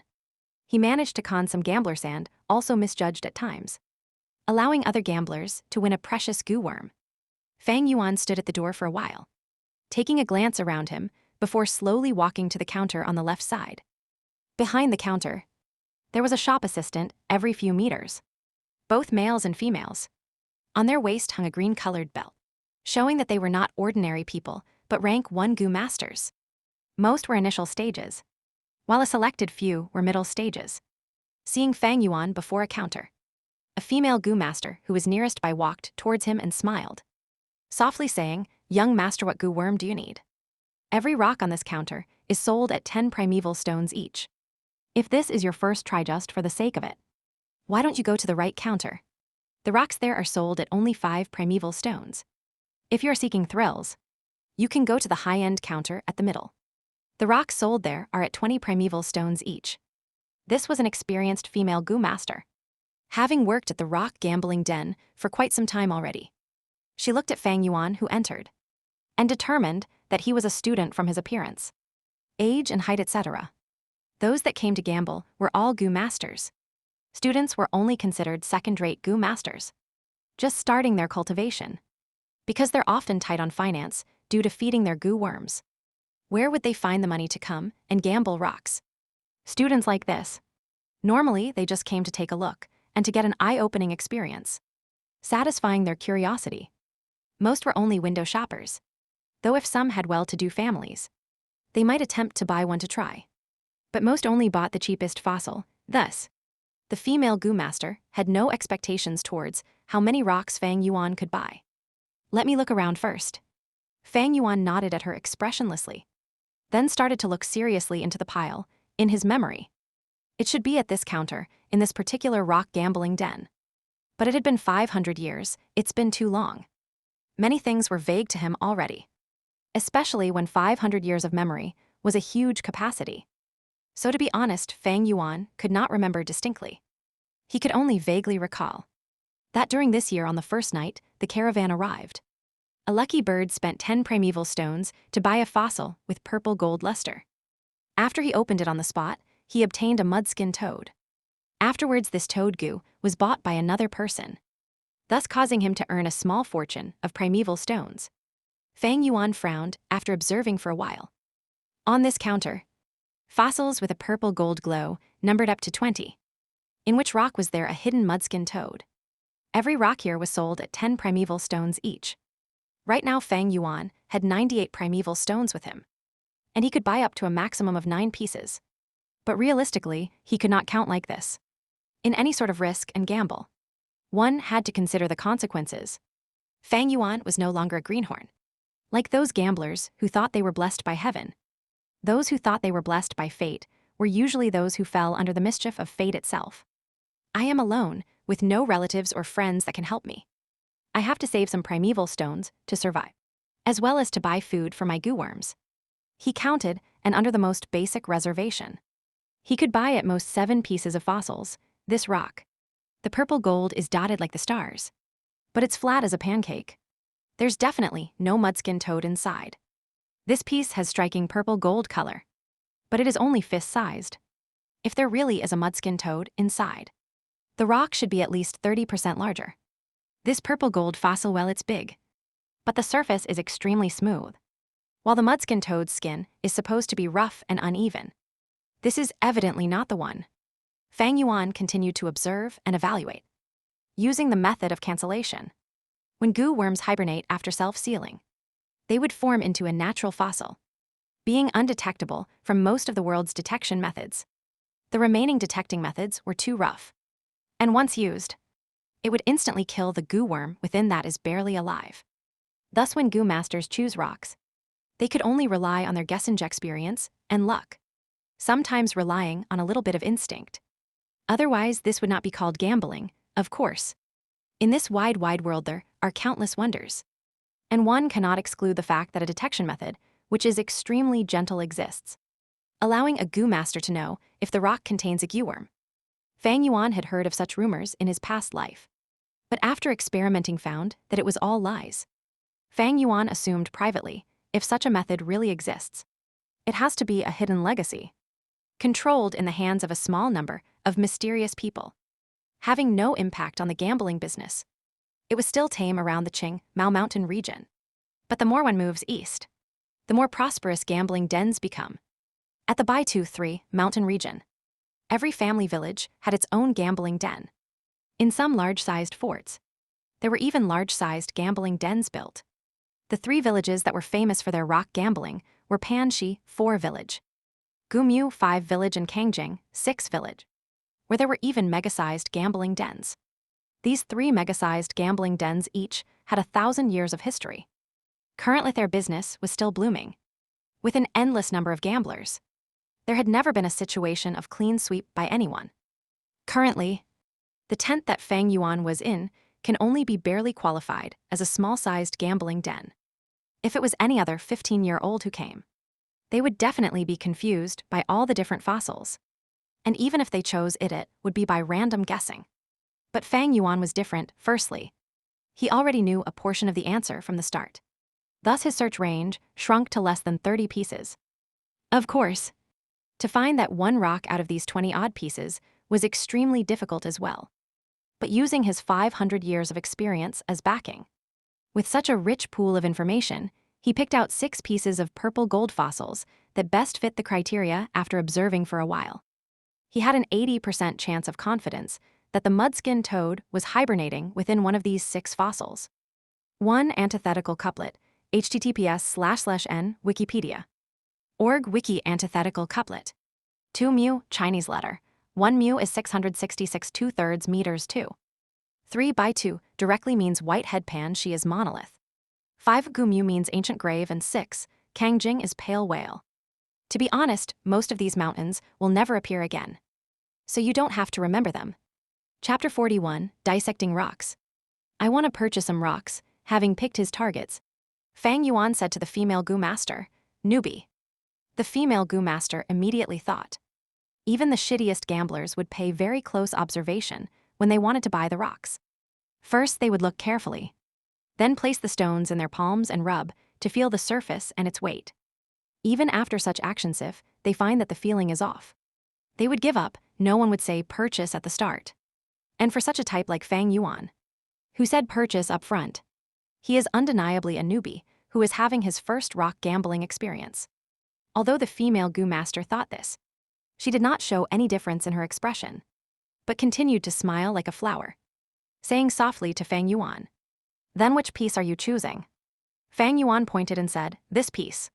She immediately retrieved it. Fang Yuan pointed again and said, "This piece." She felt perplexed, not expecting this youngster to buy 2 pieces. It seems like this youngster is the type to gamble heavily. She evaluated mentally, but next, Fang Yuan pointed yet again, "And this piece at that piece." "I'm buying them all." The female Gu master was stunned, feeling extremely surprised. She could not help but assess Fang Yuan again.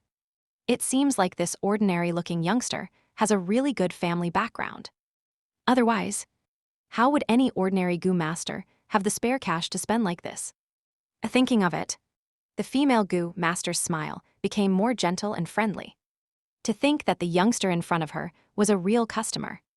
This was an unexpected joy, however. Fang Yuan surprised her once again as he pointed to the furthest purple gold rock. "Oh yeah, and those 2 pieces as well." The female Gu master could not help but feel shocked internally. Which young master is this from the Gu Yue village? It looks like he's the main family branch's inheritor. If I can hook up with him, I may not need to stay here and slog as a shop clerk anymore. With this thought, the female Gu master's smile became even more gentle, and she even looked towards Fang Yuan seductively. 6 rocks were placed in front of Fang Yuan. Fang Yuan took out 60 primeval stones and passed it to the female Gu master. His act of payment attracted the attention of all the other goo masters in the tent. Oh, someone is going to rock gamble. We've been watching for over an hour. But we haven't acted yet. Now that someone is giving it a try, we might as well watch. It's a student. He actually took out 60 primeval rocks at once. His family must be affluent, he looks like a greenhorn nymph. Gambling rocks isn't so easy, he's gonna get hurt real bad. The goo masters stood on the spot discussing softly, all directing their gaze towards Fang Yuan. Young master, do you want to open the rocks on the spot? Our gambling den provides free service to open the rocks. The female goo master gently advised, sending seductive glances with her eyes. Fang Yuan used the corner of his eye to take a look at the crowd, his lips curling into a mysterious smile. He waved his hand, rejecting the female goo master. Purple gold is my lucky color. And this is my first time betting it is very meaningful. I'll open the rocks myself. The female goo master's eyes shone brighter, thinking, this heroic demeanor is expected of a rich young master. Never in her dreams would she be able to imagine that Fang Yuan could be said to be kinless in Gu Yue village. A drifter with no backing, having to rely on himself for everything. Tisk, so what if you have money? I wonder which rich kid this is, coming here to waste his parents' hard-earned money. Ignorant young lad. How can one choose the rocks based on lucky color sign? This act is simply akin to throw primeval stones into the water and waiting to see the ripples for fun. The goo masters in the tent lost their excitement at once. After thinking that Fang Yuan was a prodigal son, their already low expectations vanished into thin air. Some goo masters even retracted their gaze and turned around to continue inspecting the fossils on the counter. The changes to his surroundings did not affect Fang Yuan's state of mind at all. He expressionlessly activated the primeval essence within his primeval sea, pouring it into the moonlight goo. The next moment, the crescent mark on his right palm emitted a faint water-like blue light. Fang Yuan used this right hand to grab a purple gold rock, holding it in his palm. Next, he closed his fingers and slowly rubbed against the surface of the fossil. The blue light continued to shine, the waves of light rippling like water as the purple gold rock shrunk in size. Large amounts of powder from rock shavings falling out from the gaps of Fang Yuan's fingers, landing on the carpet of the tent. Young master has good handiwork. The female goo master took the chance and immediately praised. This youngster, he isn't a good-for-nothing. What great skills, seeing the sight. The goo master's eyes shone across with a complicated glint. They had started to see Fang Yuan in a new light. Fang Yuan used the blue light to rub against the surface of the rock. This was a form of meticulous usage of the moonlight goo. Normally, one would have to use the moonlight goo for 2 to 3 years to be able to reach this level. With Fang Yuan's age and student identity, being able to do this is really remarkable. See, he's using our Gu Yue clan's special tithe moonlight goo. Some of the goo masters found this and instantly felt proud, gaining affection for Fang Yuan. But opening the rocks with this method, it's still too rough. Some of the older and more experienced goo masters shook their heads. The purple gold rock got smaller and smaller, from being slightly larger than a palm into the size of a fist, being gripped tightly by Fang Yuan's fingers. The blue light intensified as the fossil became pearl-sized, until finally what was left was a pile of rock powder, falling on the carpet to form a small hill. This was a solid rock, there was no goo worm inside. As expected, he's unreliable. The goo masters shook their heads. Young master, there's still 5 pieces left. The female goo master encouraged. Fang Yuan's expression was calm, being completely unaffected. He grabbed the second piece of purple gold rock and continued to grind. But the result of this piece was still a solid rock. There was no goo worm inside. The third piece was still the same. The goo masters grew impatient. Stop looking. By relying on color to pick the rocks, there's no point in this gamble. If he can get a good goo from this, I'll eat the pile of rock powder on the floor. Someone laughed insultingly. Don't lose heart, young master, isn't there 3 pieces left? You're only halfway through. The female goo master continued to edge Fang Yuan on. Fang Yuan grabbed the 4th piece, and when he got it to palm size, he suddenly stopped all action. Oh, there's something. The rock composition changed. It's not purple gold sediments, but a kind of inked black color. Don't tell me he really got super lucky from blinding guessing. The surrounding goo masters exclaimed lightly. Young master, you have to be careful from here onwards. Don't make sudden movements. Hibernating goo worms are very fragile. If you use too much strength, you'll kill the goo worm inside. The female goo master did not expect such a situation to occur. After getting stunned for a moment, she immediately advised carefully. Fang Yuan's movement slowed. His fingers slowly rubbing as small powder slowly fell, continuously repeating the action with many intervals. He was no longer as fluid as earlier. The black-colored rock powder slowly fell off. And as the rock got smaller, Fang Yuan's movements became slower and gentler. On the carpet, the rock powder continued to gather as Fang Yuan's black-colored rock was finally scrapped clean. Sigh, what a pity, it's a rock in a rock. What a waste of my emotions. I really thought there was a goo worm inside. You are all too easy to fool. Is rock betting so easy? 9 out of 10 are all empty. How else is the shop going to make money? Young master, your luck is already not bad. Getting a rock in rock the first time. Normal people cannot do it. The female goo master tried another way to console Fang Yuan. Similarly, it was to pave way for the result that awaited him. Getting nothing out of gambling rocks was very common. A 9 out of 10 occurrence, in her opinion. Fang Yuan was choosing at random. The chance of getting a goo fossil was close to 0. Fang Yuan smiled but did not reply. And he continued to take out the 5th rock. He carefully grinded and, in 10 breaths' time, the surface of purple gold-colored rock were all rubbed away, revealing a rough-surfaced yellow mud ball. Chapter 42, It Really Is a Goo, A. Don't tell me it's another rock in the rock. By the looks of it, probably, but it's a little strained. This mud ball is enclosed by a purple gold rock surface. The mud ball surface should be compressed smoothly. So why is the surface still uneven? The surrounding goo masters were perplexed. Looking at the mud ball in his hands, Fang Yuan's expression did not change. But in his heart, he was slightly moved. He continued to grind. Under the blue watery light, the powdery sand fell off. Among the powder there were some soil crumbs mixed in it, falling onto the pile of rock powder beside his leg. Don't tell me there's really something. Upon seeing this, some of the goo masters stared with their eyes wide opened. It's hard to say, someone spoke with an uncertain tone. I feel like there's really something. Another spoke softly. The yellow mud ball gradually decreased in size due to the friction.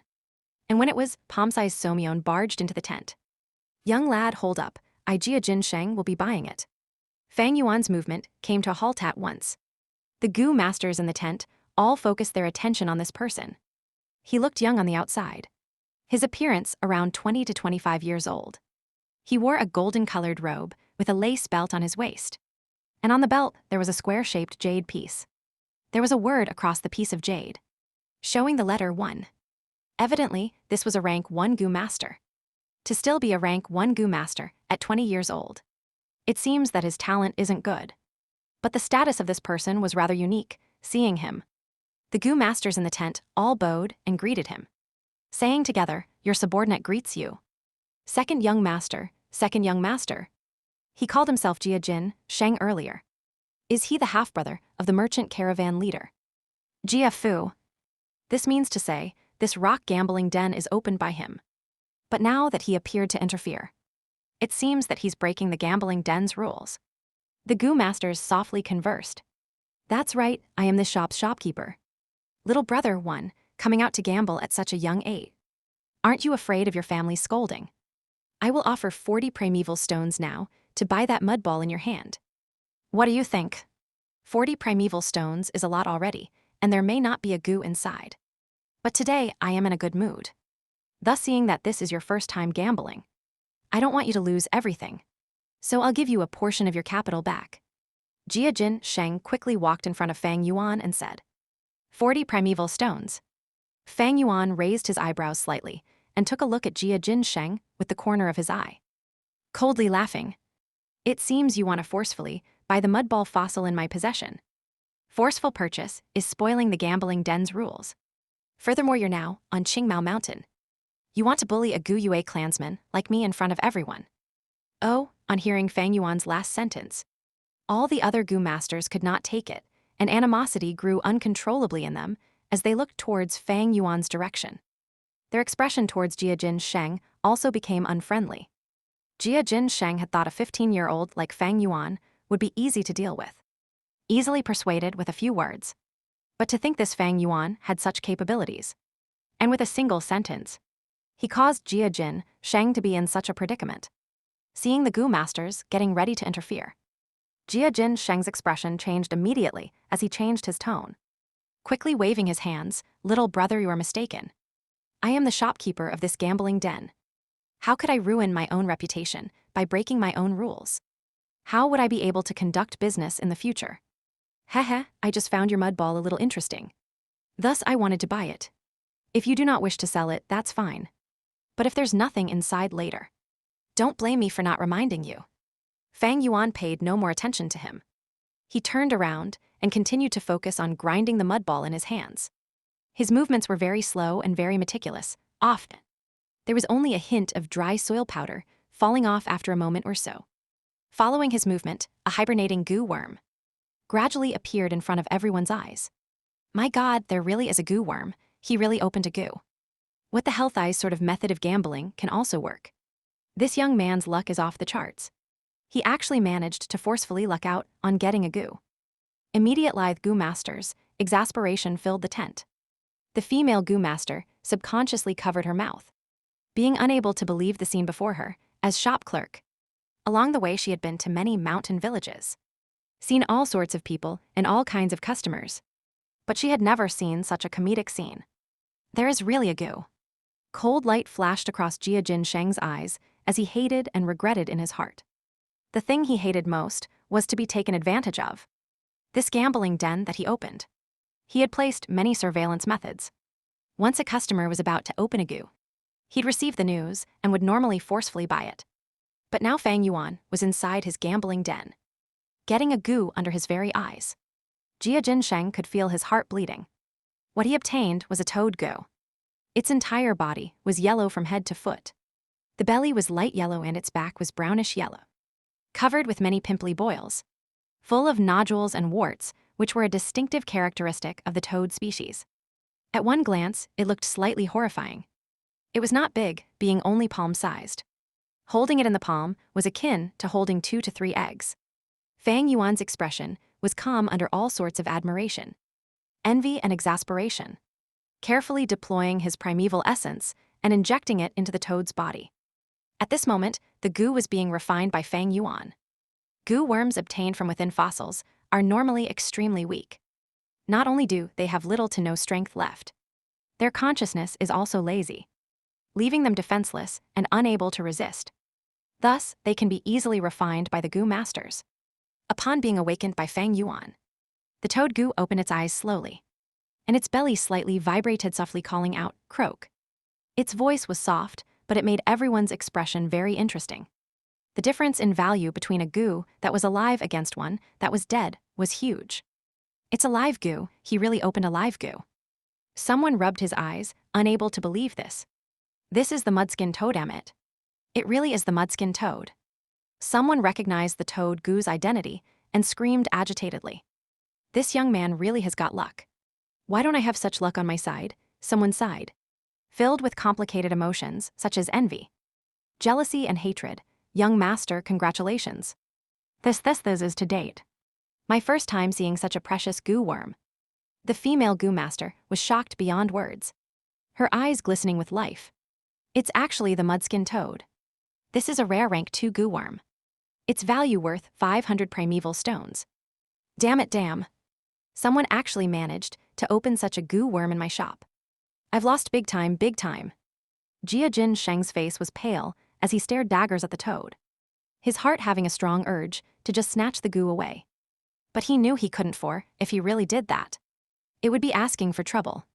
This was not his family's village, but the Gu Yue clan's territory. Maybe I should have paid a bit more primeval stones. Maybe he might have given it to me. That's right, he's just a student. If I offered 100 primeval stones, there's no way he'd not be moved. Why didn't I do that? Jia Jin Sheng was full of regret. No, maybe this young lad does not know his stuff. Even though he opened a mudskin toad, I should be able to suppress the price and buy it. Jia Jin Sheng's heart had renewed hope. But at the next moment, this hint of hope was mercilessly smashed by Fang Yuan's words. Fang Yuan plainly looked at the mudskin toad in his hands, ignoring the surrounding people's praises and shock. He used an extremely calm tone and said to Jia Jinsheng, "Mudskin toad rank 2 goo worm. Requires 500 grams of yellow soil every meal. The more fertile the soil, the better. Its species is few in number, and it is the necessary main goo in refining the treasure brass toad. The market price is 500 primeval stones. Jia Jinsheng, do you want to buy this?" "You actually know so clearly," Jia Jinsheng mumbled. After such a shock, he could not say a word. Fang Yuan laughed lightly and continued, "If you're unwilling, that's fine. I'll sell it to someone else. I'm sure someone will be interested." "Hold it, wait, I'll buy it. But can't this price be cheaper?" Jia Jinsheng's smile turned bitter. Fang Yuan turned around and walked away. Jia Jinsheng hurriedly chased after him. Don't go. I'll buy it." Fang Yuan had no plans to nurture this mudskin toad. It was a rank 2 go. But Fang Yuan was still a rank 1 initial stage. Although it ate yellow soil, Qingmao Mountain was full of green soil. Hence finding food for it would be troublesome. Moreover, if he does not sell this goo worm, Fang Yuan would have to feed 3 goo worms himself, putting aside the increased primeval stone expenditure. Even the current amount of primeval stones in his possession would not be enough to feed them. Thus, Fang Yuan's plan was to immediately sell away the mudskin toad, get the 500 primeval stones, and earn a fortune. To a rank 1 initial stage like Fang Yuan, 500 primeval stones was considered a large amount already. The transaction was quickly completed, and Fang Yuan transferred the mudskin toad to Jia Jinsheng in front of the crowd, at the same time accepting 5 heavy money bags. Each bag had 100 primeval stones. Fang Yuan originally had 98 primeval stones, and after spending 60 on gambling rocks, he had 38 left now. His fortune multiplied many times, and he owned 538 primeval stones. Upon seeing this, many goo masters turned green with envy. Fang Yuan put the 5 bags in his bosom before taking the last piece of purple gold fossil and walked out of the tent. "Young master, you're not opening that fossil." The female goo master blinked rapidly and stared at Fang Yuan's back, loudly reminding him. Fang Yuan paid no heed and left the gambling den without turning back. He left behind a gang of stunned goo masters, staring at each other silently. Jin Jiasheng calling Fang Yuan little brother is a way of greeting. They are not related in any way. Chapter 43, The Final 6th Purple Gold Rock. The green copper primeval sea had tides rising and falling, ebbing and flowing above the sea level. The liquor worm curled into a ball, emitting the wine vapor that gradually developed into white mist. A surge of primeval essence with a swoosh rushed up against the tide and into the wine mist. When the tide receded, there was already half left, and the color was even darker. From initial stage jade green 1, it had converted into middle stage pale green. Middle stage primeval essence fell into the sea, but it did not mix with the initial stage primeval essence. As if it was denser, it sank to the bottom. Thus, the situation became that the upper layer of the primeval sea was filled with initial stage primeval essence, while the lower half was middle stage primeval essence. As time flowed, the wine mist circulated within the aperture. Under the refinement of the liquor worm, eventually, the initial stage primeval essence continued to decrease, while the middle stage primeval essence gradually increased. It could be seen with the naked eye, where the lower layer middle stage primeval essence gradually rose, while the upper layer initial stage primeval essence continued to decrease, but also rose in sea level. As Fang Yuan refined his primeval essence, he extracted the natural essence from the primeval stones at the same time, quickly replenishing the dwindling primeval essence in his aperture. Finally, the 45% primeval sea in his aperture was fully refined into middle stage primeval essence. Much thanks to the middle stage primeval essence, or else I would not have been able to open the rocks 5 times in the gambling den. Sitting in a lotus position on his bed, Fang Yuan gradually opened his eyes. It was currently late at night. After he walked out of the gambling den, he did not tour around any of the other shops, but instead headed back to the academy. Although it was at the fringe of the Gu Yue mountain village, as a rank 1 initial stage Gu master, owning 538 primeval stones is still too much. This is not only because the primeval stones were heavy and a hassle to bring around. It also attracts other people's, coveting in another sense. It would endanger his life. If there was a rank 1 upper state, or even a rank 2 who coveted his assets, with Fang Yuan's current ability, he would not be able to contend. Wealth comes and goes, but humans die because of wealth. It's pathetic. What's laughable is that many people in this world cannot comprehend that. The boat of benefits carries many people, but has also sunk many others. Fang Yuan's lips curled into a cold smirk as he looked at the gray-white primeval stones in his hands. A complete primeval stone was around the size of a duck egg. But the stone in his hand, as it had been extracted of half of its essence, was an entire circle smaller. Fang Yuan did not regret it. Everything has its gains and losses. Fang Yuan was only a C-grade talent. Yet he was using the liquor goo to refine his primeval essence. And his primeval stone's expenditure was multiple times of the people of his age. Yet it was because of this that he was able to overcome the lack of his talent. If the real cultivation pace could be counted, he would be able to rank first 3. Fang Yuan put the primeval stones back into his money bag and took out that final purple gold fossil. He bought a total of 6 fossils at the gambling den and opened 5 on the spot, bringing the last one back with him. His eyes shone as he activated the moonlight goo, grinding with 5 fingers slowly, dissecting the rock. The purple gold fossil gradually shrunk under the blue ripples, and finally was grinded to nothingness, leaving behind a pile of powder on the ground. Fang Yuan was not surprised because, in rock gambling, you lose 9 out of 10 times. Even with his 500 years of experience, he could only manage 8 losses out of 10 times. And in the remaining 2 times, it depended on whether it was a live goo or a dead goo. Dead goo had basically no value. As for live goo, they might not be a rare type of goo worm. And even if it was a tremendously precious goo, one might attract a life-threatening crisis because of it. Fang Yuan's current cultivation level was still very low. It was at the bottom tier of the goo masters, the mudskin toad that he obtained earlier. If it weren't for the fact that this was the Gu Yue mountain village, it might have been forcefully snatched away by that Jia Jinsheng. Gambling was never the way for developing family wealth. And in fact, it was a bigger cause of bankruptcy and debt. This was not the development path that Fang Yuan wanted to take.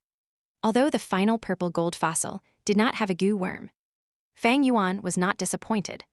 In fact, he looked at the pile of rock powder and gradually broke into a smile. Indeed, his ultimate motive in entering the gambling den was all for this pile of rock powder.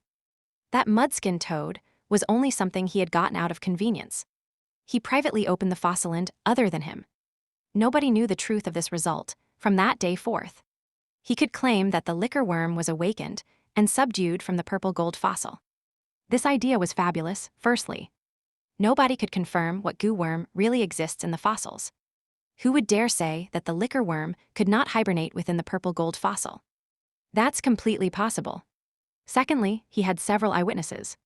He opened the mudskin toad, which would have left a strong impression on the goo masters in the gambling den.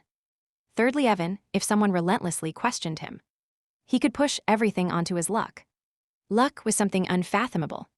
Even if someone suspected that this was the flower wine monk's liquor worm, against an excuse like luck, they'd have no idea how to argue against Fang Yuan.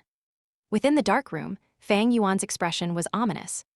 One-sided covering up was akin to covering fire with paper.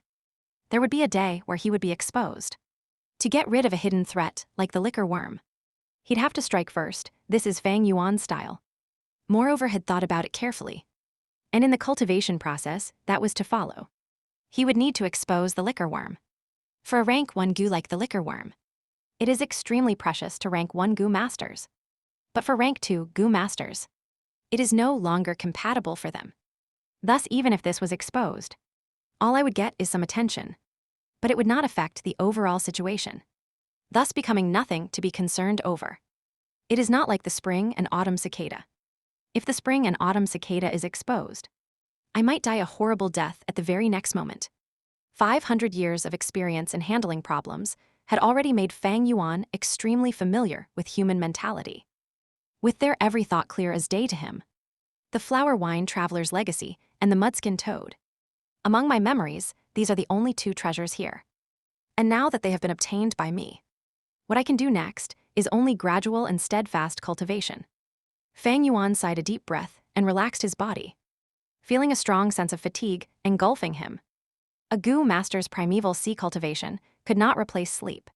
Fang Yuan pulled his blanket and lay down on his bed, his eyes still half open, although there were 500 primeval stones hidden under the bed, as well as many pots of green bamboo wine. He still felt a sense of urgency and danger. These 500 over primeval stones were already a form of limit, from flourish to decline. Fang Yuan was clear that henceforth his primeval stone expenditure would only get bigger. But his income was mostly from extorting his classmates. He had been increasingly feeling the growth and improvement of his classmates, especially in the recent few extortions. Gu Yue Mo Chen, Kai Chen and his brother Gu Yue Fangzhang had greatly improved in their kicks and punches. Previously, he only needed 1 or 2 strikes to take them down. But now he needed 5 or 6. Another 3 to 4 plunders. And their punches and kicks would have been polished fully. If they challenge me 1 by 1 with my current stamina, I cannot endure that kind of round-robin battle. 500 primeval stones might seem a lot, but with my current expenditure of 4 stones a day, it is actually not that much. Qingmao Mountain already has no treasures left. But nearby on the Baigutu Mountain, there is a secretly built strength inheritance of a rank 4 Gu master of the righteous path. Sigh. It still boils down to the flower wine, monk's treasure being too little, only giving me a liquor worm. There's still that film image wall. Maybe I can sell it to a certain merchant in the caravan. Fang Yuan thought as his eyelids grew heavier until he finally fell asleep. Chapter 44, Monkey Wine. Not yielding the opportunity of the liquor worm. On the second day in the afternoon, during lunch break, Fang Yuan went to the shopping district outside the mountain village again. As many of them had to work in the day, there was not many villagers at the tentage area. Fang Yuan walked to the area where the vendor was selling intimate grass last night. According to his memory, he reached only to see an empty cart still on the spot. An ostrich was dragging the cart along. It stood on the spot proudly, its body size as large as an ostrich while having the appearance of a chicken. The back of the creature bulged into a curved angle. A pair of wide wings were collected on the side of its body, the feathers splendidly bright in 7 colors. The chicken head was raised tall, its huge red coxcomb like an agate crown, flashing with the luster of a gem under the sunlight. It seems I was still too late. The intimate grass was sold out. What a pity. If I were able to buy a few caddy of intimate grass, I'd be able to save quite a bit of primeval stones. Fang Yuan's footsteps came to a halt as he walked away and continued to venture deeper into the area. Come, have a taste of the delicious wine from all the different villages. There are more than 100 types of wine here, like the lantern grass wine, the 9-tune wine with a strong aftertaste, the light and elegant ancient dragon well, the sweet and sour flower rock tune, the mouth-watering 100 spring old cellar, the rich and heavy fragrant intoxication of 3 autumns, in front of a blue round bucket before the tent. A shop assistant was hawking with gusto. A light flashed through Fang Yuan's gaze as he immediately grew interested. With a turn, he entered the wine shop. The decor in the wine shop was very unique. At the most inner part of the tent, there was a long counter. A Gu master was stationed there, with tens of crystal ladybugs around the size of wicker baskets behind him, sticking onto the tent's cloth walls. On the floor there was no carpet, but rather the uncovered mountain rocks and soil. Among the soil, vibrant colored mushrooms grew. These mushrooms had all sorts of colors, looking round and slightly cute. Some were as large as tables, while others were short like benches. They were often distributed, where a large table mushroom was surrounded by a few shorter bench mushrooms. This is the innocent mushroom, purposely grown by a Gu master. It has the ability to absorb dust and particles in the air to purify it. And it's a type of grass goo. Fang Yuan could recognize the mushroom's origins immediately upon seeing them. He chose one of the short mushrooms and sat down. The mushroom's surface immediately sank down a little, making Fang Yuan feel like he was sitting on a sofa like those on Earth. Young Master, this is the wine catalog. Would you like to take a look? A shop assistant walked over. Fang Yuan glanced at the wine catalog and realized that the wine here was more expensive than the green bamboo wine. I'll have a cup of monkey wine. Fang Yuan put down the catalog. A cup of monkey wine. The shop assistant turned around and shouted. At the counter, The rank 1 goo master heard and immediately bent down to take out a bamboo wine cup. Next he took the wine cup and turned around, facing the tentage. On the blue tent walls were the tens of crystal ladybugs, head facing downwards and tail facing upwards, quietly latched onto the walls as if they were merely decorations for the tent. These crystal ladybugs were also a type of goo. Its stomach was empty, as they were often used by goo masters to carry precious liquids. Their bodies were transparent, as if they were made of crystals, from the outside. One could see that within the ladybug's stomach, different kinds of liquor could be found. The goo master quickly found the crystal ladybug that contained the monkey wine among them. He placed the bamboo wine cup at the mouthpiece of the ladybug and gently stroked the exoskeleton of the ladybug with his other hand. A small amount of primeval essence entered the crystal ladybug's body, and afterwards it opened its mouth, and a gush of liquor flowed into the bamboo wine cup. The liquor splattered around in the cup until it was full. The goo master placed the bamboo wine cup, which was filled with monkey wine, on the counter. The shop assistant, who had already been waiting for a while, quickly held up the cup meticulously and walked a few steps to deliver it to Fang Yuan. Fang Yuan only took a tiny sip. The monkey wine was indeed a fruit liquor, being sweet and refreshing and delicate on the palate. He stopped drinking, but instead, with a thought, Fang Yuan summoned the liquor worm. The white and fat liquor worm turned into a flash of white light and curved an arc in the air. With a plop, it landed in the wine cup. The wine splattered everywhere, sprinkling onto the mushroom table. The liquor worm joyfully beat about in the wine cup, and the monkey wine could be seen decreasing with the naked eye. In a few breaths' time the cup had dried out, with not a single drop left. It's the liquor worm. The goo master at the counter shouted, his eyes sparkling. He was a rank 1 goo master with grade D talent, only able to follow the merchant caravan and work in this wine shop. His objective was to sightsee while finding his chances. The liquor worm can refine primeval essence and raise it by an entire realm. To a rank 1 goo master, it can be said to be an extremely precious goo worm. Isn't this the chance he's been painstakingly searching for? This young master, do you have any plans to sell this liquor worm? He excitedly approached, a look of sincerity in his eyes. Fang Yuan shook his head, rejecting him with a determined attitude, getting up to leave after that. His motive this time was to reveal the liquor worm in his possession. He had never thought of selling it. Young master, please hold on. I am really sincere about this. Maybe we can sit down and have a discussion. The goo master reluctantly followed Fang Yuan to the tentage entrance, but Fang Yuan did not show any response to him.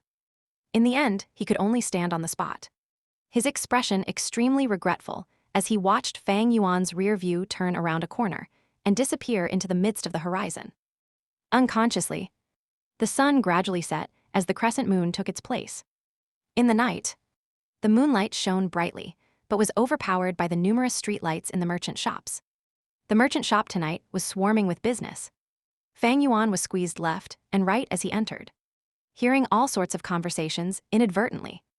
The stores normally open for 3 days and 3 nights. Tonight is already the second night. By the morning of the day after, the merchant caravan would have left on their journey already. Thus, we have to hurry if we want to buy anything. I saw a golden bell goo yesterday's. Too bad it was too expensive. After haggling with the shopkeeper for a long time, it did not get any cheaper. I'll go and take a look tonight. Did you guys hear, last night a young man opened a mudskin toad and earned a profit of 500 primeval stones? Fang Yuan listened attentively, feeling disappointment in his heart as he did not hear anything about the liquor worm. The liquor worm is only a rank 1 goo worm, but it is extremely meaningful to a rank 1 goo master. Yet it's useless to a rank 2 or rank 3 goo master, as they are unable to refine their primeval essence any further with it. Thus it is normal that no one paid attention to this. However, taking the initiative to expose the matter of the liquor worm cannot be rushed for a period of time. If I overdo it, it might end up letting the cat out of the bag. As Fang Yuan walked, he pondered silently in his heart. At this point, there was a hustle in front of him. Next, Fang Yuan heard someone shout, "Quickly come and see. There's a dishonest merchant here, selling fake goo to our clansmen." Anger stirred among the crowd. Oh, there's something like that happening. Go and see quickly which shop dares to cheat our clansmen. Fang Yuan followed the crowd and moved towards the commotion as well. What met his eyes were a group of people surrounding the mouth of a large red tent. The massive crowd swarming it. Some were curiously watching, while others stared coldly. But most of the people were enshrouded with a sense of anger. Outside the tent stood two people. One of them was a young rank 2 Gu master, whose attire showed that he was obviously from the Gu Yue clan. The other person had a familiar face. It was the owner of the gambling den, Jia Jinsheng. The young Gu master held a black Gu worm in his hands, raising it up and shouting to the crowd, "My clansmen. This person in front of me sold me a fake Gu yesterday, lying to me that it was a black boar Gu, and sold it to me for 250 primeval stones. To think that when I got home to refine it, I realized that it was not a black boar Gu, but simply an ordinary stinky fat worm." Jia Jinsheng laughed coldly. "Don't accuse me falsely. Since when did I tell you it was a black boar Gu? What proof do you have?" The young Gu master, on seeing Jia Jinsheng's denial, fell into a rage and grabbed Jia Jinsheng's wrist. "You cunning merchant, you dare to deny it. You actually dare to lie to me of the Gu Yue clan on Qing Mao Mountain itself. Are you trying to look for death? Let go of me." Jia Jinsheng was also furious as he flicked his wrist, slapping away the young Gu master's hand. "If you want to find trouble and extort money, you should find a better target. I am not afraid of you. My brother is Jia Fua rank 4 Gu master. What can you do to me?" "You," the young Gu master stared with his eyes wide, but did not dare to take action. The name of a rank 4 Gu master was enough to intimidate him.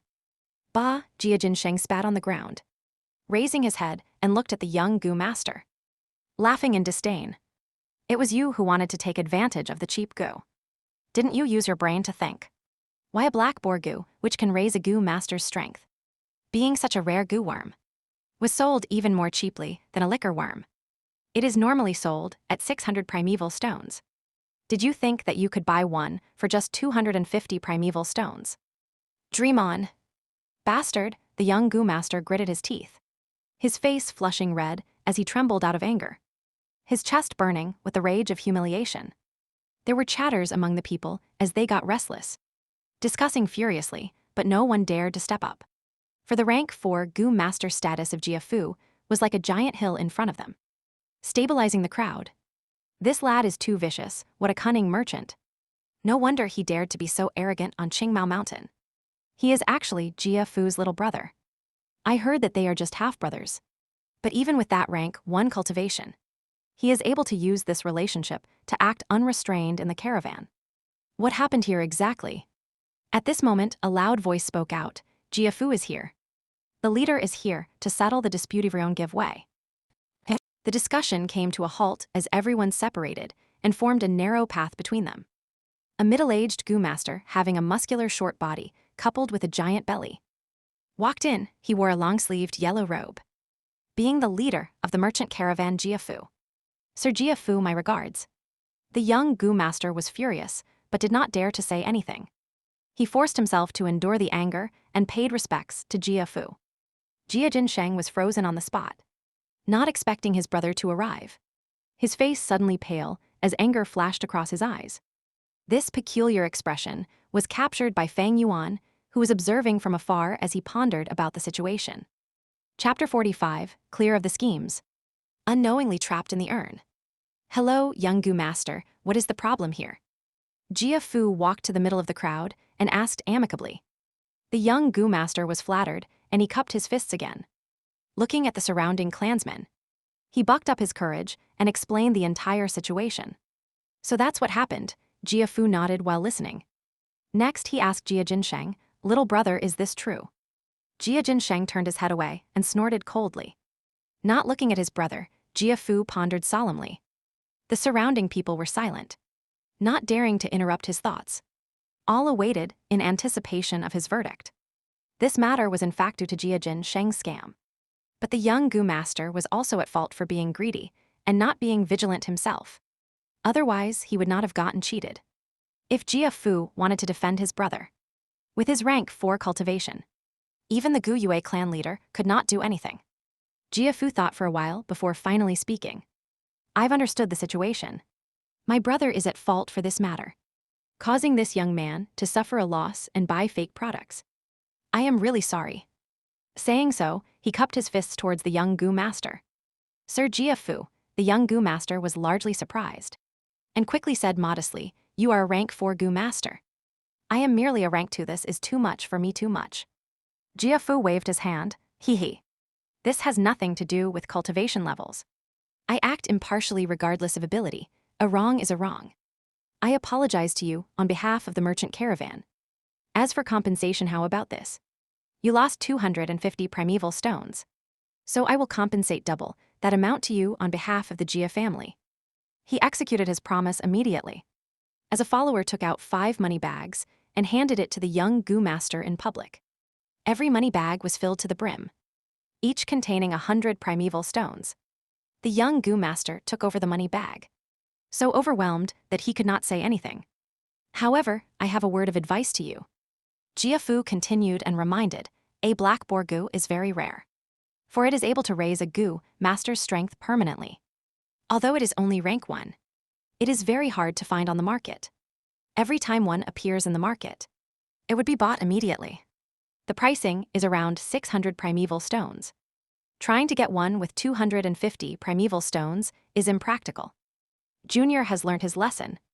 The young Gu master bowed deeply to Jia Fu in gratitude. Cheers erupted from the crowd. Sir Jia Fu is brilliant. Magnificent, as expected of Sir Jia Fu. As a rank 4 Gu master, he did not make use of his status to bully the weaker party. Sir Jia Fu really is the role model of the righteous path. No, Jia Fu smiled, cupping his fists towards the crowd, modestly saying, "Our Jia family business bases our principles on trust and honesty. Every Omi brother is young and foolish. Liking to play pranks on others, he is actually very kind. I hope everyone can be more bearing of him. Don't take it to heart." The crowd's cheers became even louder. HMPH. Jia Jin Sheng's expression was ugly as he stomped on the ground and walked into the tent. Next, he walked out from the back of the tent. Fang Yuan looked at this, silently thinking in his heart. It seems that the image wall at the Flower Wine Monk's place can be sold. The Flower Wine Monk had used a photo audio Gu to record the ugly acts of the 4th generation Gu Yue clan leader. Before he deed with indignance in his heart, used the photo audio Gu and slapped it on the wall, creating an image wall. The image wall's images continued to loop, showing the truth to the people. With the intention of maximizing his profits, Fang Yuan had wanted to sell this image wall long ago. He believed that the other 2 clan families on Qingmao Mountain, the Bai family and Xing family, would be very interested in this image wall. But to sell this personally would be very inappropriate. His cultivation was too weak, and if he brought this image wall to the other villages, he could easily be silenced. Even if the transaction was successful and he managed to return safely, there was no secret that would stay a secret forever. And once it was revealed to the Gu Yue's higher-ups, he would be kicked out of the clan family at best. In accordance to Fang Yuan's plans, he still needed to make use of the Gu Yue clan. Thus, the safest way was to sell it to a certain merchant in the caravan. All of them were outsiders and were not involved in the disputes among the villages. Thus it was the best choice for him. In just one day, this caravan would leave the Gu Yue mountain village and lead towards either the Xing family or the Bai family. Fang Yuan could reduce his risks to the minimum by selling to them. It was the safest method. "One more cup." "Wine, where's the wine? Quickly get me the wine. Are you afraid that I'm unable to pay?" Jia Jin Sheng slammed the mushroom table as he howled. "Young Master Jia, here's your wine." The clerk quickly brought him his wine. Jia Jin Sheng grabbed the bamboo cup and tilted his head and gulped the liquor. "Good wine," he laughed loudly, sounding coarse and bleak. With a bang, he placed the cup on the table and howled again. "Get me another glass, I want as many as you can supply." The clerks did not dare to offend him and could only do as he said. Luckily, this wine house was already full of people. Not only were the mushroom tables packed with people, even the surrounding streets were packed with people. Jia Jin Sheng's drunkard temperament was not very peculiar in this bustling street. Jia Jin Sheng drank cup by cup, wanting to drown his sorrows, with his back facing the crowd. No one observed that as he drank, 2 clear lines of tears flowed down his cheeks. Who would know of his pain, his sorrow? A hateful person has to have his pitiful side. Conversely, everybody had their own stories amongst his brothers. He was the youngest, being the most handsome and resembling his father the most, thus being the most doted by his father. But heaven made fun of him by giving him only D-grade talent. As he grew up, he lived under the pressure of his brothers. He was indignant and wanted to resist, but with that talent, there was nothing he could do. His father felt death approaching and wanted to split his assets. Two people were to lead a merchant caravan. They pledged to break up the family property in accordance to the results. Jia Jin Sheng wanted to rely on his own method to acquire the family assets and the recognition of his clan. But to think that he became his brother's stepping stone once again. When Jia Fu appeared, he knew he fell into a trap. This was a scheme right from the beginning. But what could he do once he entered this caravan? He was doomed to be Jia Fu's fodder. Rank 4 and Rank 1 was such a huge gap that he was powerless to fight again. Jia Fu, he forced this name out of his mouth, his eyes burning with the flames of hatred. He was unable to take it lying down. Do you wish to deal with your brother? I can help you. At this time, he heard a voice. Jia Jin Sheng was stunned, but when he turned around, he saw that for quite a while, there was someone sitting beside him. He shook his head and blinked a few times, finally seeing who it was, who else if not for Fang Yuan. It's you. He stared at Fang Yuan, slightly angry. I remember you. Lucky lad, getting a mudskin toad from my gambling den. You're here to mock me. Fang Yuan looked at Jia Jin Sheng, his eyes cold as water. I have a huge business. So if you wish to acquire better results and get more assets, why not listen to me? Jia Jin Sheng was suspicious. His back straightened and he sat up. How do you know about the matter of the assets? This secret was not easily known to outsiders. But Fang Yuan was easily able to guess it. The Jia family's business is not top secret. How can it evade people who wish to know? Fang Yuan laughed coldly and thought of a memory from his previous life. The Jia family head was a legendary figure who started from scratch. He made his fortune through the merchant caravans and revived the Jia family's village. He gradually got old, and when he could feel that his time was up, he got his children to form a caravan in twos and according to their results, split the assets. The better they did, the more family assets they get. But his eldest son Jia Fu and second son Jia Gui were extremely talented. After competing for 6 to 7 years, they still could not come to a conclusion. And even after the family head died, there was no clear victor. After the Jia family head died, there was an enormous amount of assets. While competing for the assets, the two brothers' conflict escalated and both called in external help, causing a large-scale Gu competition. Finally, the both of them died.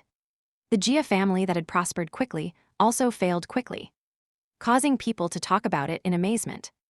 Jia Jin Sheng squinted his eyes. For Fang Yuan's explanation was irrefutable, he thought.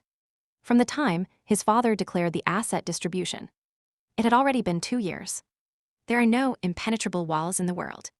So even if someone found out about it, it's nothing strange. His real worry was whether this was another trap by Jia Fu. But no matter what, there was no harm listening. Fang Yuan did not speak immediately. He surveyed the surroundings. This was the same wine cellar he came into in the afternoon. The shopkeeper operated independently and at night. The shop was bustling with business. Discussing here was a far safer place than a quiet environment, as it could avoid the eavesdropping of certain Gu worms. He hooked his fingers at Jia Jin Sheng. Lend me your ear.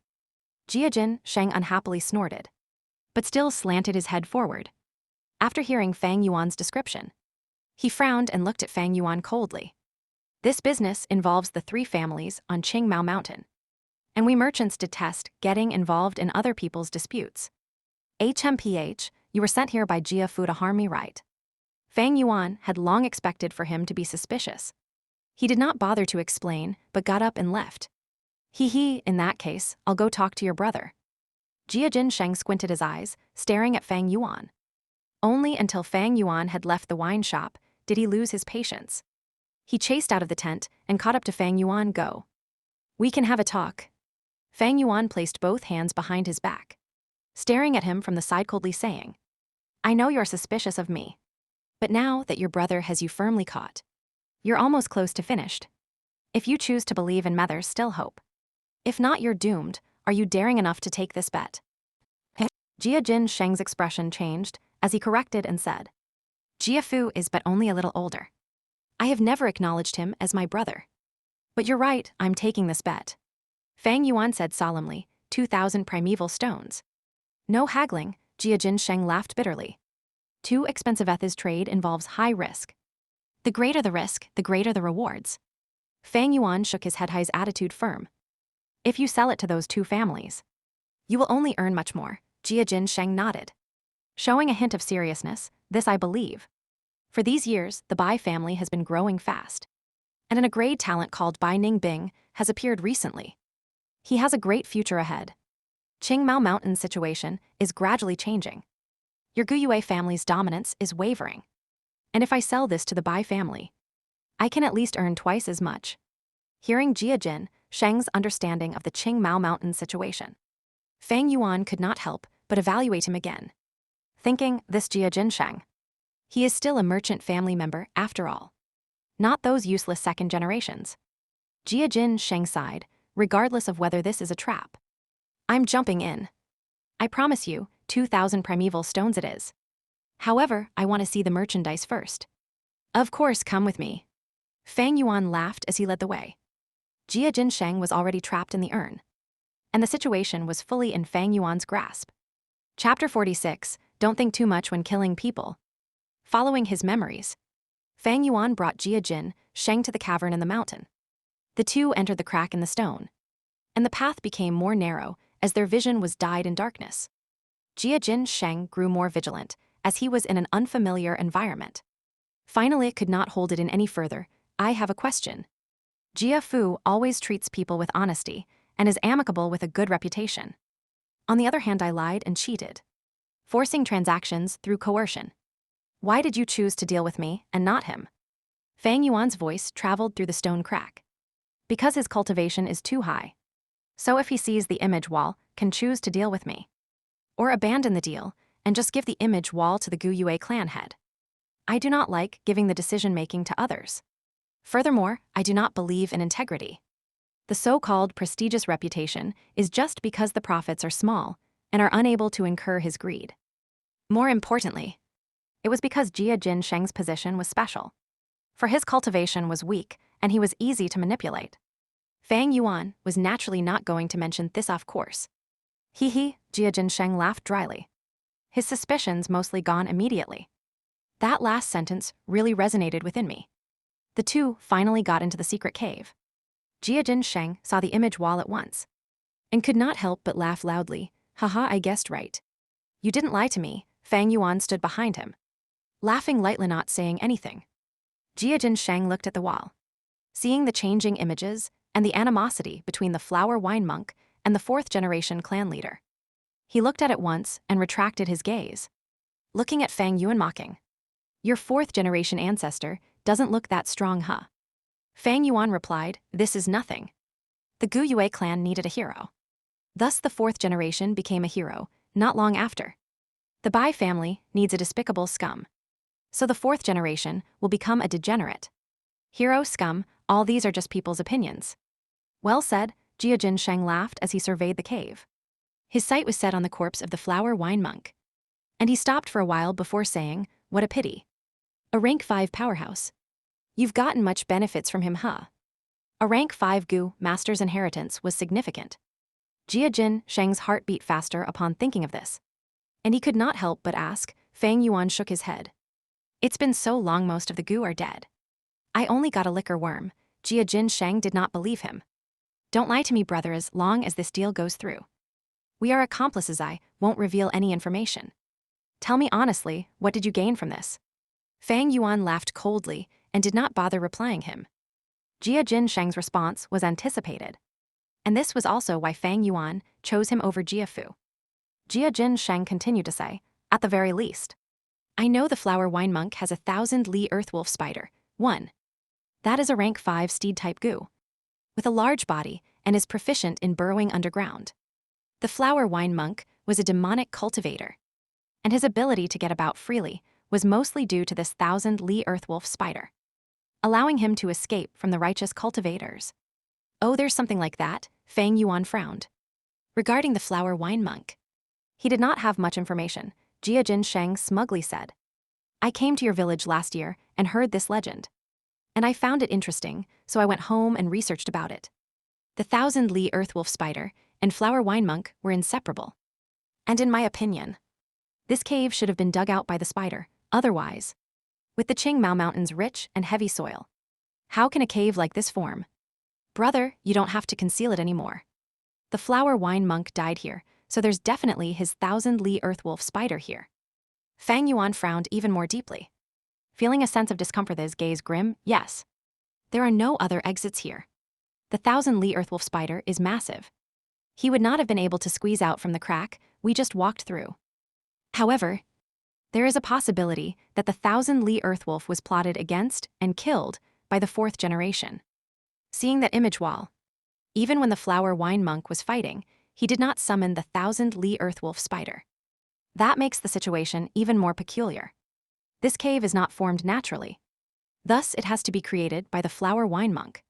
Without the 1,000-li earthwolf spider, could there be any other methods? Jia Jin Sheng looked at Fang Yuan suspiciously. Fang Yuan's frown swelled into a knot as he felt more and more uncertain. From Jia Jin Sheng's information, he found out something. It appears as if there was a crucial point that he had missed out. He could not help but fall into deep thoughts. Jia Jin Sheng was thinking too. The image wall was no longer enough for him. Once he confirmed that the situation was real, he wanted to dig out the flower wine monk's inheritance from Fang Yuan. But at this time, something unexpected to the two of them happened. The image wall, which was playing endlessly, suddenly changed its image, a gravely injured, pale bald goo master replaced the original video and appeared on the wall. He weakly sprawled on the ground, his back facing the wall. His chest and limbs were deeply cut. But the strange thing was that his wounds did not bleed, as if his entire body's blood had been drained out. I am the flower wine monk, the bald goo master laughed. His expression distorted with madness, future person. No matter who you are, to endure this video and let it play for nearly 100 days. It proves that you have no goodwill towards the Gu Yue family. Very well, you shall be my successor. My entire inheritance is yours, but I have a condition. You must exterminate the Gu Yue clan for me. Murder the entire clan and leave no one alive. Jia Jinsheng was stunned on the spot. His face frozen with shock, a rank 5 powerhouse. The flower wine monk's inheritance, he was stunned. And for a moment, his brains were churning and thinking. My god, a rank 5 powerhouse, what does that mean? Rank 3 is a family elder, rank 4 is a village lord. And a rank 5 is a mountain lord. Able to rule over a mountain and do as he pleases. To think that in this tiny place, there is a rank 5 Gu Master's power inheritance. Wait. Flower wine monk is a demonic cultivator. So if I inherit his power, is it inappropriate? No, strength has nothing to do with good or evil. The flower wine monk wants his successor to destroy the Gu Yue clan. But do I really have to? He's already dead. I just have to take his inheritance and ignore those issues. This is a godsend opportunity, even with my D-grade talent. If I inherit the flower wine monk's inheritance, I might be able to improve my talent. Those rare talent raising goo worms, they might be part of the inheritance. If I inherit this fortune and become a rank 4 or 5 Gu master, I'd be able to contest with Jiafu. Wait. I almost forgot, there's an outsider, what should I do? Should I split the inheritance with him? No, kill him.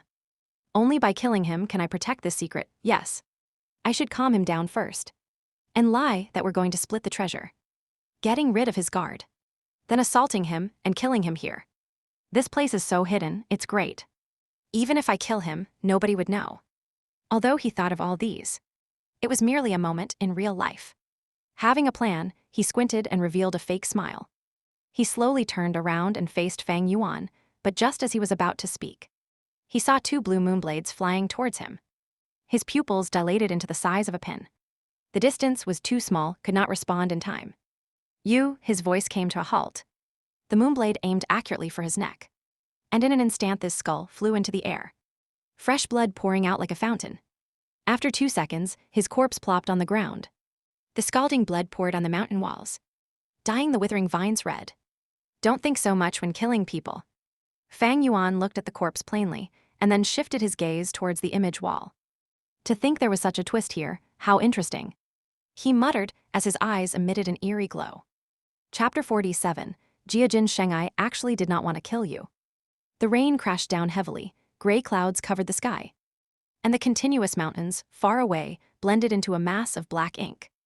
The rain curtain interwove the heavens and earth together. Crack, the sky flashed bright abruptly, and a bolt of lightning cut across the sky like a silver snake. Then in an instant it was gone. Summer was approaching, and the end of spring's heavy rain seemed to bring about a trace of the warmth of summer. On Qingmao Mountain, huge expanses of jade-green spear bamboo stood tall and straight, resisting the winds and rain. The bodies of the bamboo straight like a spear as ever, the tips of the bamboo pointing towards the blue sky dome. In the Gu Yue village, row upon row of innumerable tall-pillared houses endured against the great rain's washing. Outside the village, the caravan had already set out on their journey once again. The rain is heavy, take note of the pavement. Don't fall behind Gu masters, better pull your Gu properly. Especially the fat beetle. Don't block the mountain road anymore. You bunch of mortal martial fighters. Better open your eyes wide and pay careful attention. Lose a single thing, and you'll be paying for that. There was an endless stream of shouts rising and falling in succession from the merchant caravans. After stopping over at the Gu Yue village for 3 days, it was time for this merchant caravan to leave the place and follow the mountain path through Qingmao Mountain and head for their next destination. The heavy rain cleansed the heaven and earth, and the roads surrounding the village were paved with cobblestone. This was still all right. However, after around 500 meters, the roads would turn into a muddy and narrow mountain path. The head of the proud ostrich chicken was drooping, its colorful rainbow feathers soaking wet under the rain, sticking into clumps, becoming the example of a drenched and bedraggled chicken. The fat beetle worm moved its fat, huge body, walking extremely slow forward. The rainwater beat upon its black armor, forming streams of water flow, sliding down both sides of its body onto the earth. The shaggy mountain spider was also drenched, and its green-black colored fur were adhered together. On the contrary, toad Gu were happily calling out, carrying out the load, and Gu masters, hopping forward on the mountain, and the winged snake had already put away its wings. The thick snake's body cheerfully traveling on the muddy water, to protect the goods and prevent them from getting drenched wet by the rainwater. The Gu masters were showing their magical abilities at the moment. On a few enormous fat beetles stood Gu masters in the middle. Their 2 hands were raised high, each of them having a one-stretch golden light worm floating in midair 1 inch away from their palms. The green copper primeval essence was like stream evaporating as it concentrated into the one-stretch golden light worm's bodies. The entire Gu flashed like a golden bean acting as the heart, supporting a tremendous faint gold-colored bubble dome. The hemisphere-shaped bubble dome had a rather huge scope. It was able to completely cover 1 fat beetle worm and still have some leftover space. As the rain smashed upon the bubble dome, it would bounce away, just like hitting on an umbrella. However, this sort of one-stretch golden light worm continuously consumed primeval essence, and in the long run, the rank 1 Gu masters would not be able to take it anymore. As expected, after a Willia Gu master shouted, "No more. My primeval essence is almost exhausted. Who can take over?" "I can," almost simultaneously. A Gu master rushed forward and replaced his position. A few Gu masters pulling the carriages or riding the mountain spiders activated the green silk Gu in their bodies. Under its influence, their hair started to grow furiously. A normal person's hair had at least 100,000 strands. 100,000 strands of hair, each being 5 to 6 meters, intertwining and covering the Gu master's body along with the steed, formed an impenetrable hair raincoat. The green silk Gu was a rank 1 Gu worm, often used for defense. It uses 30% of green copper primeval essence to activate, and was not a continuous expenditure type like the one-stretch golden light worm.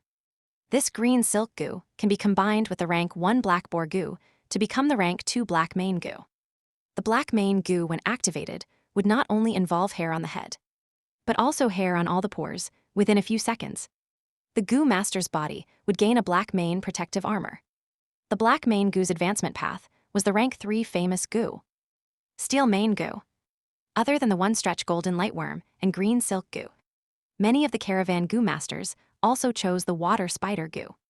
It can be seen that there was a thin layer of blue raincoat on their bodies. On the raincoat surface, the water circulated randomly. As the raindrops hit onto the raincoat, it would immediately become part of the raincoat. since the Gu Masters were continuously soaking under the rain. The raincoat on their bodies would grow thicker. Every now and then the Gu Masters would have to urge the water spider Gu and discharge away the excess water.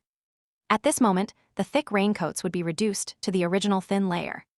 As for those mortal warriors, they were constantly on the move, watching over the goods on the muddy road. Most of them wore raincoats made of straw. But in their rush and confusion, the straw raincoats had limited effect from avoiding the rain, so they were already drenched wet by the rainwater. This accursed weather. The warriors curse it in their hearts, in the rainy weather. The mountain trail becomes even harder to walk on. Under this weather, martial artists might be strong physically, but they are still mortals.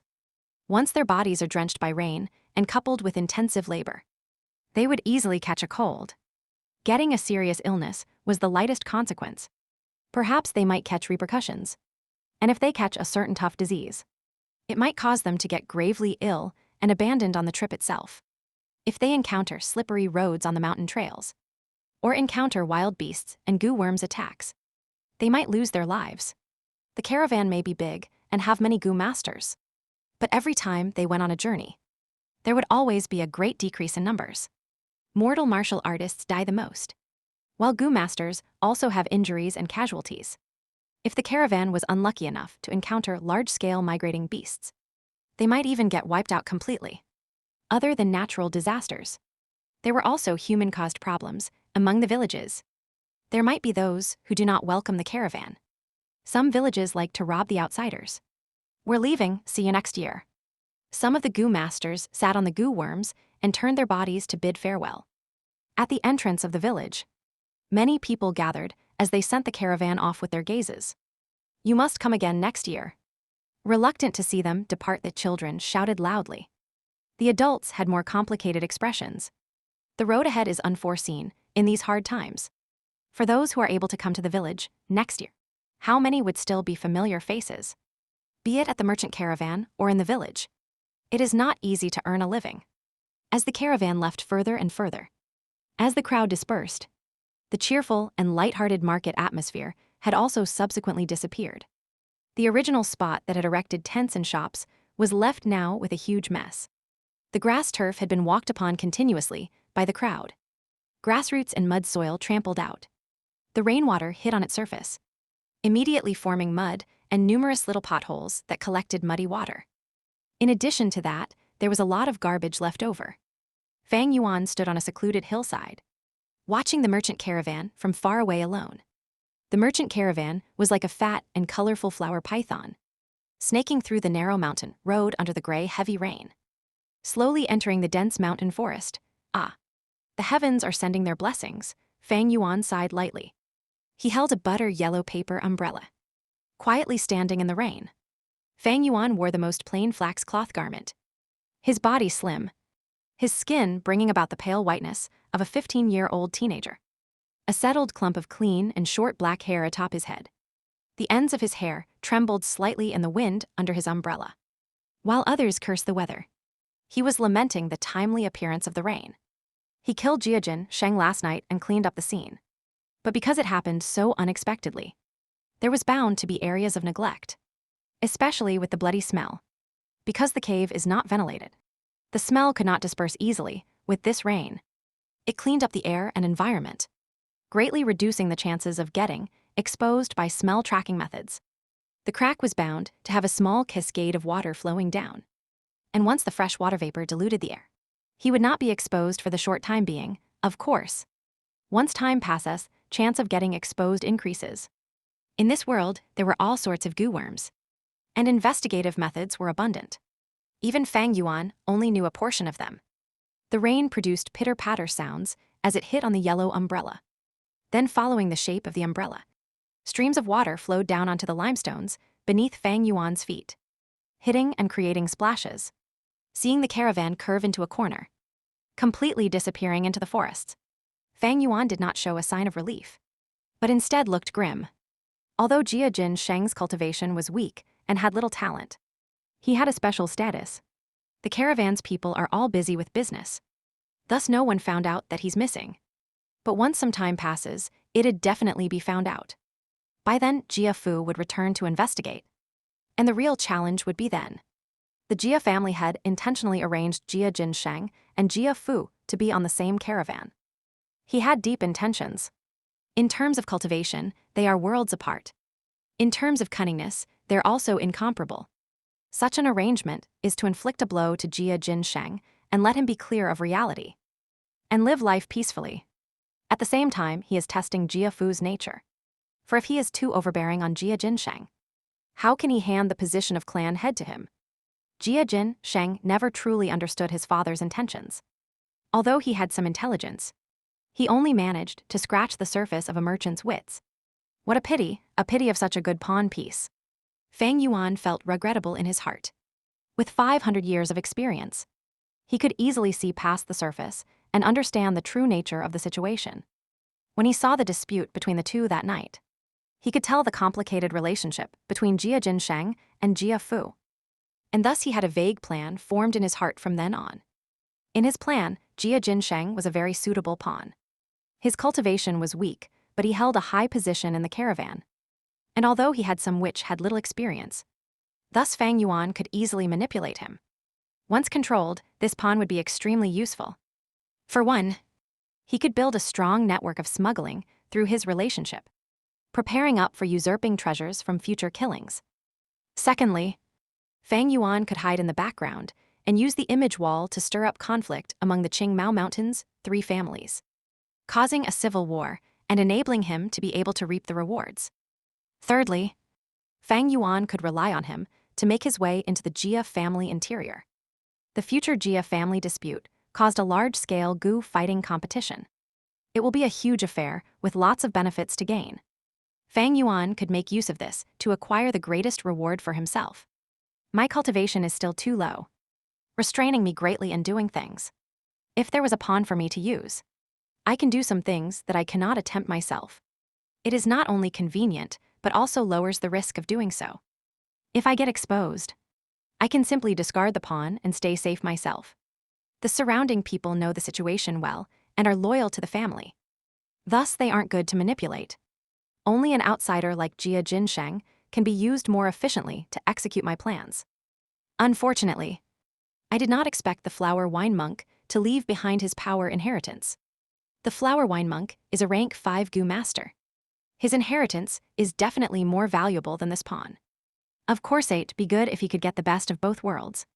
But in face of such treasure, Jia Jinsheng could not longer be controlled. Thus, he had to be discarded. Nothing will go smoothly forever in this world. Fang Yuan sighed and shook his head. The flower wine monk's inheritance appeared and disrupted Fang Yuan's original plans.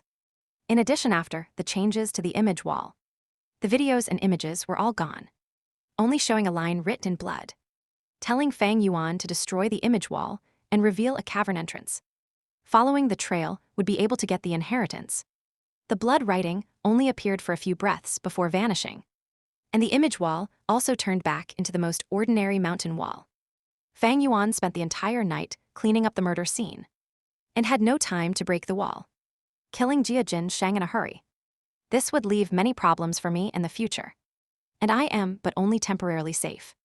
Although I succeeded in getting rid of the evidence, there is bound to be trouble coming for me in the future. In this case, I would have to change my way of exposing the liquor worm. I cannot go to the secret cave behind the wall crack either.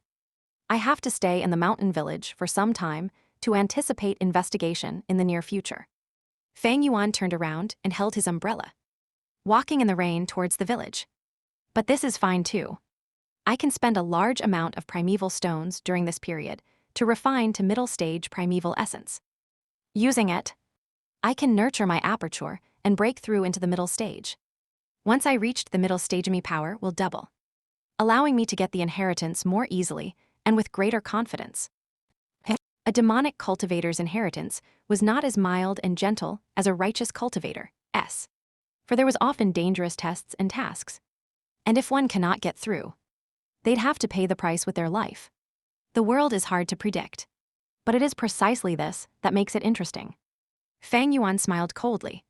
The green mountain beneath the heavy rain extended continuously and unending. Its green mixed with gray, appearing stifling and heavy. A gust of wind blew and the raindrops inclined a little. hitting onto Fang Yuan's shoulder and attacking him with a burst of chilliness. He thought about Jiajin Sheng again, sighing in his heart. He thought, Jiajin Sheng. Actually, I did not want to kill you. What a waste of a good pawn. Chapter 48, a little cute. It rained for 4 days before stopping. The sun rose high into the sky, tearing away the rain curtain, seemingly like it was unveiling summer itself. The breath of summer had faintly started to come around. The weather became increasingly sunny and cloudless, sweeping away the sentimental breath of spring. And the temperature slowly rose in the night of spring. The lively dragonpill crickets had retreated, cowering away into the deep ground to lay eggs. The green spear bamboo, specially found on Qingmao Mountain, had started to grow wildly. And nearly every day it would show an obvious increase in height. The grass and the trees began to change from emerald green into a dark green color. The never-ending green mountains started to look even more verdant and lush. The weather was clear for thousands of miles. Blue like a crystal, bang, bang, bang. At the training grounds in the academy, sounds of punches and kicks could be heard. After exchanging over 10 blows, Gu Yue Mo Bei was kicked in the abdomen by Fang Yuan, taking 5 to 6 steps backwards, leaving the designated circle drawn in the arena. The martial arts instructor stood before the stage and evaluated the situation. Seeing Thish immediately declared, Gu Yue Mo Bei has exited the stage. Gu Yue Fang Yuan wins for the 33rd consecutive time. HMPH, I lost you again. Gu Yue Mo Bei gritted his teeth, his eyes staring right at Fang Yuan. But don't be arrogant. One day, I will defeat you. I can already feel it, that day is nearing. Fang Yuan looked at him expressionlessly, and then his eyelids drooped downwards. That kick earlier caused you to have internal bleeding. I'd advise you to treat that injury first. This small injury is nothing. Gu Yue Mo Bei was retorting halfway, when suddenly his expression changed and his throat gulped. Vomiting a mouthful of blood, his face was pale. This was the first time he suffered this level of injury. His eyes could not help but show signs of fear. The martial arts instructor hurried over and pacified him. Don't worry about this level of injury. You just need to rest for a few days. Just stop practicing your punches and do not do vigorous exercises during this period. The moment he finished saying so, 2 healing Gu masters who were waiting outside rushed over and meticulously helped Gu Yue Mo Bei out. Gu Yue Mo Bei did not dare to say anything else, but he looked at Fang Yuan deeply in his eyes, filled with anger, hatred, regret, and indignance. Mo Bei has good martial techniques, but he couldn't beat Fang Yuan. Fang Yuan is too good, basically no one can beat him. Mo Bei actually vomited blood, how scary. I don't want to fight a guy like this, sigh. But the instructor said today is practice combat. Up on the arena, each of us needs to go up and fight once. The students stood outside the arena, some looking towards Fang Yuan in fear, some sighing nonstop. Some were pale, while others felt trepidation. Among them, some were injured. A few held their bruised faces, some held their limbs, gasping for breath. Others laid on the ground, rubbing their thigh. Next, seeing that there were no challengers coming up, the instructor yelled, however no one answered. Usually those who were courageous to challenge Fang Yuan were only Gu Yue Mo Bei, Gu Yue Kaichen, and Gu Yue Fangzhang. But these 3 were already beat. Silence swept across the students, as others even retracted their steps slightly. The instructor frowned on seeing their fearful expression. He could not help but think of the academy elder's words, these days, Fang Yuan has gotten too dominant, we have to suppress him. The other students cannot even raise their heads under his pressure. And if this goes on, the courage in their hearts will be simmered. Our academy nurtures courageous tigers and wolves to fight enemies, not fearful sheep and lambs. What's wrong with all of you, no matter how strong he is? Fang Yuan is only 15 years old, as one of your peers.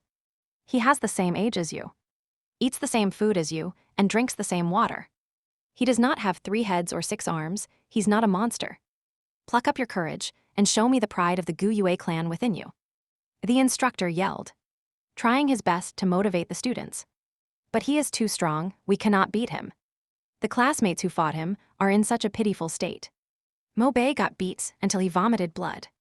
Fang Yuan is getting more ruthless with his strikes. Instructor, we do not dare to fight him.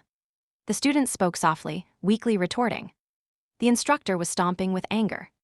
These ignorant youngsters, he was clear as a bystander. Fang Yuan had gone through 33 consecutive fights without any rest in the middle. Although he was constantly adjusting his breathing, his stamina had already depleted. Fang Yuan's attacks getting merciless proves this fact even further. He could no longer take it easy like before. He is losing control of his strength and the situation. If someone tries harder, his fatigue will be revealed. With just a few more people, could be defeated on the stage. Once Fang Yuan is beaten, his dominating presence will be reduced sharply. The students' courage ignited, and the motive to suppress Fang Yuan achieved. But now, the students were deterred by Fang Yuan's tough front. At times, what defeats a person is not a strong enemy, but one's own heart. The instructor was anxious in his thoughts and continued to motivate them. But he was not good with his words. In the beginning, he said these same words to ignite the hot-bloodedness in the youngsters and stirred up some challengers. But now that he had said this so many times, the youngsters are all numb already. Fang Yuan folded his arms and stared at this coldly. Although he was standing in the center of the stage, he was acting like a complete bystander. The instructor encouraged for ages, but the students were still looking at each other's. Not one had moved. The martial instructor could not help but be angry and helpless. He turned to Fang Yuan appeally chiding, "Fang Yuan, you're also at fault. Your blows are getting more vicious among classmates. You should be more gentle and friendly. How can you deal such vicious blows? Be careful from now on and attack carefully. If you cause another classmate to vomit blood, I will declare your loss and evict you from the stage." "Instructor, you are wrong," Fang Yuan snorted, his gaze not showing any weakness.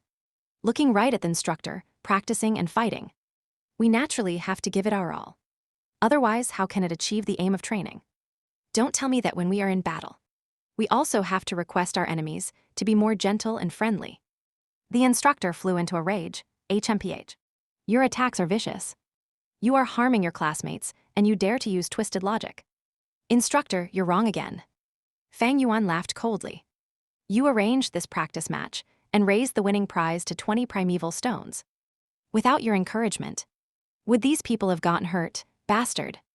The martial arts instructor was not good with words, and he pointed at Fang Yuan and scowled.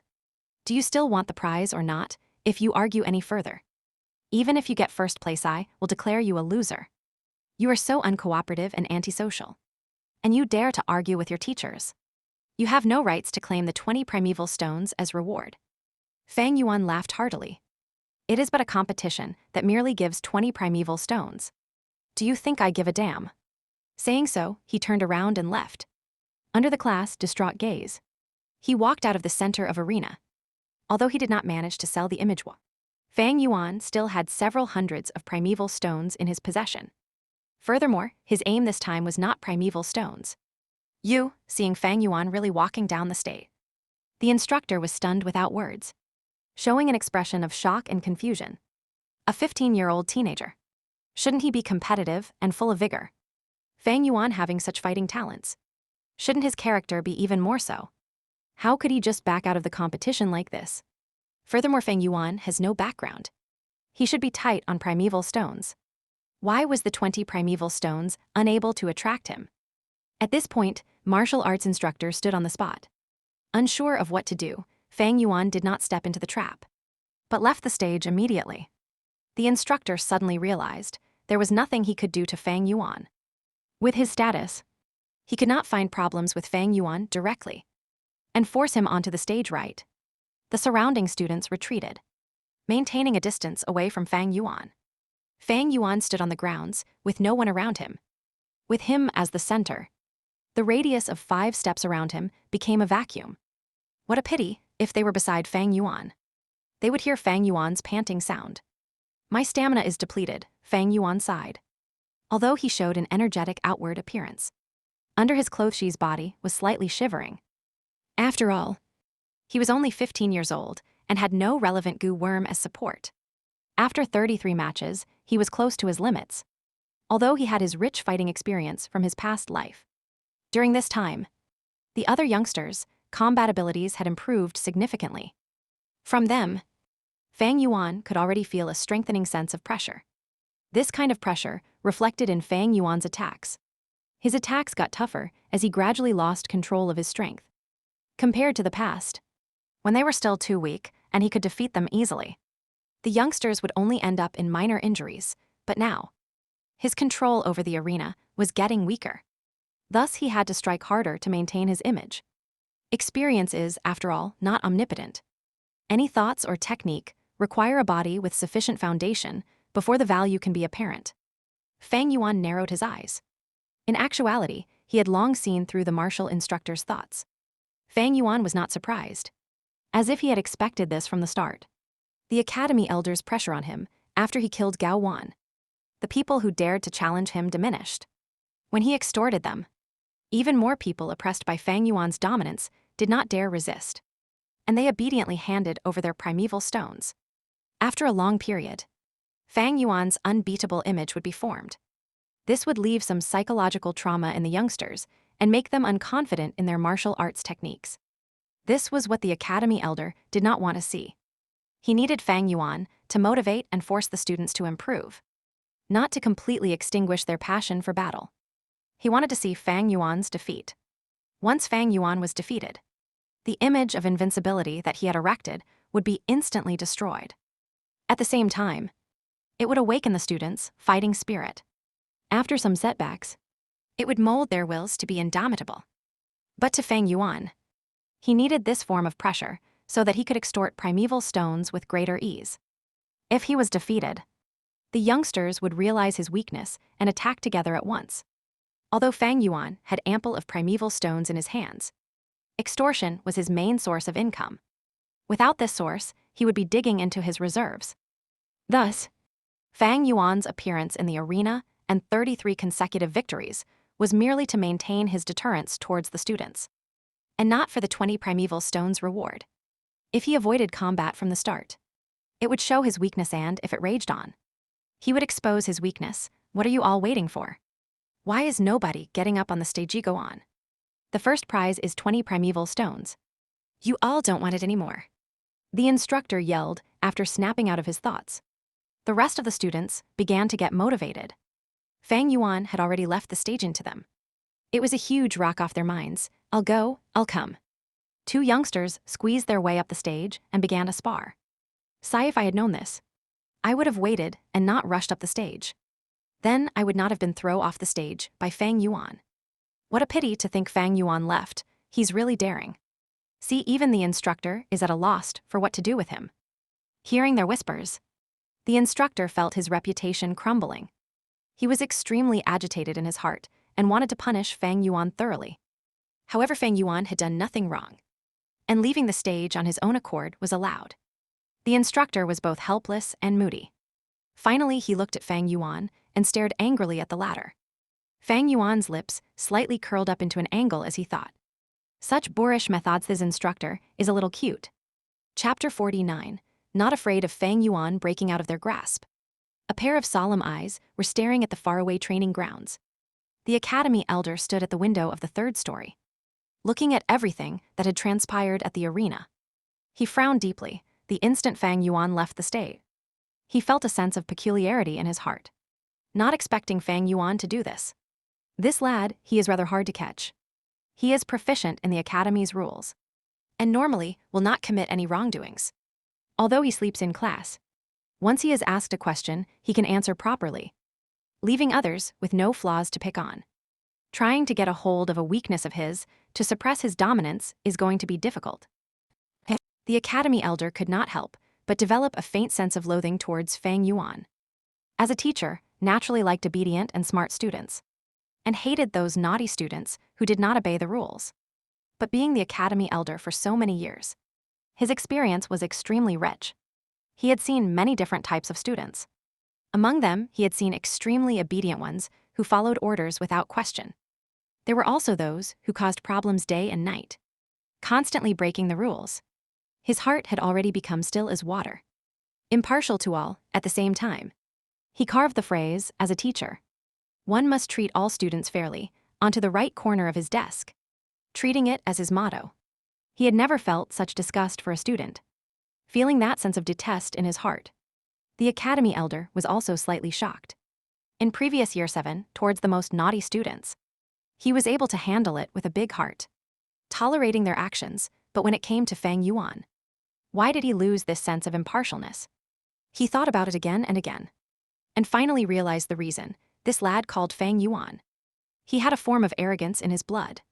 It seemed from the fundamentals that Fang Yuan did not respect his teachers for their status. Towards the martial arts instructor earlier, he not only disobeyed him but even rebuked him in public. Actually, such cases of retorting against teachers were commonly seen in previous years. However, those kids always had an agitated state of mind. They were either rebellious, furious, or stubborn, etc. The academy elder was clear that the more agitated the youngsters, the more it implied that they were fearful in their hearts. But Fang Yuan was not. He had no fear in his heart at all. As if he had seen through the tricks of the academy. His expression was aloof and, even after he left the stage, his expression showed no signs of changing. As if he had done something insignificant, yes. He treated the matter of disobeying his teachers as a trivial matter that was insignificant. In simple terms, he was not afraid. It was just this point that caused the academy elder to already feel unhappy, developing a sense of disgust for him. The academy elder could endure a student more rebellious than Fang Yuan, or a teenager 10 times naughtier than him. That was because these students knew fear and were moving based on their agitated emotions. As long as they were fearful, as long as they were impulsive, they would be easily manipulated and will not go out of control. But Fang Yuan was not. He was calm and uncaring, not treating his teachers with reverence. He was not respectful. Someone who has no reverence for the clan, even if they are nurtured, how can they be useful for the clan? Once they appear this sort of person, they have to be suppressed, they must be suppressed. Otherwise, his existence will create a sense of irresistibility in the students. In the long run, it will affect the others, causing them to lose their reverence for their teachers. And as the academy, how else are we going to manage the students? The academy elder squinted his eyes, making up the decision in his mind, but then his face showed a troubled expression very quickly. How was he going to suppress Fang Yuan? Fang Yuan had done nothing wrong. There was no weakness that he could exploit. Fang Yuan's cunning demeanor gave him a sense of helplessness. He had never met a student like this, one who was so familiar with the academy's rules and regulations. As the academy elder, he was always impartial to all students. He could not be like a slum gangster and purposely find trouble with a youngster like Fang Yuan. He had placed his hopes on the martial arts instructor, but now he was deeply disappointed. It seems that to suppress Fang Yuan's domination, we can only wait until all the other students advance to rank 1 middle stage. A Gu master's advancement is mostly influenced by their talents. With his rich experience as the academy elder, he had calculated before in his heart, the ones who had the greatest chance to advance first are Gu Yue Fangzhang, Kai Chen and Mo Bei. They were in a rank and 2B grades respectively. And with their elders' help behind them, they had no lack of primeval stones. No matter which one of the three, they were mostly likely to be the first to advance to rank 1 middle stage cultivation. Gu Yue Fangzheng, Kai Chen, and Mo Bei. These three are our hopeful seeds this season. The academy elder looked at the arena and sighed. With his experienced gaze, I could tell, in the arena, although the students seemed to be standing casually, they had subtly already split into 3 factions. In one circle was Gu Yue Kai Chen and a bunch of similarly aged clansmen, all crowding around him. The second circle's core was Gu Yue Fangzhang, and the clan leader's faction's younger generation were subtly supporting this grade talent genius. The third circle was led by Gu Yue Mo Bei. He had already been treated of his internal injury and stood on the arena with a pale face. The classmates beside him were asking him about his condition. This is the meaning of letting them compete with each other. Seeing the 3 factions, the academy elder was overjoyed and laughed, allowing the students free rein to compete. This was not just to nurture their battle senses, but also to prematurely choose the leader-type characters. In past seasons, they had to wait until the end of the year to have the capacity to develop their own circles. But in this year, because of Fang Yuan's appearance, his extortion had brought forth the divergence much faster. Against Fang Yuan, the only ones who dared to compete against him were Fang Zhang, Mo Bei, and Kai Chen. After a long time under imperceptible influence, the other youngsters would automatically regard these 3 as the leaders. As long as there were no mishaps, these 3 social circles would be the layout of the future family's higher-ups. But these factions are still not stable. Within them, there are still students moving around. Once the three take the lead and advance to the middle stage first, I will give them the positions of class chairman and vice chairman. With that differentiation, they would gain authority. And this will strengthen their social circles. The academy elder thought. Of course, there was someone not within either factions. Just one person, and that was Fang Yuan. Getting close to stronger people is human nature, in fact. Although Fang Yuan extorted the students and acted against the students, there were a number of youngsters who wanted to attach themselves to him. However, they were rejected by Fang Yuan, to him. Only those who were useful were pawns. And these youngsters had too little value. This was also another reason the academy elder hated Fang Yuan. He was too antisocial, not willing to integrate into the team. To such people like him, the clan's control over them was not as much as the other youngsters. The academy elder's gaze once again shot towards Fang Yuan in the arena. Fang Yuan stood alone at one corner, with his hands behind his back. His eyelids slightly closed, allowing the students to fight for their prize. Even with the heated competition, his expression did not change the slightest. His surrounding was vacant. No youngster was willing to stand with him, very evidently. He also did not wish for these people to be near him. Fang Yuan stood there alone, enshrouded in loneliness. He floated outside the factions. But I don't have to be too worried. This Fang Yuan is still young and can be changed slowly. The academy elder's gaze shone, and he thought deeply. Next up will be the establishment of the class chairman and vice chairman. A year later we will split into groups, creating team leaders and assistant leaders. Every academic year also has all sorts of honor and rewards, like the Small Red Flower Award, Blue Neckcloth Prize, and 5 Outstanding Student Prize. He wants to cultivate, so he needs resources. Thus he has to compete for these positions and prizes.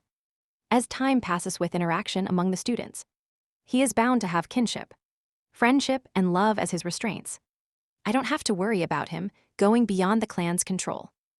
These years, the academy elder had gradually understood something. When a new clan member is born, they would be brainwashed by the clan. First, they would be taught the clan's utmost value system. Next, they would go into moral education and learn about the beauty and importance of kinship. Friendship, love. After that, they would be taught honor. And in the process of growing up, many resources such as prizes would be used to attract them. Using the family's assigned roles, they would choose and recruit the most loyal clansmen into their factions. Do not look down on the small roles like chairman or vice chairman. For once they become one of these roles, they would be part of the clan's administration. Under such a system, with constant influence, on one hand it brings about the benefits of having authority and the sweetness of power, while on the other hand, it brings the problem of detaching from the system. A carrot in hand and a stick in the other. Who can break away from the system? Even the wildest of people, or the most lonesome ones, would gradually become a part of the family. One without loyalty would also be nurtured into one with loyalty. Without kinship, friendship, or love, they would still be developed. This is the power of the system. This is the power of rules. This is the clan's way of survival. Chapter 50, Middle Stage. Nightfall arrived. The moon was like a silver platy peering among the clouds. The thinly spread stars decorated the surroundings. Gu Yue Mo Bei stood in the courtyard raising his head up, his eyes glistening under the reflection of the moon. Little brother, I heard you got injured today. Behind him, his sister Gu Yue Mo Yan's voice resounded. Sister, you are worried that after being beat till I vomited blood today, I would have long-lasting trauma. Mo Bei turned around and curled his lips. Seeing her brother laughing, Mo Yan's heart felt at ease. Although she had truly worried, said instead, no way. Big sis here understands you best, good brother. You have an indomitable will. The future head of our Mo family. How can you be frightened off by such a small injury? Heh, I knew sister doted on me the most. Mo Bei scratched the back of his head as he laughed sheepishly.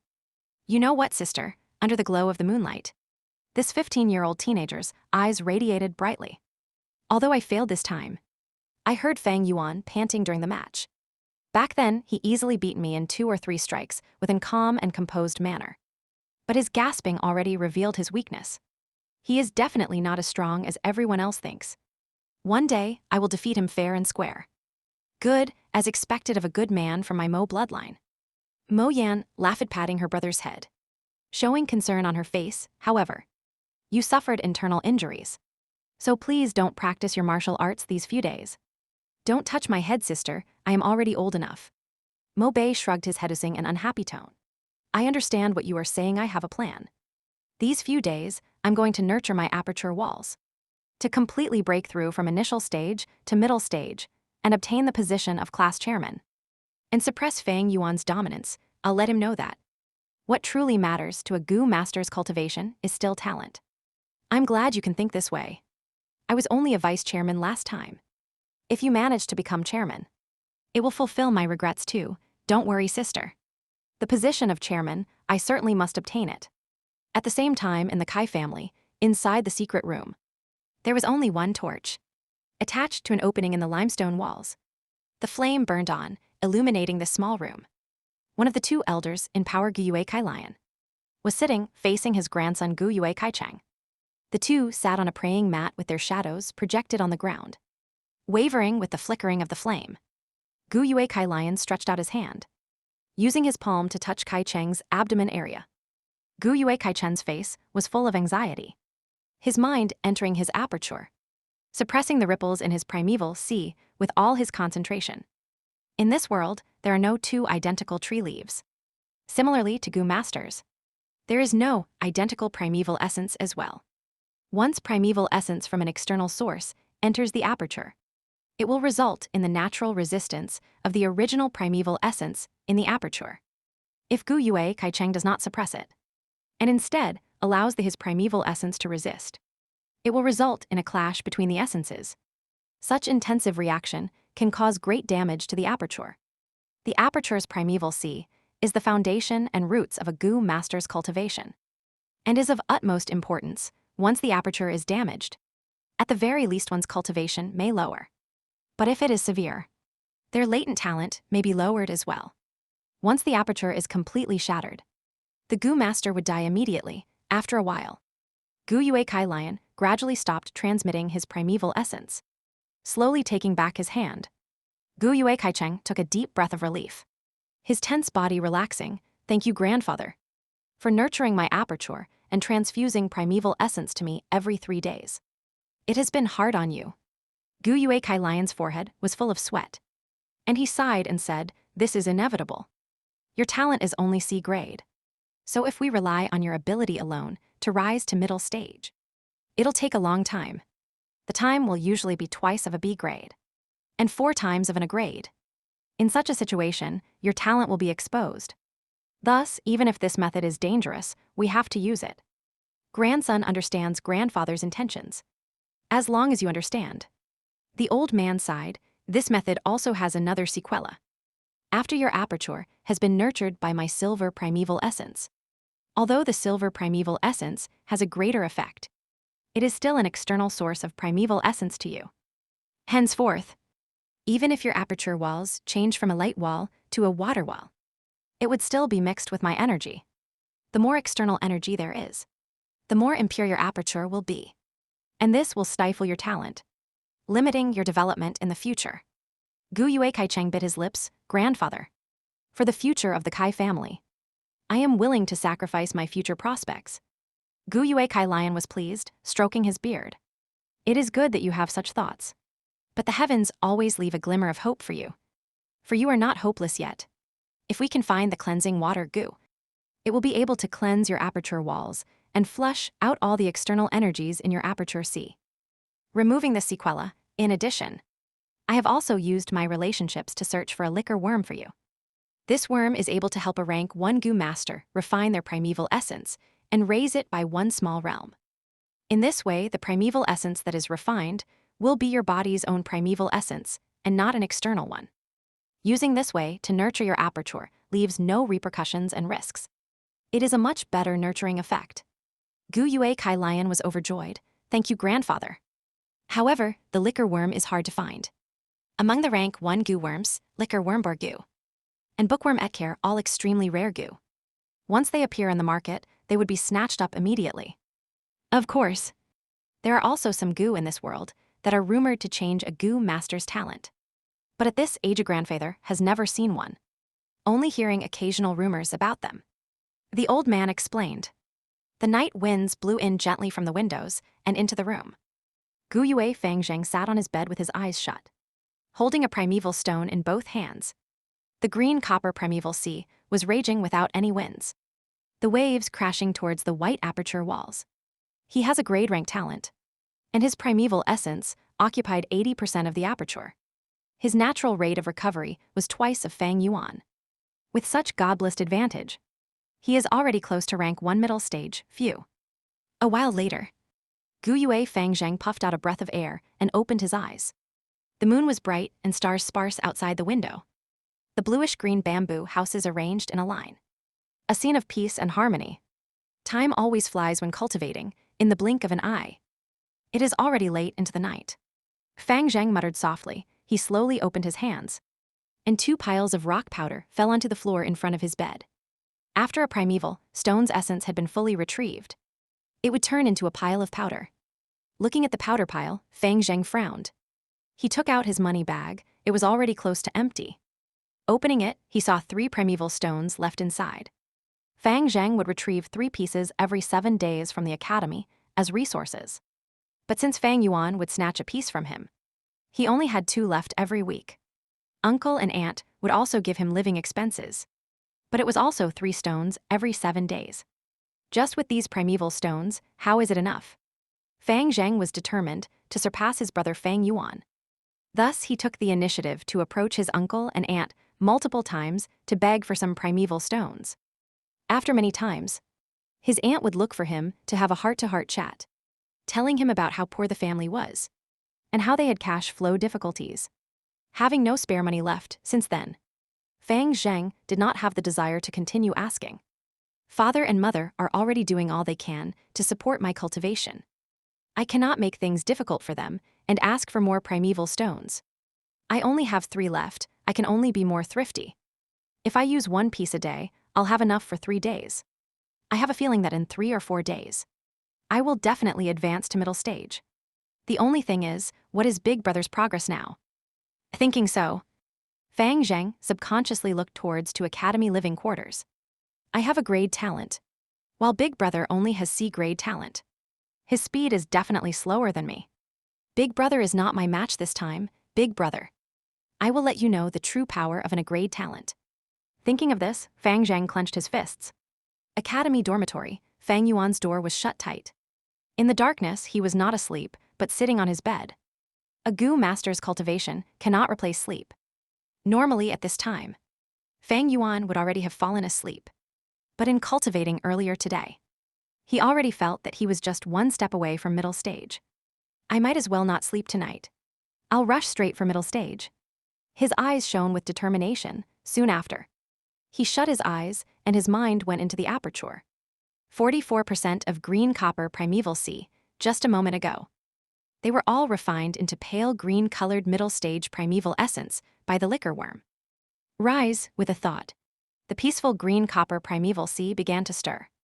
The commotion got larger and larger, until waves were formed, splash, splash, splash. The tides raced against each other, rushing towards the surrounding aperture walls. Like crashing on a reef, most of the primeval essence would break into emerald ripples and fuse back into the sea. A small amount of primeval essence was expended, turning into a small hint of invisible energy, penetrating into the white-colored light aperture wall. Rise again, Fang Yuan thought as the emerald ripples became larger in scale. The waves earlier were like rabbits and dogs, but now they were like troops of horses, marching towards the aperture walls. A horse-like dragon, the waves like the heavens. The primeval essence was expended quickly, and the water level fell sharply. Splash, splash, splash. The waves struck relentlessly, finally resulting in a change. The white-colored wall shook suddenly, the originally mild white color radiating an eye-piercing brilliance. Seeing this scene, Fang Yuan was overjoyed as he knew that the crucial part had arrived, and he quickly activated all of his primeval essence to rush at the walls. The white light grew brighter. The light rays distorted and tangling together, giving people a feeling of thickness. After more than 10 breaths, white strips of light bands appeared on the light wall, and the strips collided with each other like water flowing nonstop. In the process of collision, They continued to combine and merge, forming a white flowing light, finally. The flowing light gathered into one piece and completely covered the light wall. The white light dimmed, and the original white light wall of the aperture was gone, replaced by a layer of spherical-shaped white water wall. The light wall surface was smooth with no impurities. The water wall, however, was thicker than the light wall, the ripples of light flowing and flickering on it. The primeval sea regained its peace, the aperture still having 20% primeval essence left. I advanced to middle stage. Fang Yuan laughed heartily, opening his eyes. The bright sunlight creeped in through the openings in the curtains. Unknowingly, night had passed, and it was already morning. Chapter 51, let's see how you are going to explain this. Fang Yuan didn't come to class today. Look guys, his seat is empty, he's so bold. Today's lesson is taught by the Academy Elder. Yet he dared to not show up, this is bad. The Elder's expression is ugly. It seems that Fang Yuan is in trouble, haha. In the academy, the youngsters discussed softly.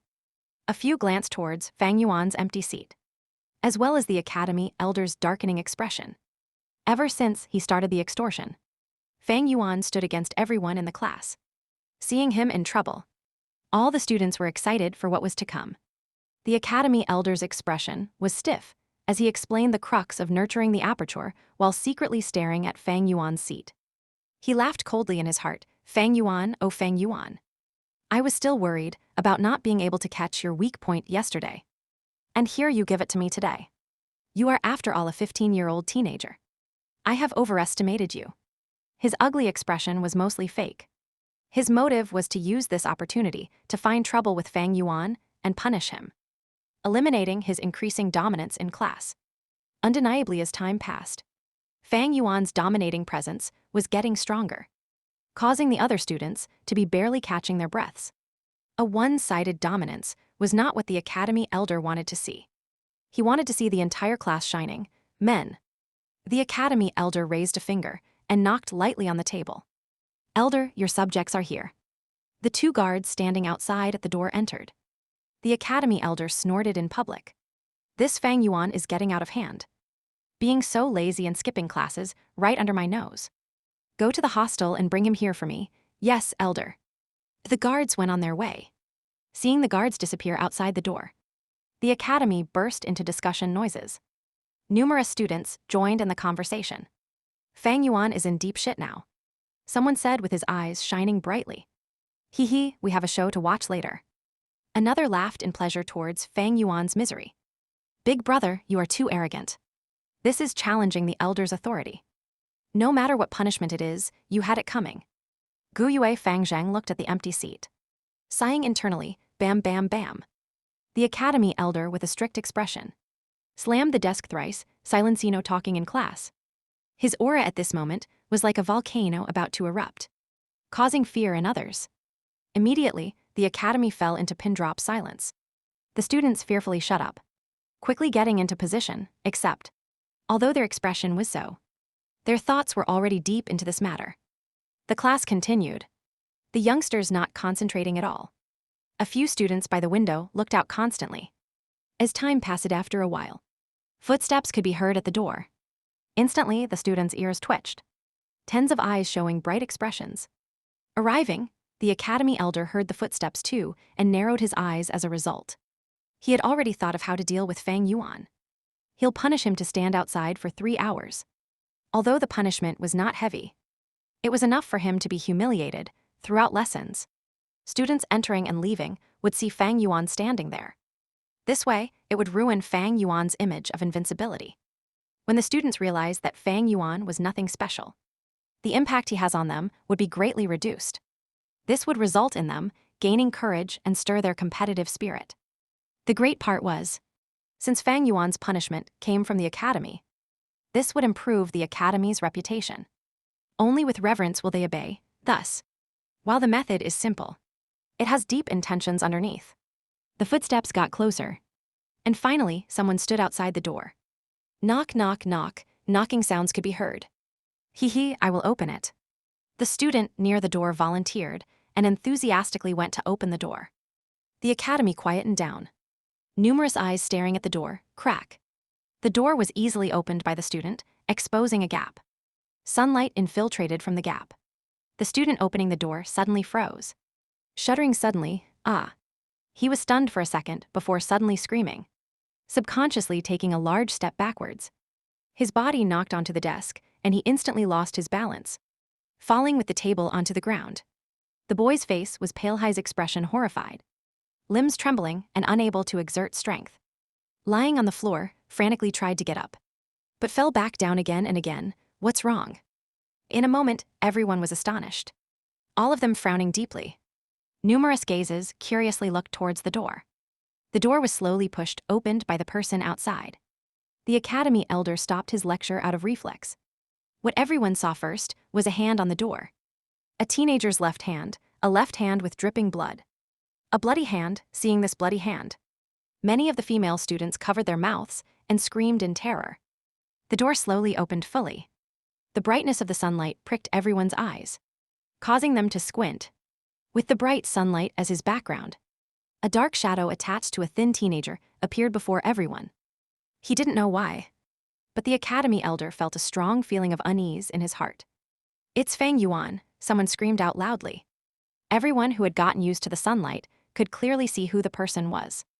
What met their eyes was Fang Yuan bathed in blood, standing outside the door as if he had gone through an intense battle. His left hand slowly retracted, his right hand grabbing onto some hair, dragging along a person. The person's left arm was entirely detached from the base. He was lying there motionless, evidently unconscious. Blood on his left shoulder gushed out. It's one of the guards who went to look for Fang Yuan. Someone recognized the person's identity. What exactly happened? Someone was going berserk. He murdered again. This time he killed the guards. Someone pointed at Fang Yuan, screaming in horror, getting louder and louder, as if it would purge the terror and fear in his heart. At once, the academy was rowdy. Many students forgot the rules at this time and stood up from their seats. They looked towards Fang Yuan with fear, shock, and nervous expressions in their imaginations. Fang Yuan would be dragged here by the guards left and right.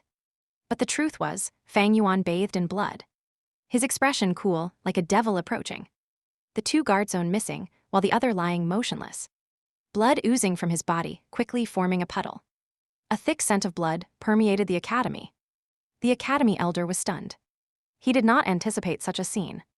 After his shock came intense rage. The two guards were merely external martial artists. So what if they died? The academy elder did not really care.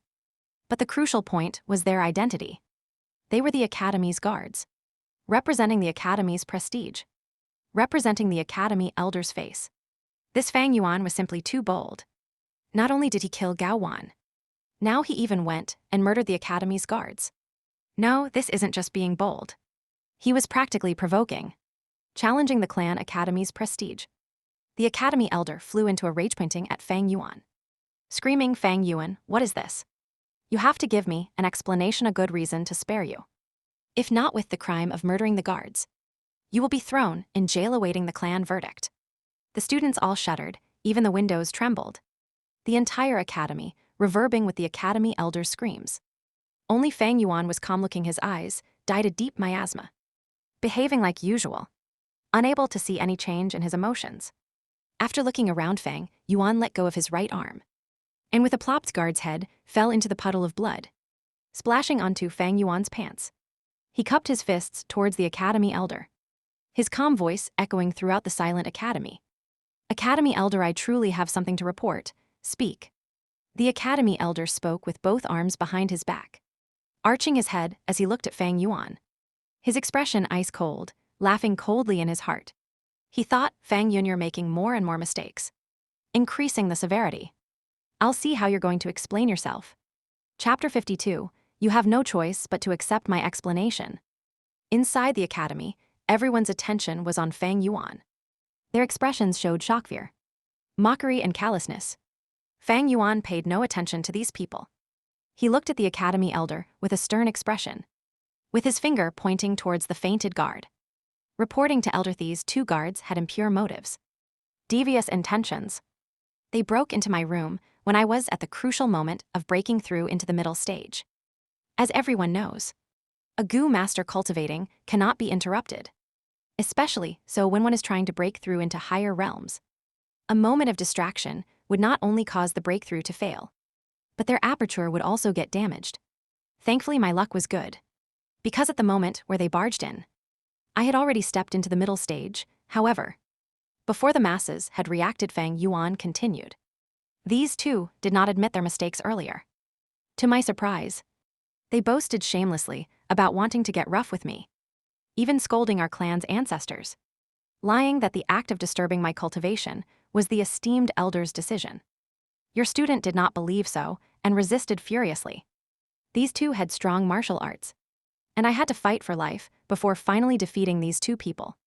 But seeing as they were the academy guards, your student did not kill them immediately. I merely cut off one of his arms and the leg of the other person. Although there was quite some blood loss, they are still alive. That is my report for this matter. Please uphold justice for me, esteemed elder.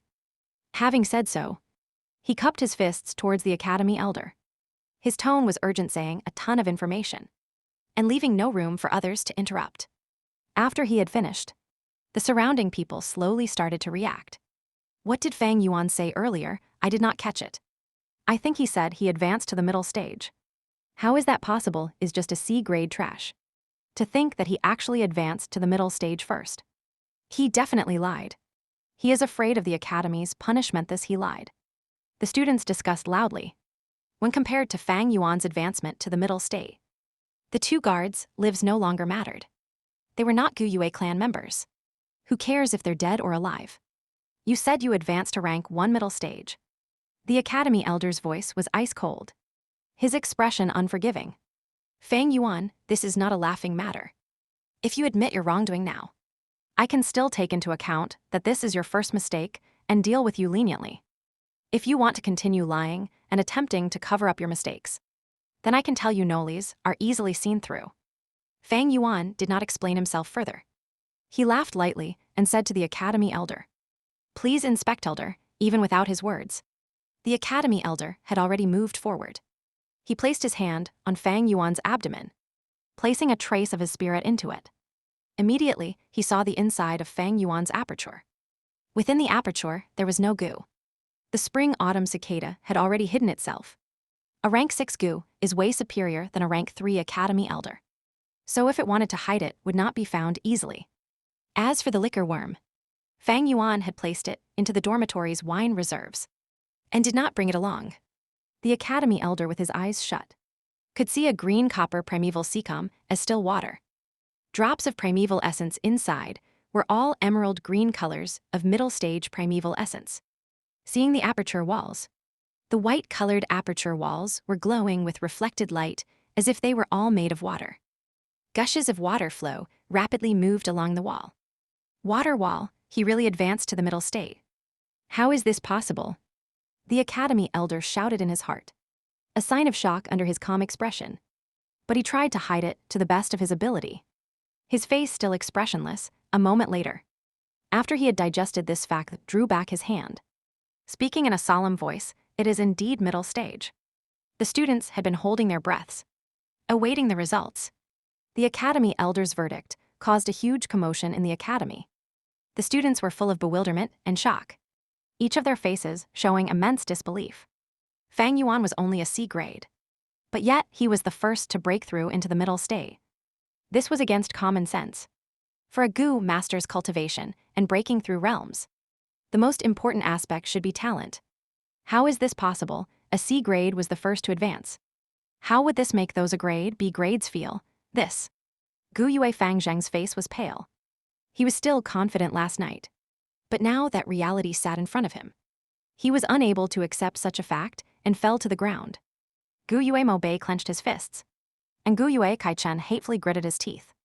The academy elder could not be easily fooled. So how did Fang Yuan manage to do it at once? All the youngsters stared at Fang Yuan, having one question in their hearts: with that C-grade talent, how did he advance?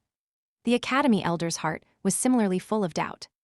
Under such great empuzzlement, he ignored the idea of suppressing Fang Yuan and asked directly, "Fang Yuan, I hope you can explain this.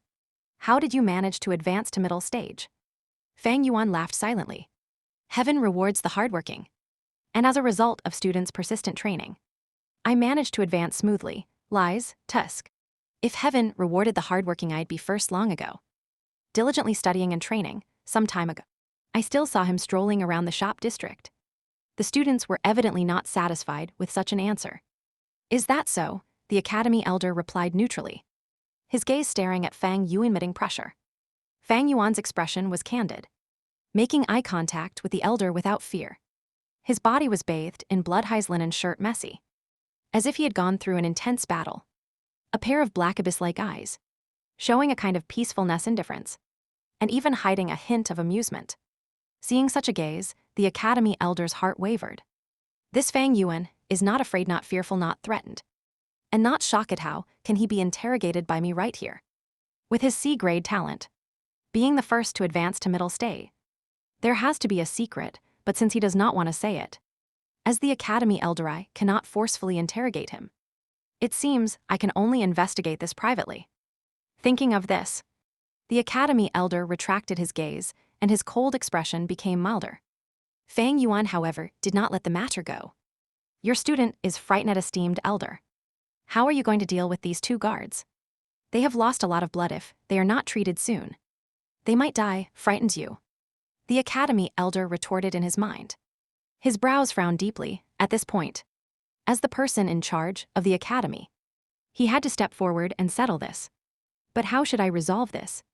The academy elder could not help but feel troubled. He silently began to think. Fang Yuan took all of the academy elder's change in expressions into consideration. He laughed internally. The academy elder must be really troubled now. These two guards were merely outsiders. Their lives cheap as grass. In normal times, no one would care if they died. But now the situation was different. They were sent out by the academy elder. If they really died, the academy elder would lose his reputation. Thus, the guards could not die. The academy elder is going to save them. The part that truly troubles the academy elder is Fang Yuan's verdict. In his original plan, Fang Yuan first played truant, and then killed the guards. This could be said to be defying his teachers, being arrogant and self-centered. According to the clan, rules should be thrown into the clan jail, reflecting upon his mistakes inside. But when adding in the matter of Fang Yuan's advancement to middle state, these wrongdoings became very different. Fang Yuan played truant and killed the guards because he was cultivating. This was reasonable. The crucial part was, he was successful in advancing to the middle stage, and became the first in this class. This allowed him to be on the side of reason. Just what did Fang Yuan rely on to advance to middle state? This secret would be discussed later. Winners win all. Losers lose all. The world only cares about result. No one would reprimand such an outstanding junior. The academy elder could not execute any punishments on him. What is the academy for? It is to nurture outstanding Gu masters and inject fresh blood into the clan. Now that we have such an aspiring young man, you as the academy elder still wants to find trouble with him. That would be neglecting your role. Just like a student who got good results. As a teacher, he should be encouraging and praising him, instead of punishing and criticizing. A teacher who punishes and scolds a student for his good results is not one that would ever be recognized. Perhaps the other elders would secretly cause problems for Fang Yuan because they fear Fang Yuan's future prospects, or because of grudges and past grievances, but him alone. The esteemed academy elder cannot do such a thing. Because he is in charge of the academy, has to be impartial. At least on the surface, these are the rules. Do I just let him go like this? It was not easy finding a weakness of his.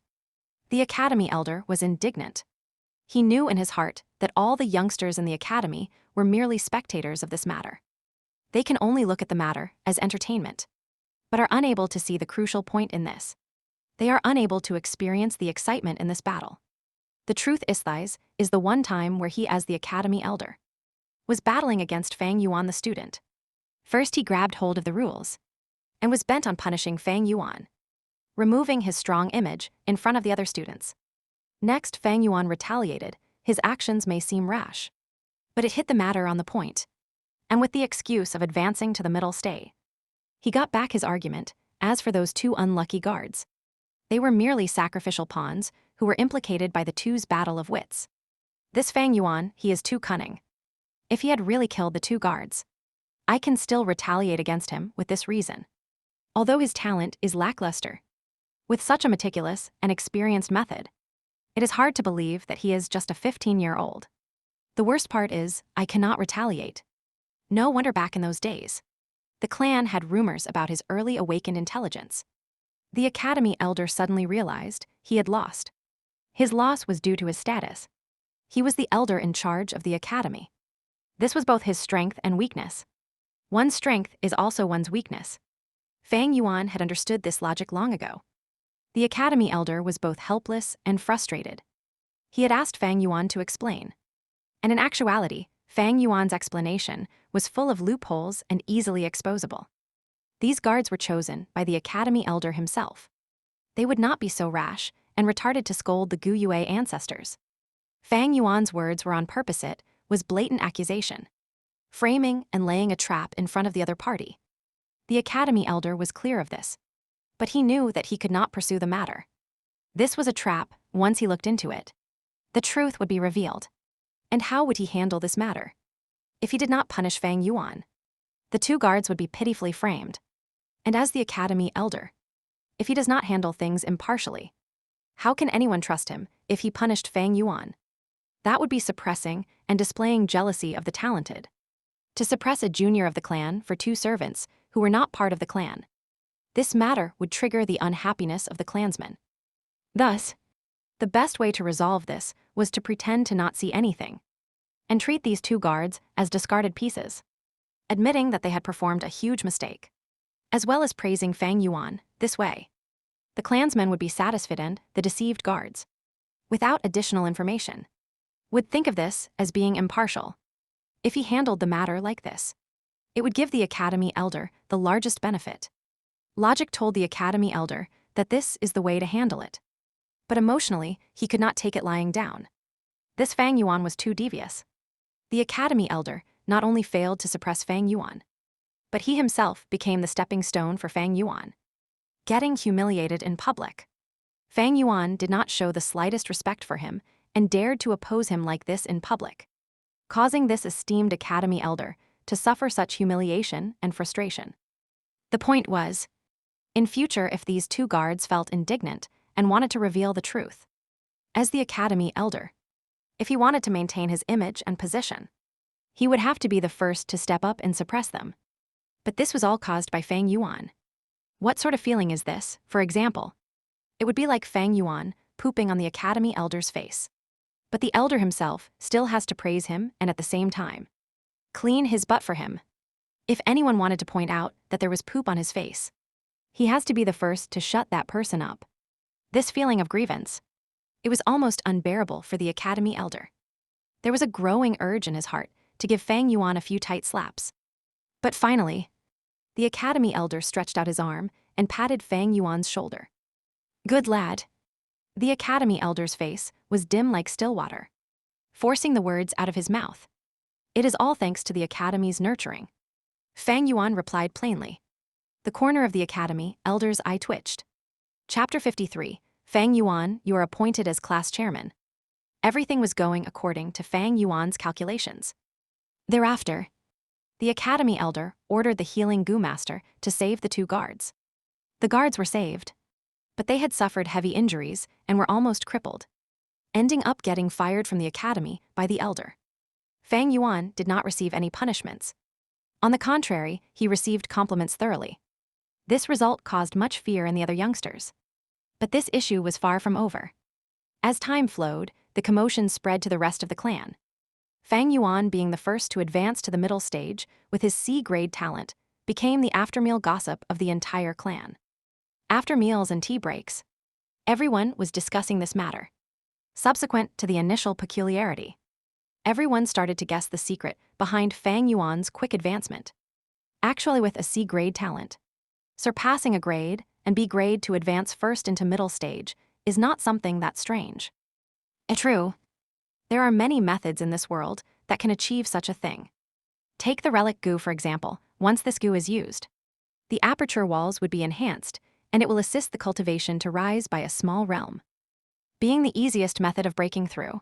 At once, the crowd's discussion evolved into all sorts of possible answers and methods. As for theories about liquor worms and external sources of primeval essence. These ideas were also naturally brought up by many people. If Fang Yuan revealed the existence of the liquor worm at the start, there would not have been such a commotion. But because he hid it, this resulted in the curiosity of many people being raised. Although it appeared peaceful, Gu Yue village had an undercurrent brewing. Numerous eyes were watching the academy elder, all waiting for his explanation as the academy elder. If he did not know how a student that he had taught himself had advanced, that would be negligence of his role. Thus, the academy elder had to give an explanation. Days passed by. The second youngster to break through the initial stage and advance to middle stage appeared. It was Gu Yue Mobei soon after. With just a 3-hour difference, Gu Yue Fangzheng advanced too. He was, after all, dragged down by the lack of primeval stones, of course. There was also the reason of him being traumatized by Fang Yuan. The third was Gu Yue Kaichen. Even if he had Gu Yue Kai-Lions infused primeval essence, the method's effectiveness was not very high and could only be performed once every 3 days, adding to the fact that it was very risky. But with his C-grade talent, getting third position was already a success. On the 5th day, the academy elder once again handed out subsidies. Gu Yue Fang Yuan. He stood at the front, calling out Fang Yuan's name first. Fang Yuan stood up and walked towards him with a plain expression. The youngsters' attention was on him as he moved, revealing all sorts of jealousy, inspection, and hatred. Not one was the same. Today, the elder is not only handing out resources, he is also appointing the chairman and vice chairman positions. As expected, the first to be called up was Fang Yuan. He is the first to advance. The title of chairman belongs to him. It is hard to imagine that this would be the result. Before this, I thought it would be Fang Zheng who would come first. He was the first to advance to middle stage. It is so peculiar. There has to be a huge secret, but he refuses to tell us. If it was me, I wouldn't tell anyone either. Keep quiet and prosper. As the students conversed, Fang Yuan arrived in front of the academy elder. Gu Yue Fang Yuan. You are the first Gu master to reach rank 1 middle stage in this class. So this is your reward. Saying so, he handed him a white and blue money bag. Fang Yuan received the money bag and opened it in public. Peeking inside, be rest assured, there's a total of 30 primeval stones inside. The academy would not shortchange you. The academy elder smiled, frankly speaking. He would never have expected that the first youngster to advance to middle stage would be Fang Yuan. However, Fang Yuan did not listen to the academy elder. He rarely trusted others and only believed in himself. He checked carefully and found that it was indeed 30 primeval stones. Not one less. He then placed the money bag into his bosom pocket. The academy elder, upon seeing this action, thought that his finances were tight and could not help but smile even more brightly. I guess so, he is after all a C-grade talent. Rushing to the middle stage, his primeval stone expenditure had to be huge. He has no funding from anyone as well. Thus he has to be tight on primeval stones. As long as he has a need for primeval stones, will not be afraid of him leaving the control of the clan. Once he enters the clan system, he would not be able to keep that secret. So even if we can't investigate, Itunde will tell us. Towards this, the academy elder was full of confidence. The truth is, after that day, he had sent people to investigate Fang Yuan in secret. Almost every day, there would be progress in the search. But evidently, those people had not found out that Fang Yuan has a few hundred primeval stones in his possession, and was actually rather rich. The academy elder continued and said, Fang Yuan, you are the first to step into rank 1 middle stage. And according to the academy rules, you not only will receive 30 primeval stones as reward, but you will also gain priority in choosing your second Gu soon after. Right now, I shall appoint you as class chairman. Fang Yuan was appointed as chairman after all. Upon hearing this, a few students sighed. Damn it. Gu Yue Mobei gritted his teeth, feeling indignant. HMPH. Gu Yue Kaichen crossed his limbs, staring at the scene coldly. The one that was affected the most was Fang Yuan's brother. Gu Yue Fangzhang, his face was pale, and his expression looked uncertain. A dark cloud looming over his head. Ordinary students, upon seeing the chairman and vice chairman, have to bow and pay respects. With my results, I will definitely be a vice chairman. But from now on, when I see Big Brother, I'll have to pay my respects to him, hold on. But at this moment, Fang Yuan spoke. He smiled faintly to the academy elder and said slowly, Esteemed elder, your student here is not gifted and does not have high wisdom, hence being unable to properly take on the role of chairman. This role should be given to talented people. What? You mean you do not want to be chairman? As the chairman, you'll get 10 primeval stones every time. Are you sure you want to reject it? The academy elder frowned deeply as he spoke. For the last tens of years of teaching, he had not seen anyone reject this position.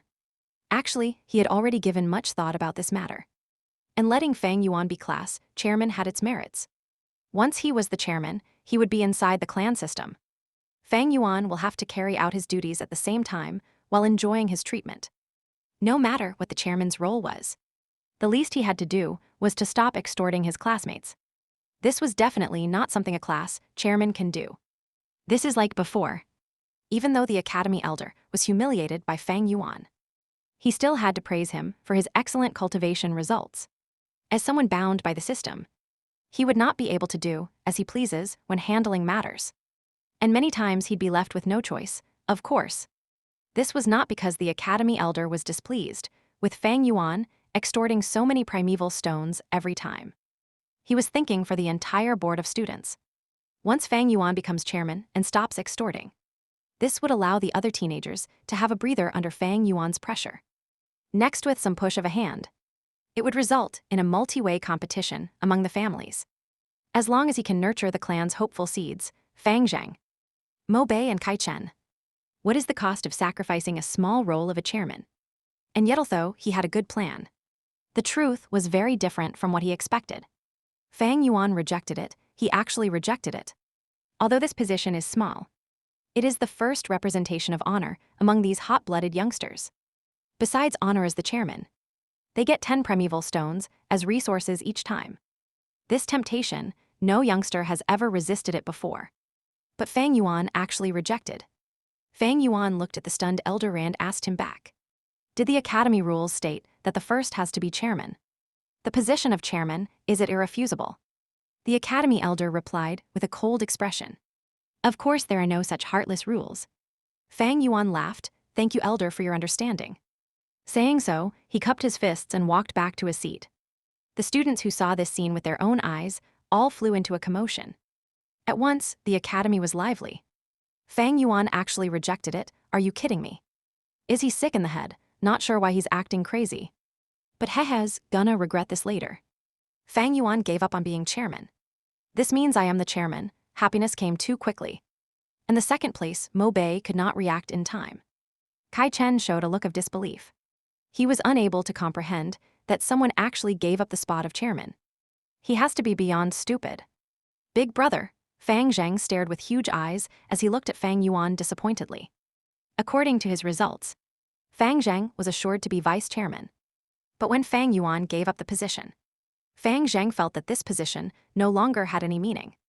The academy elder's face was dark this time. Really, really dark. The last time when Fang Yuan skipped class, although he looked angry, it was just an act for the others to see. But this time he was in a bad mood, worse than before.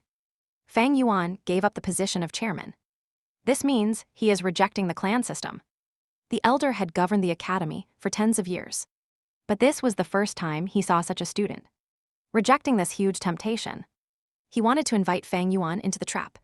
But since he wouldn't enter, the academy elder was helpless. The giving out of subsidies ended.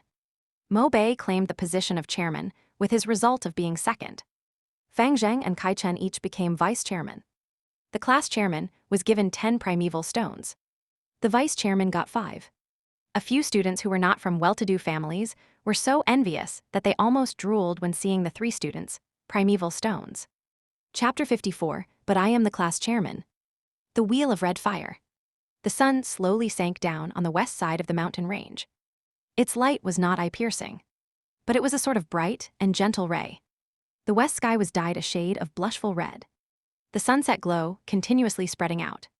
It was just like an imperial concubine who had just been rewarded, happily crowding around the emperor, wanting to sleep together with him. 1.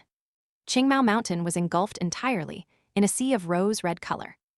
Each of the tall pillared buildings and houses were also draped over with a layer of golden yarn. The surrounding forest planted around the academy seemed like it was wiped with a faint stratum of oil. The wind blew slowly, and as the students walked out of the classroom, with their bosoms carrying the primeval stones that were just passed out,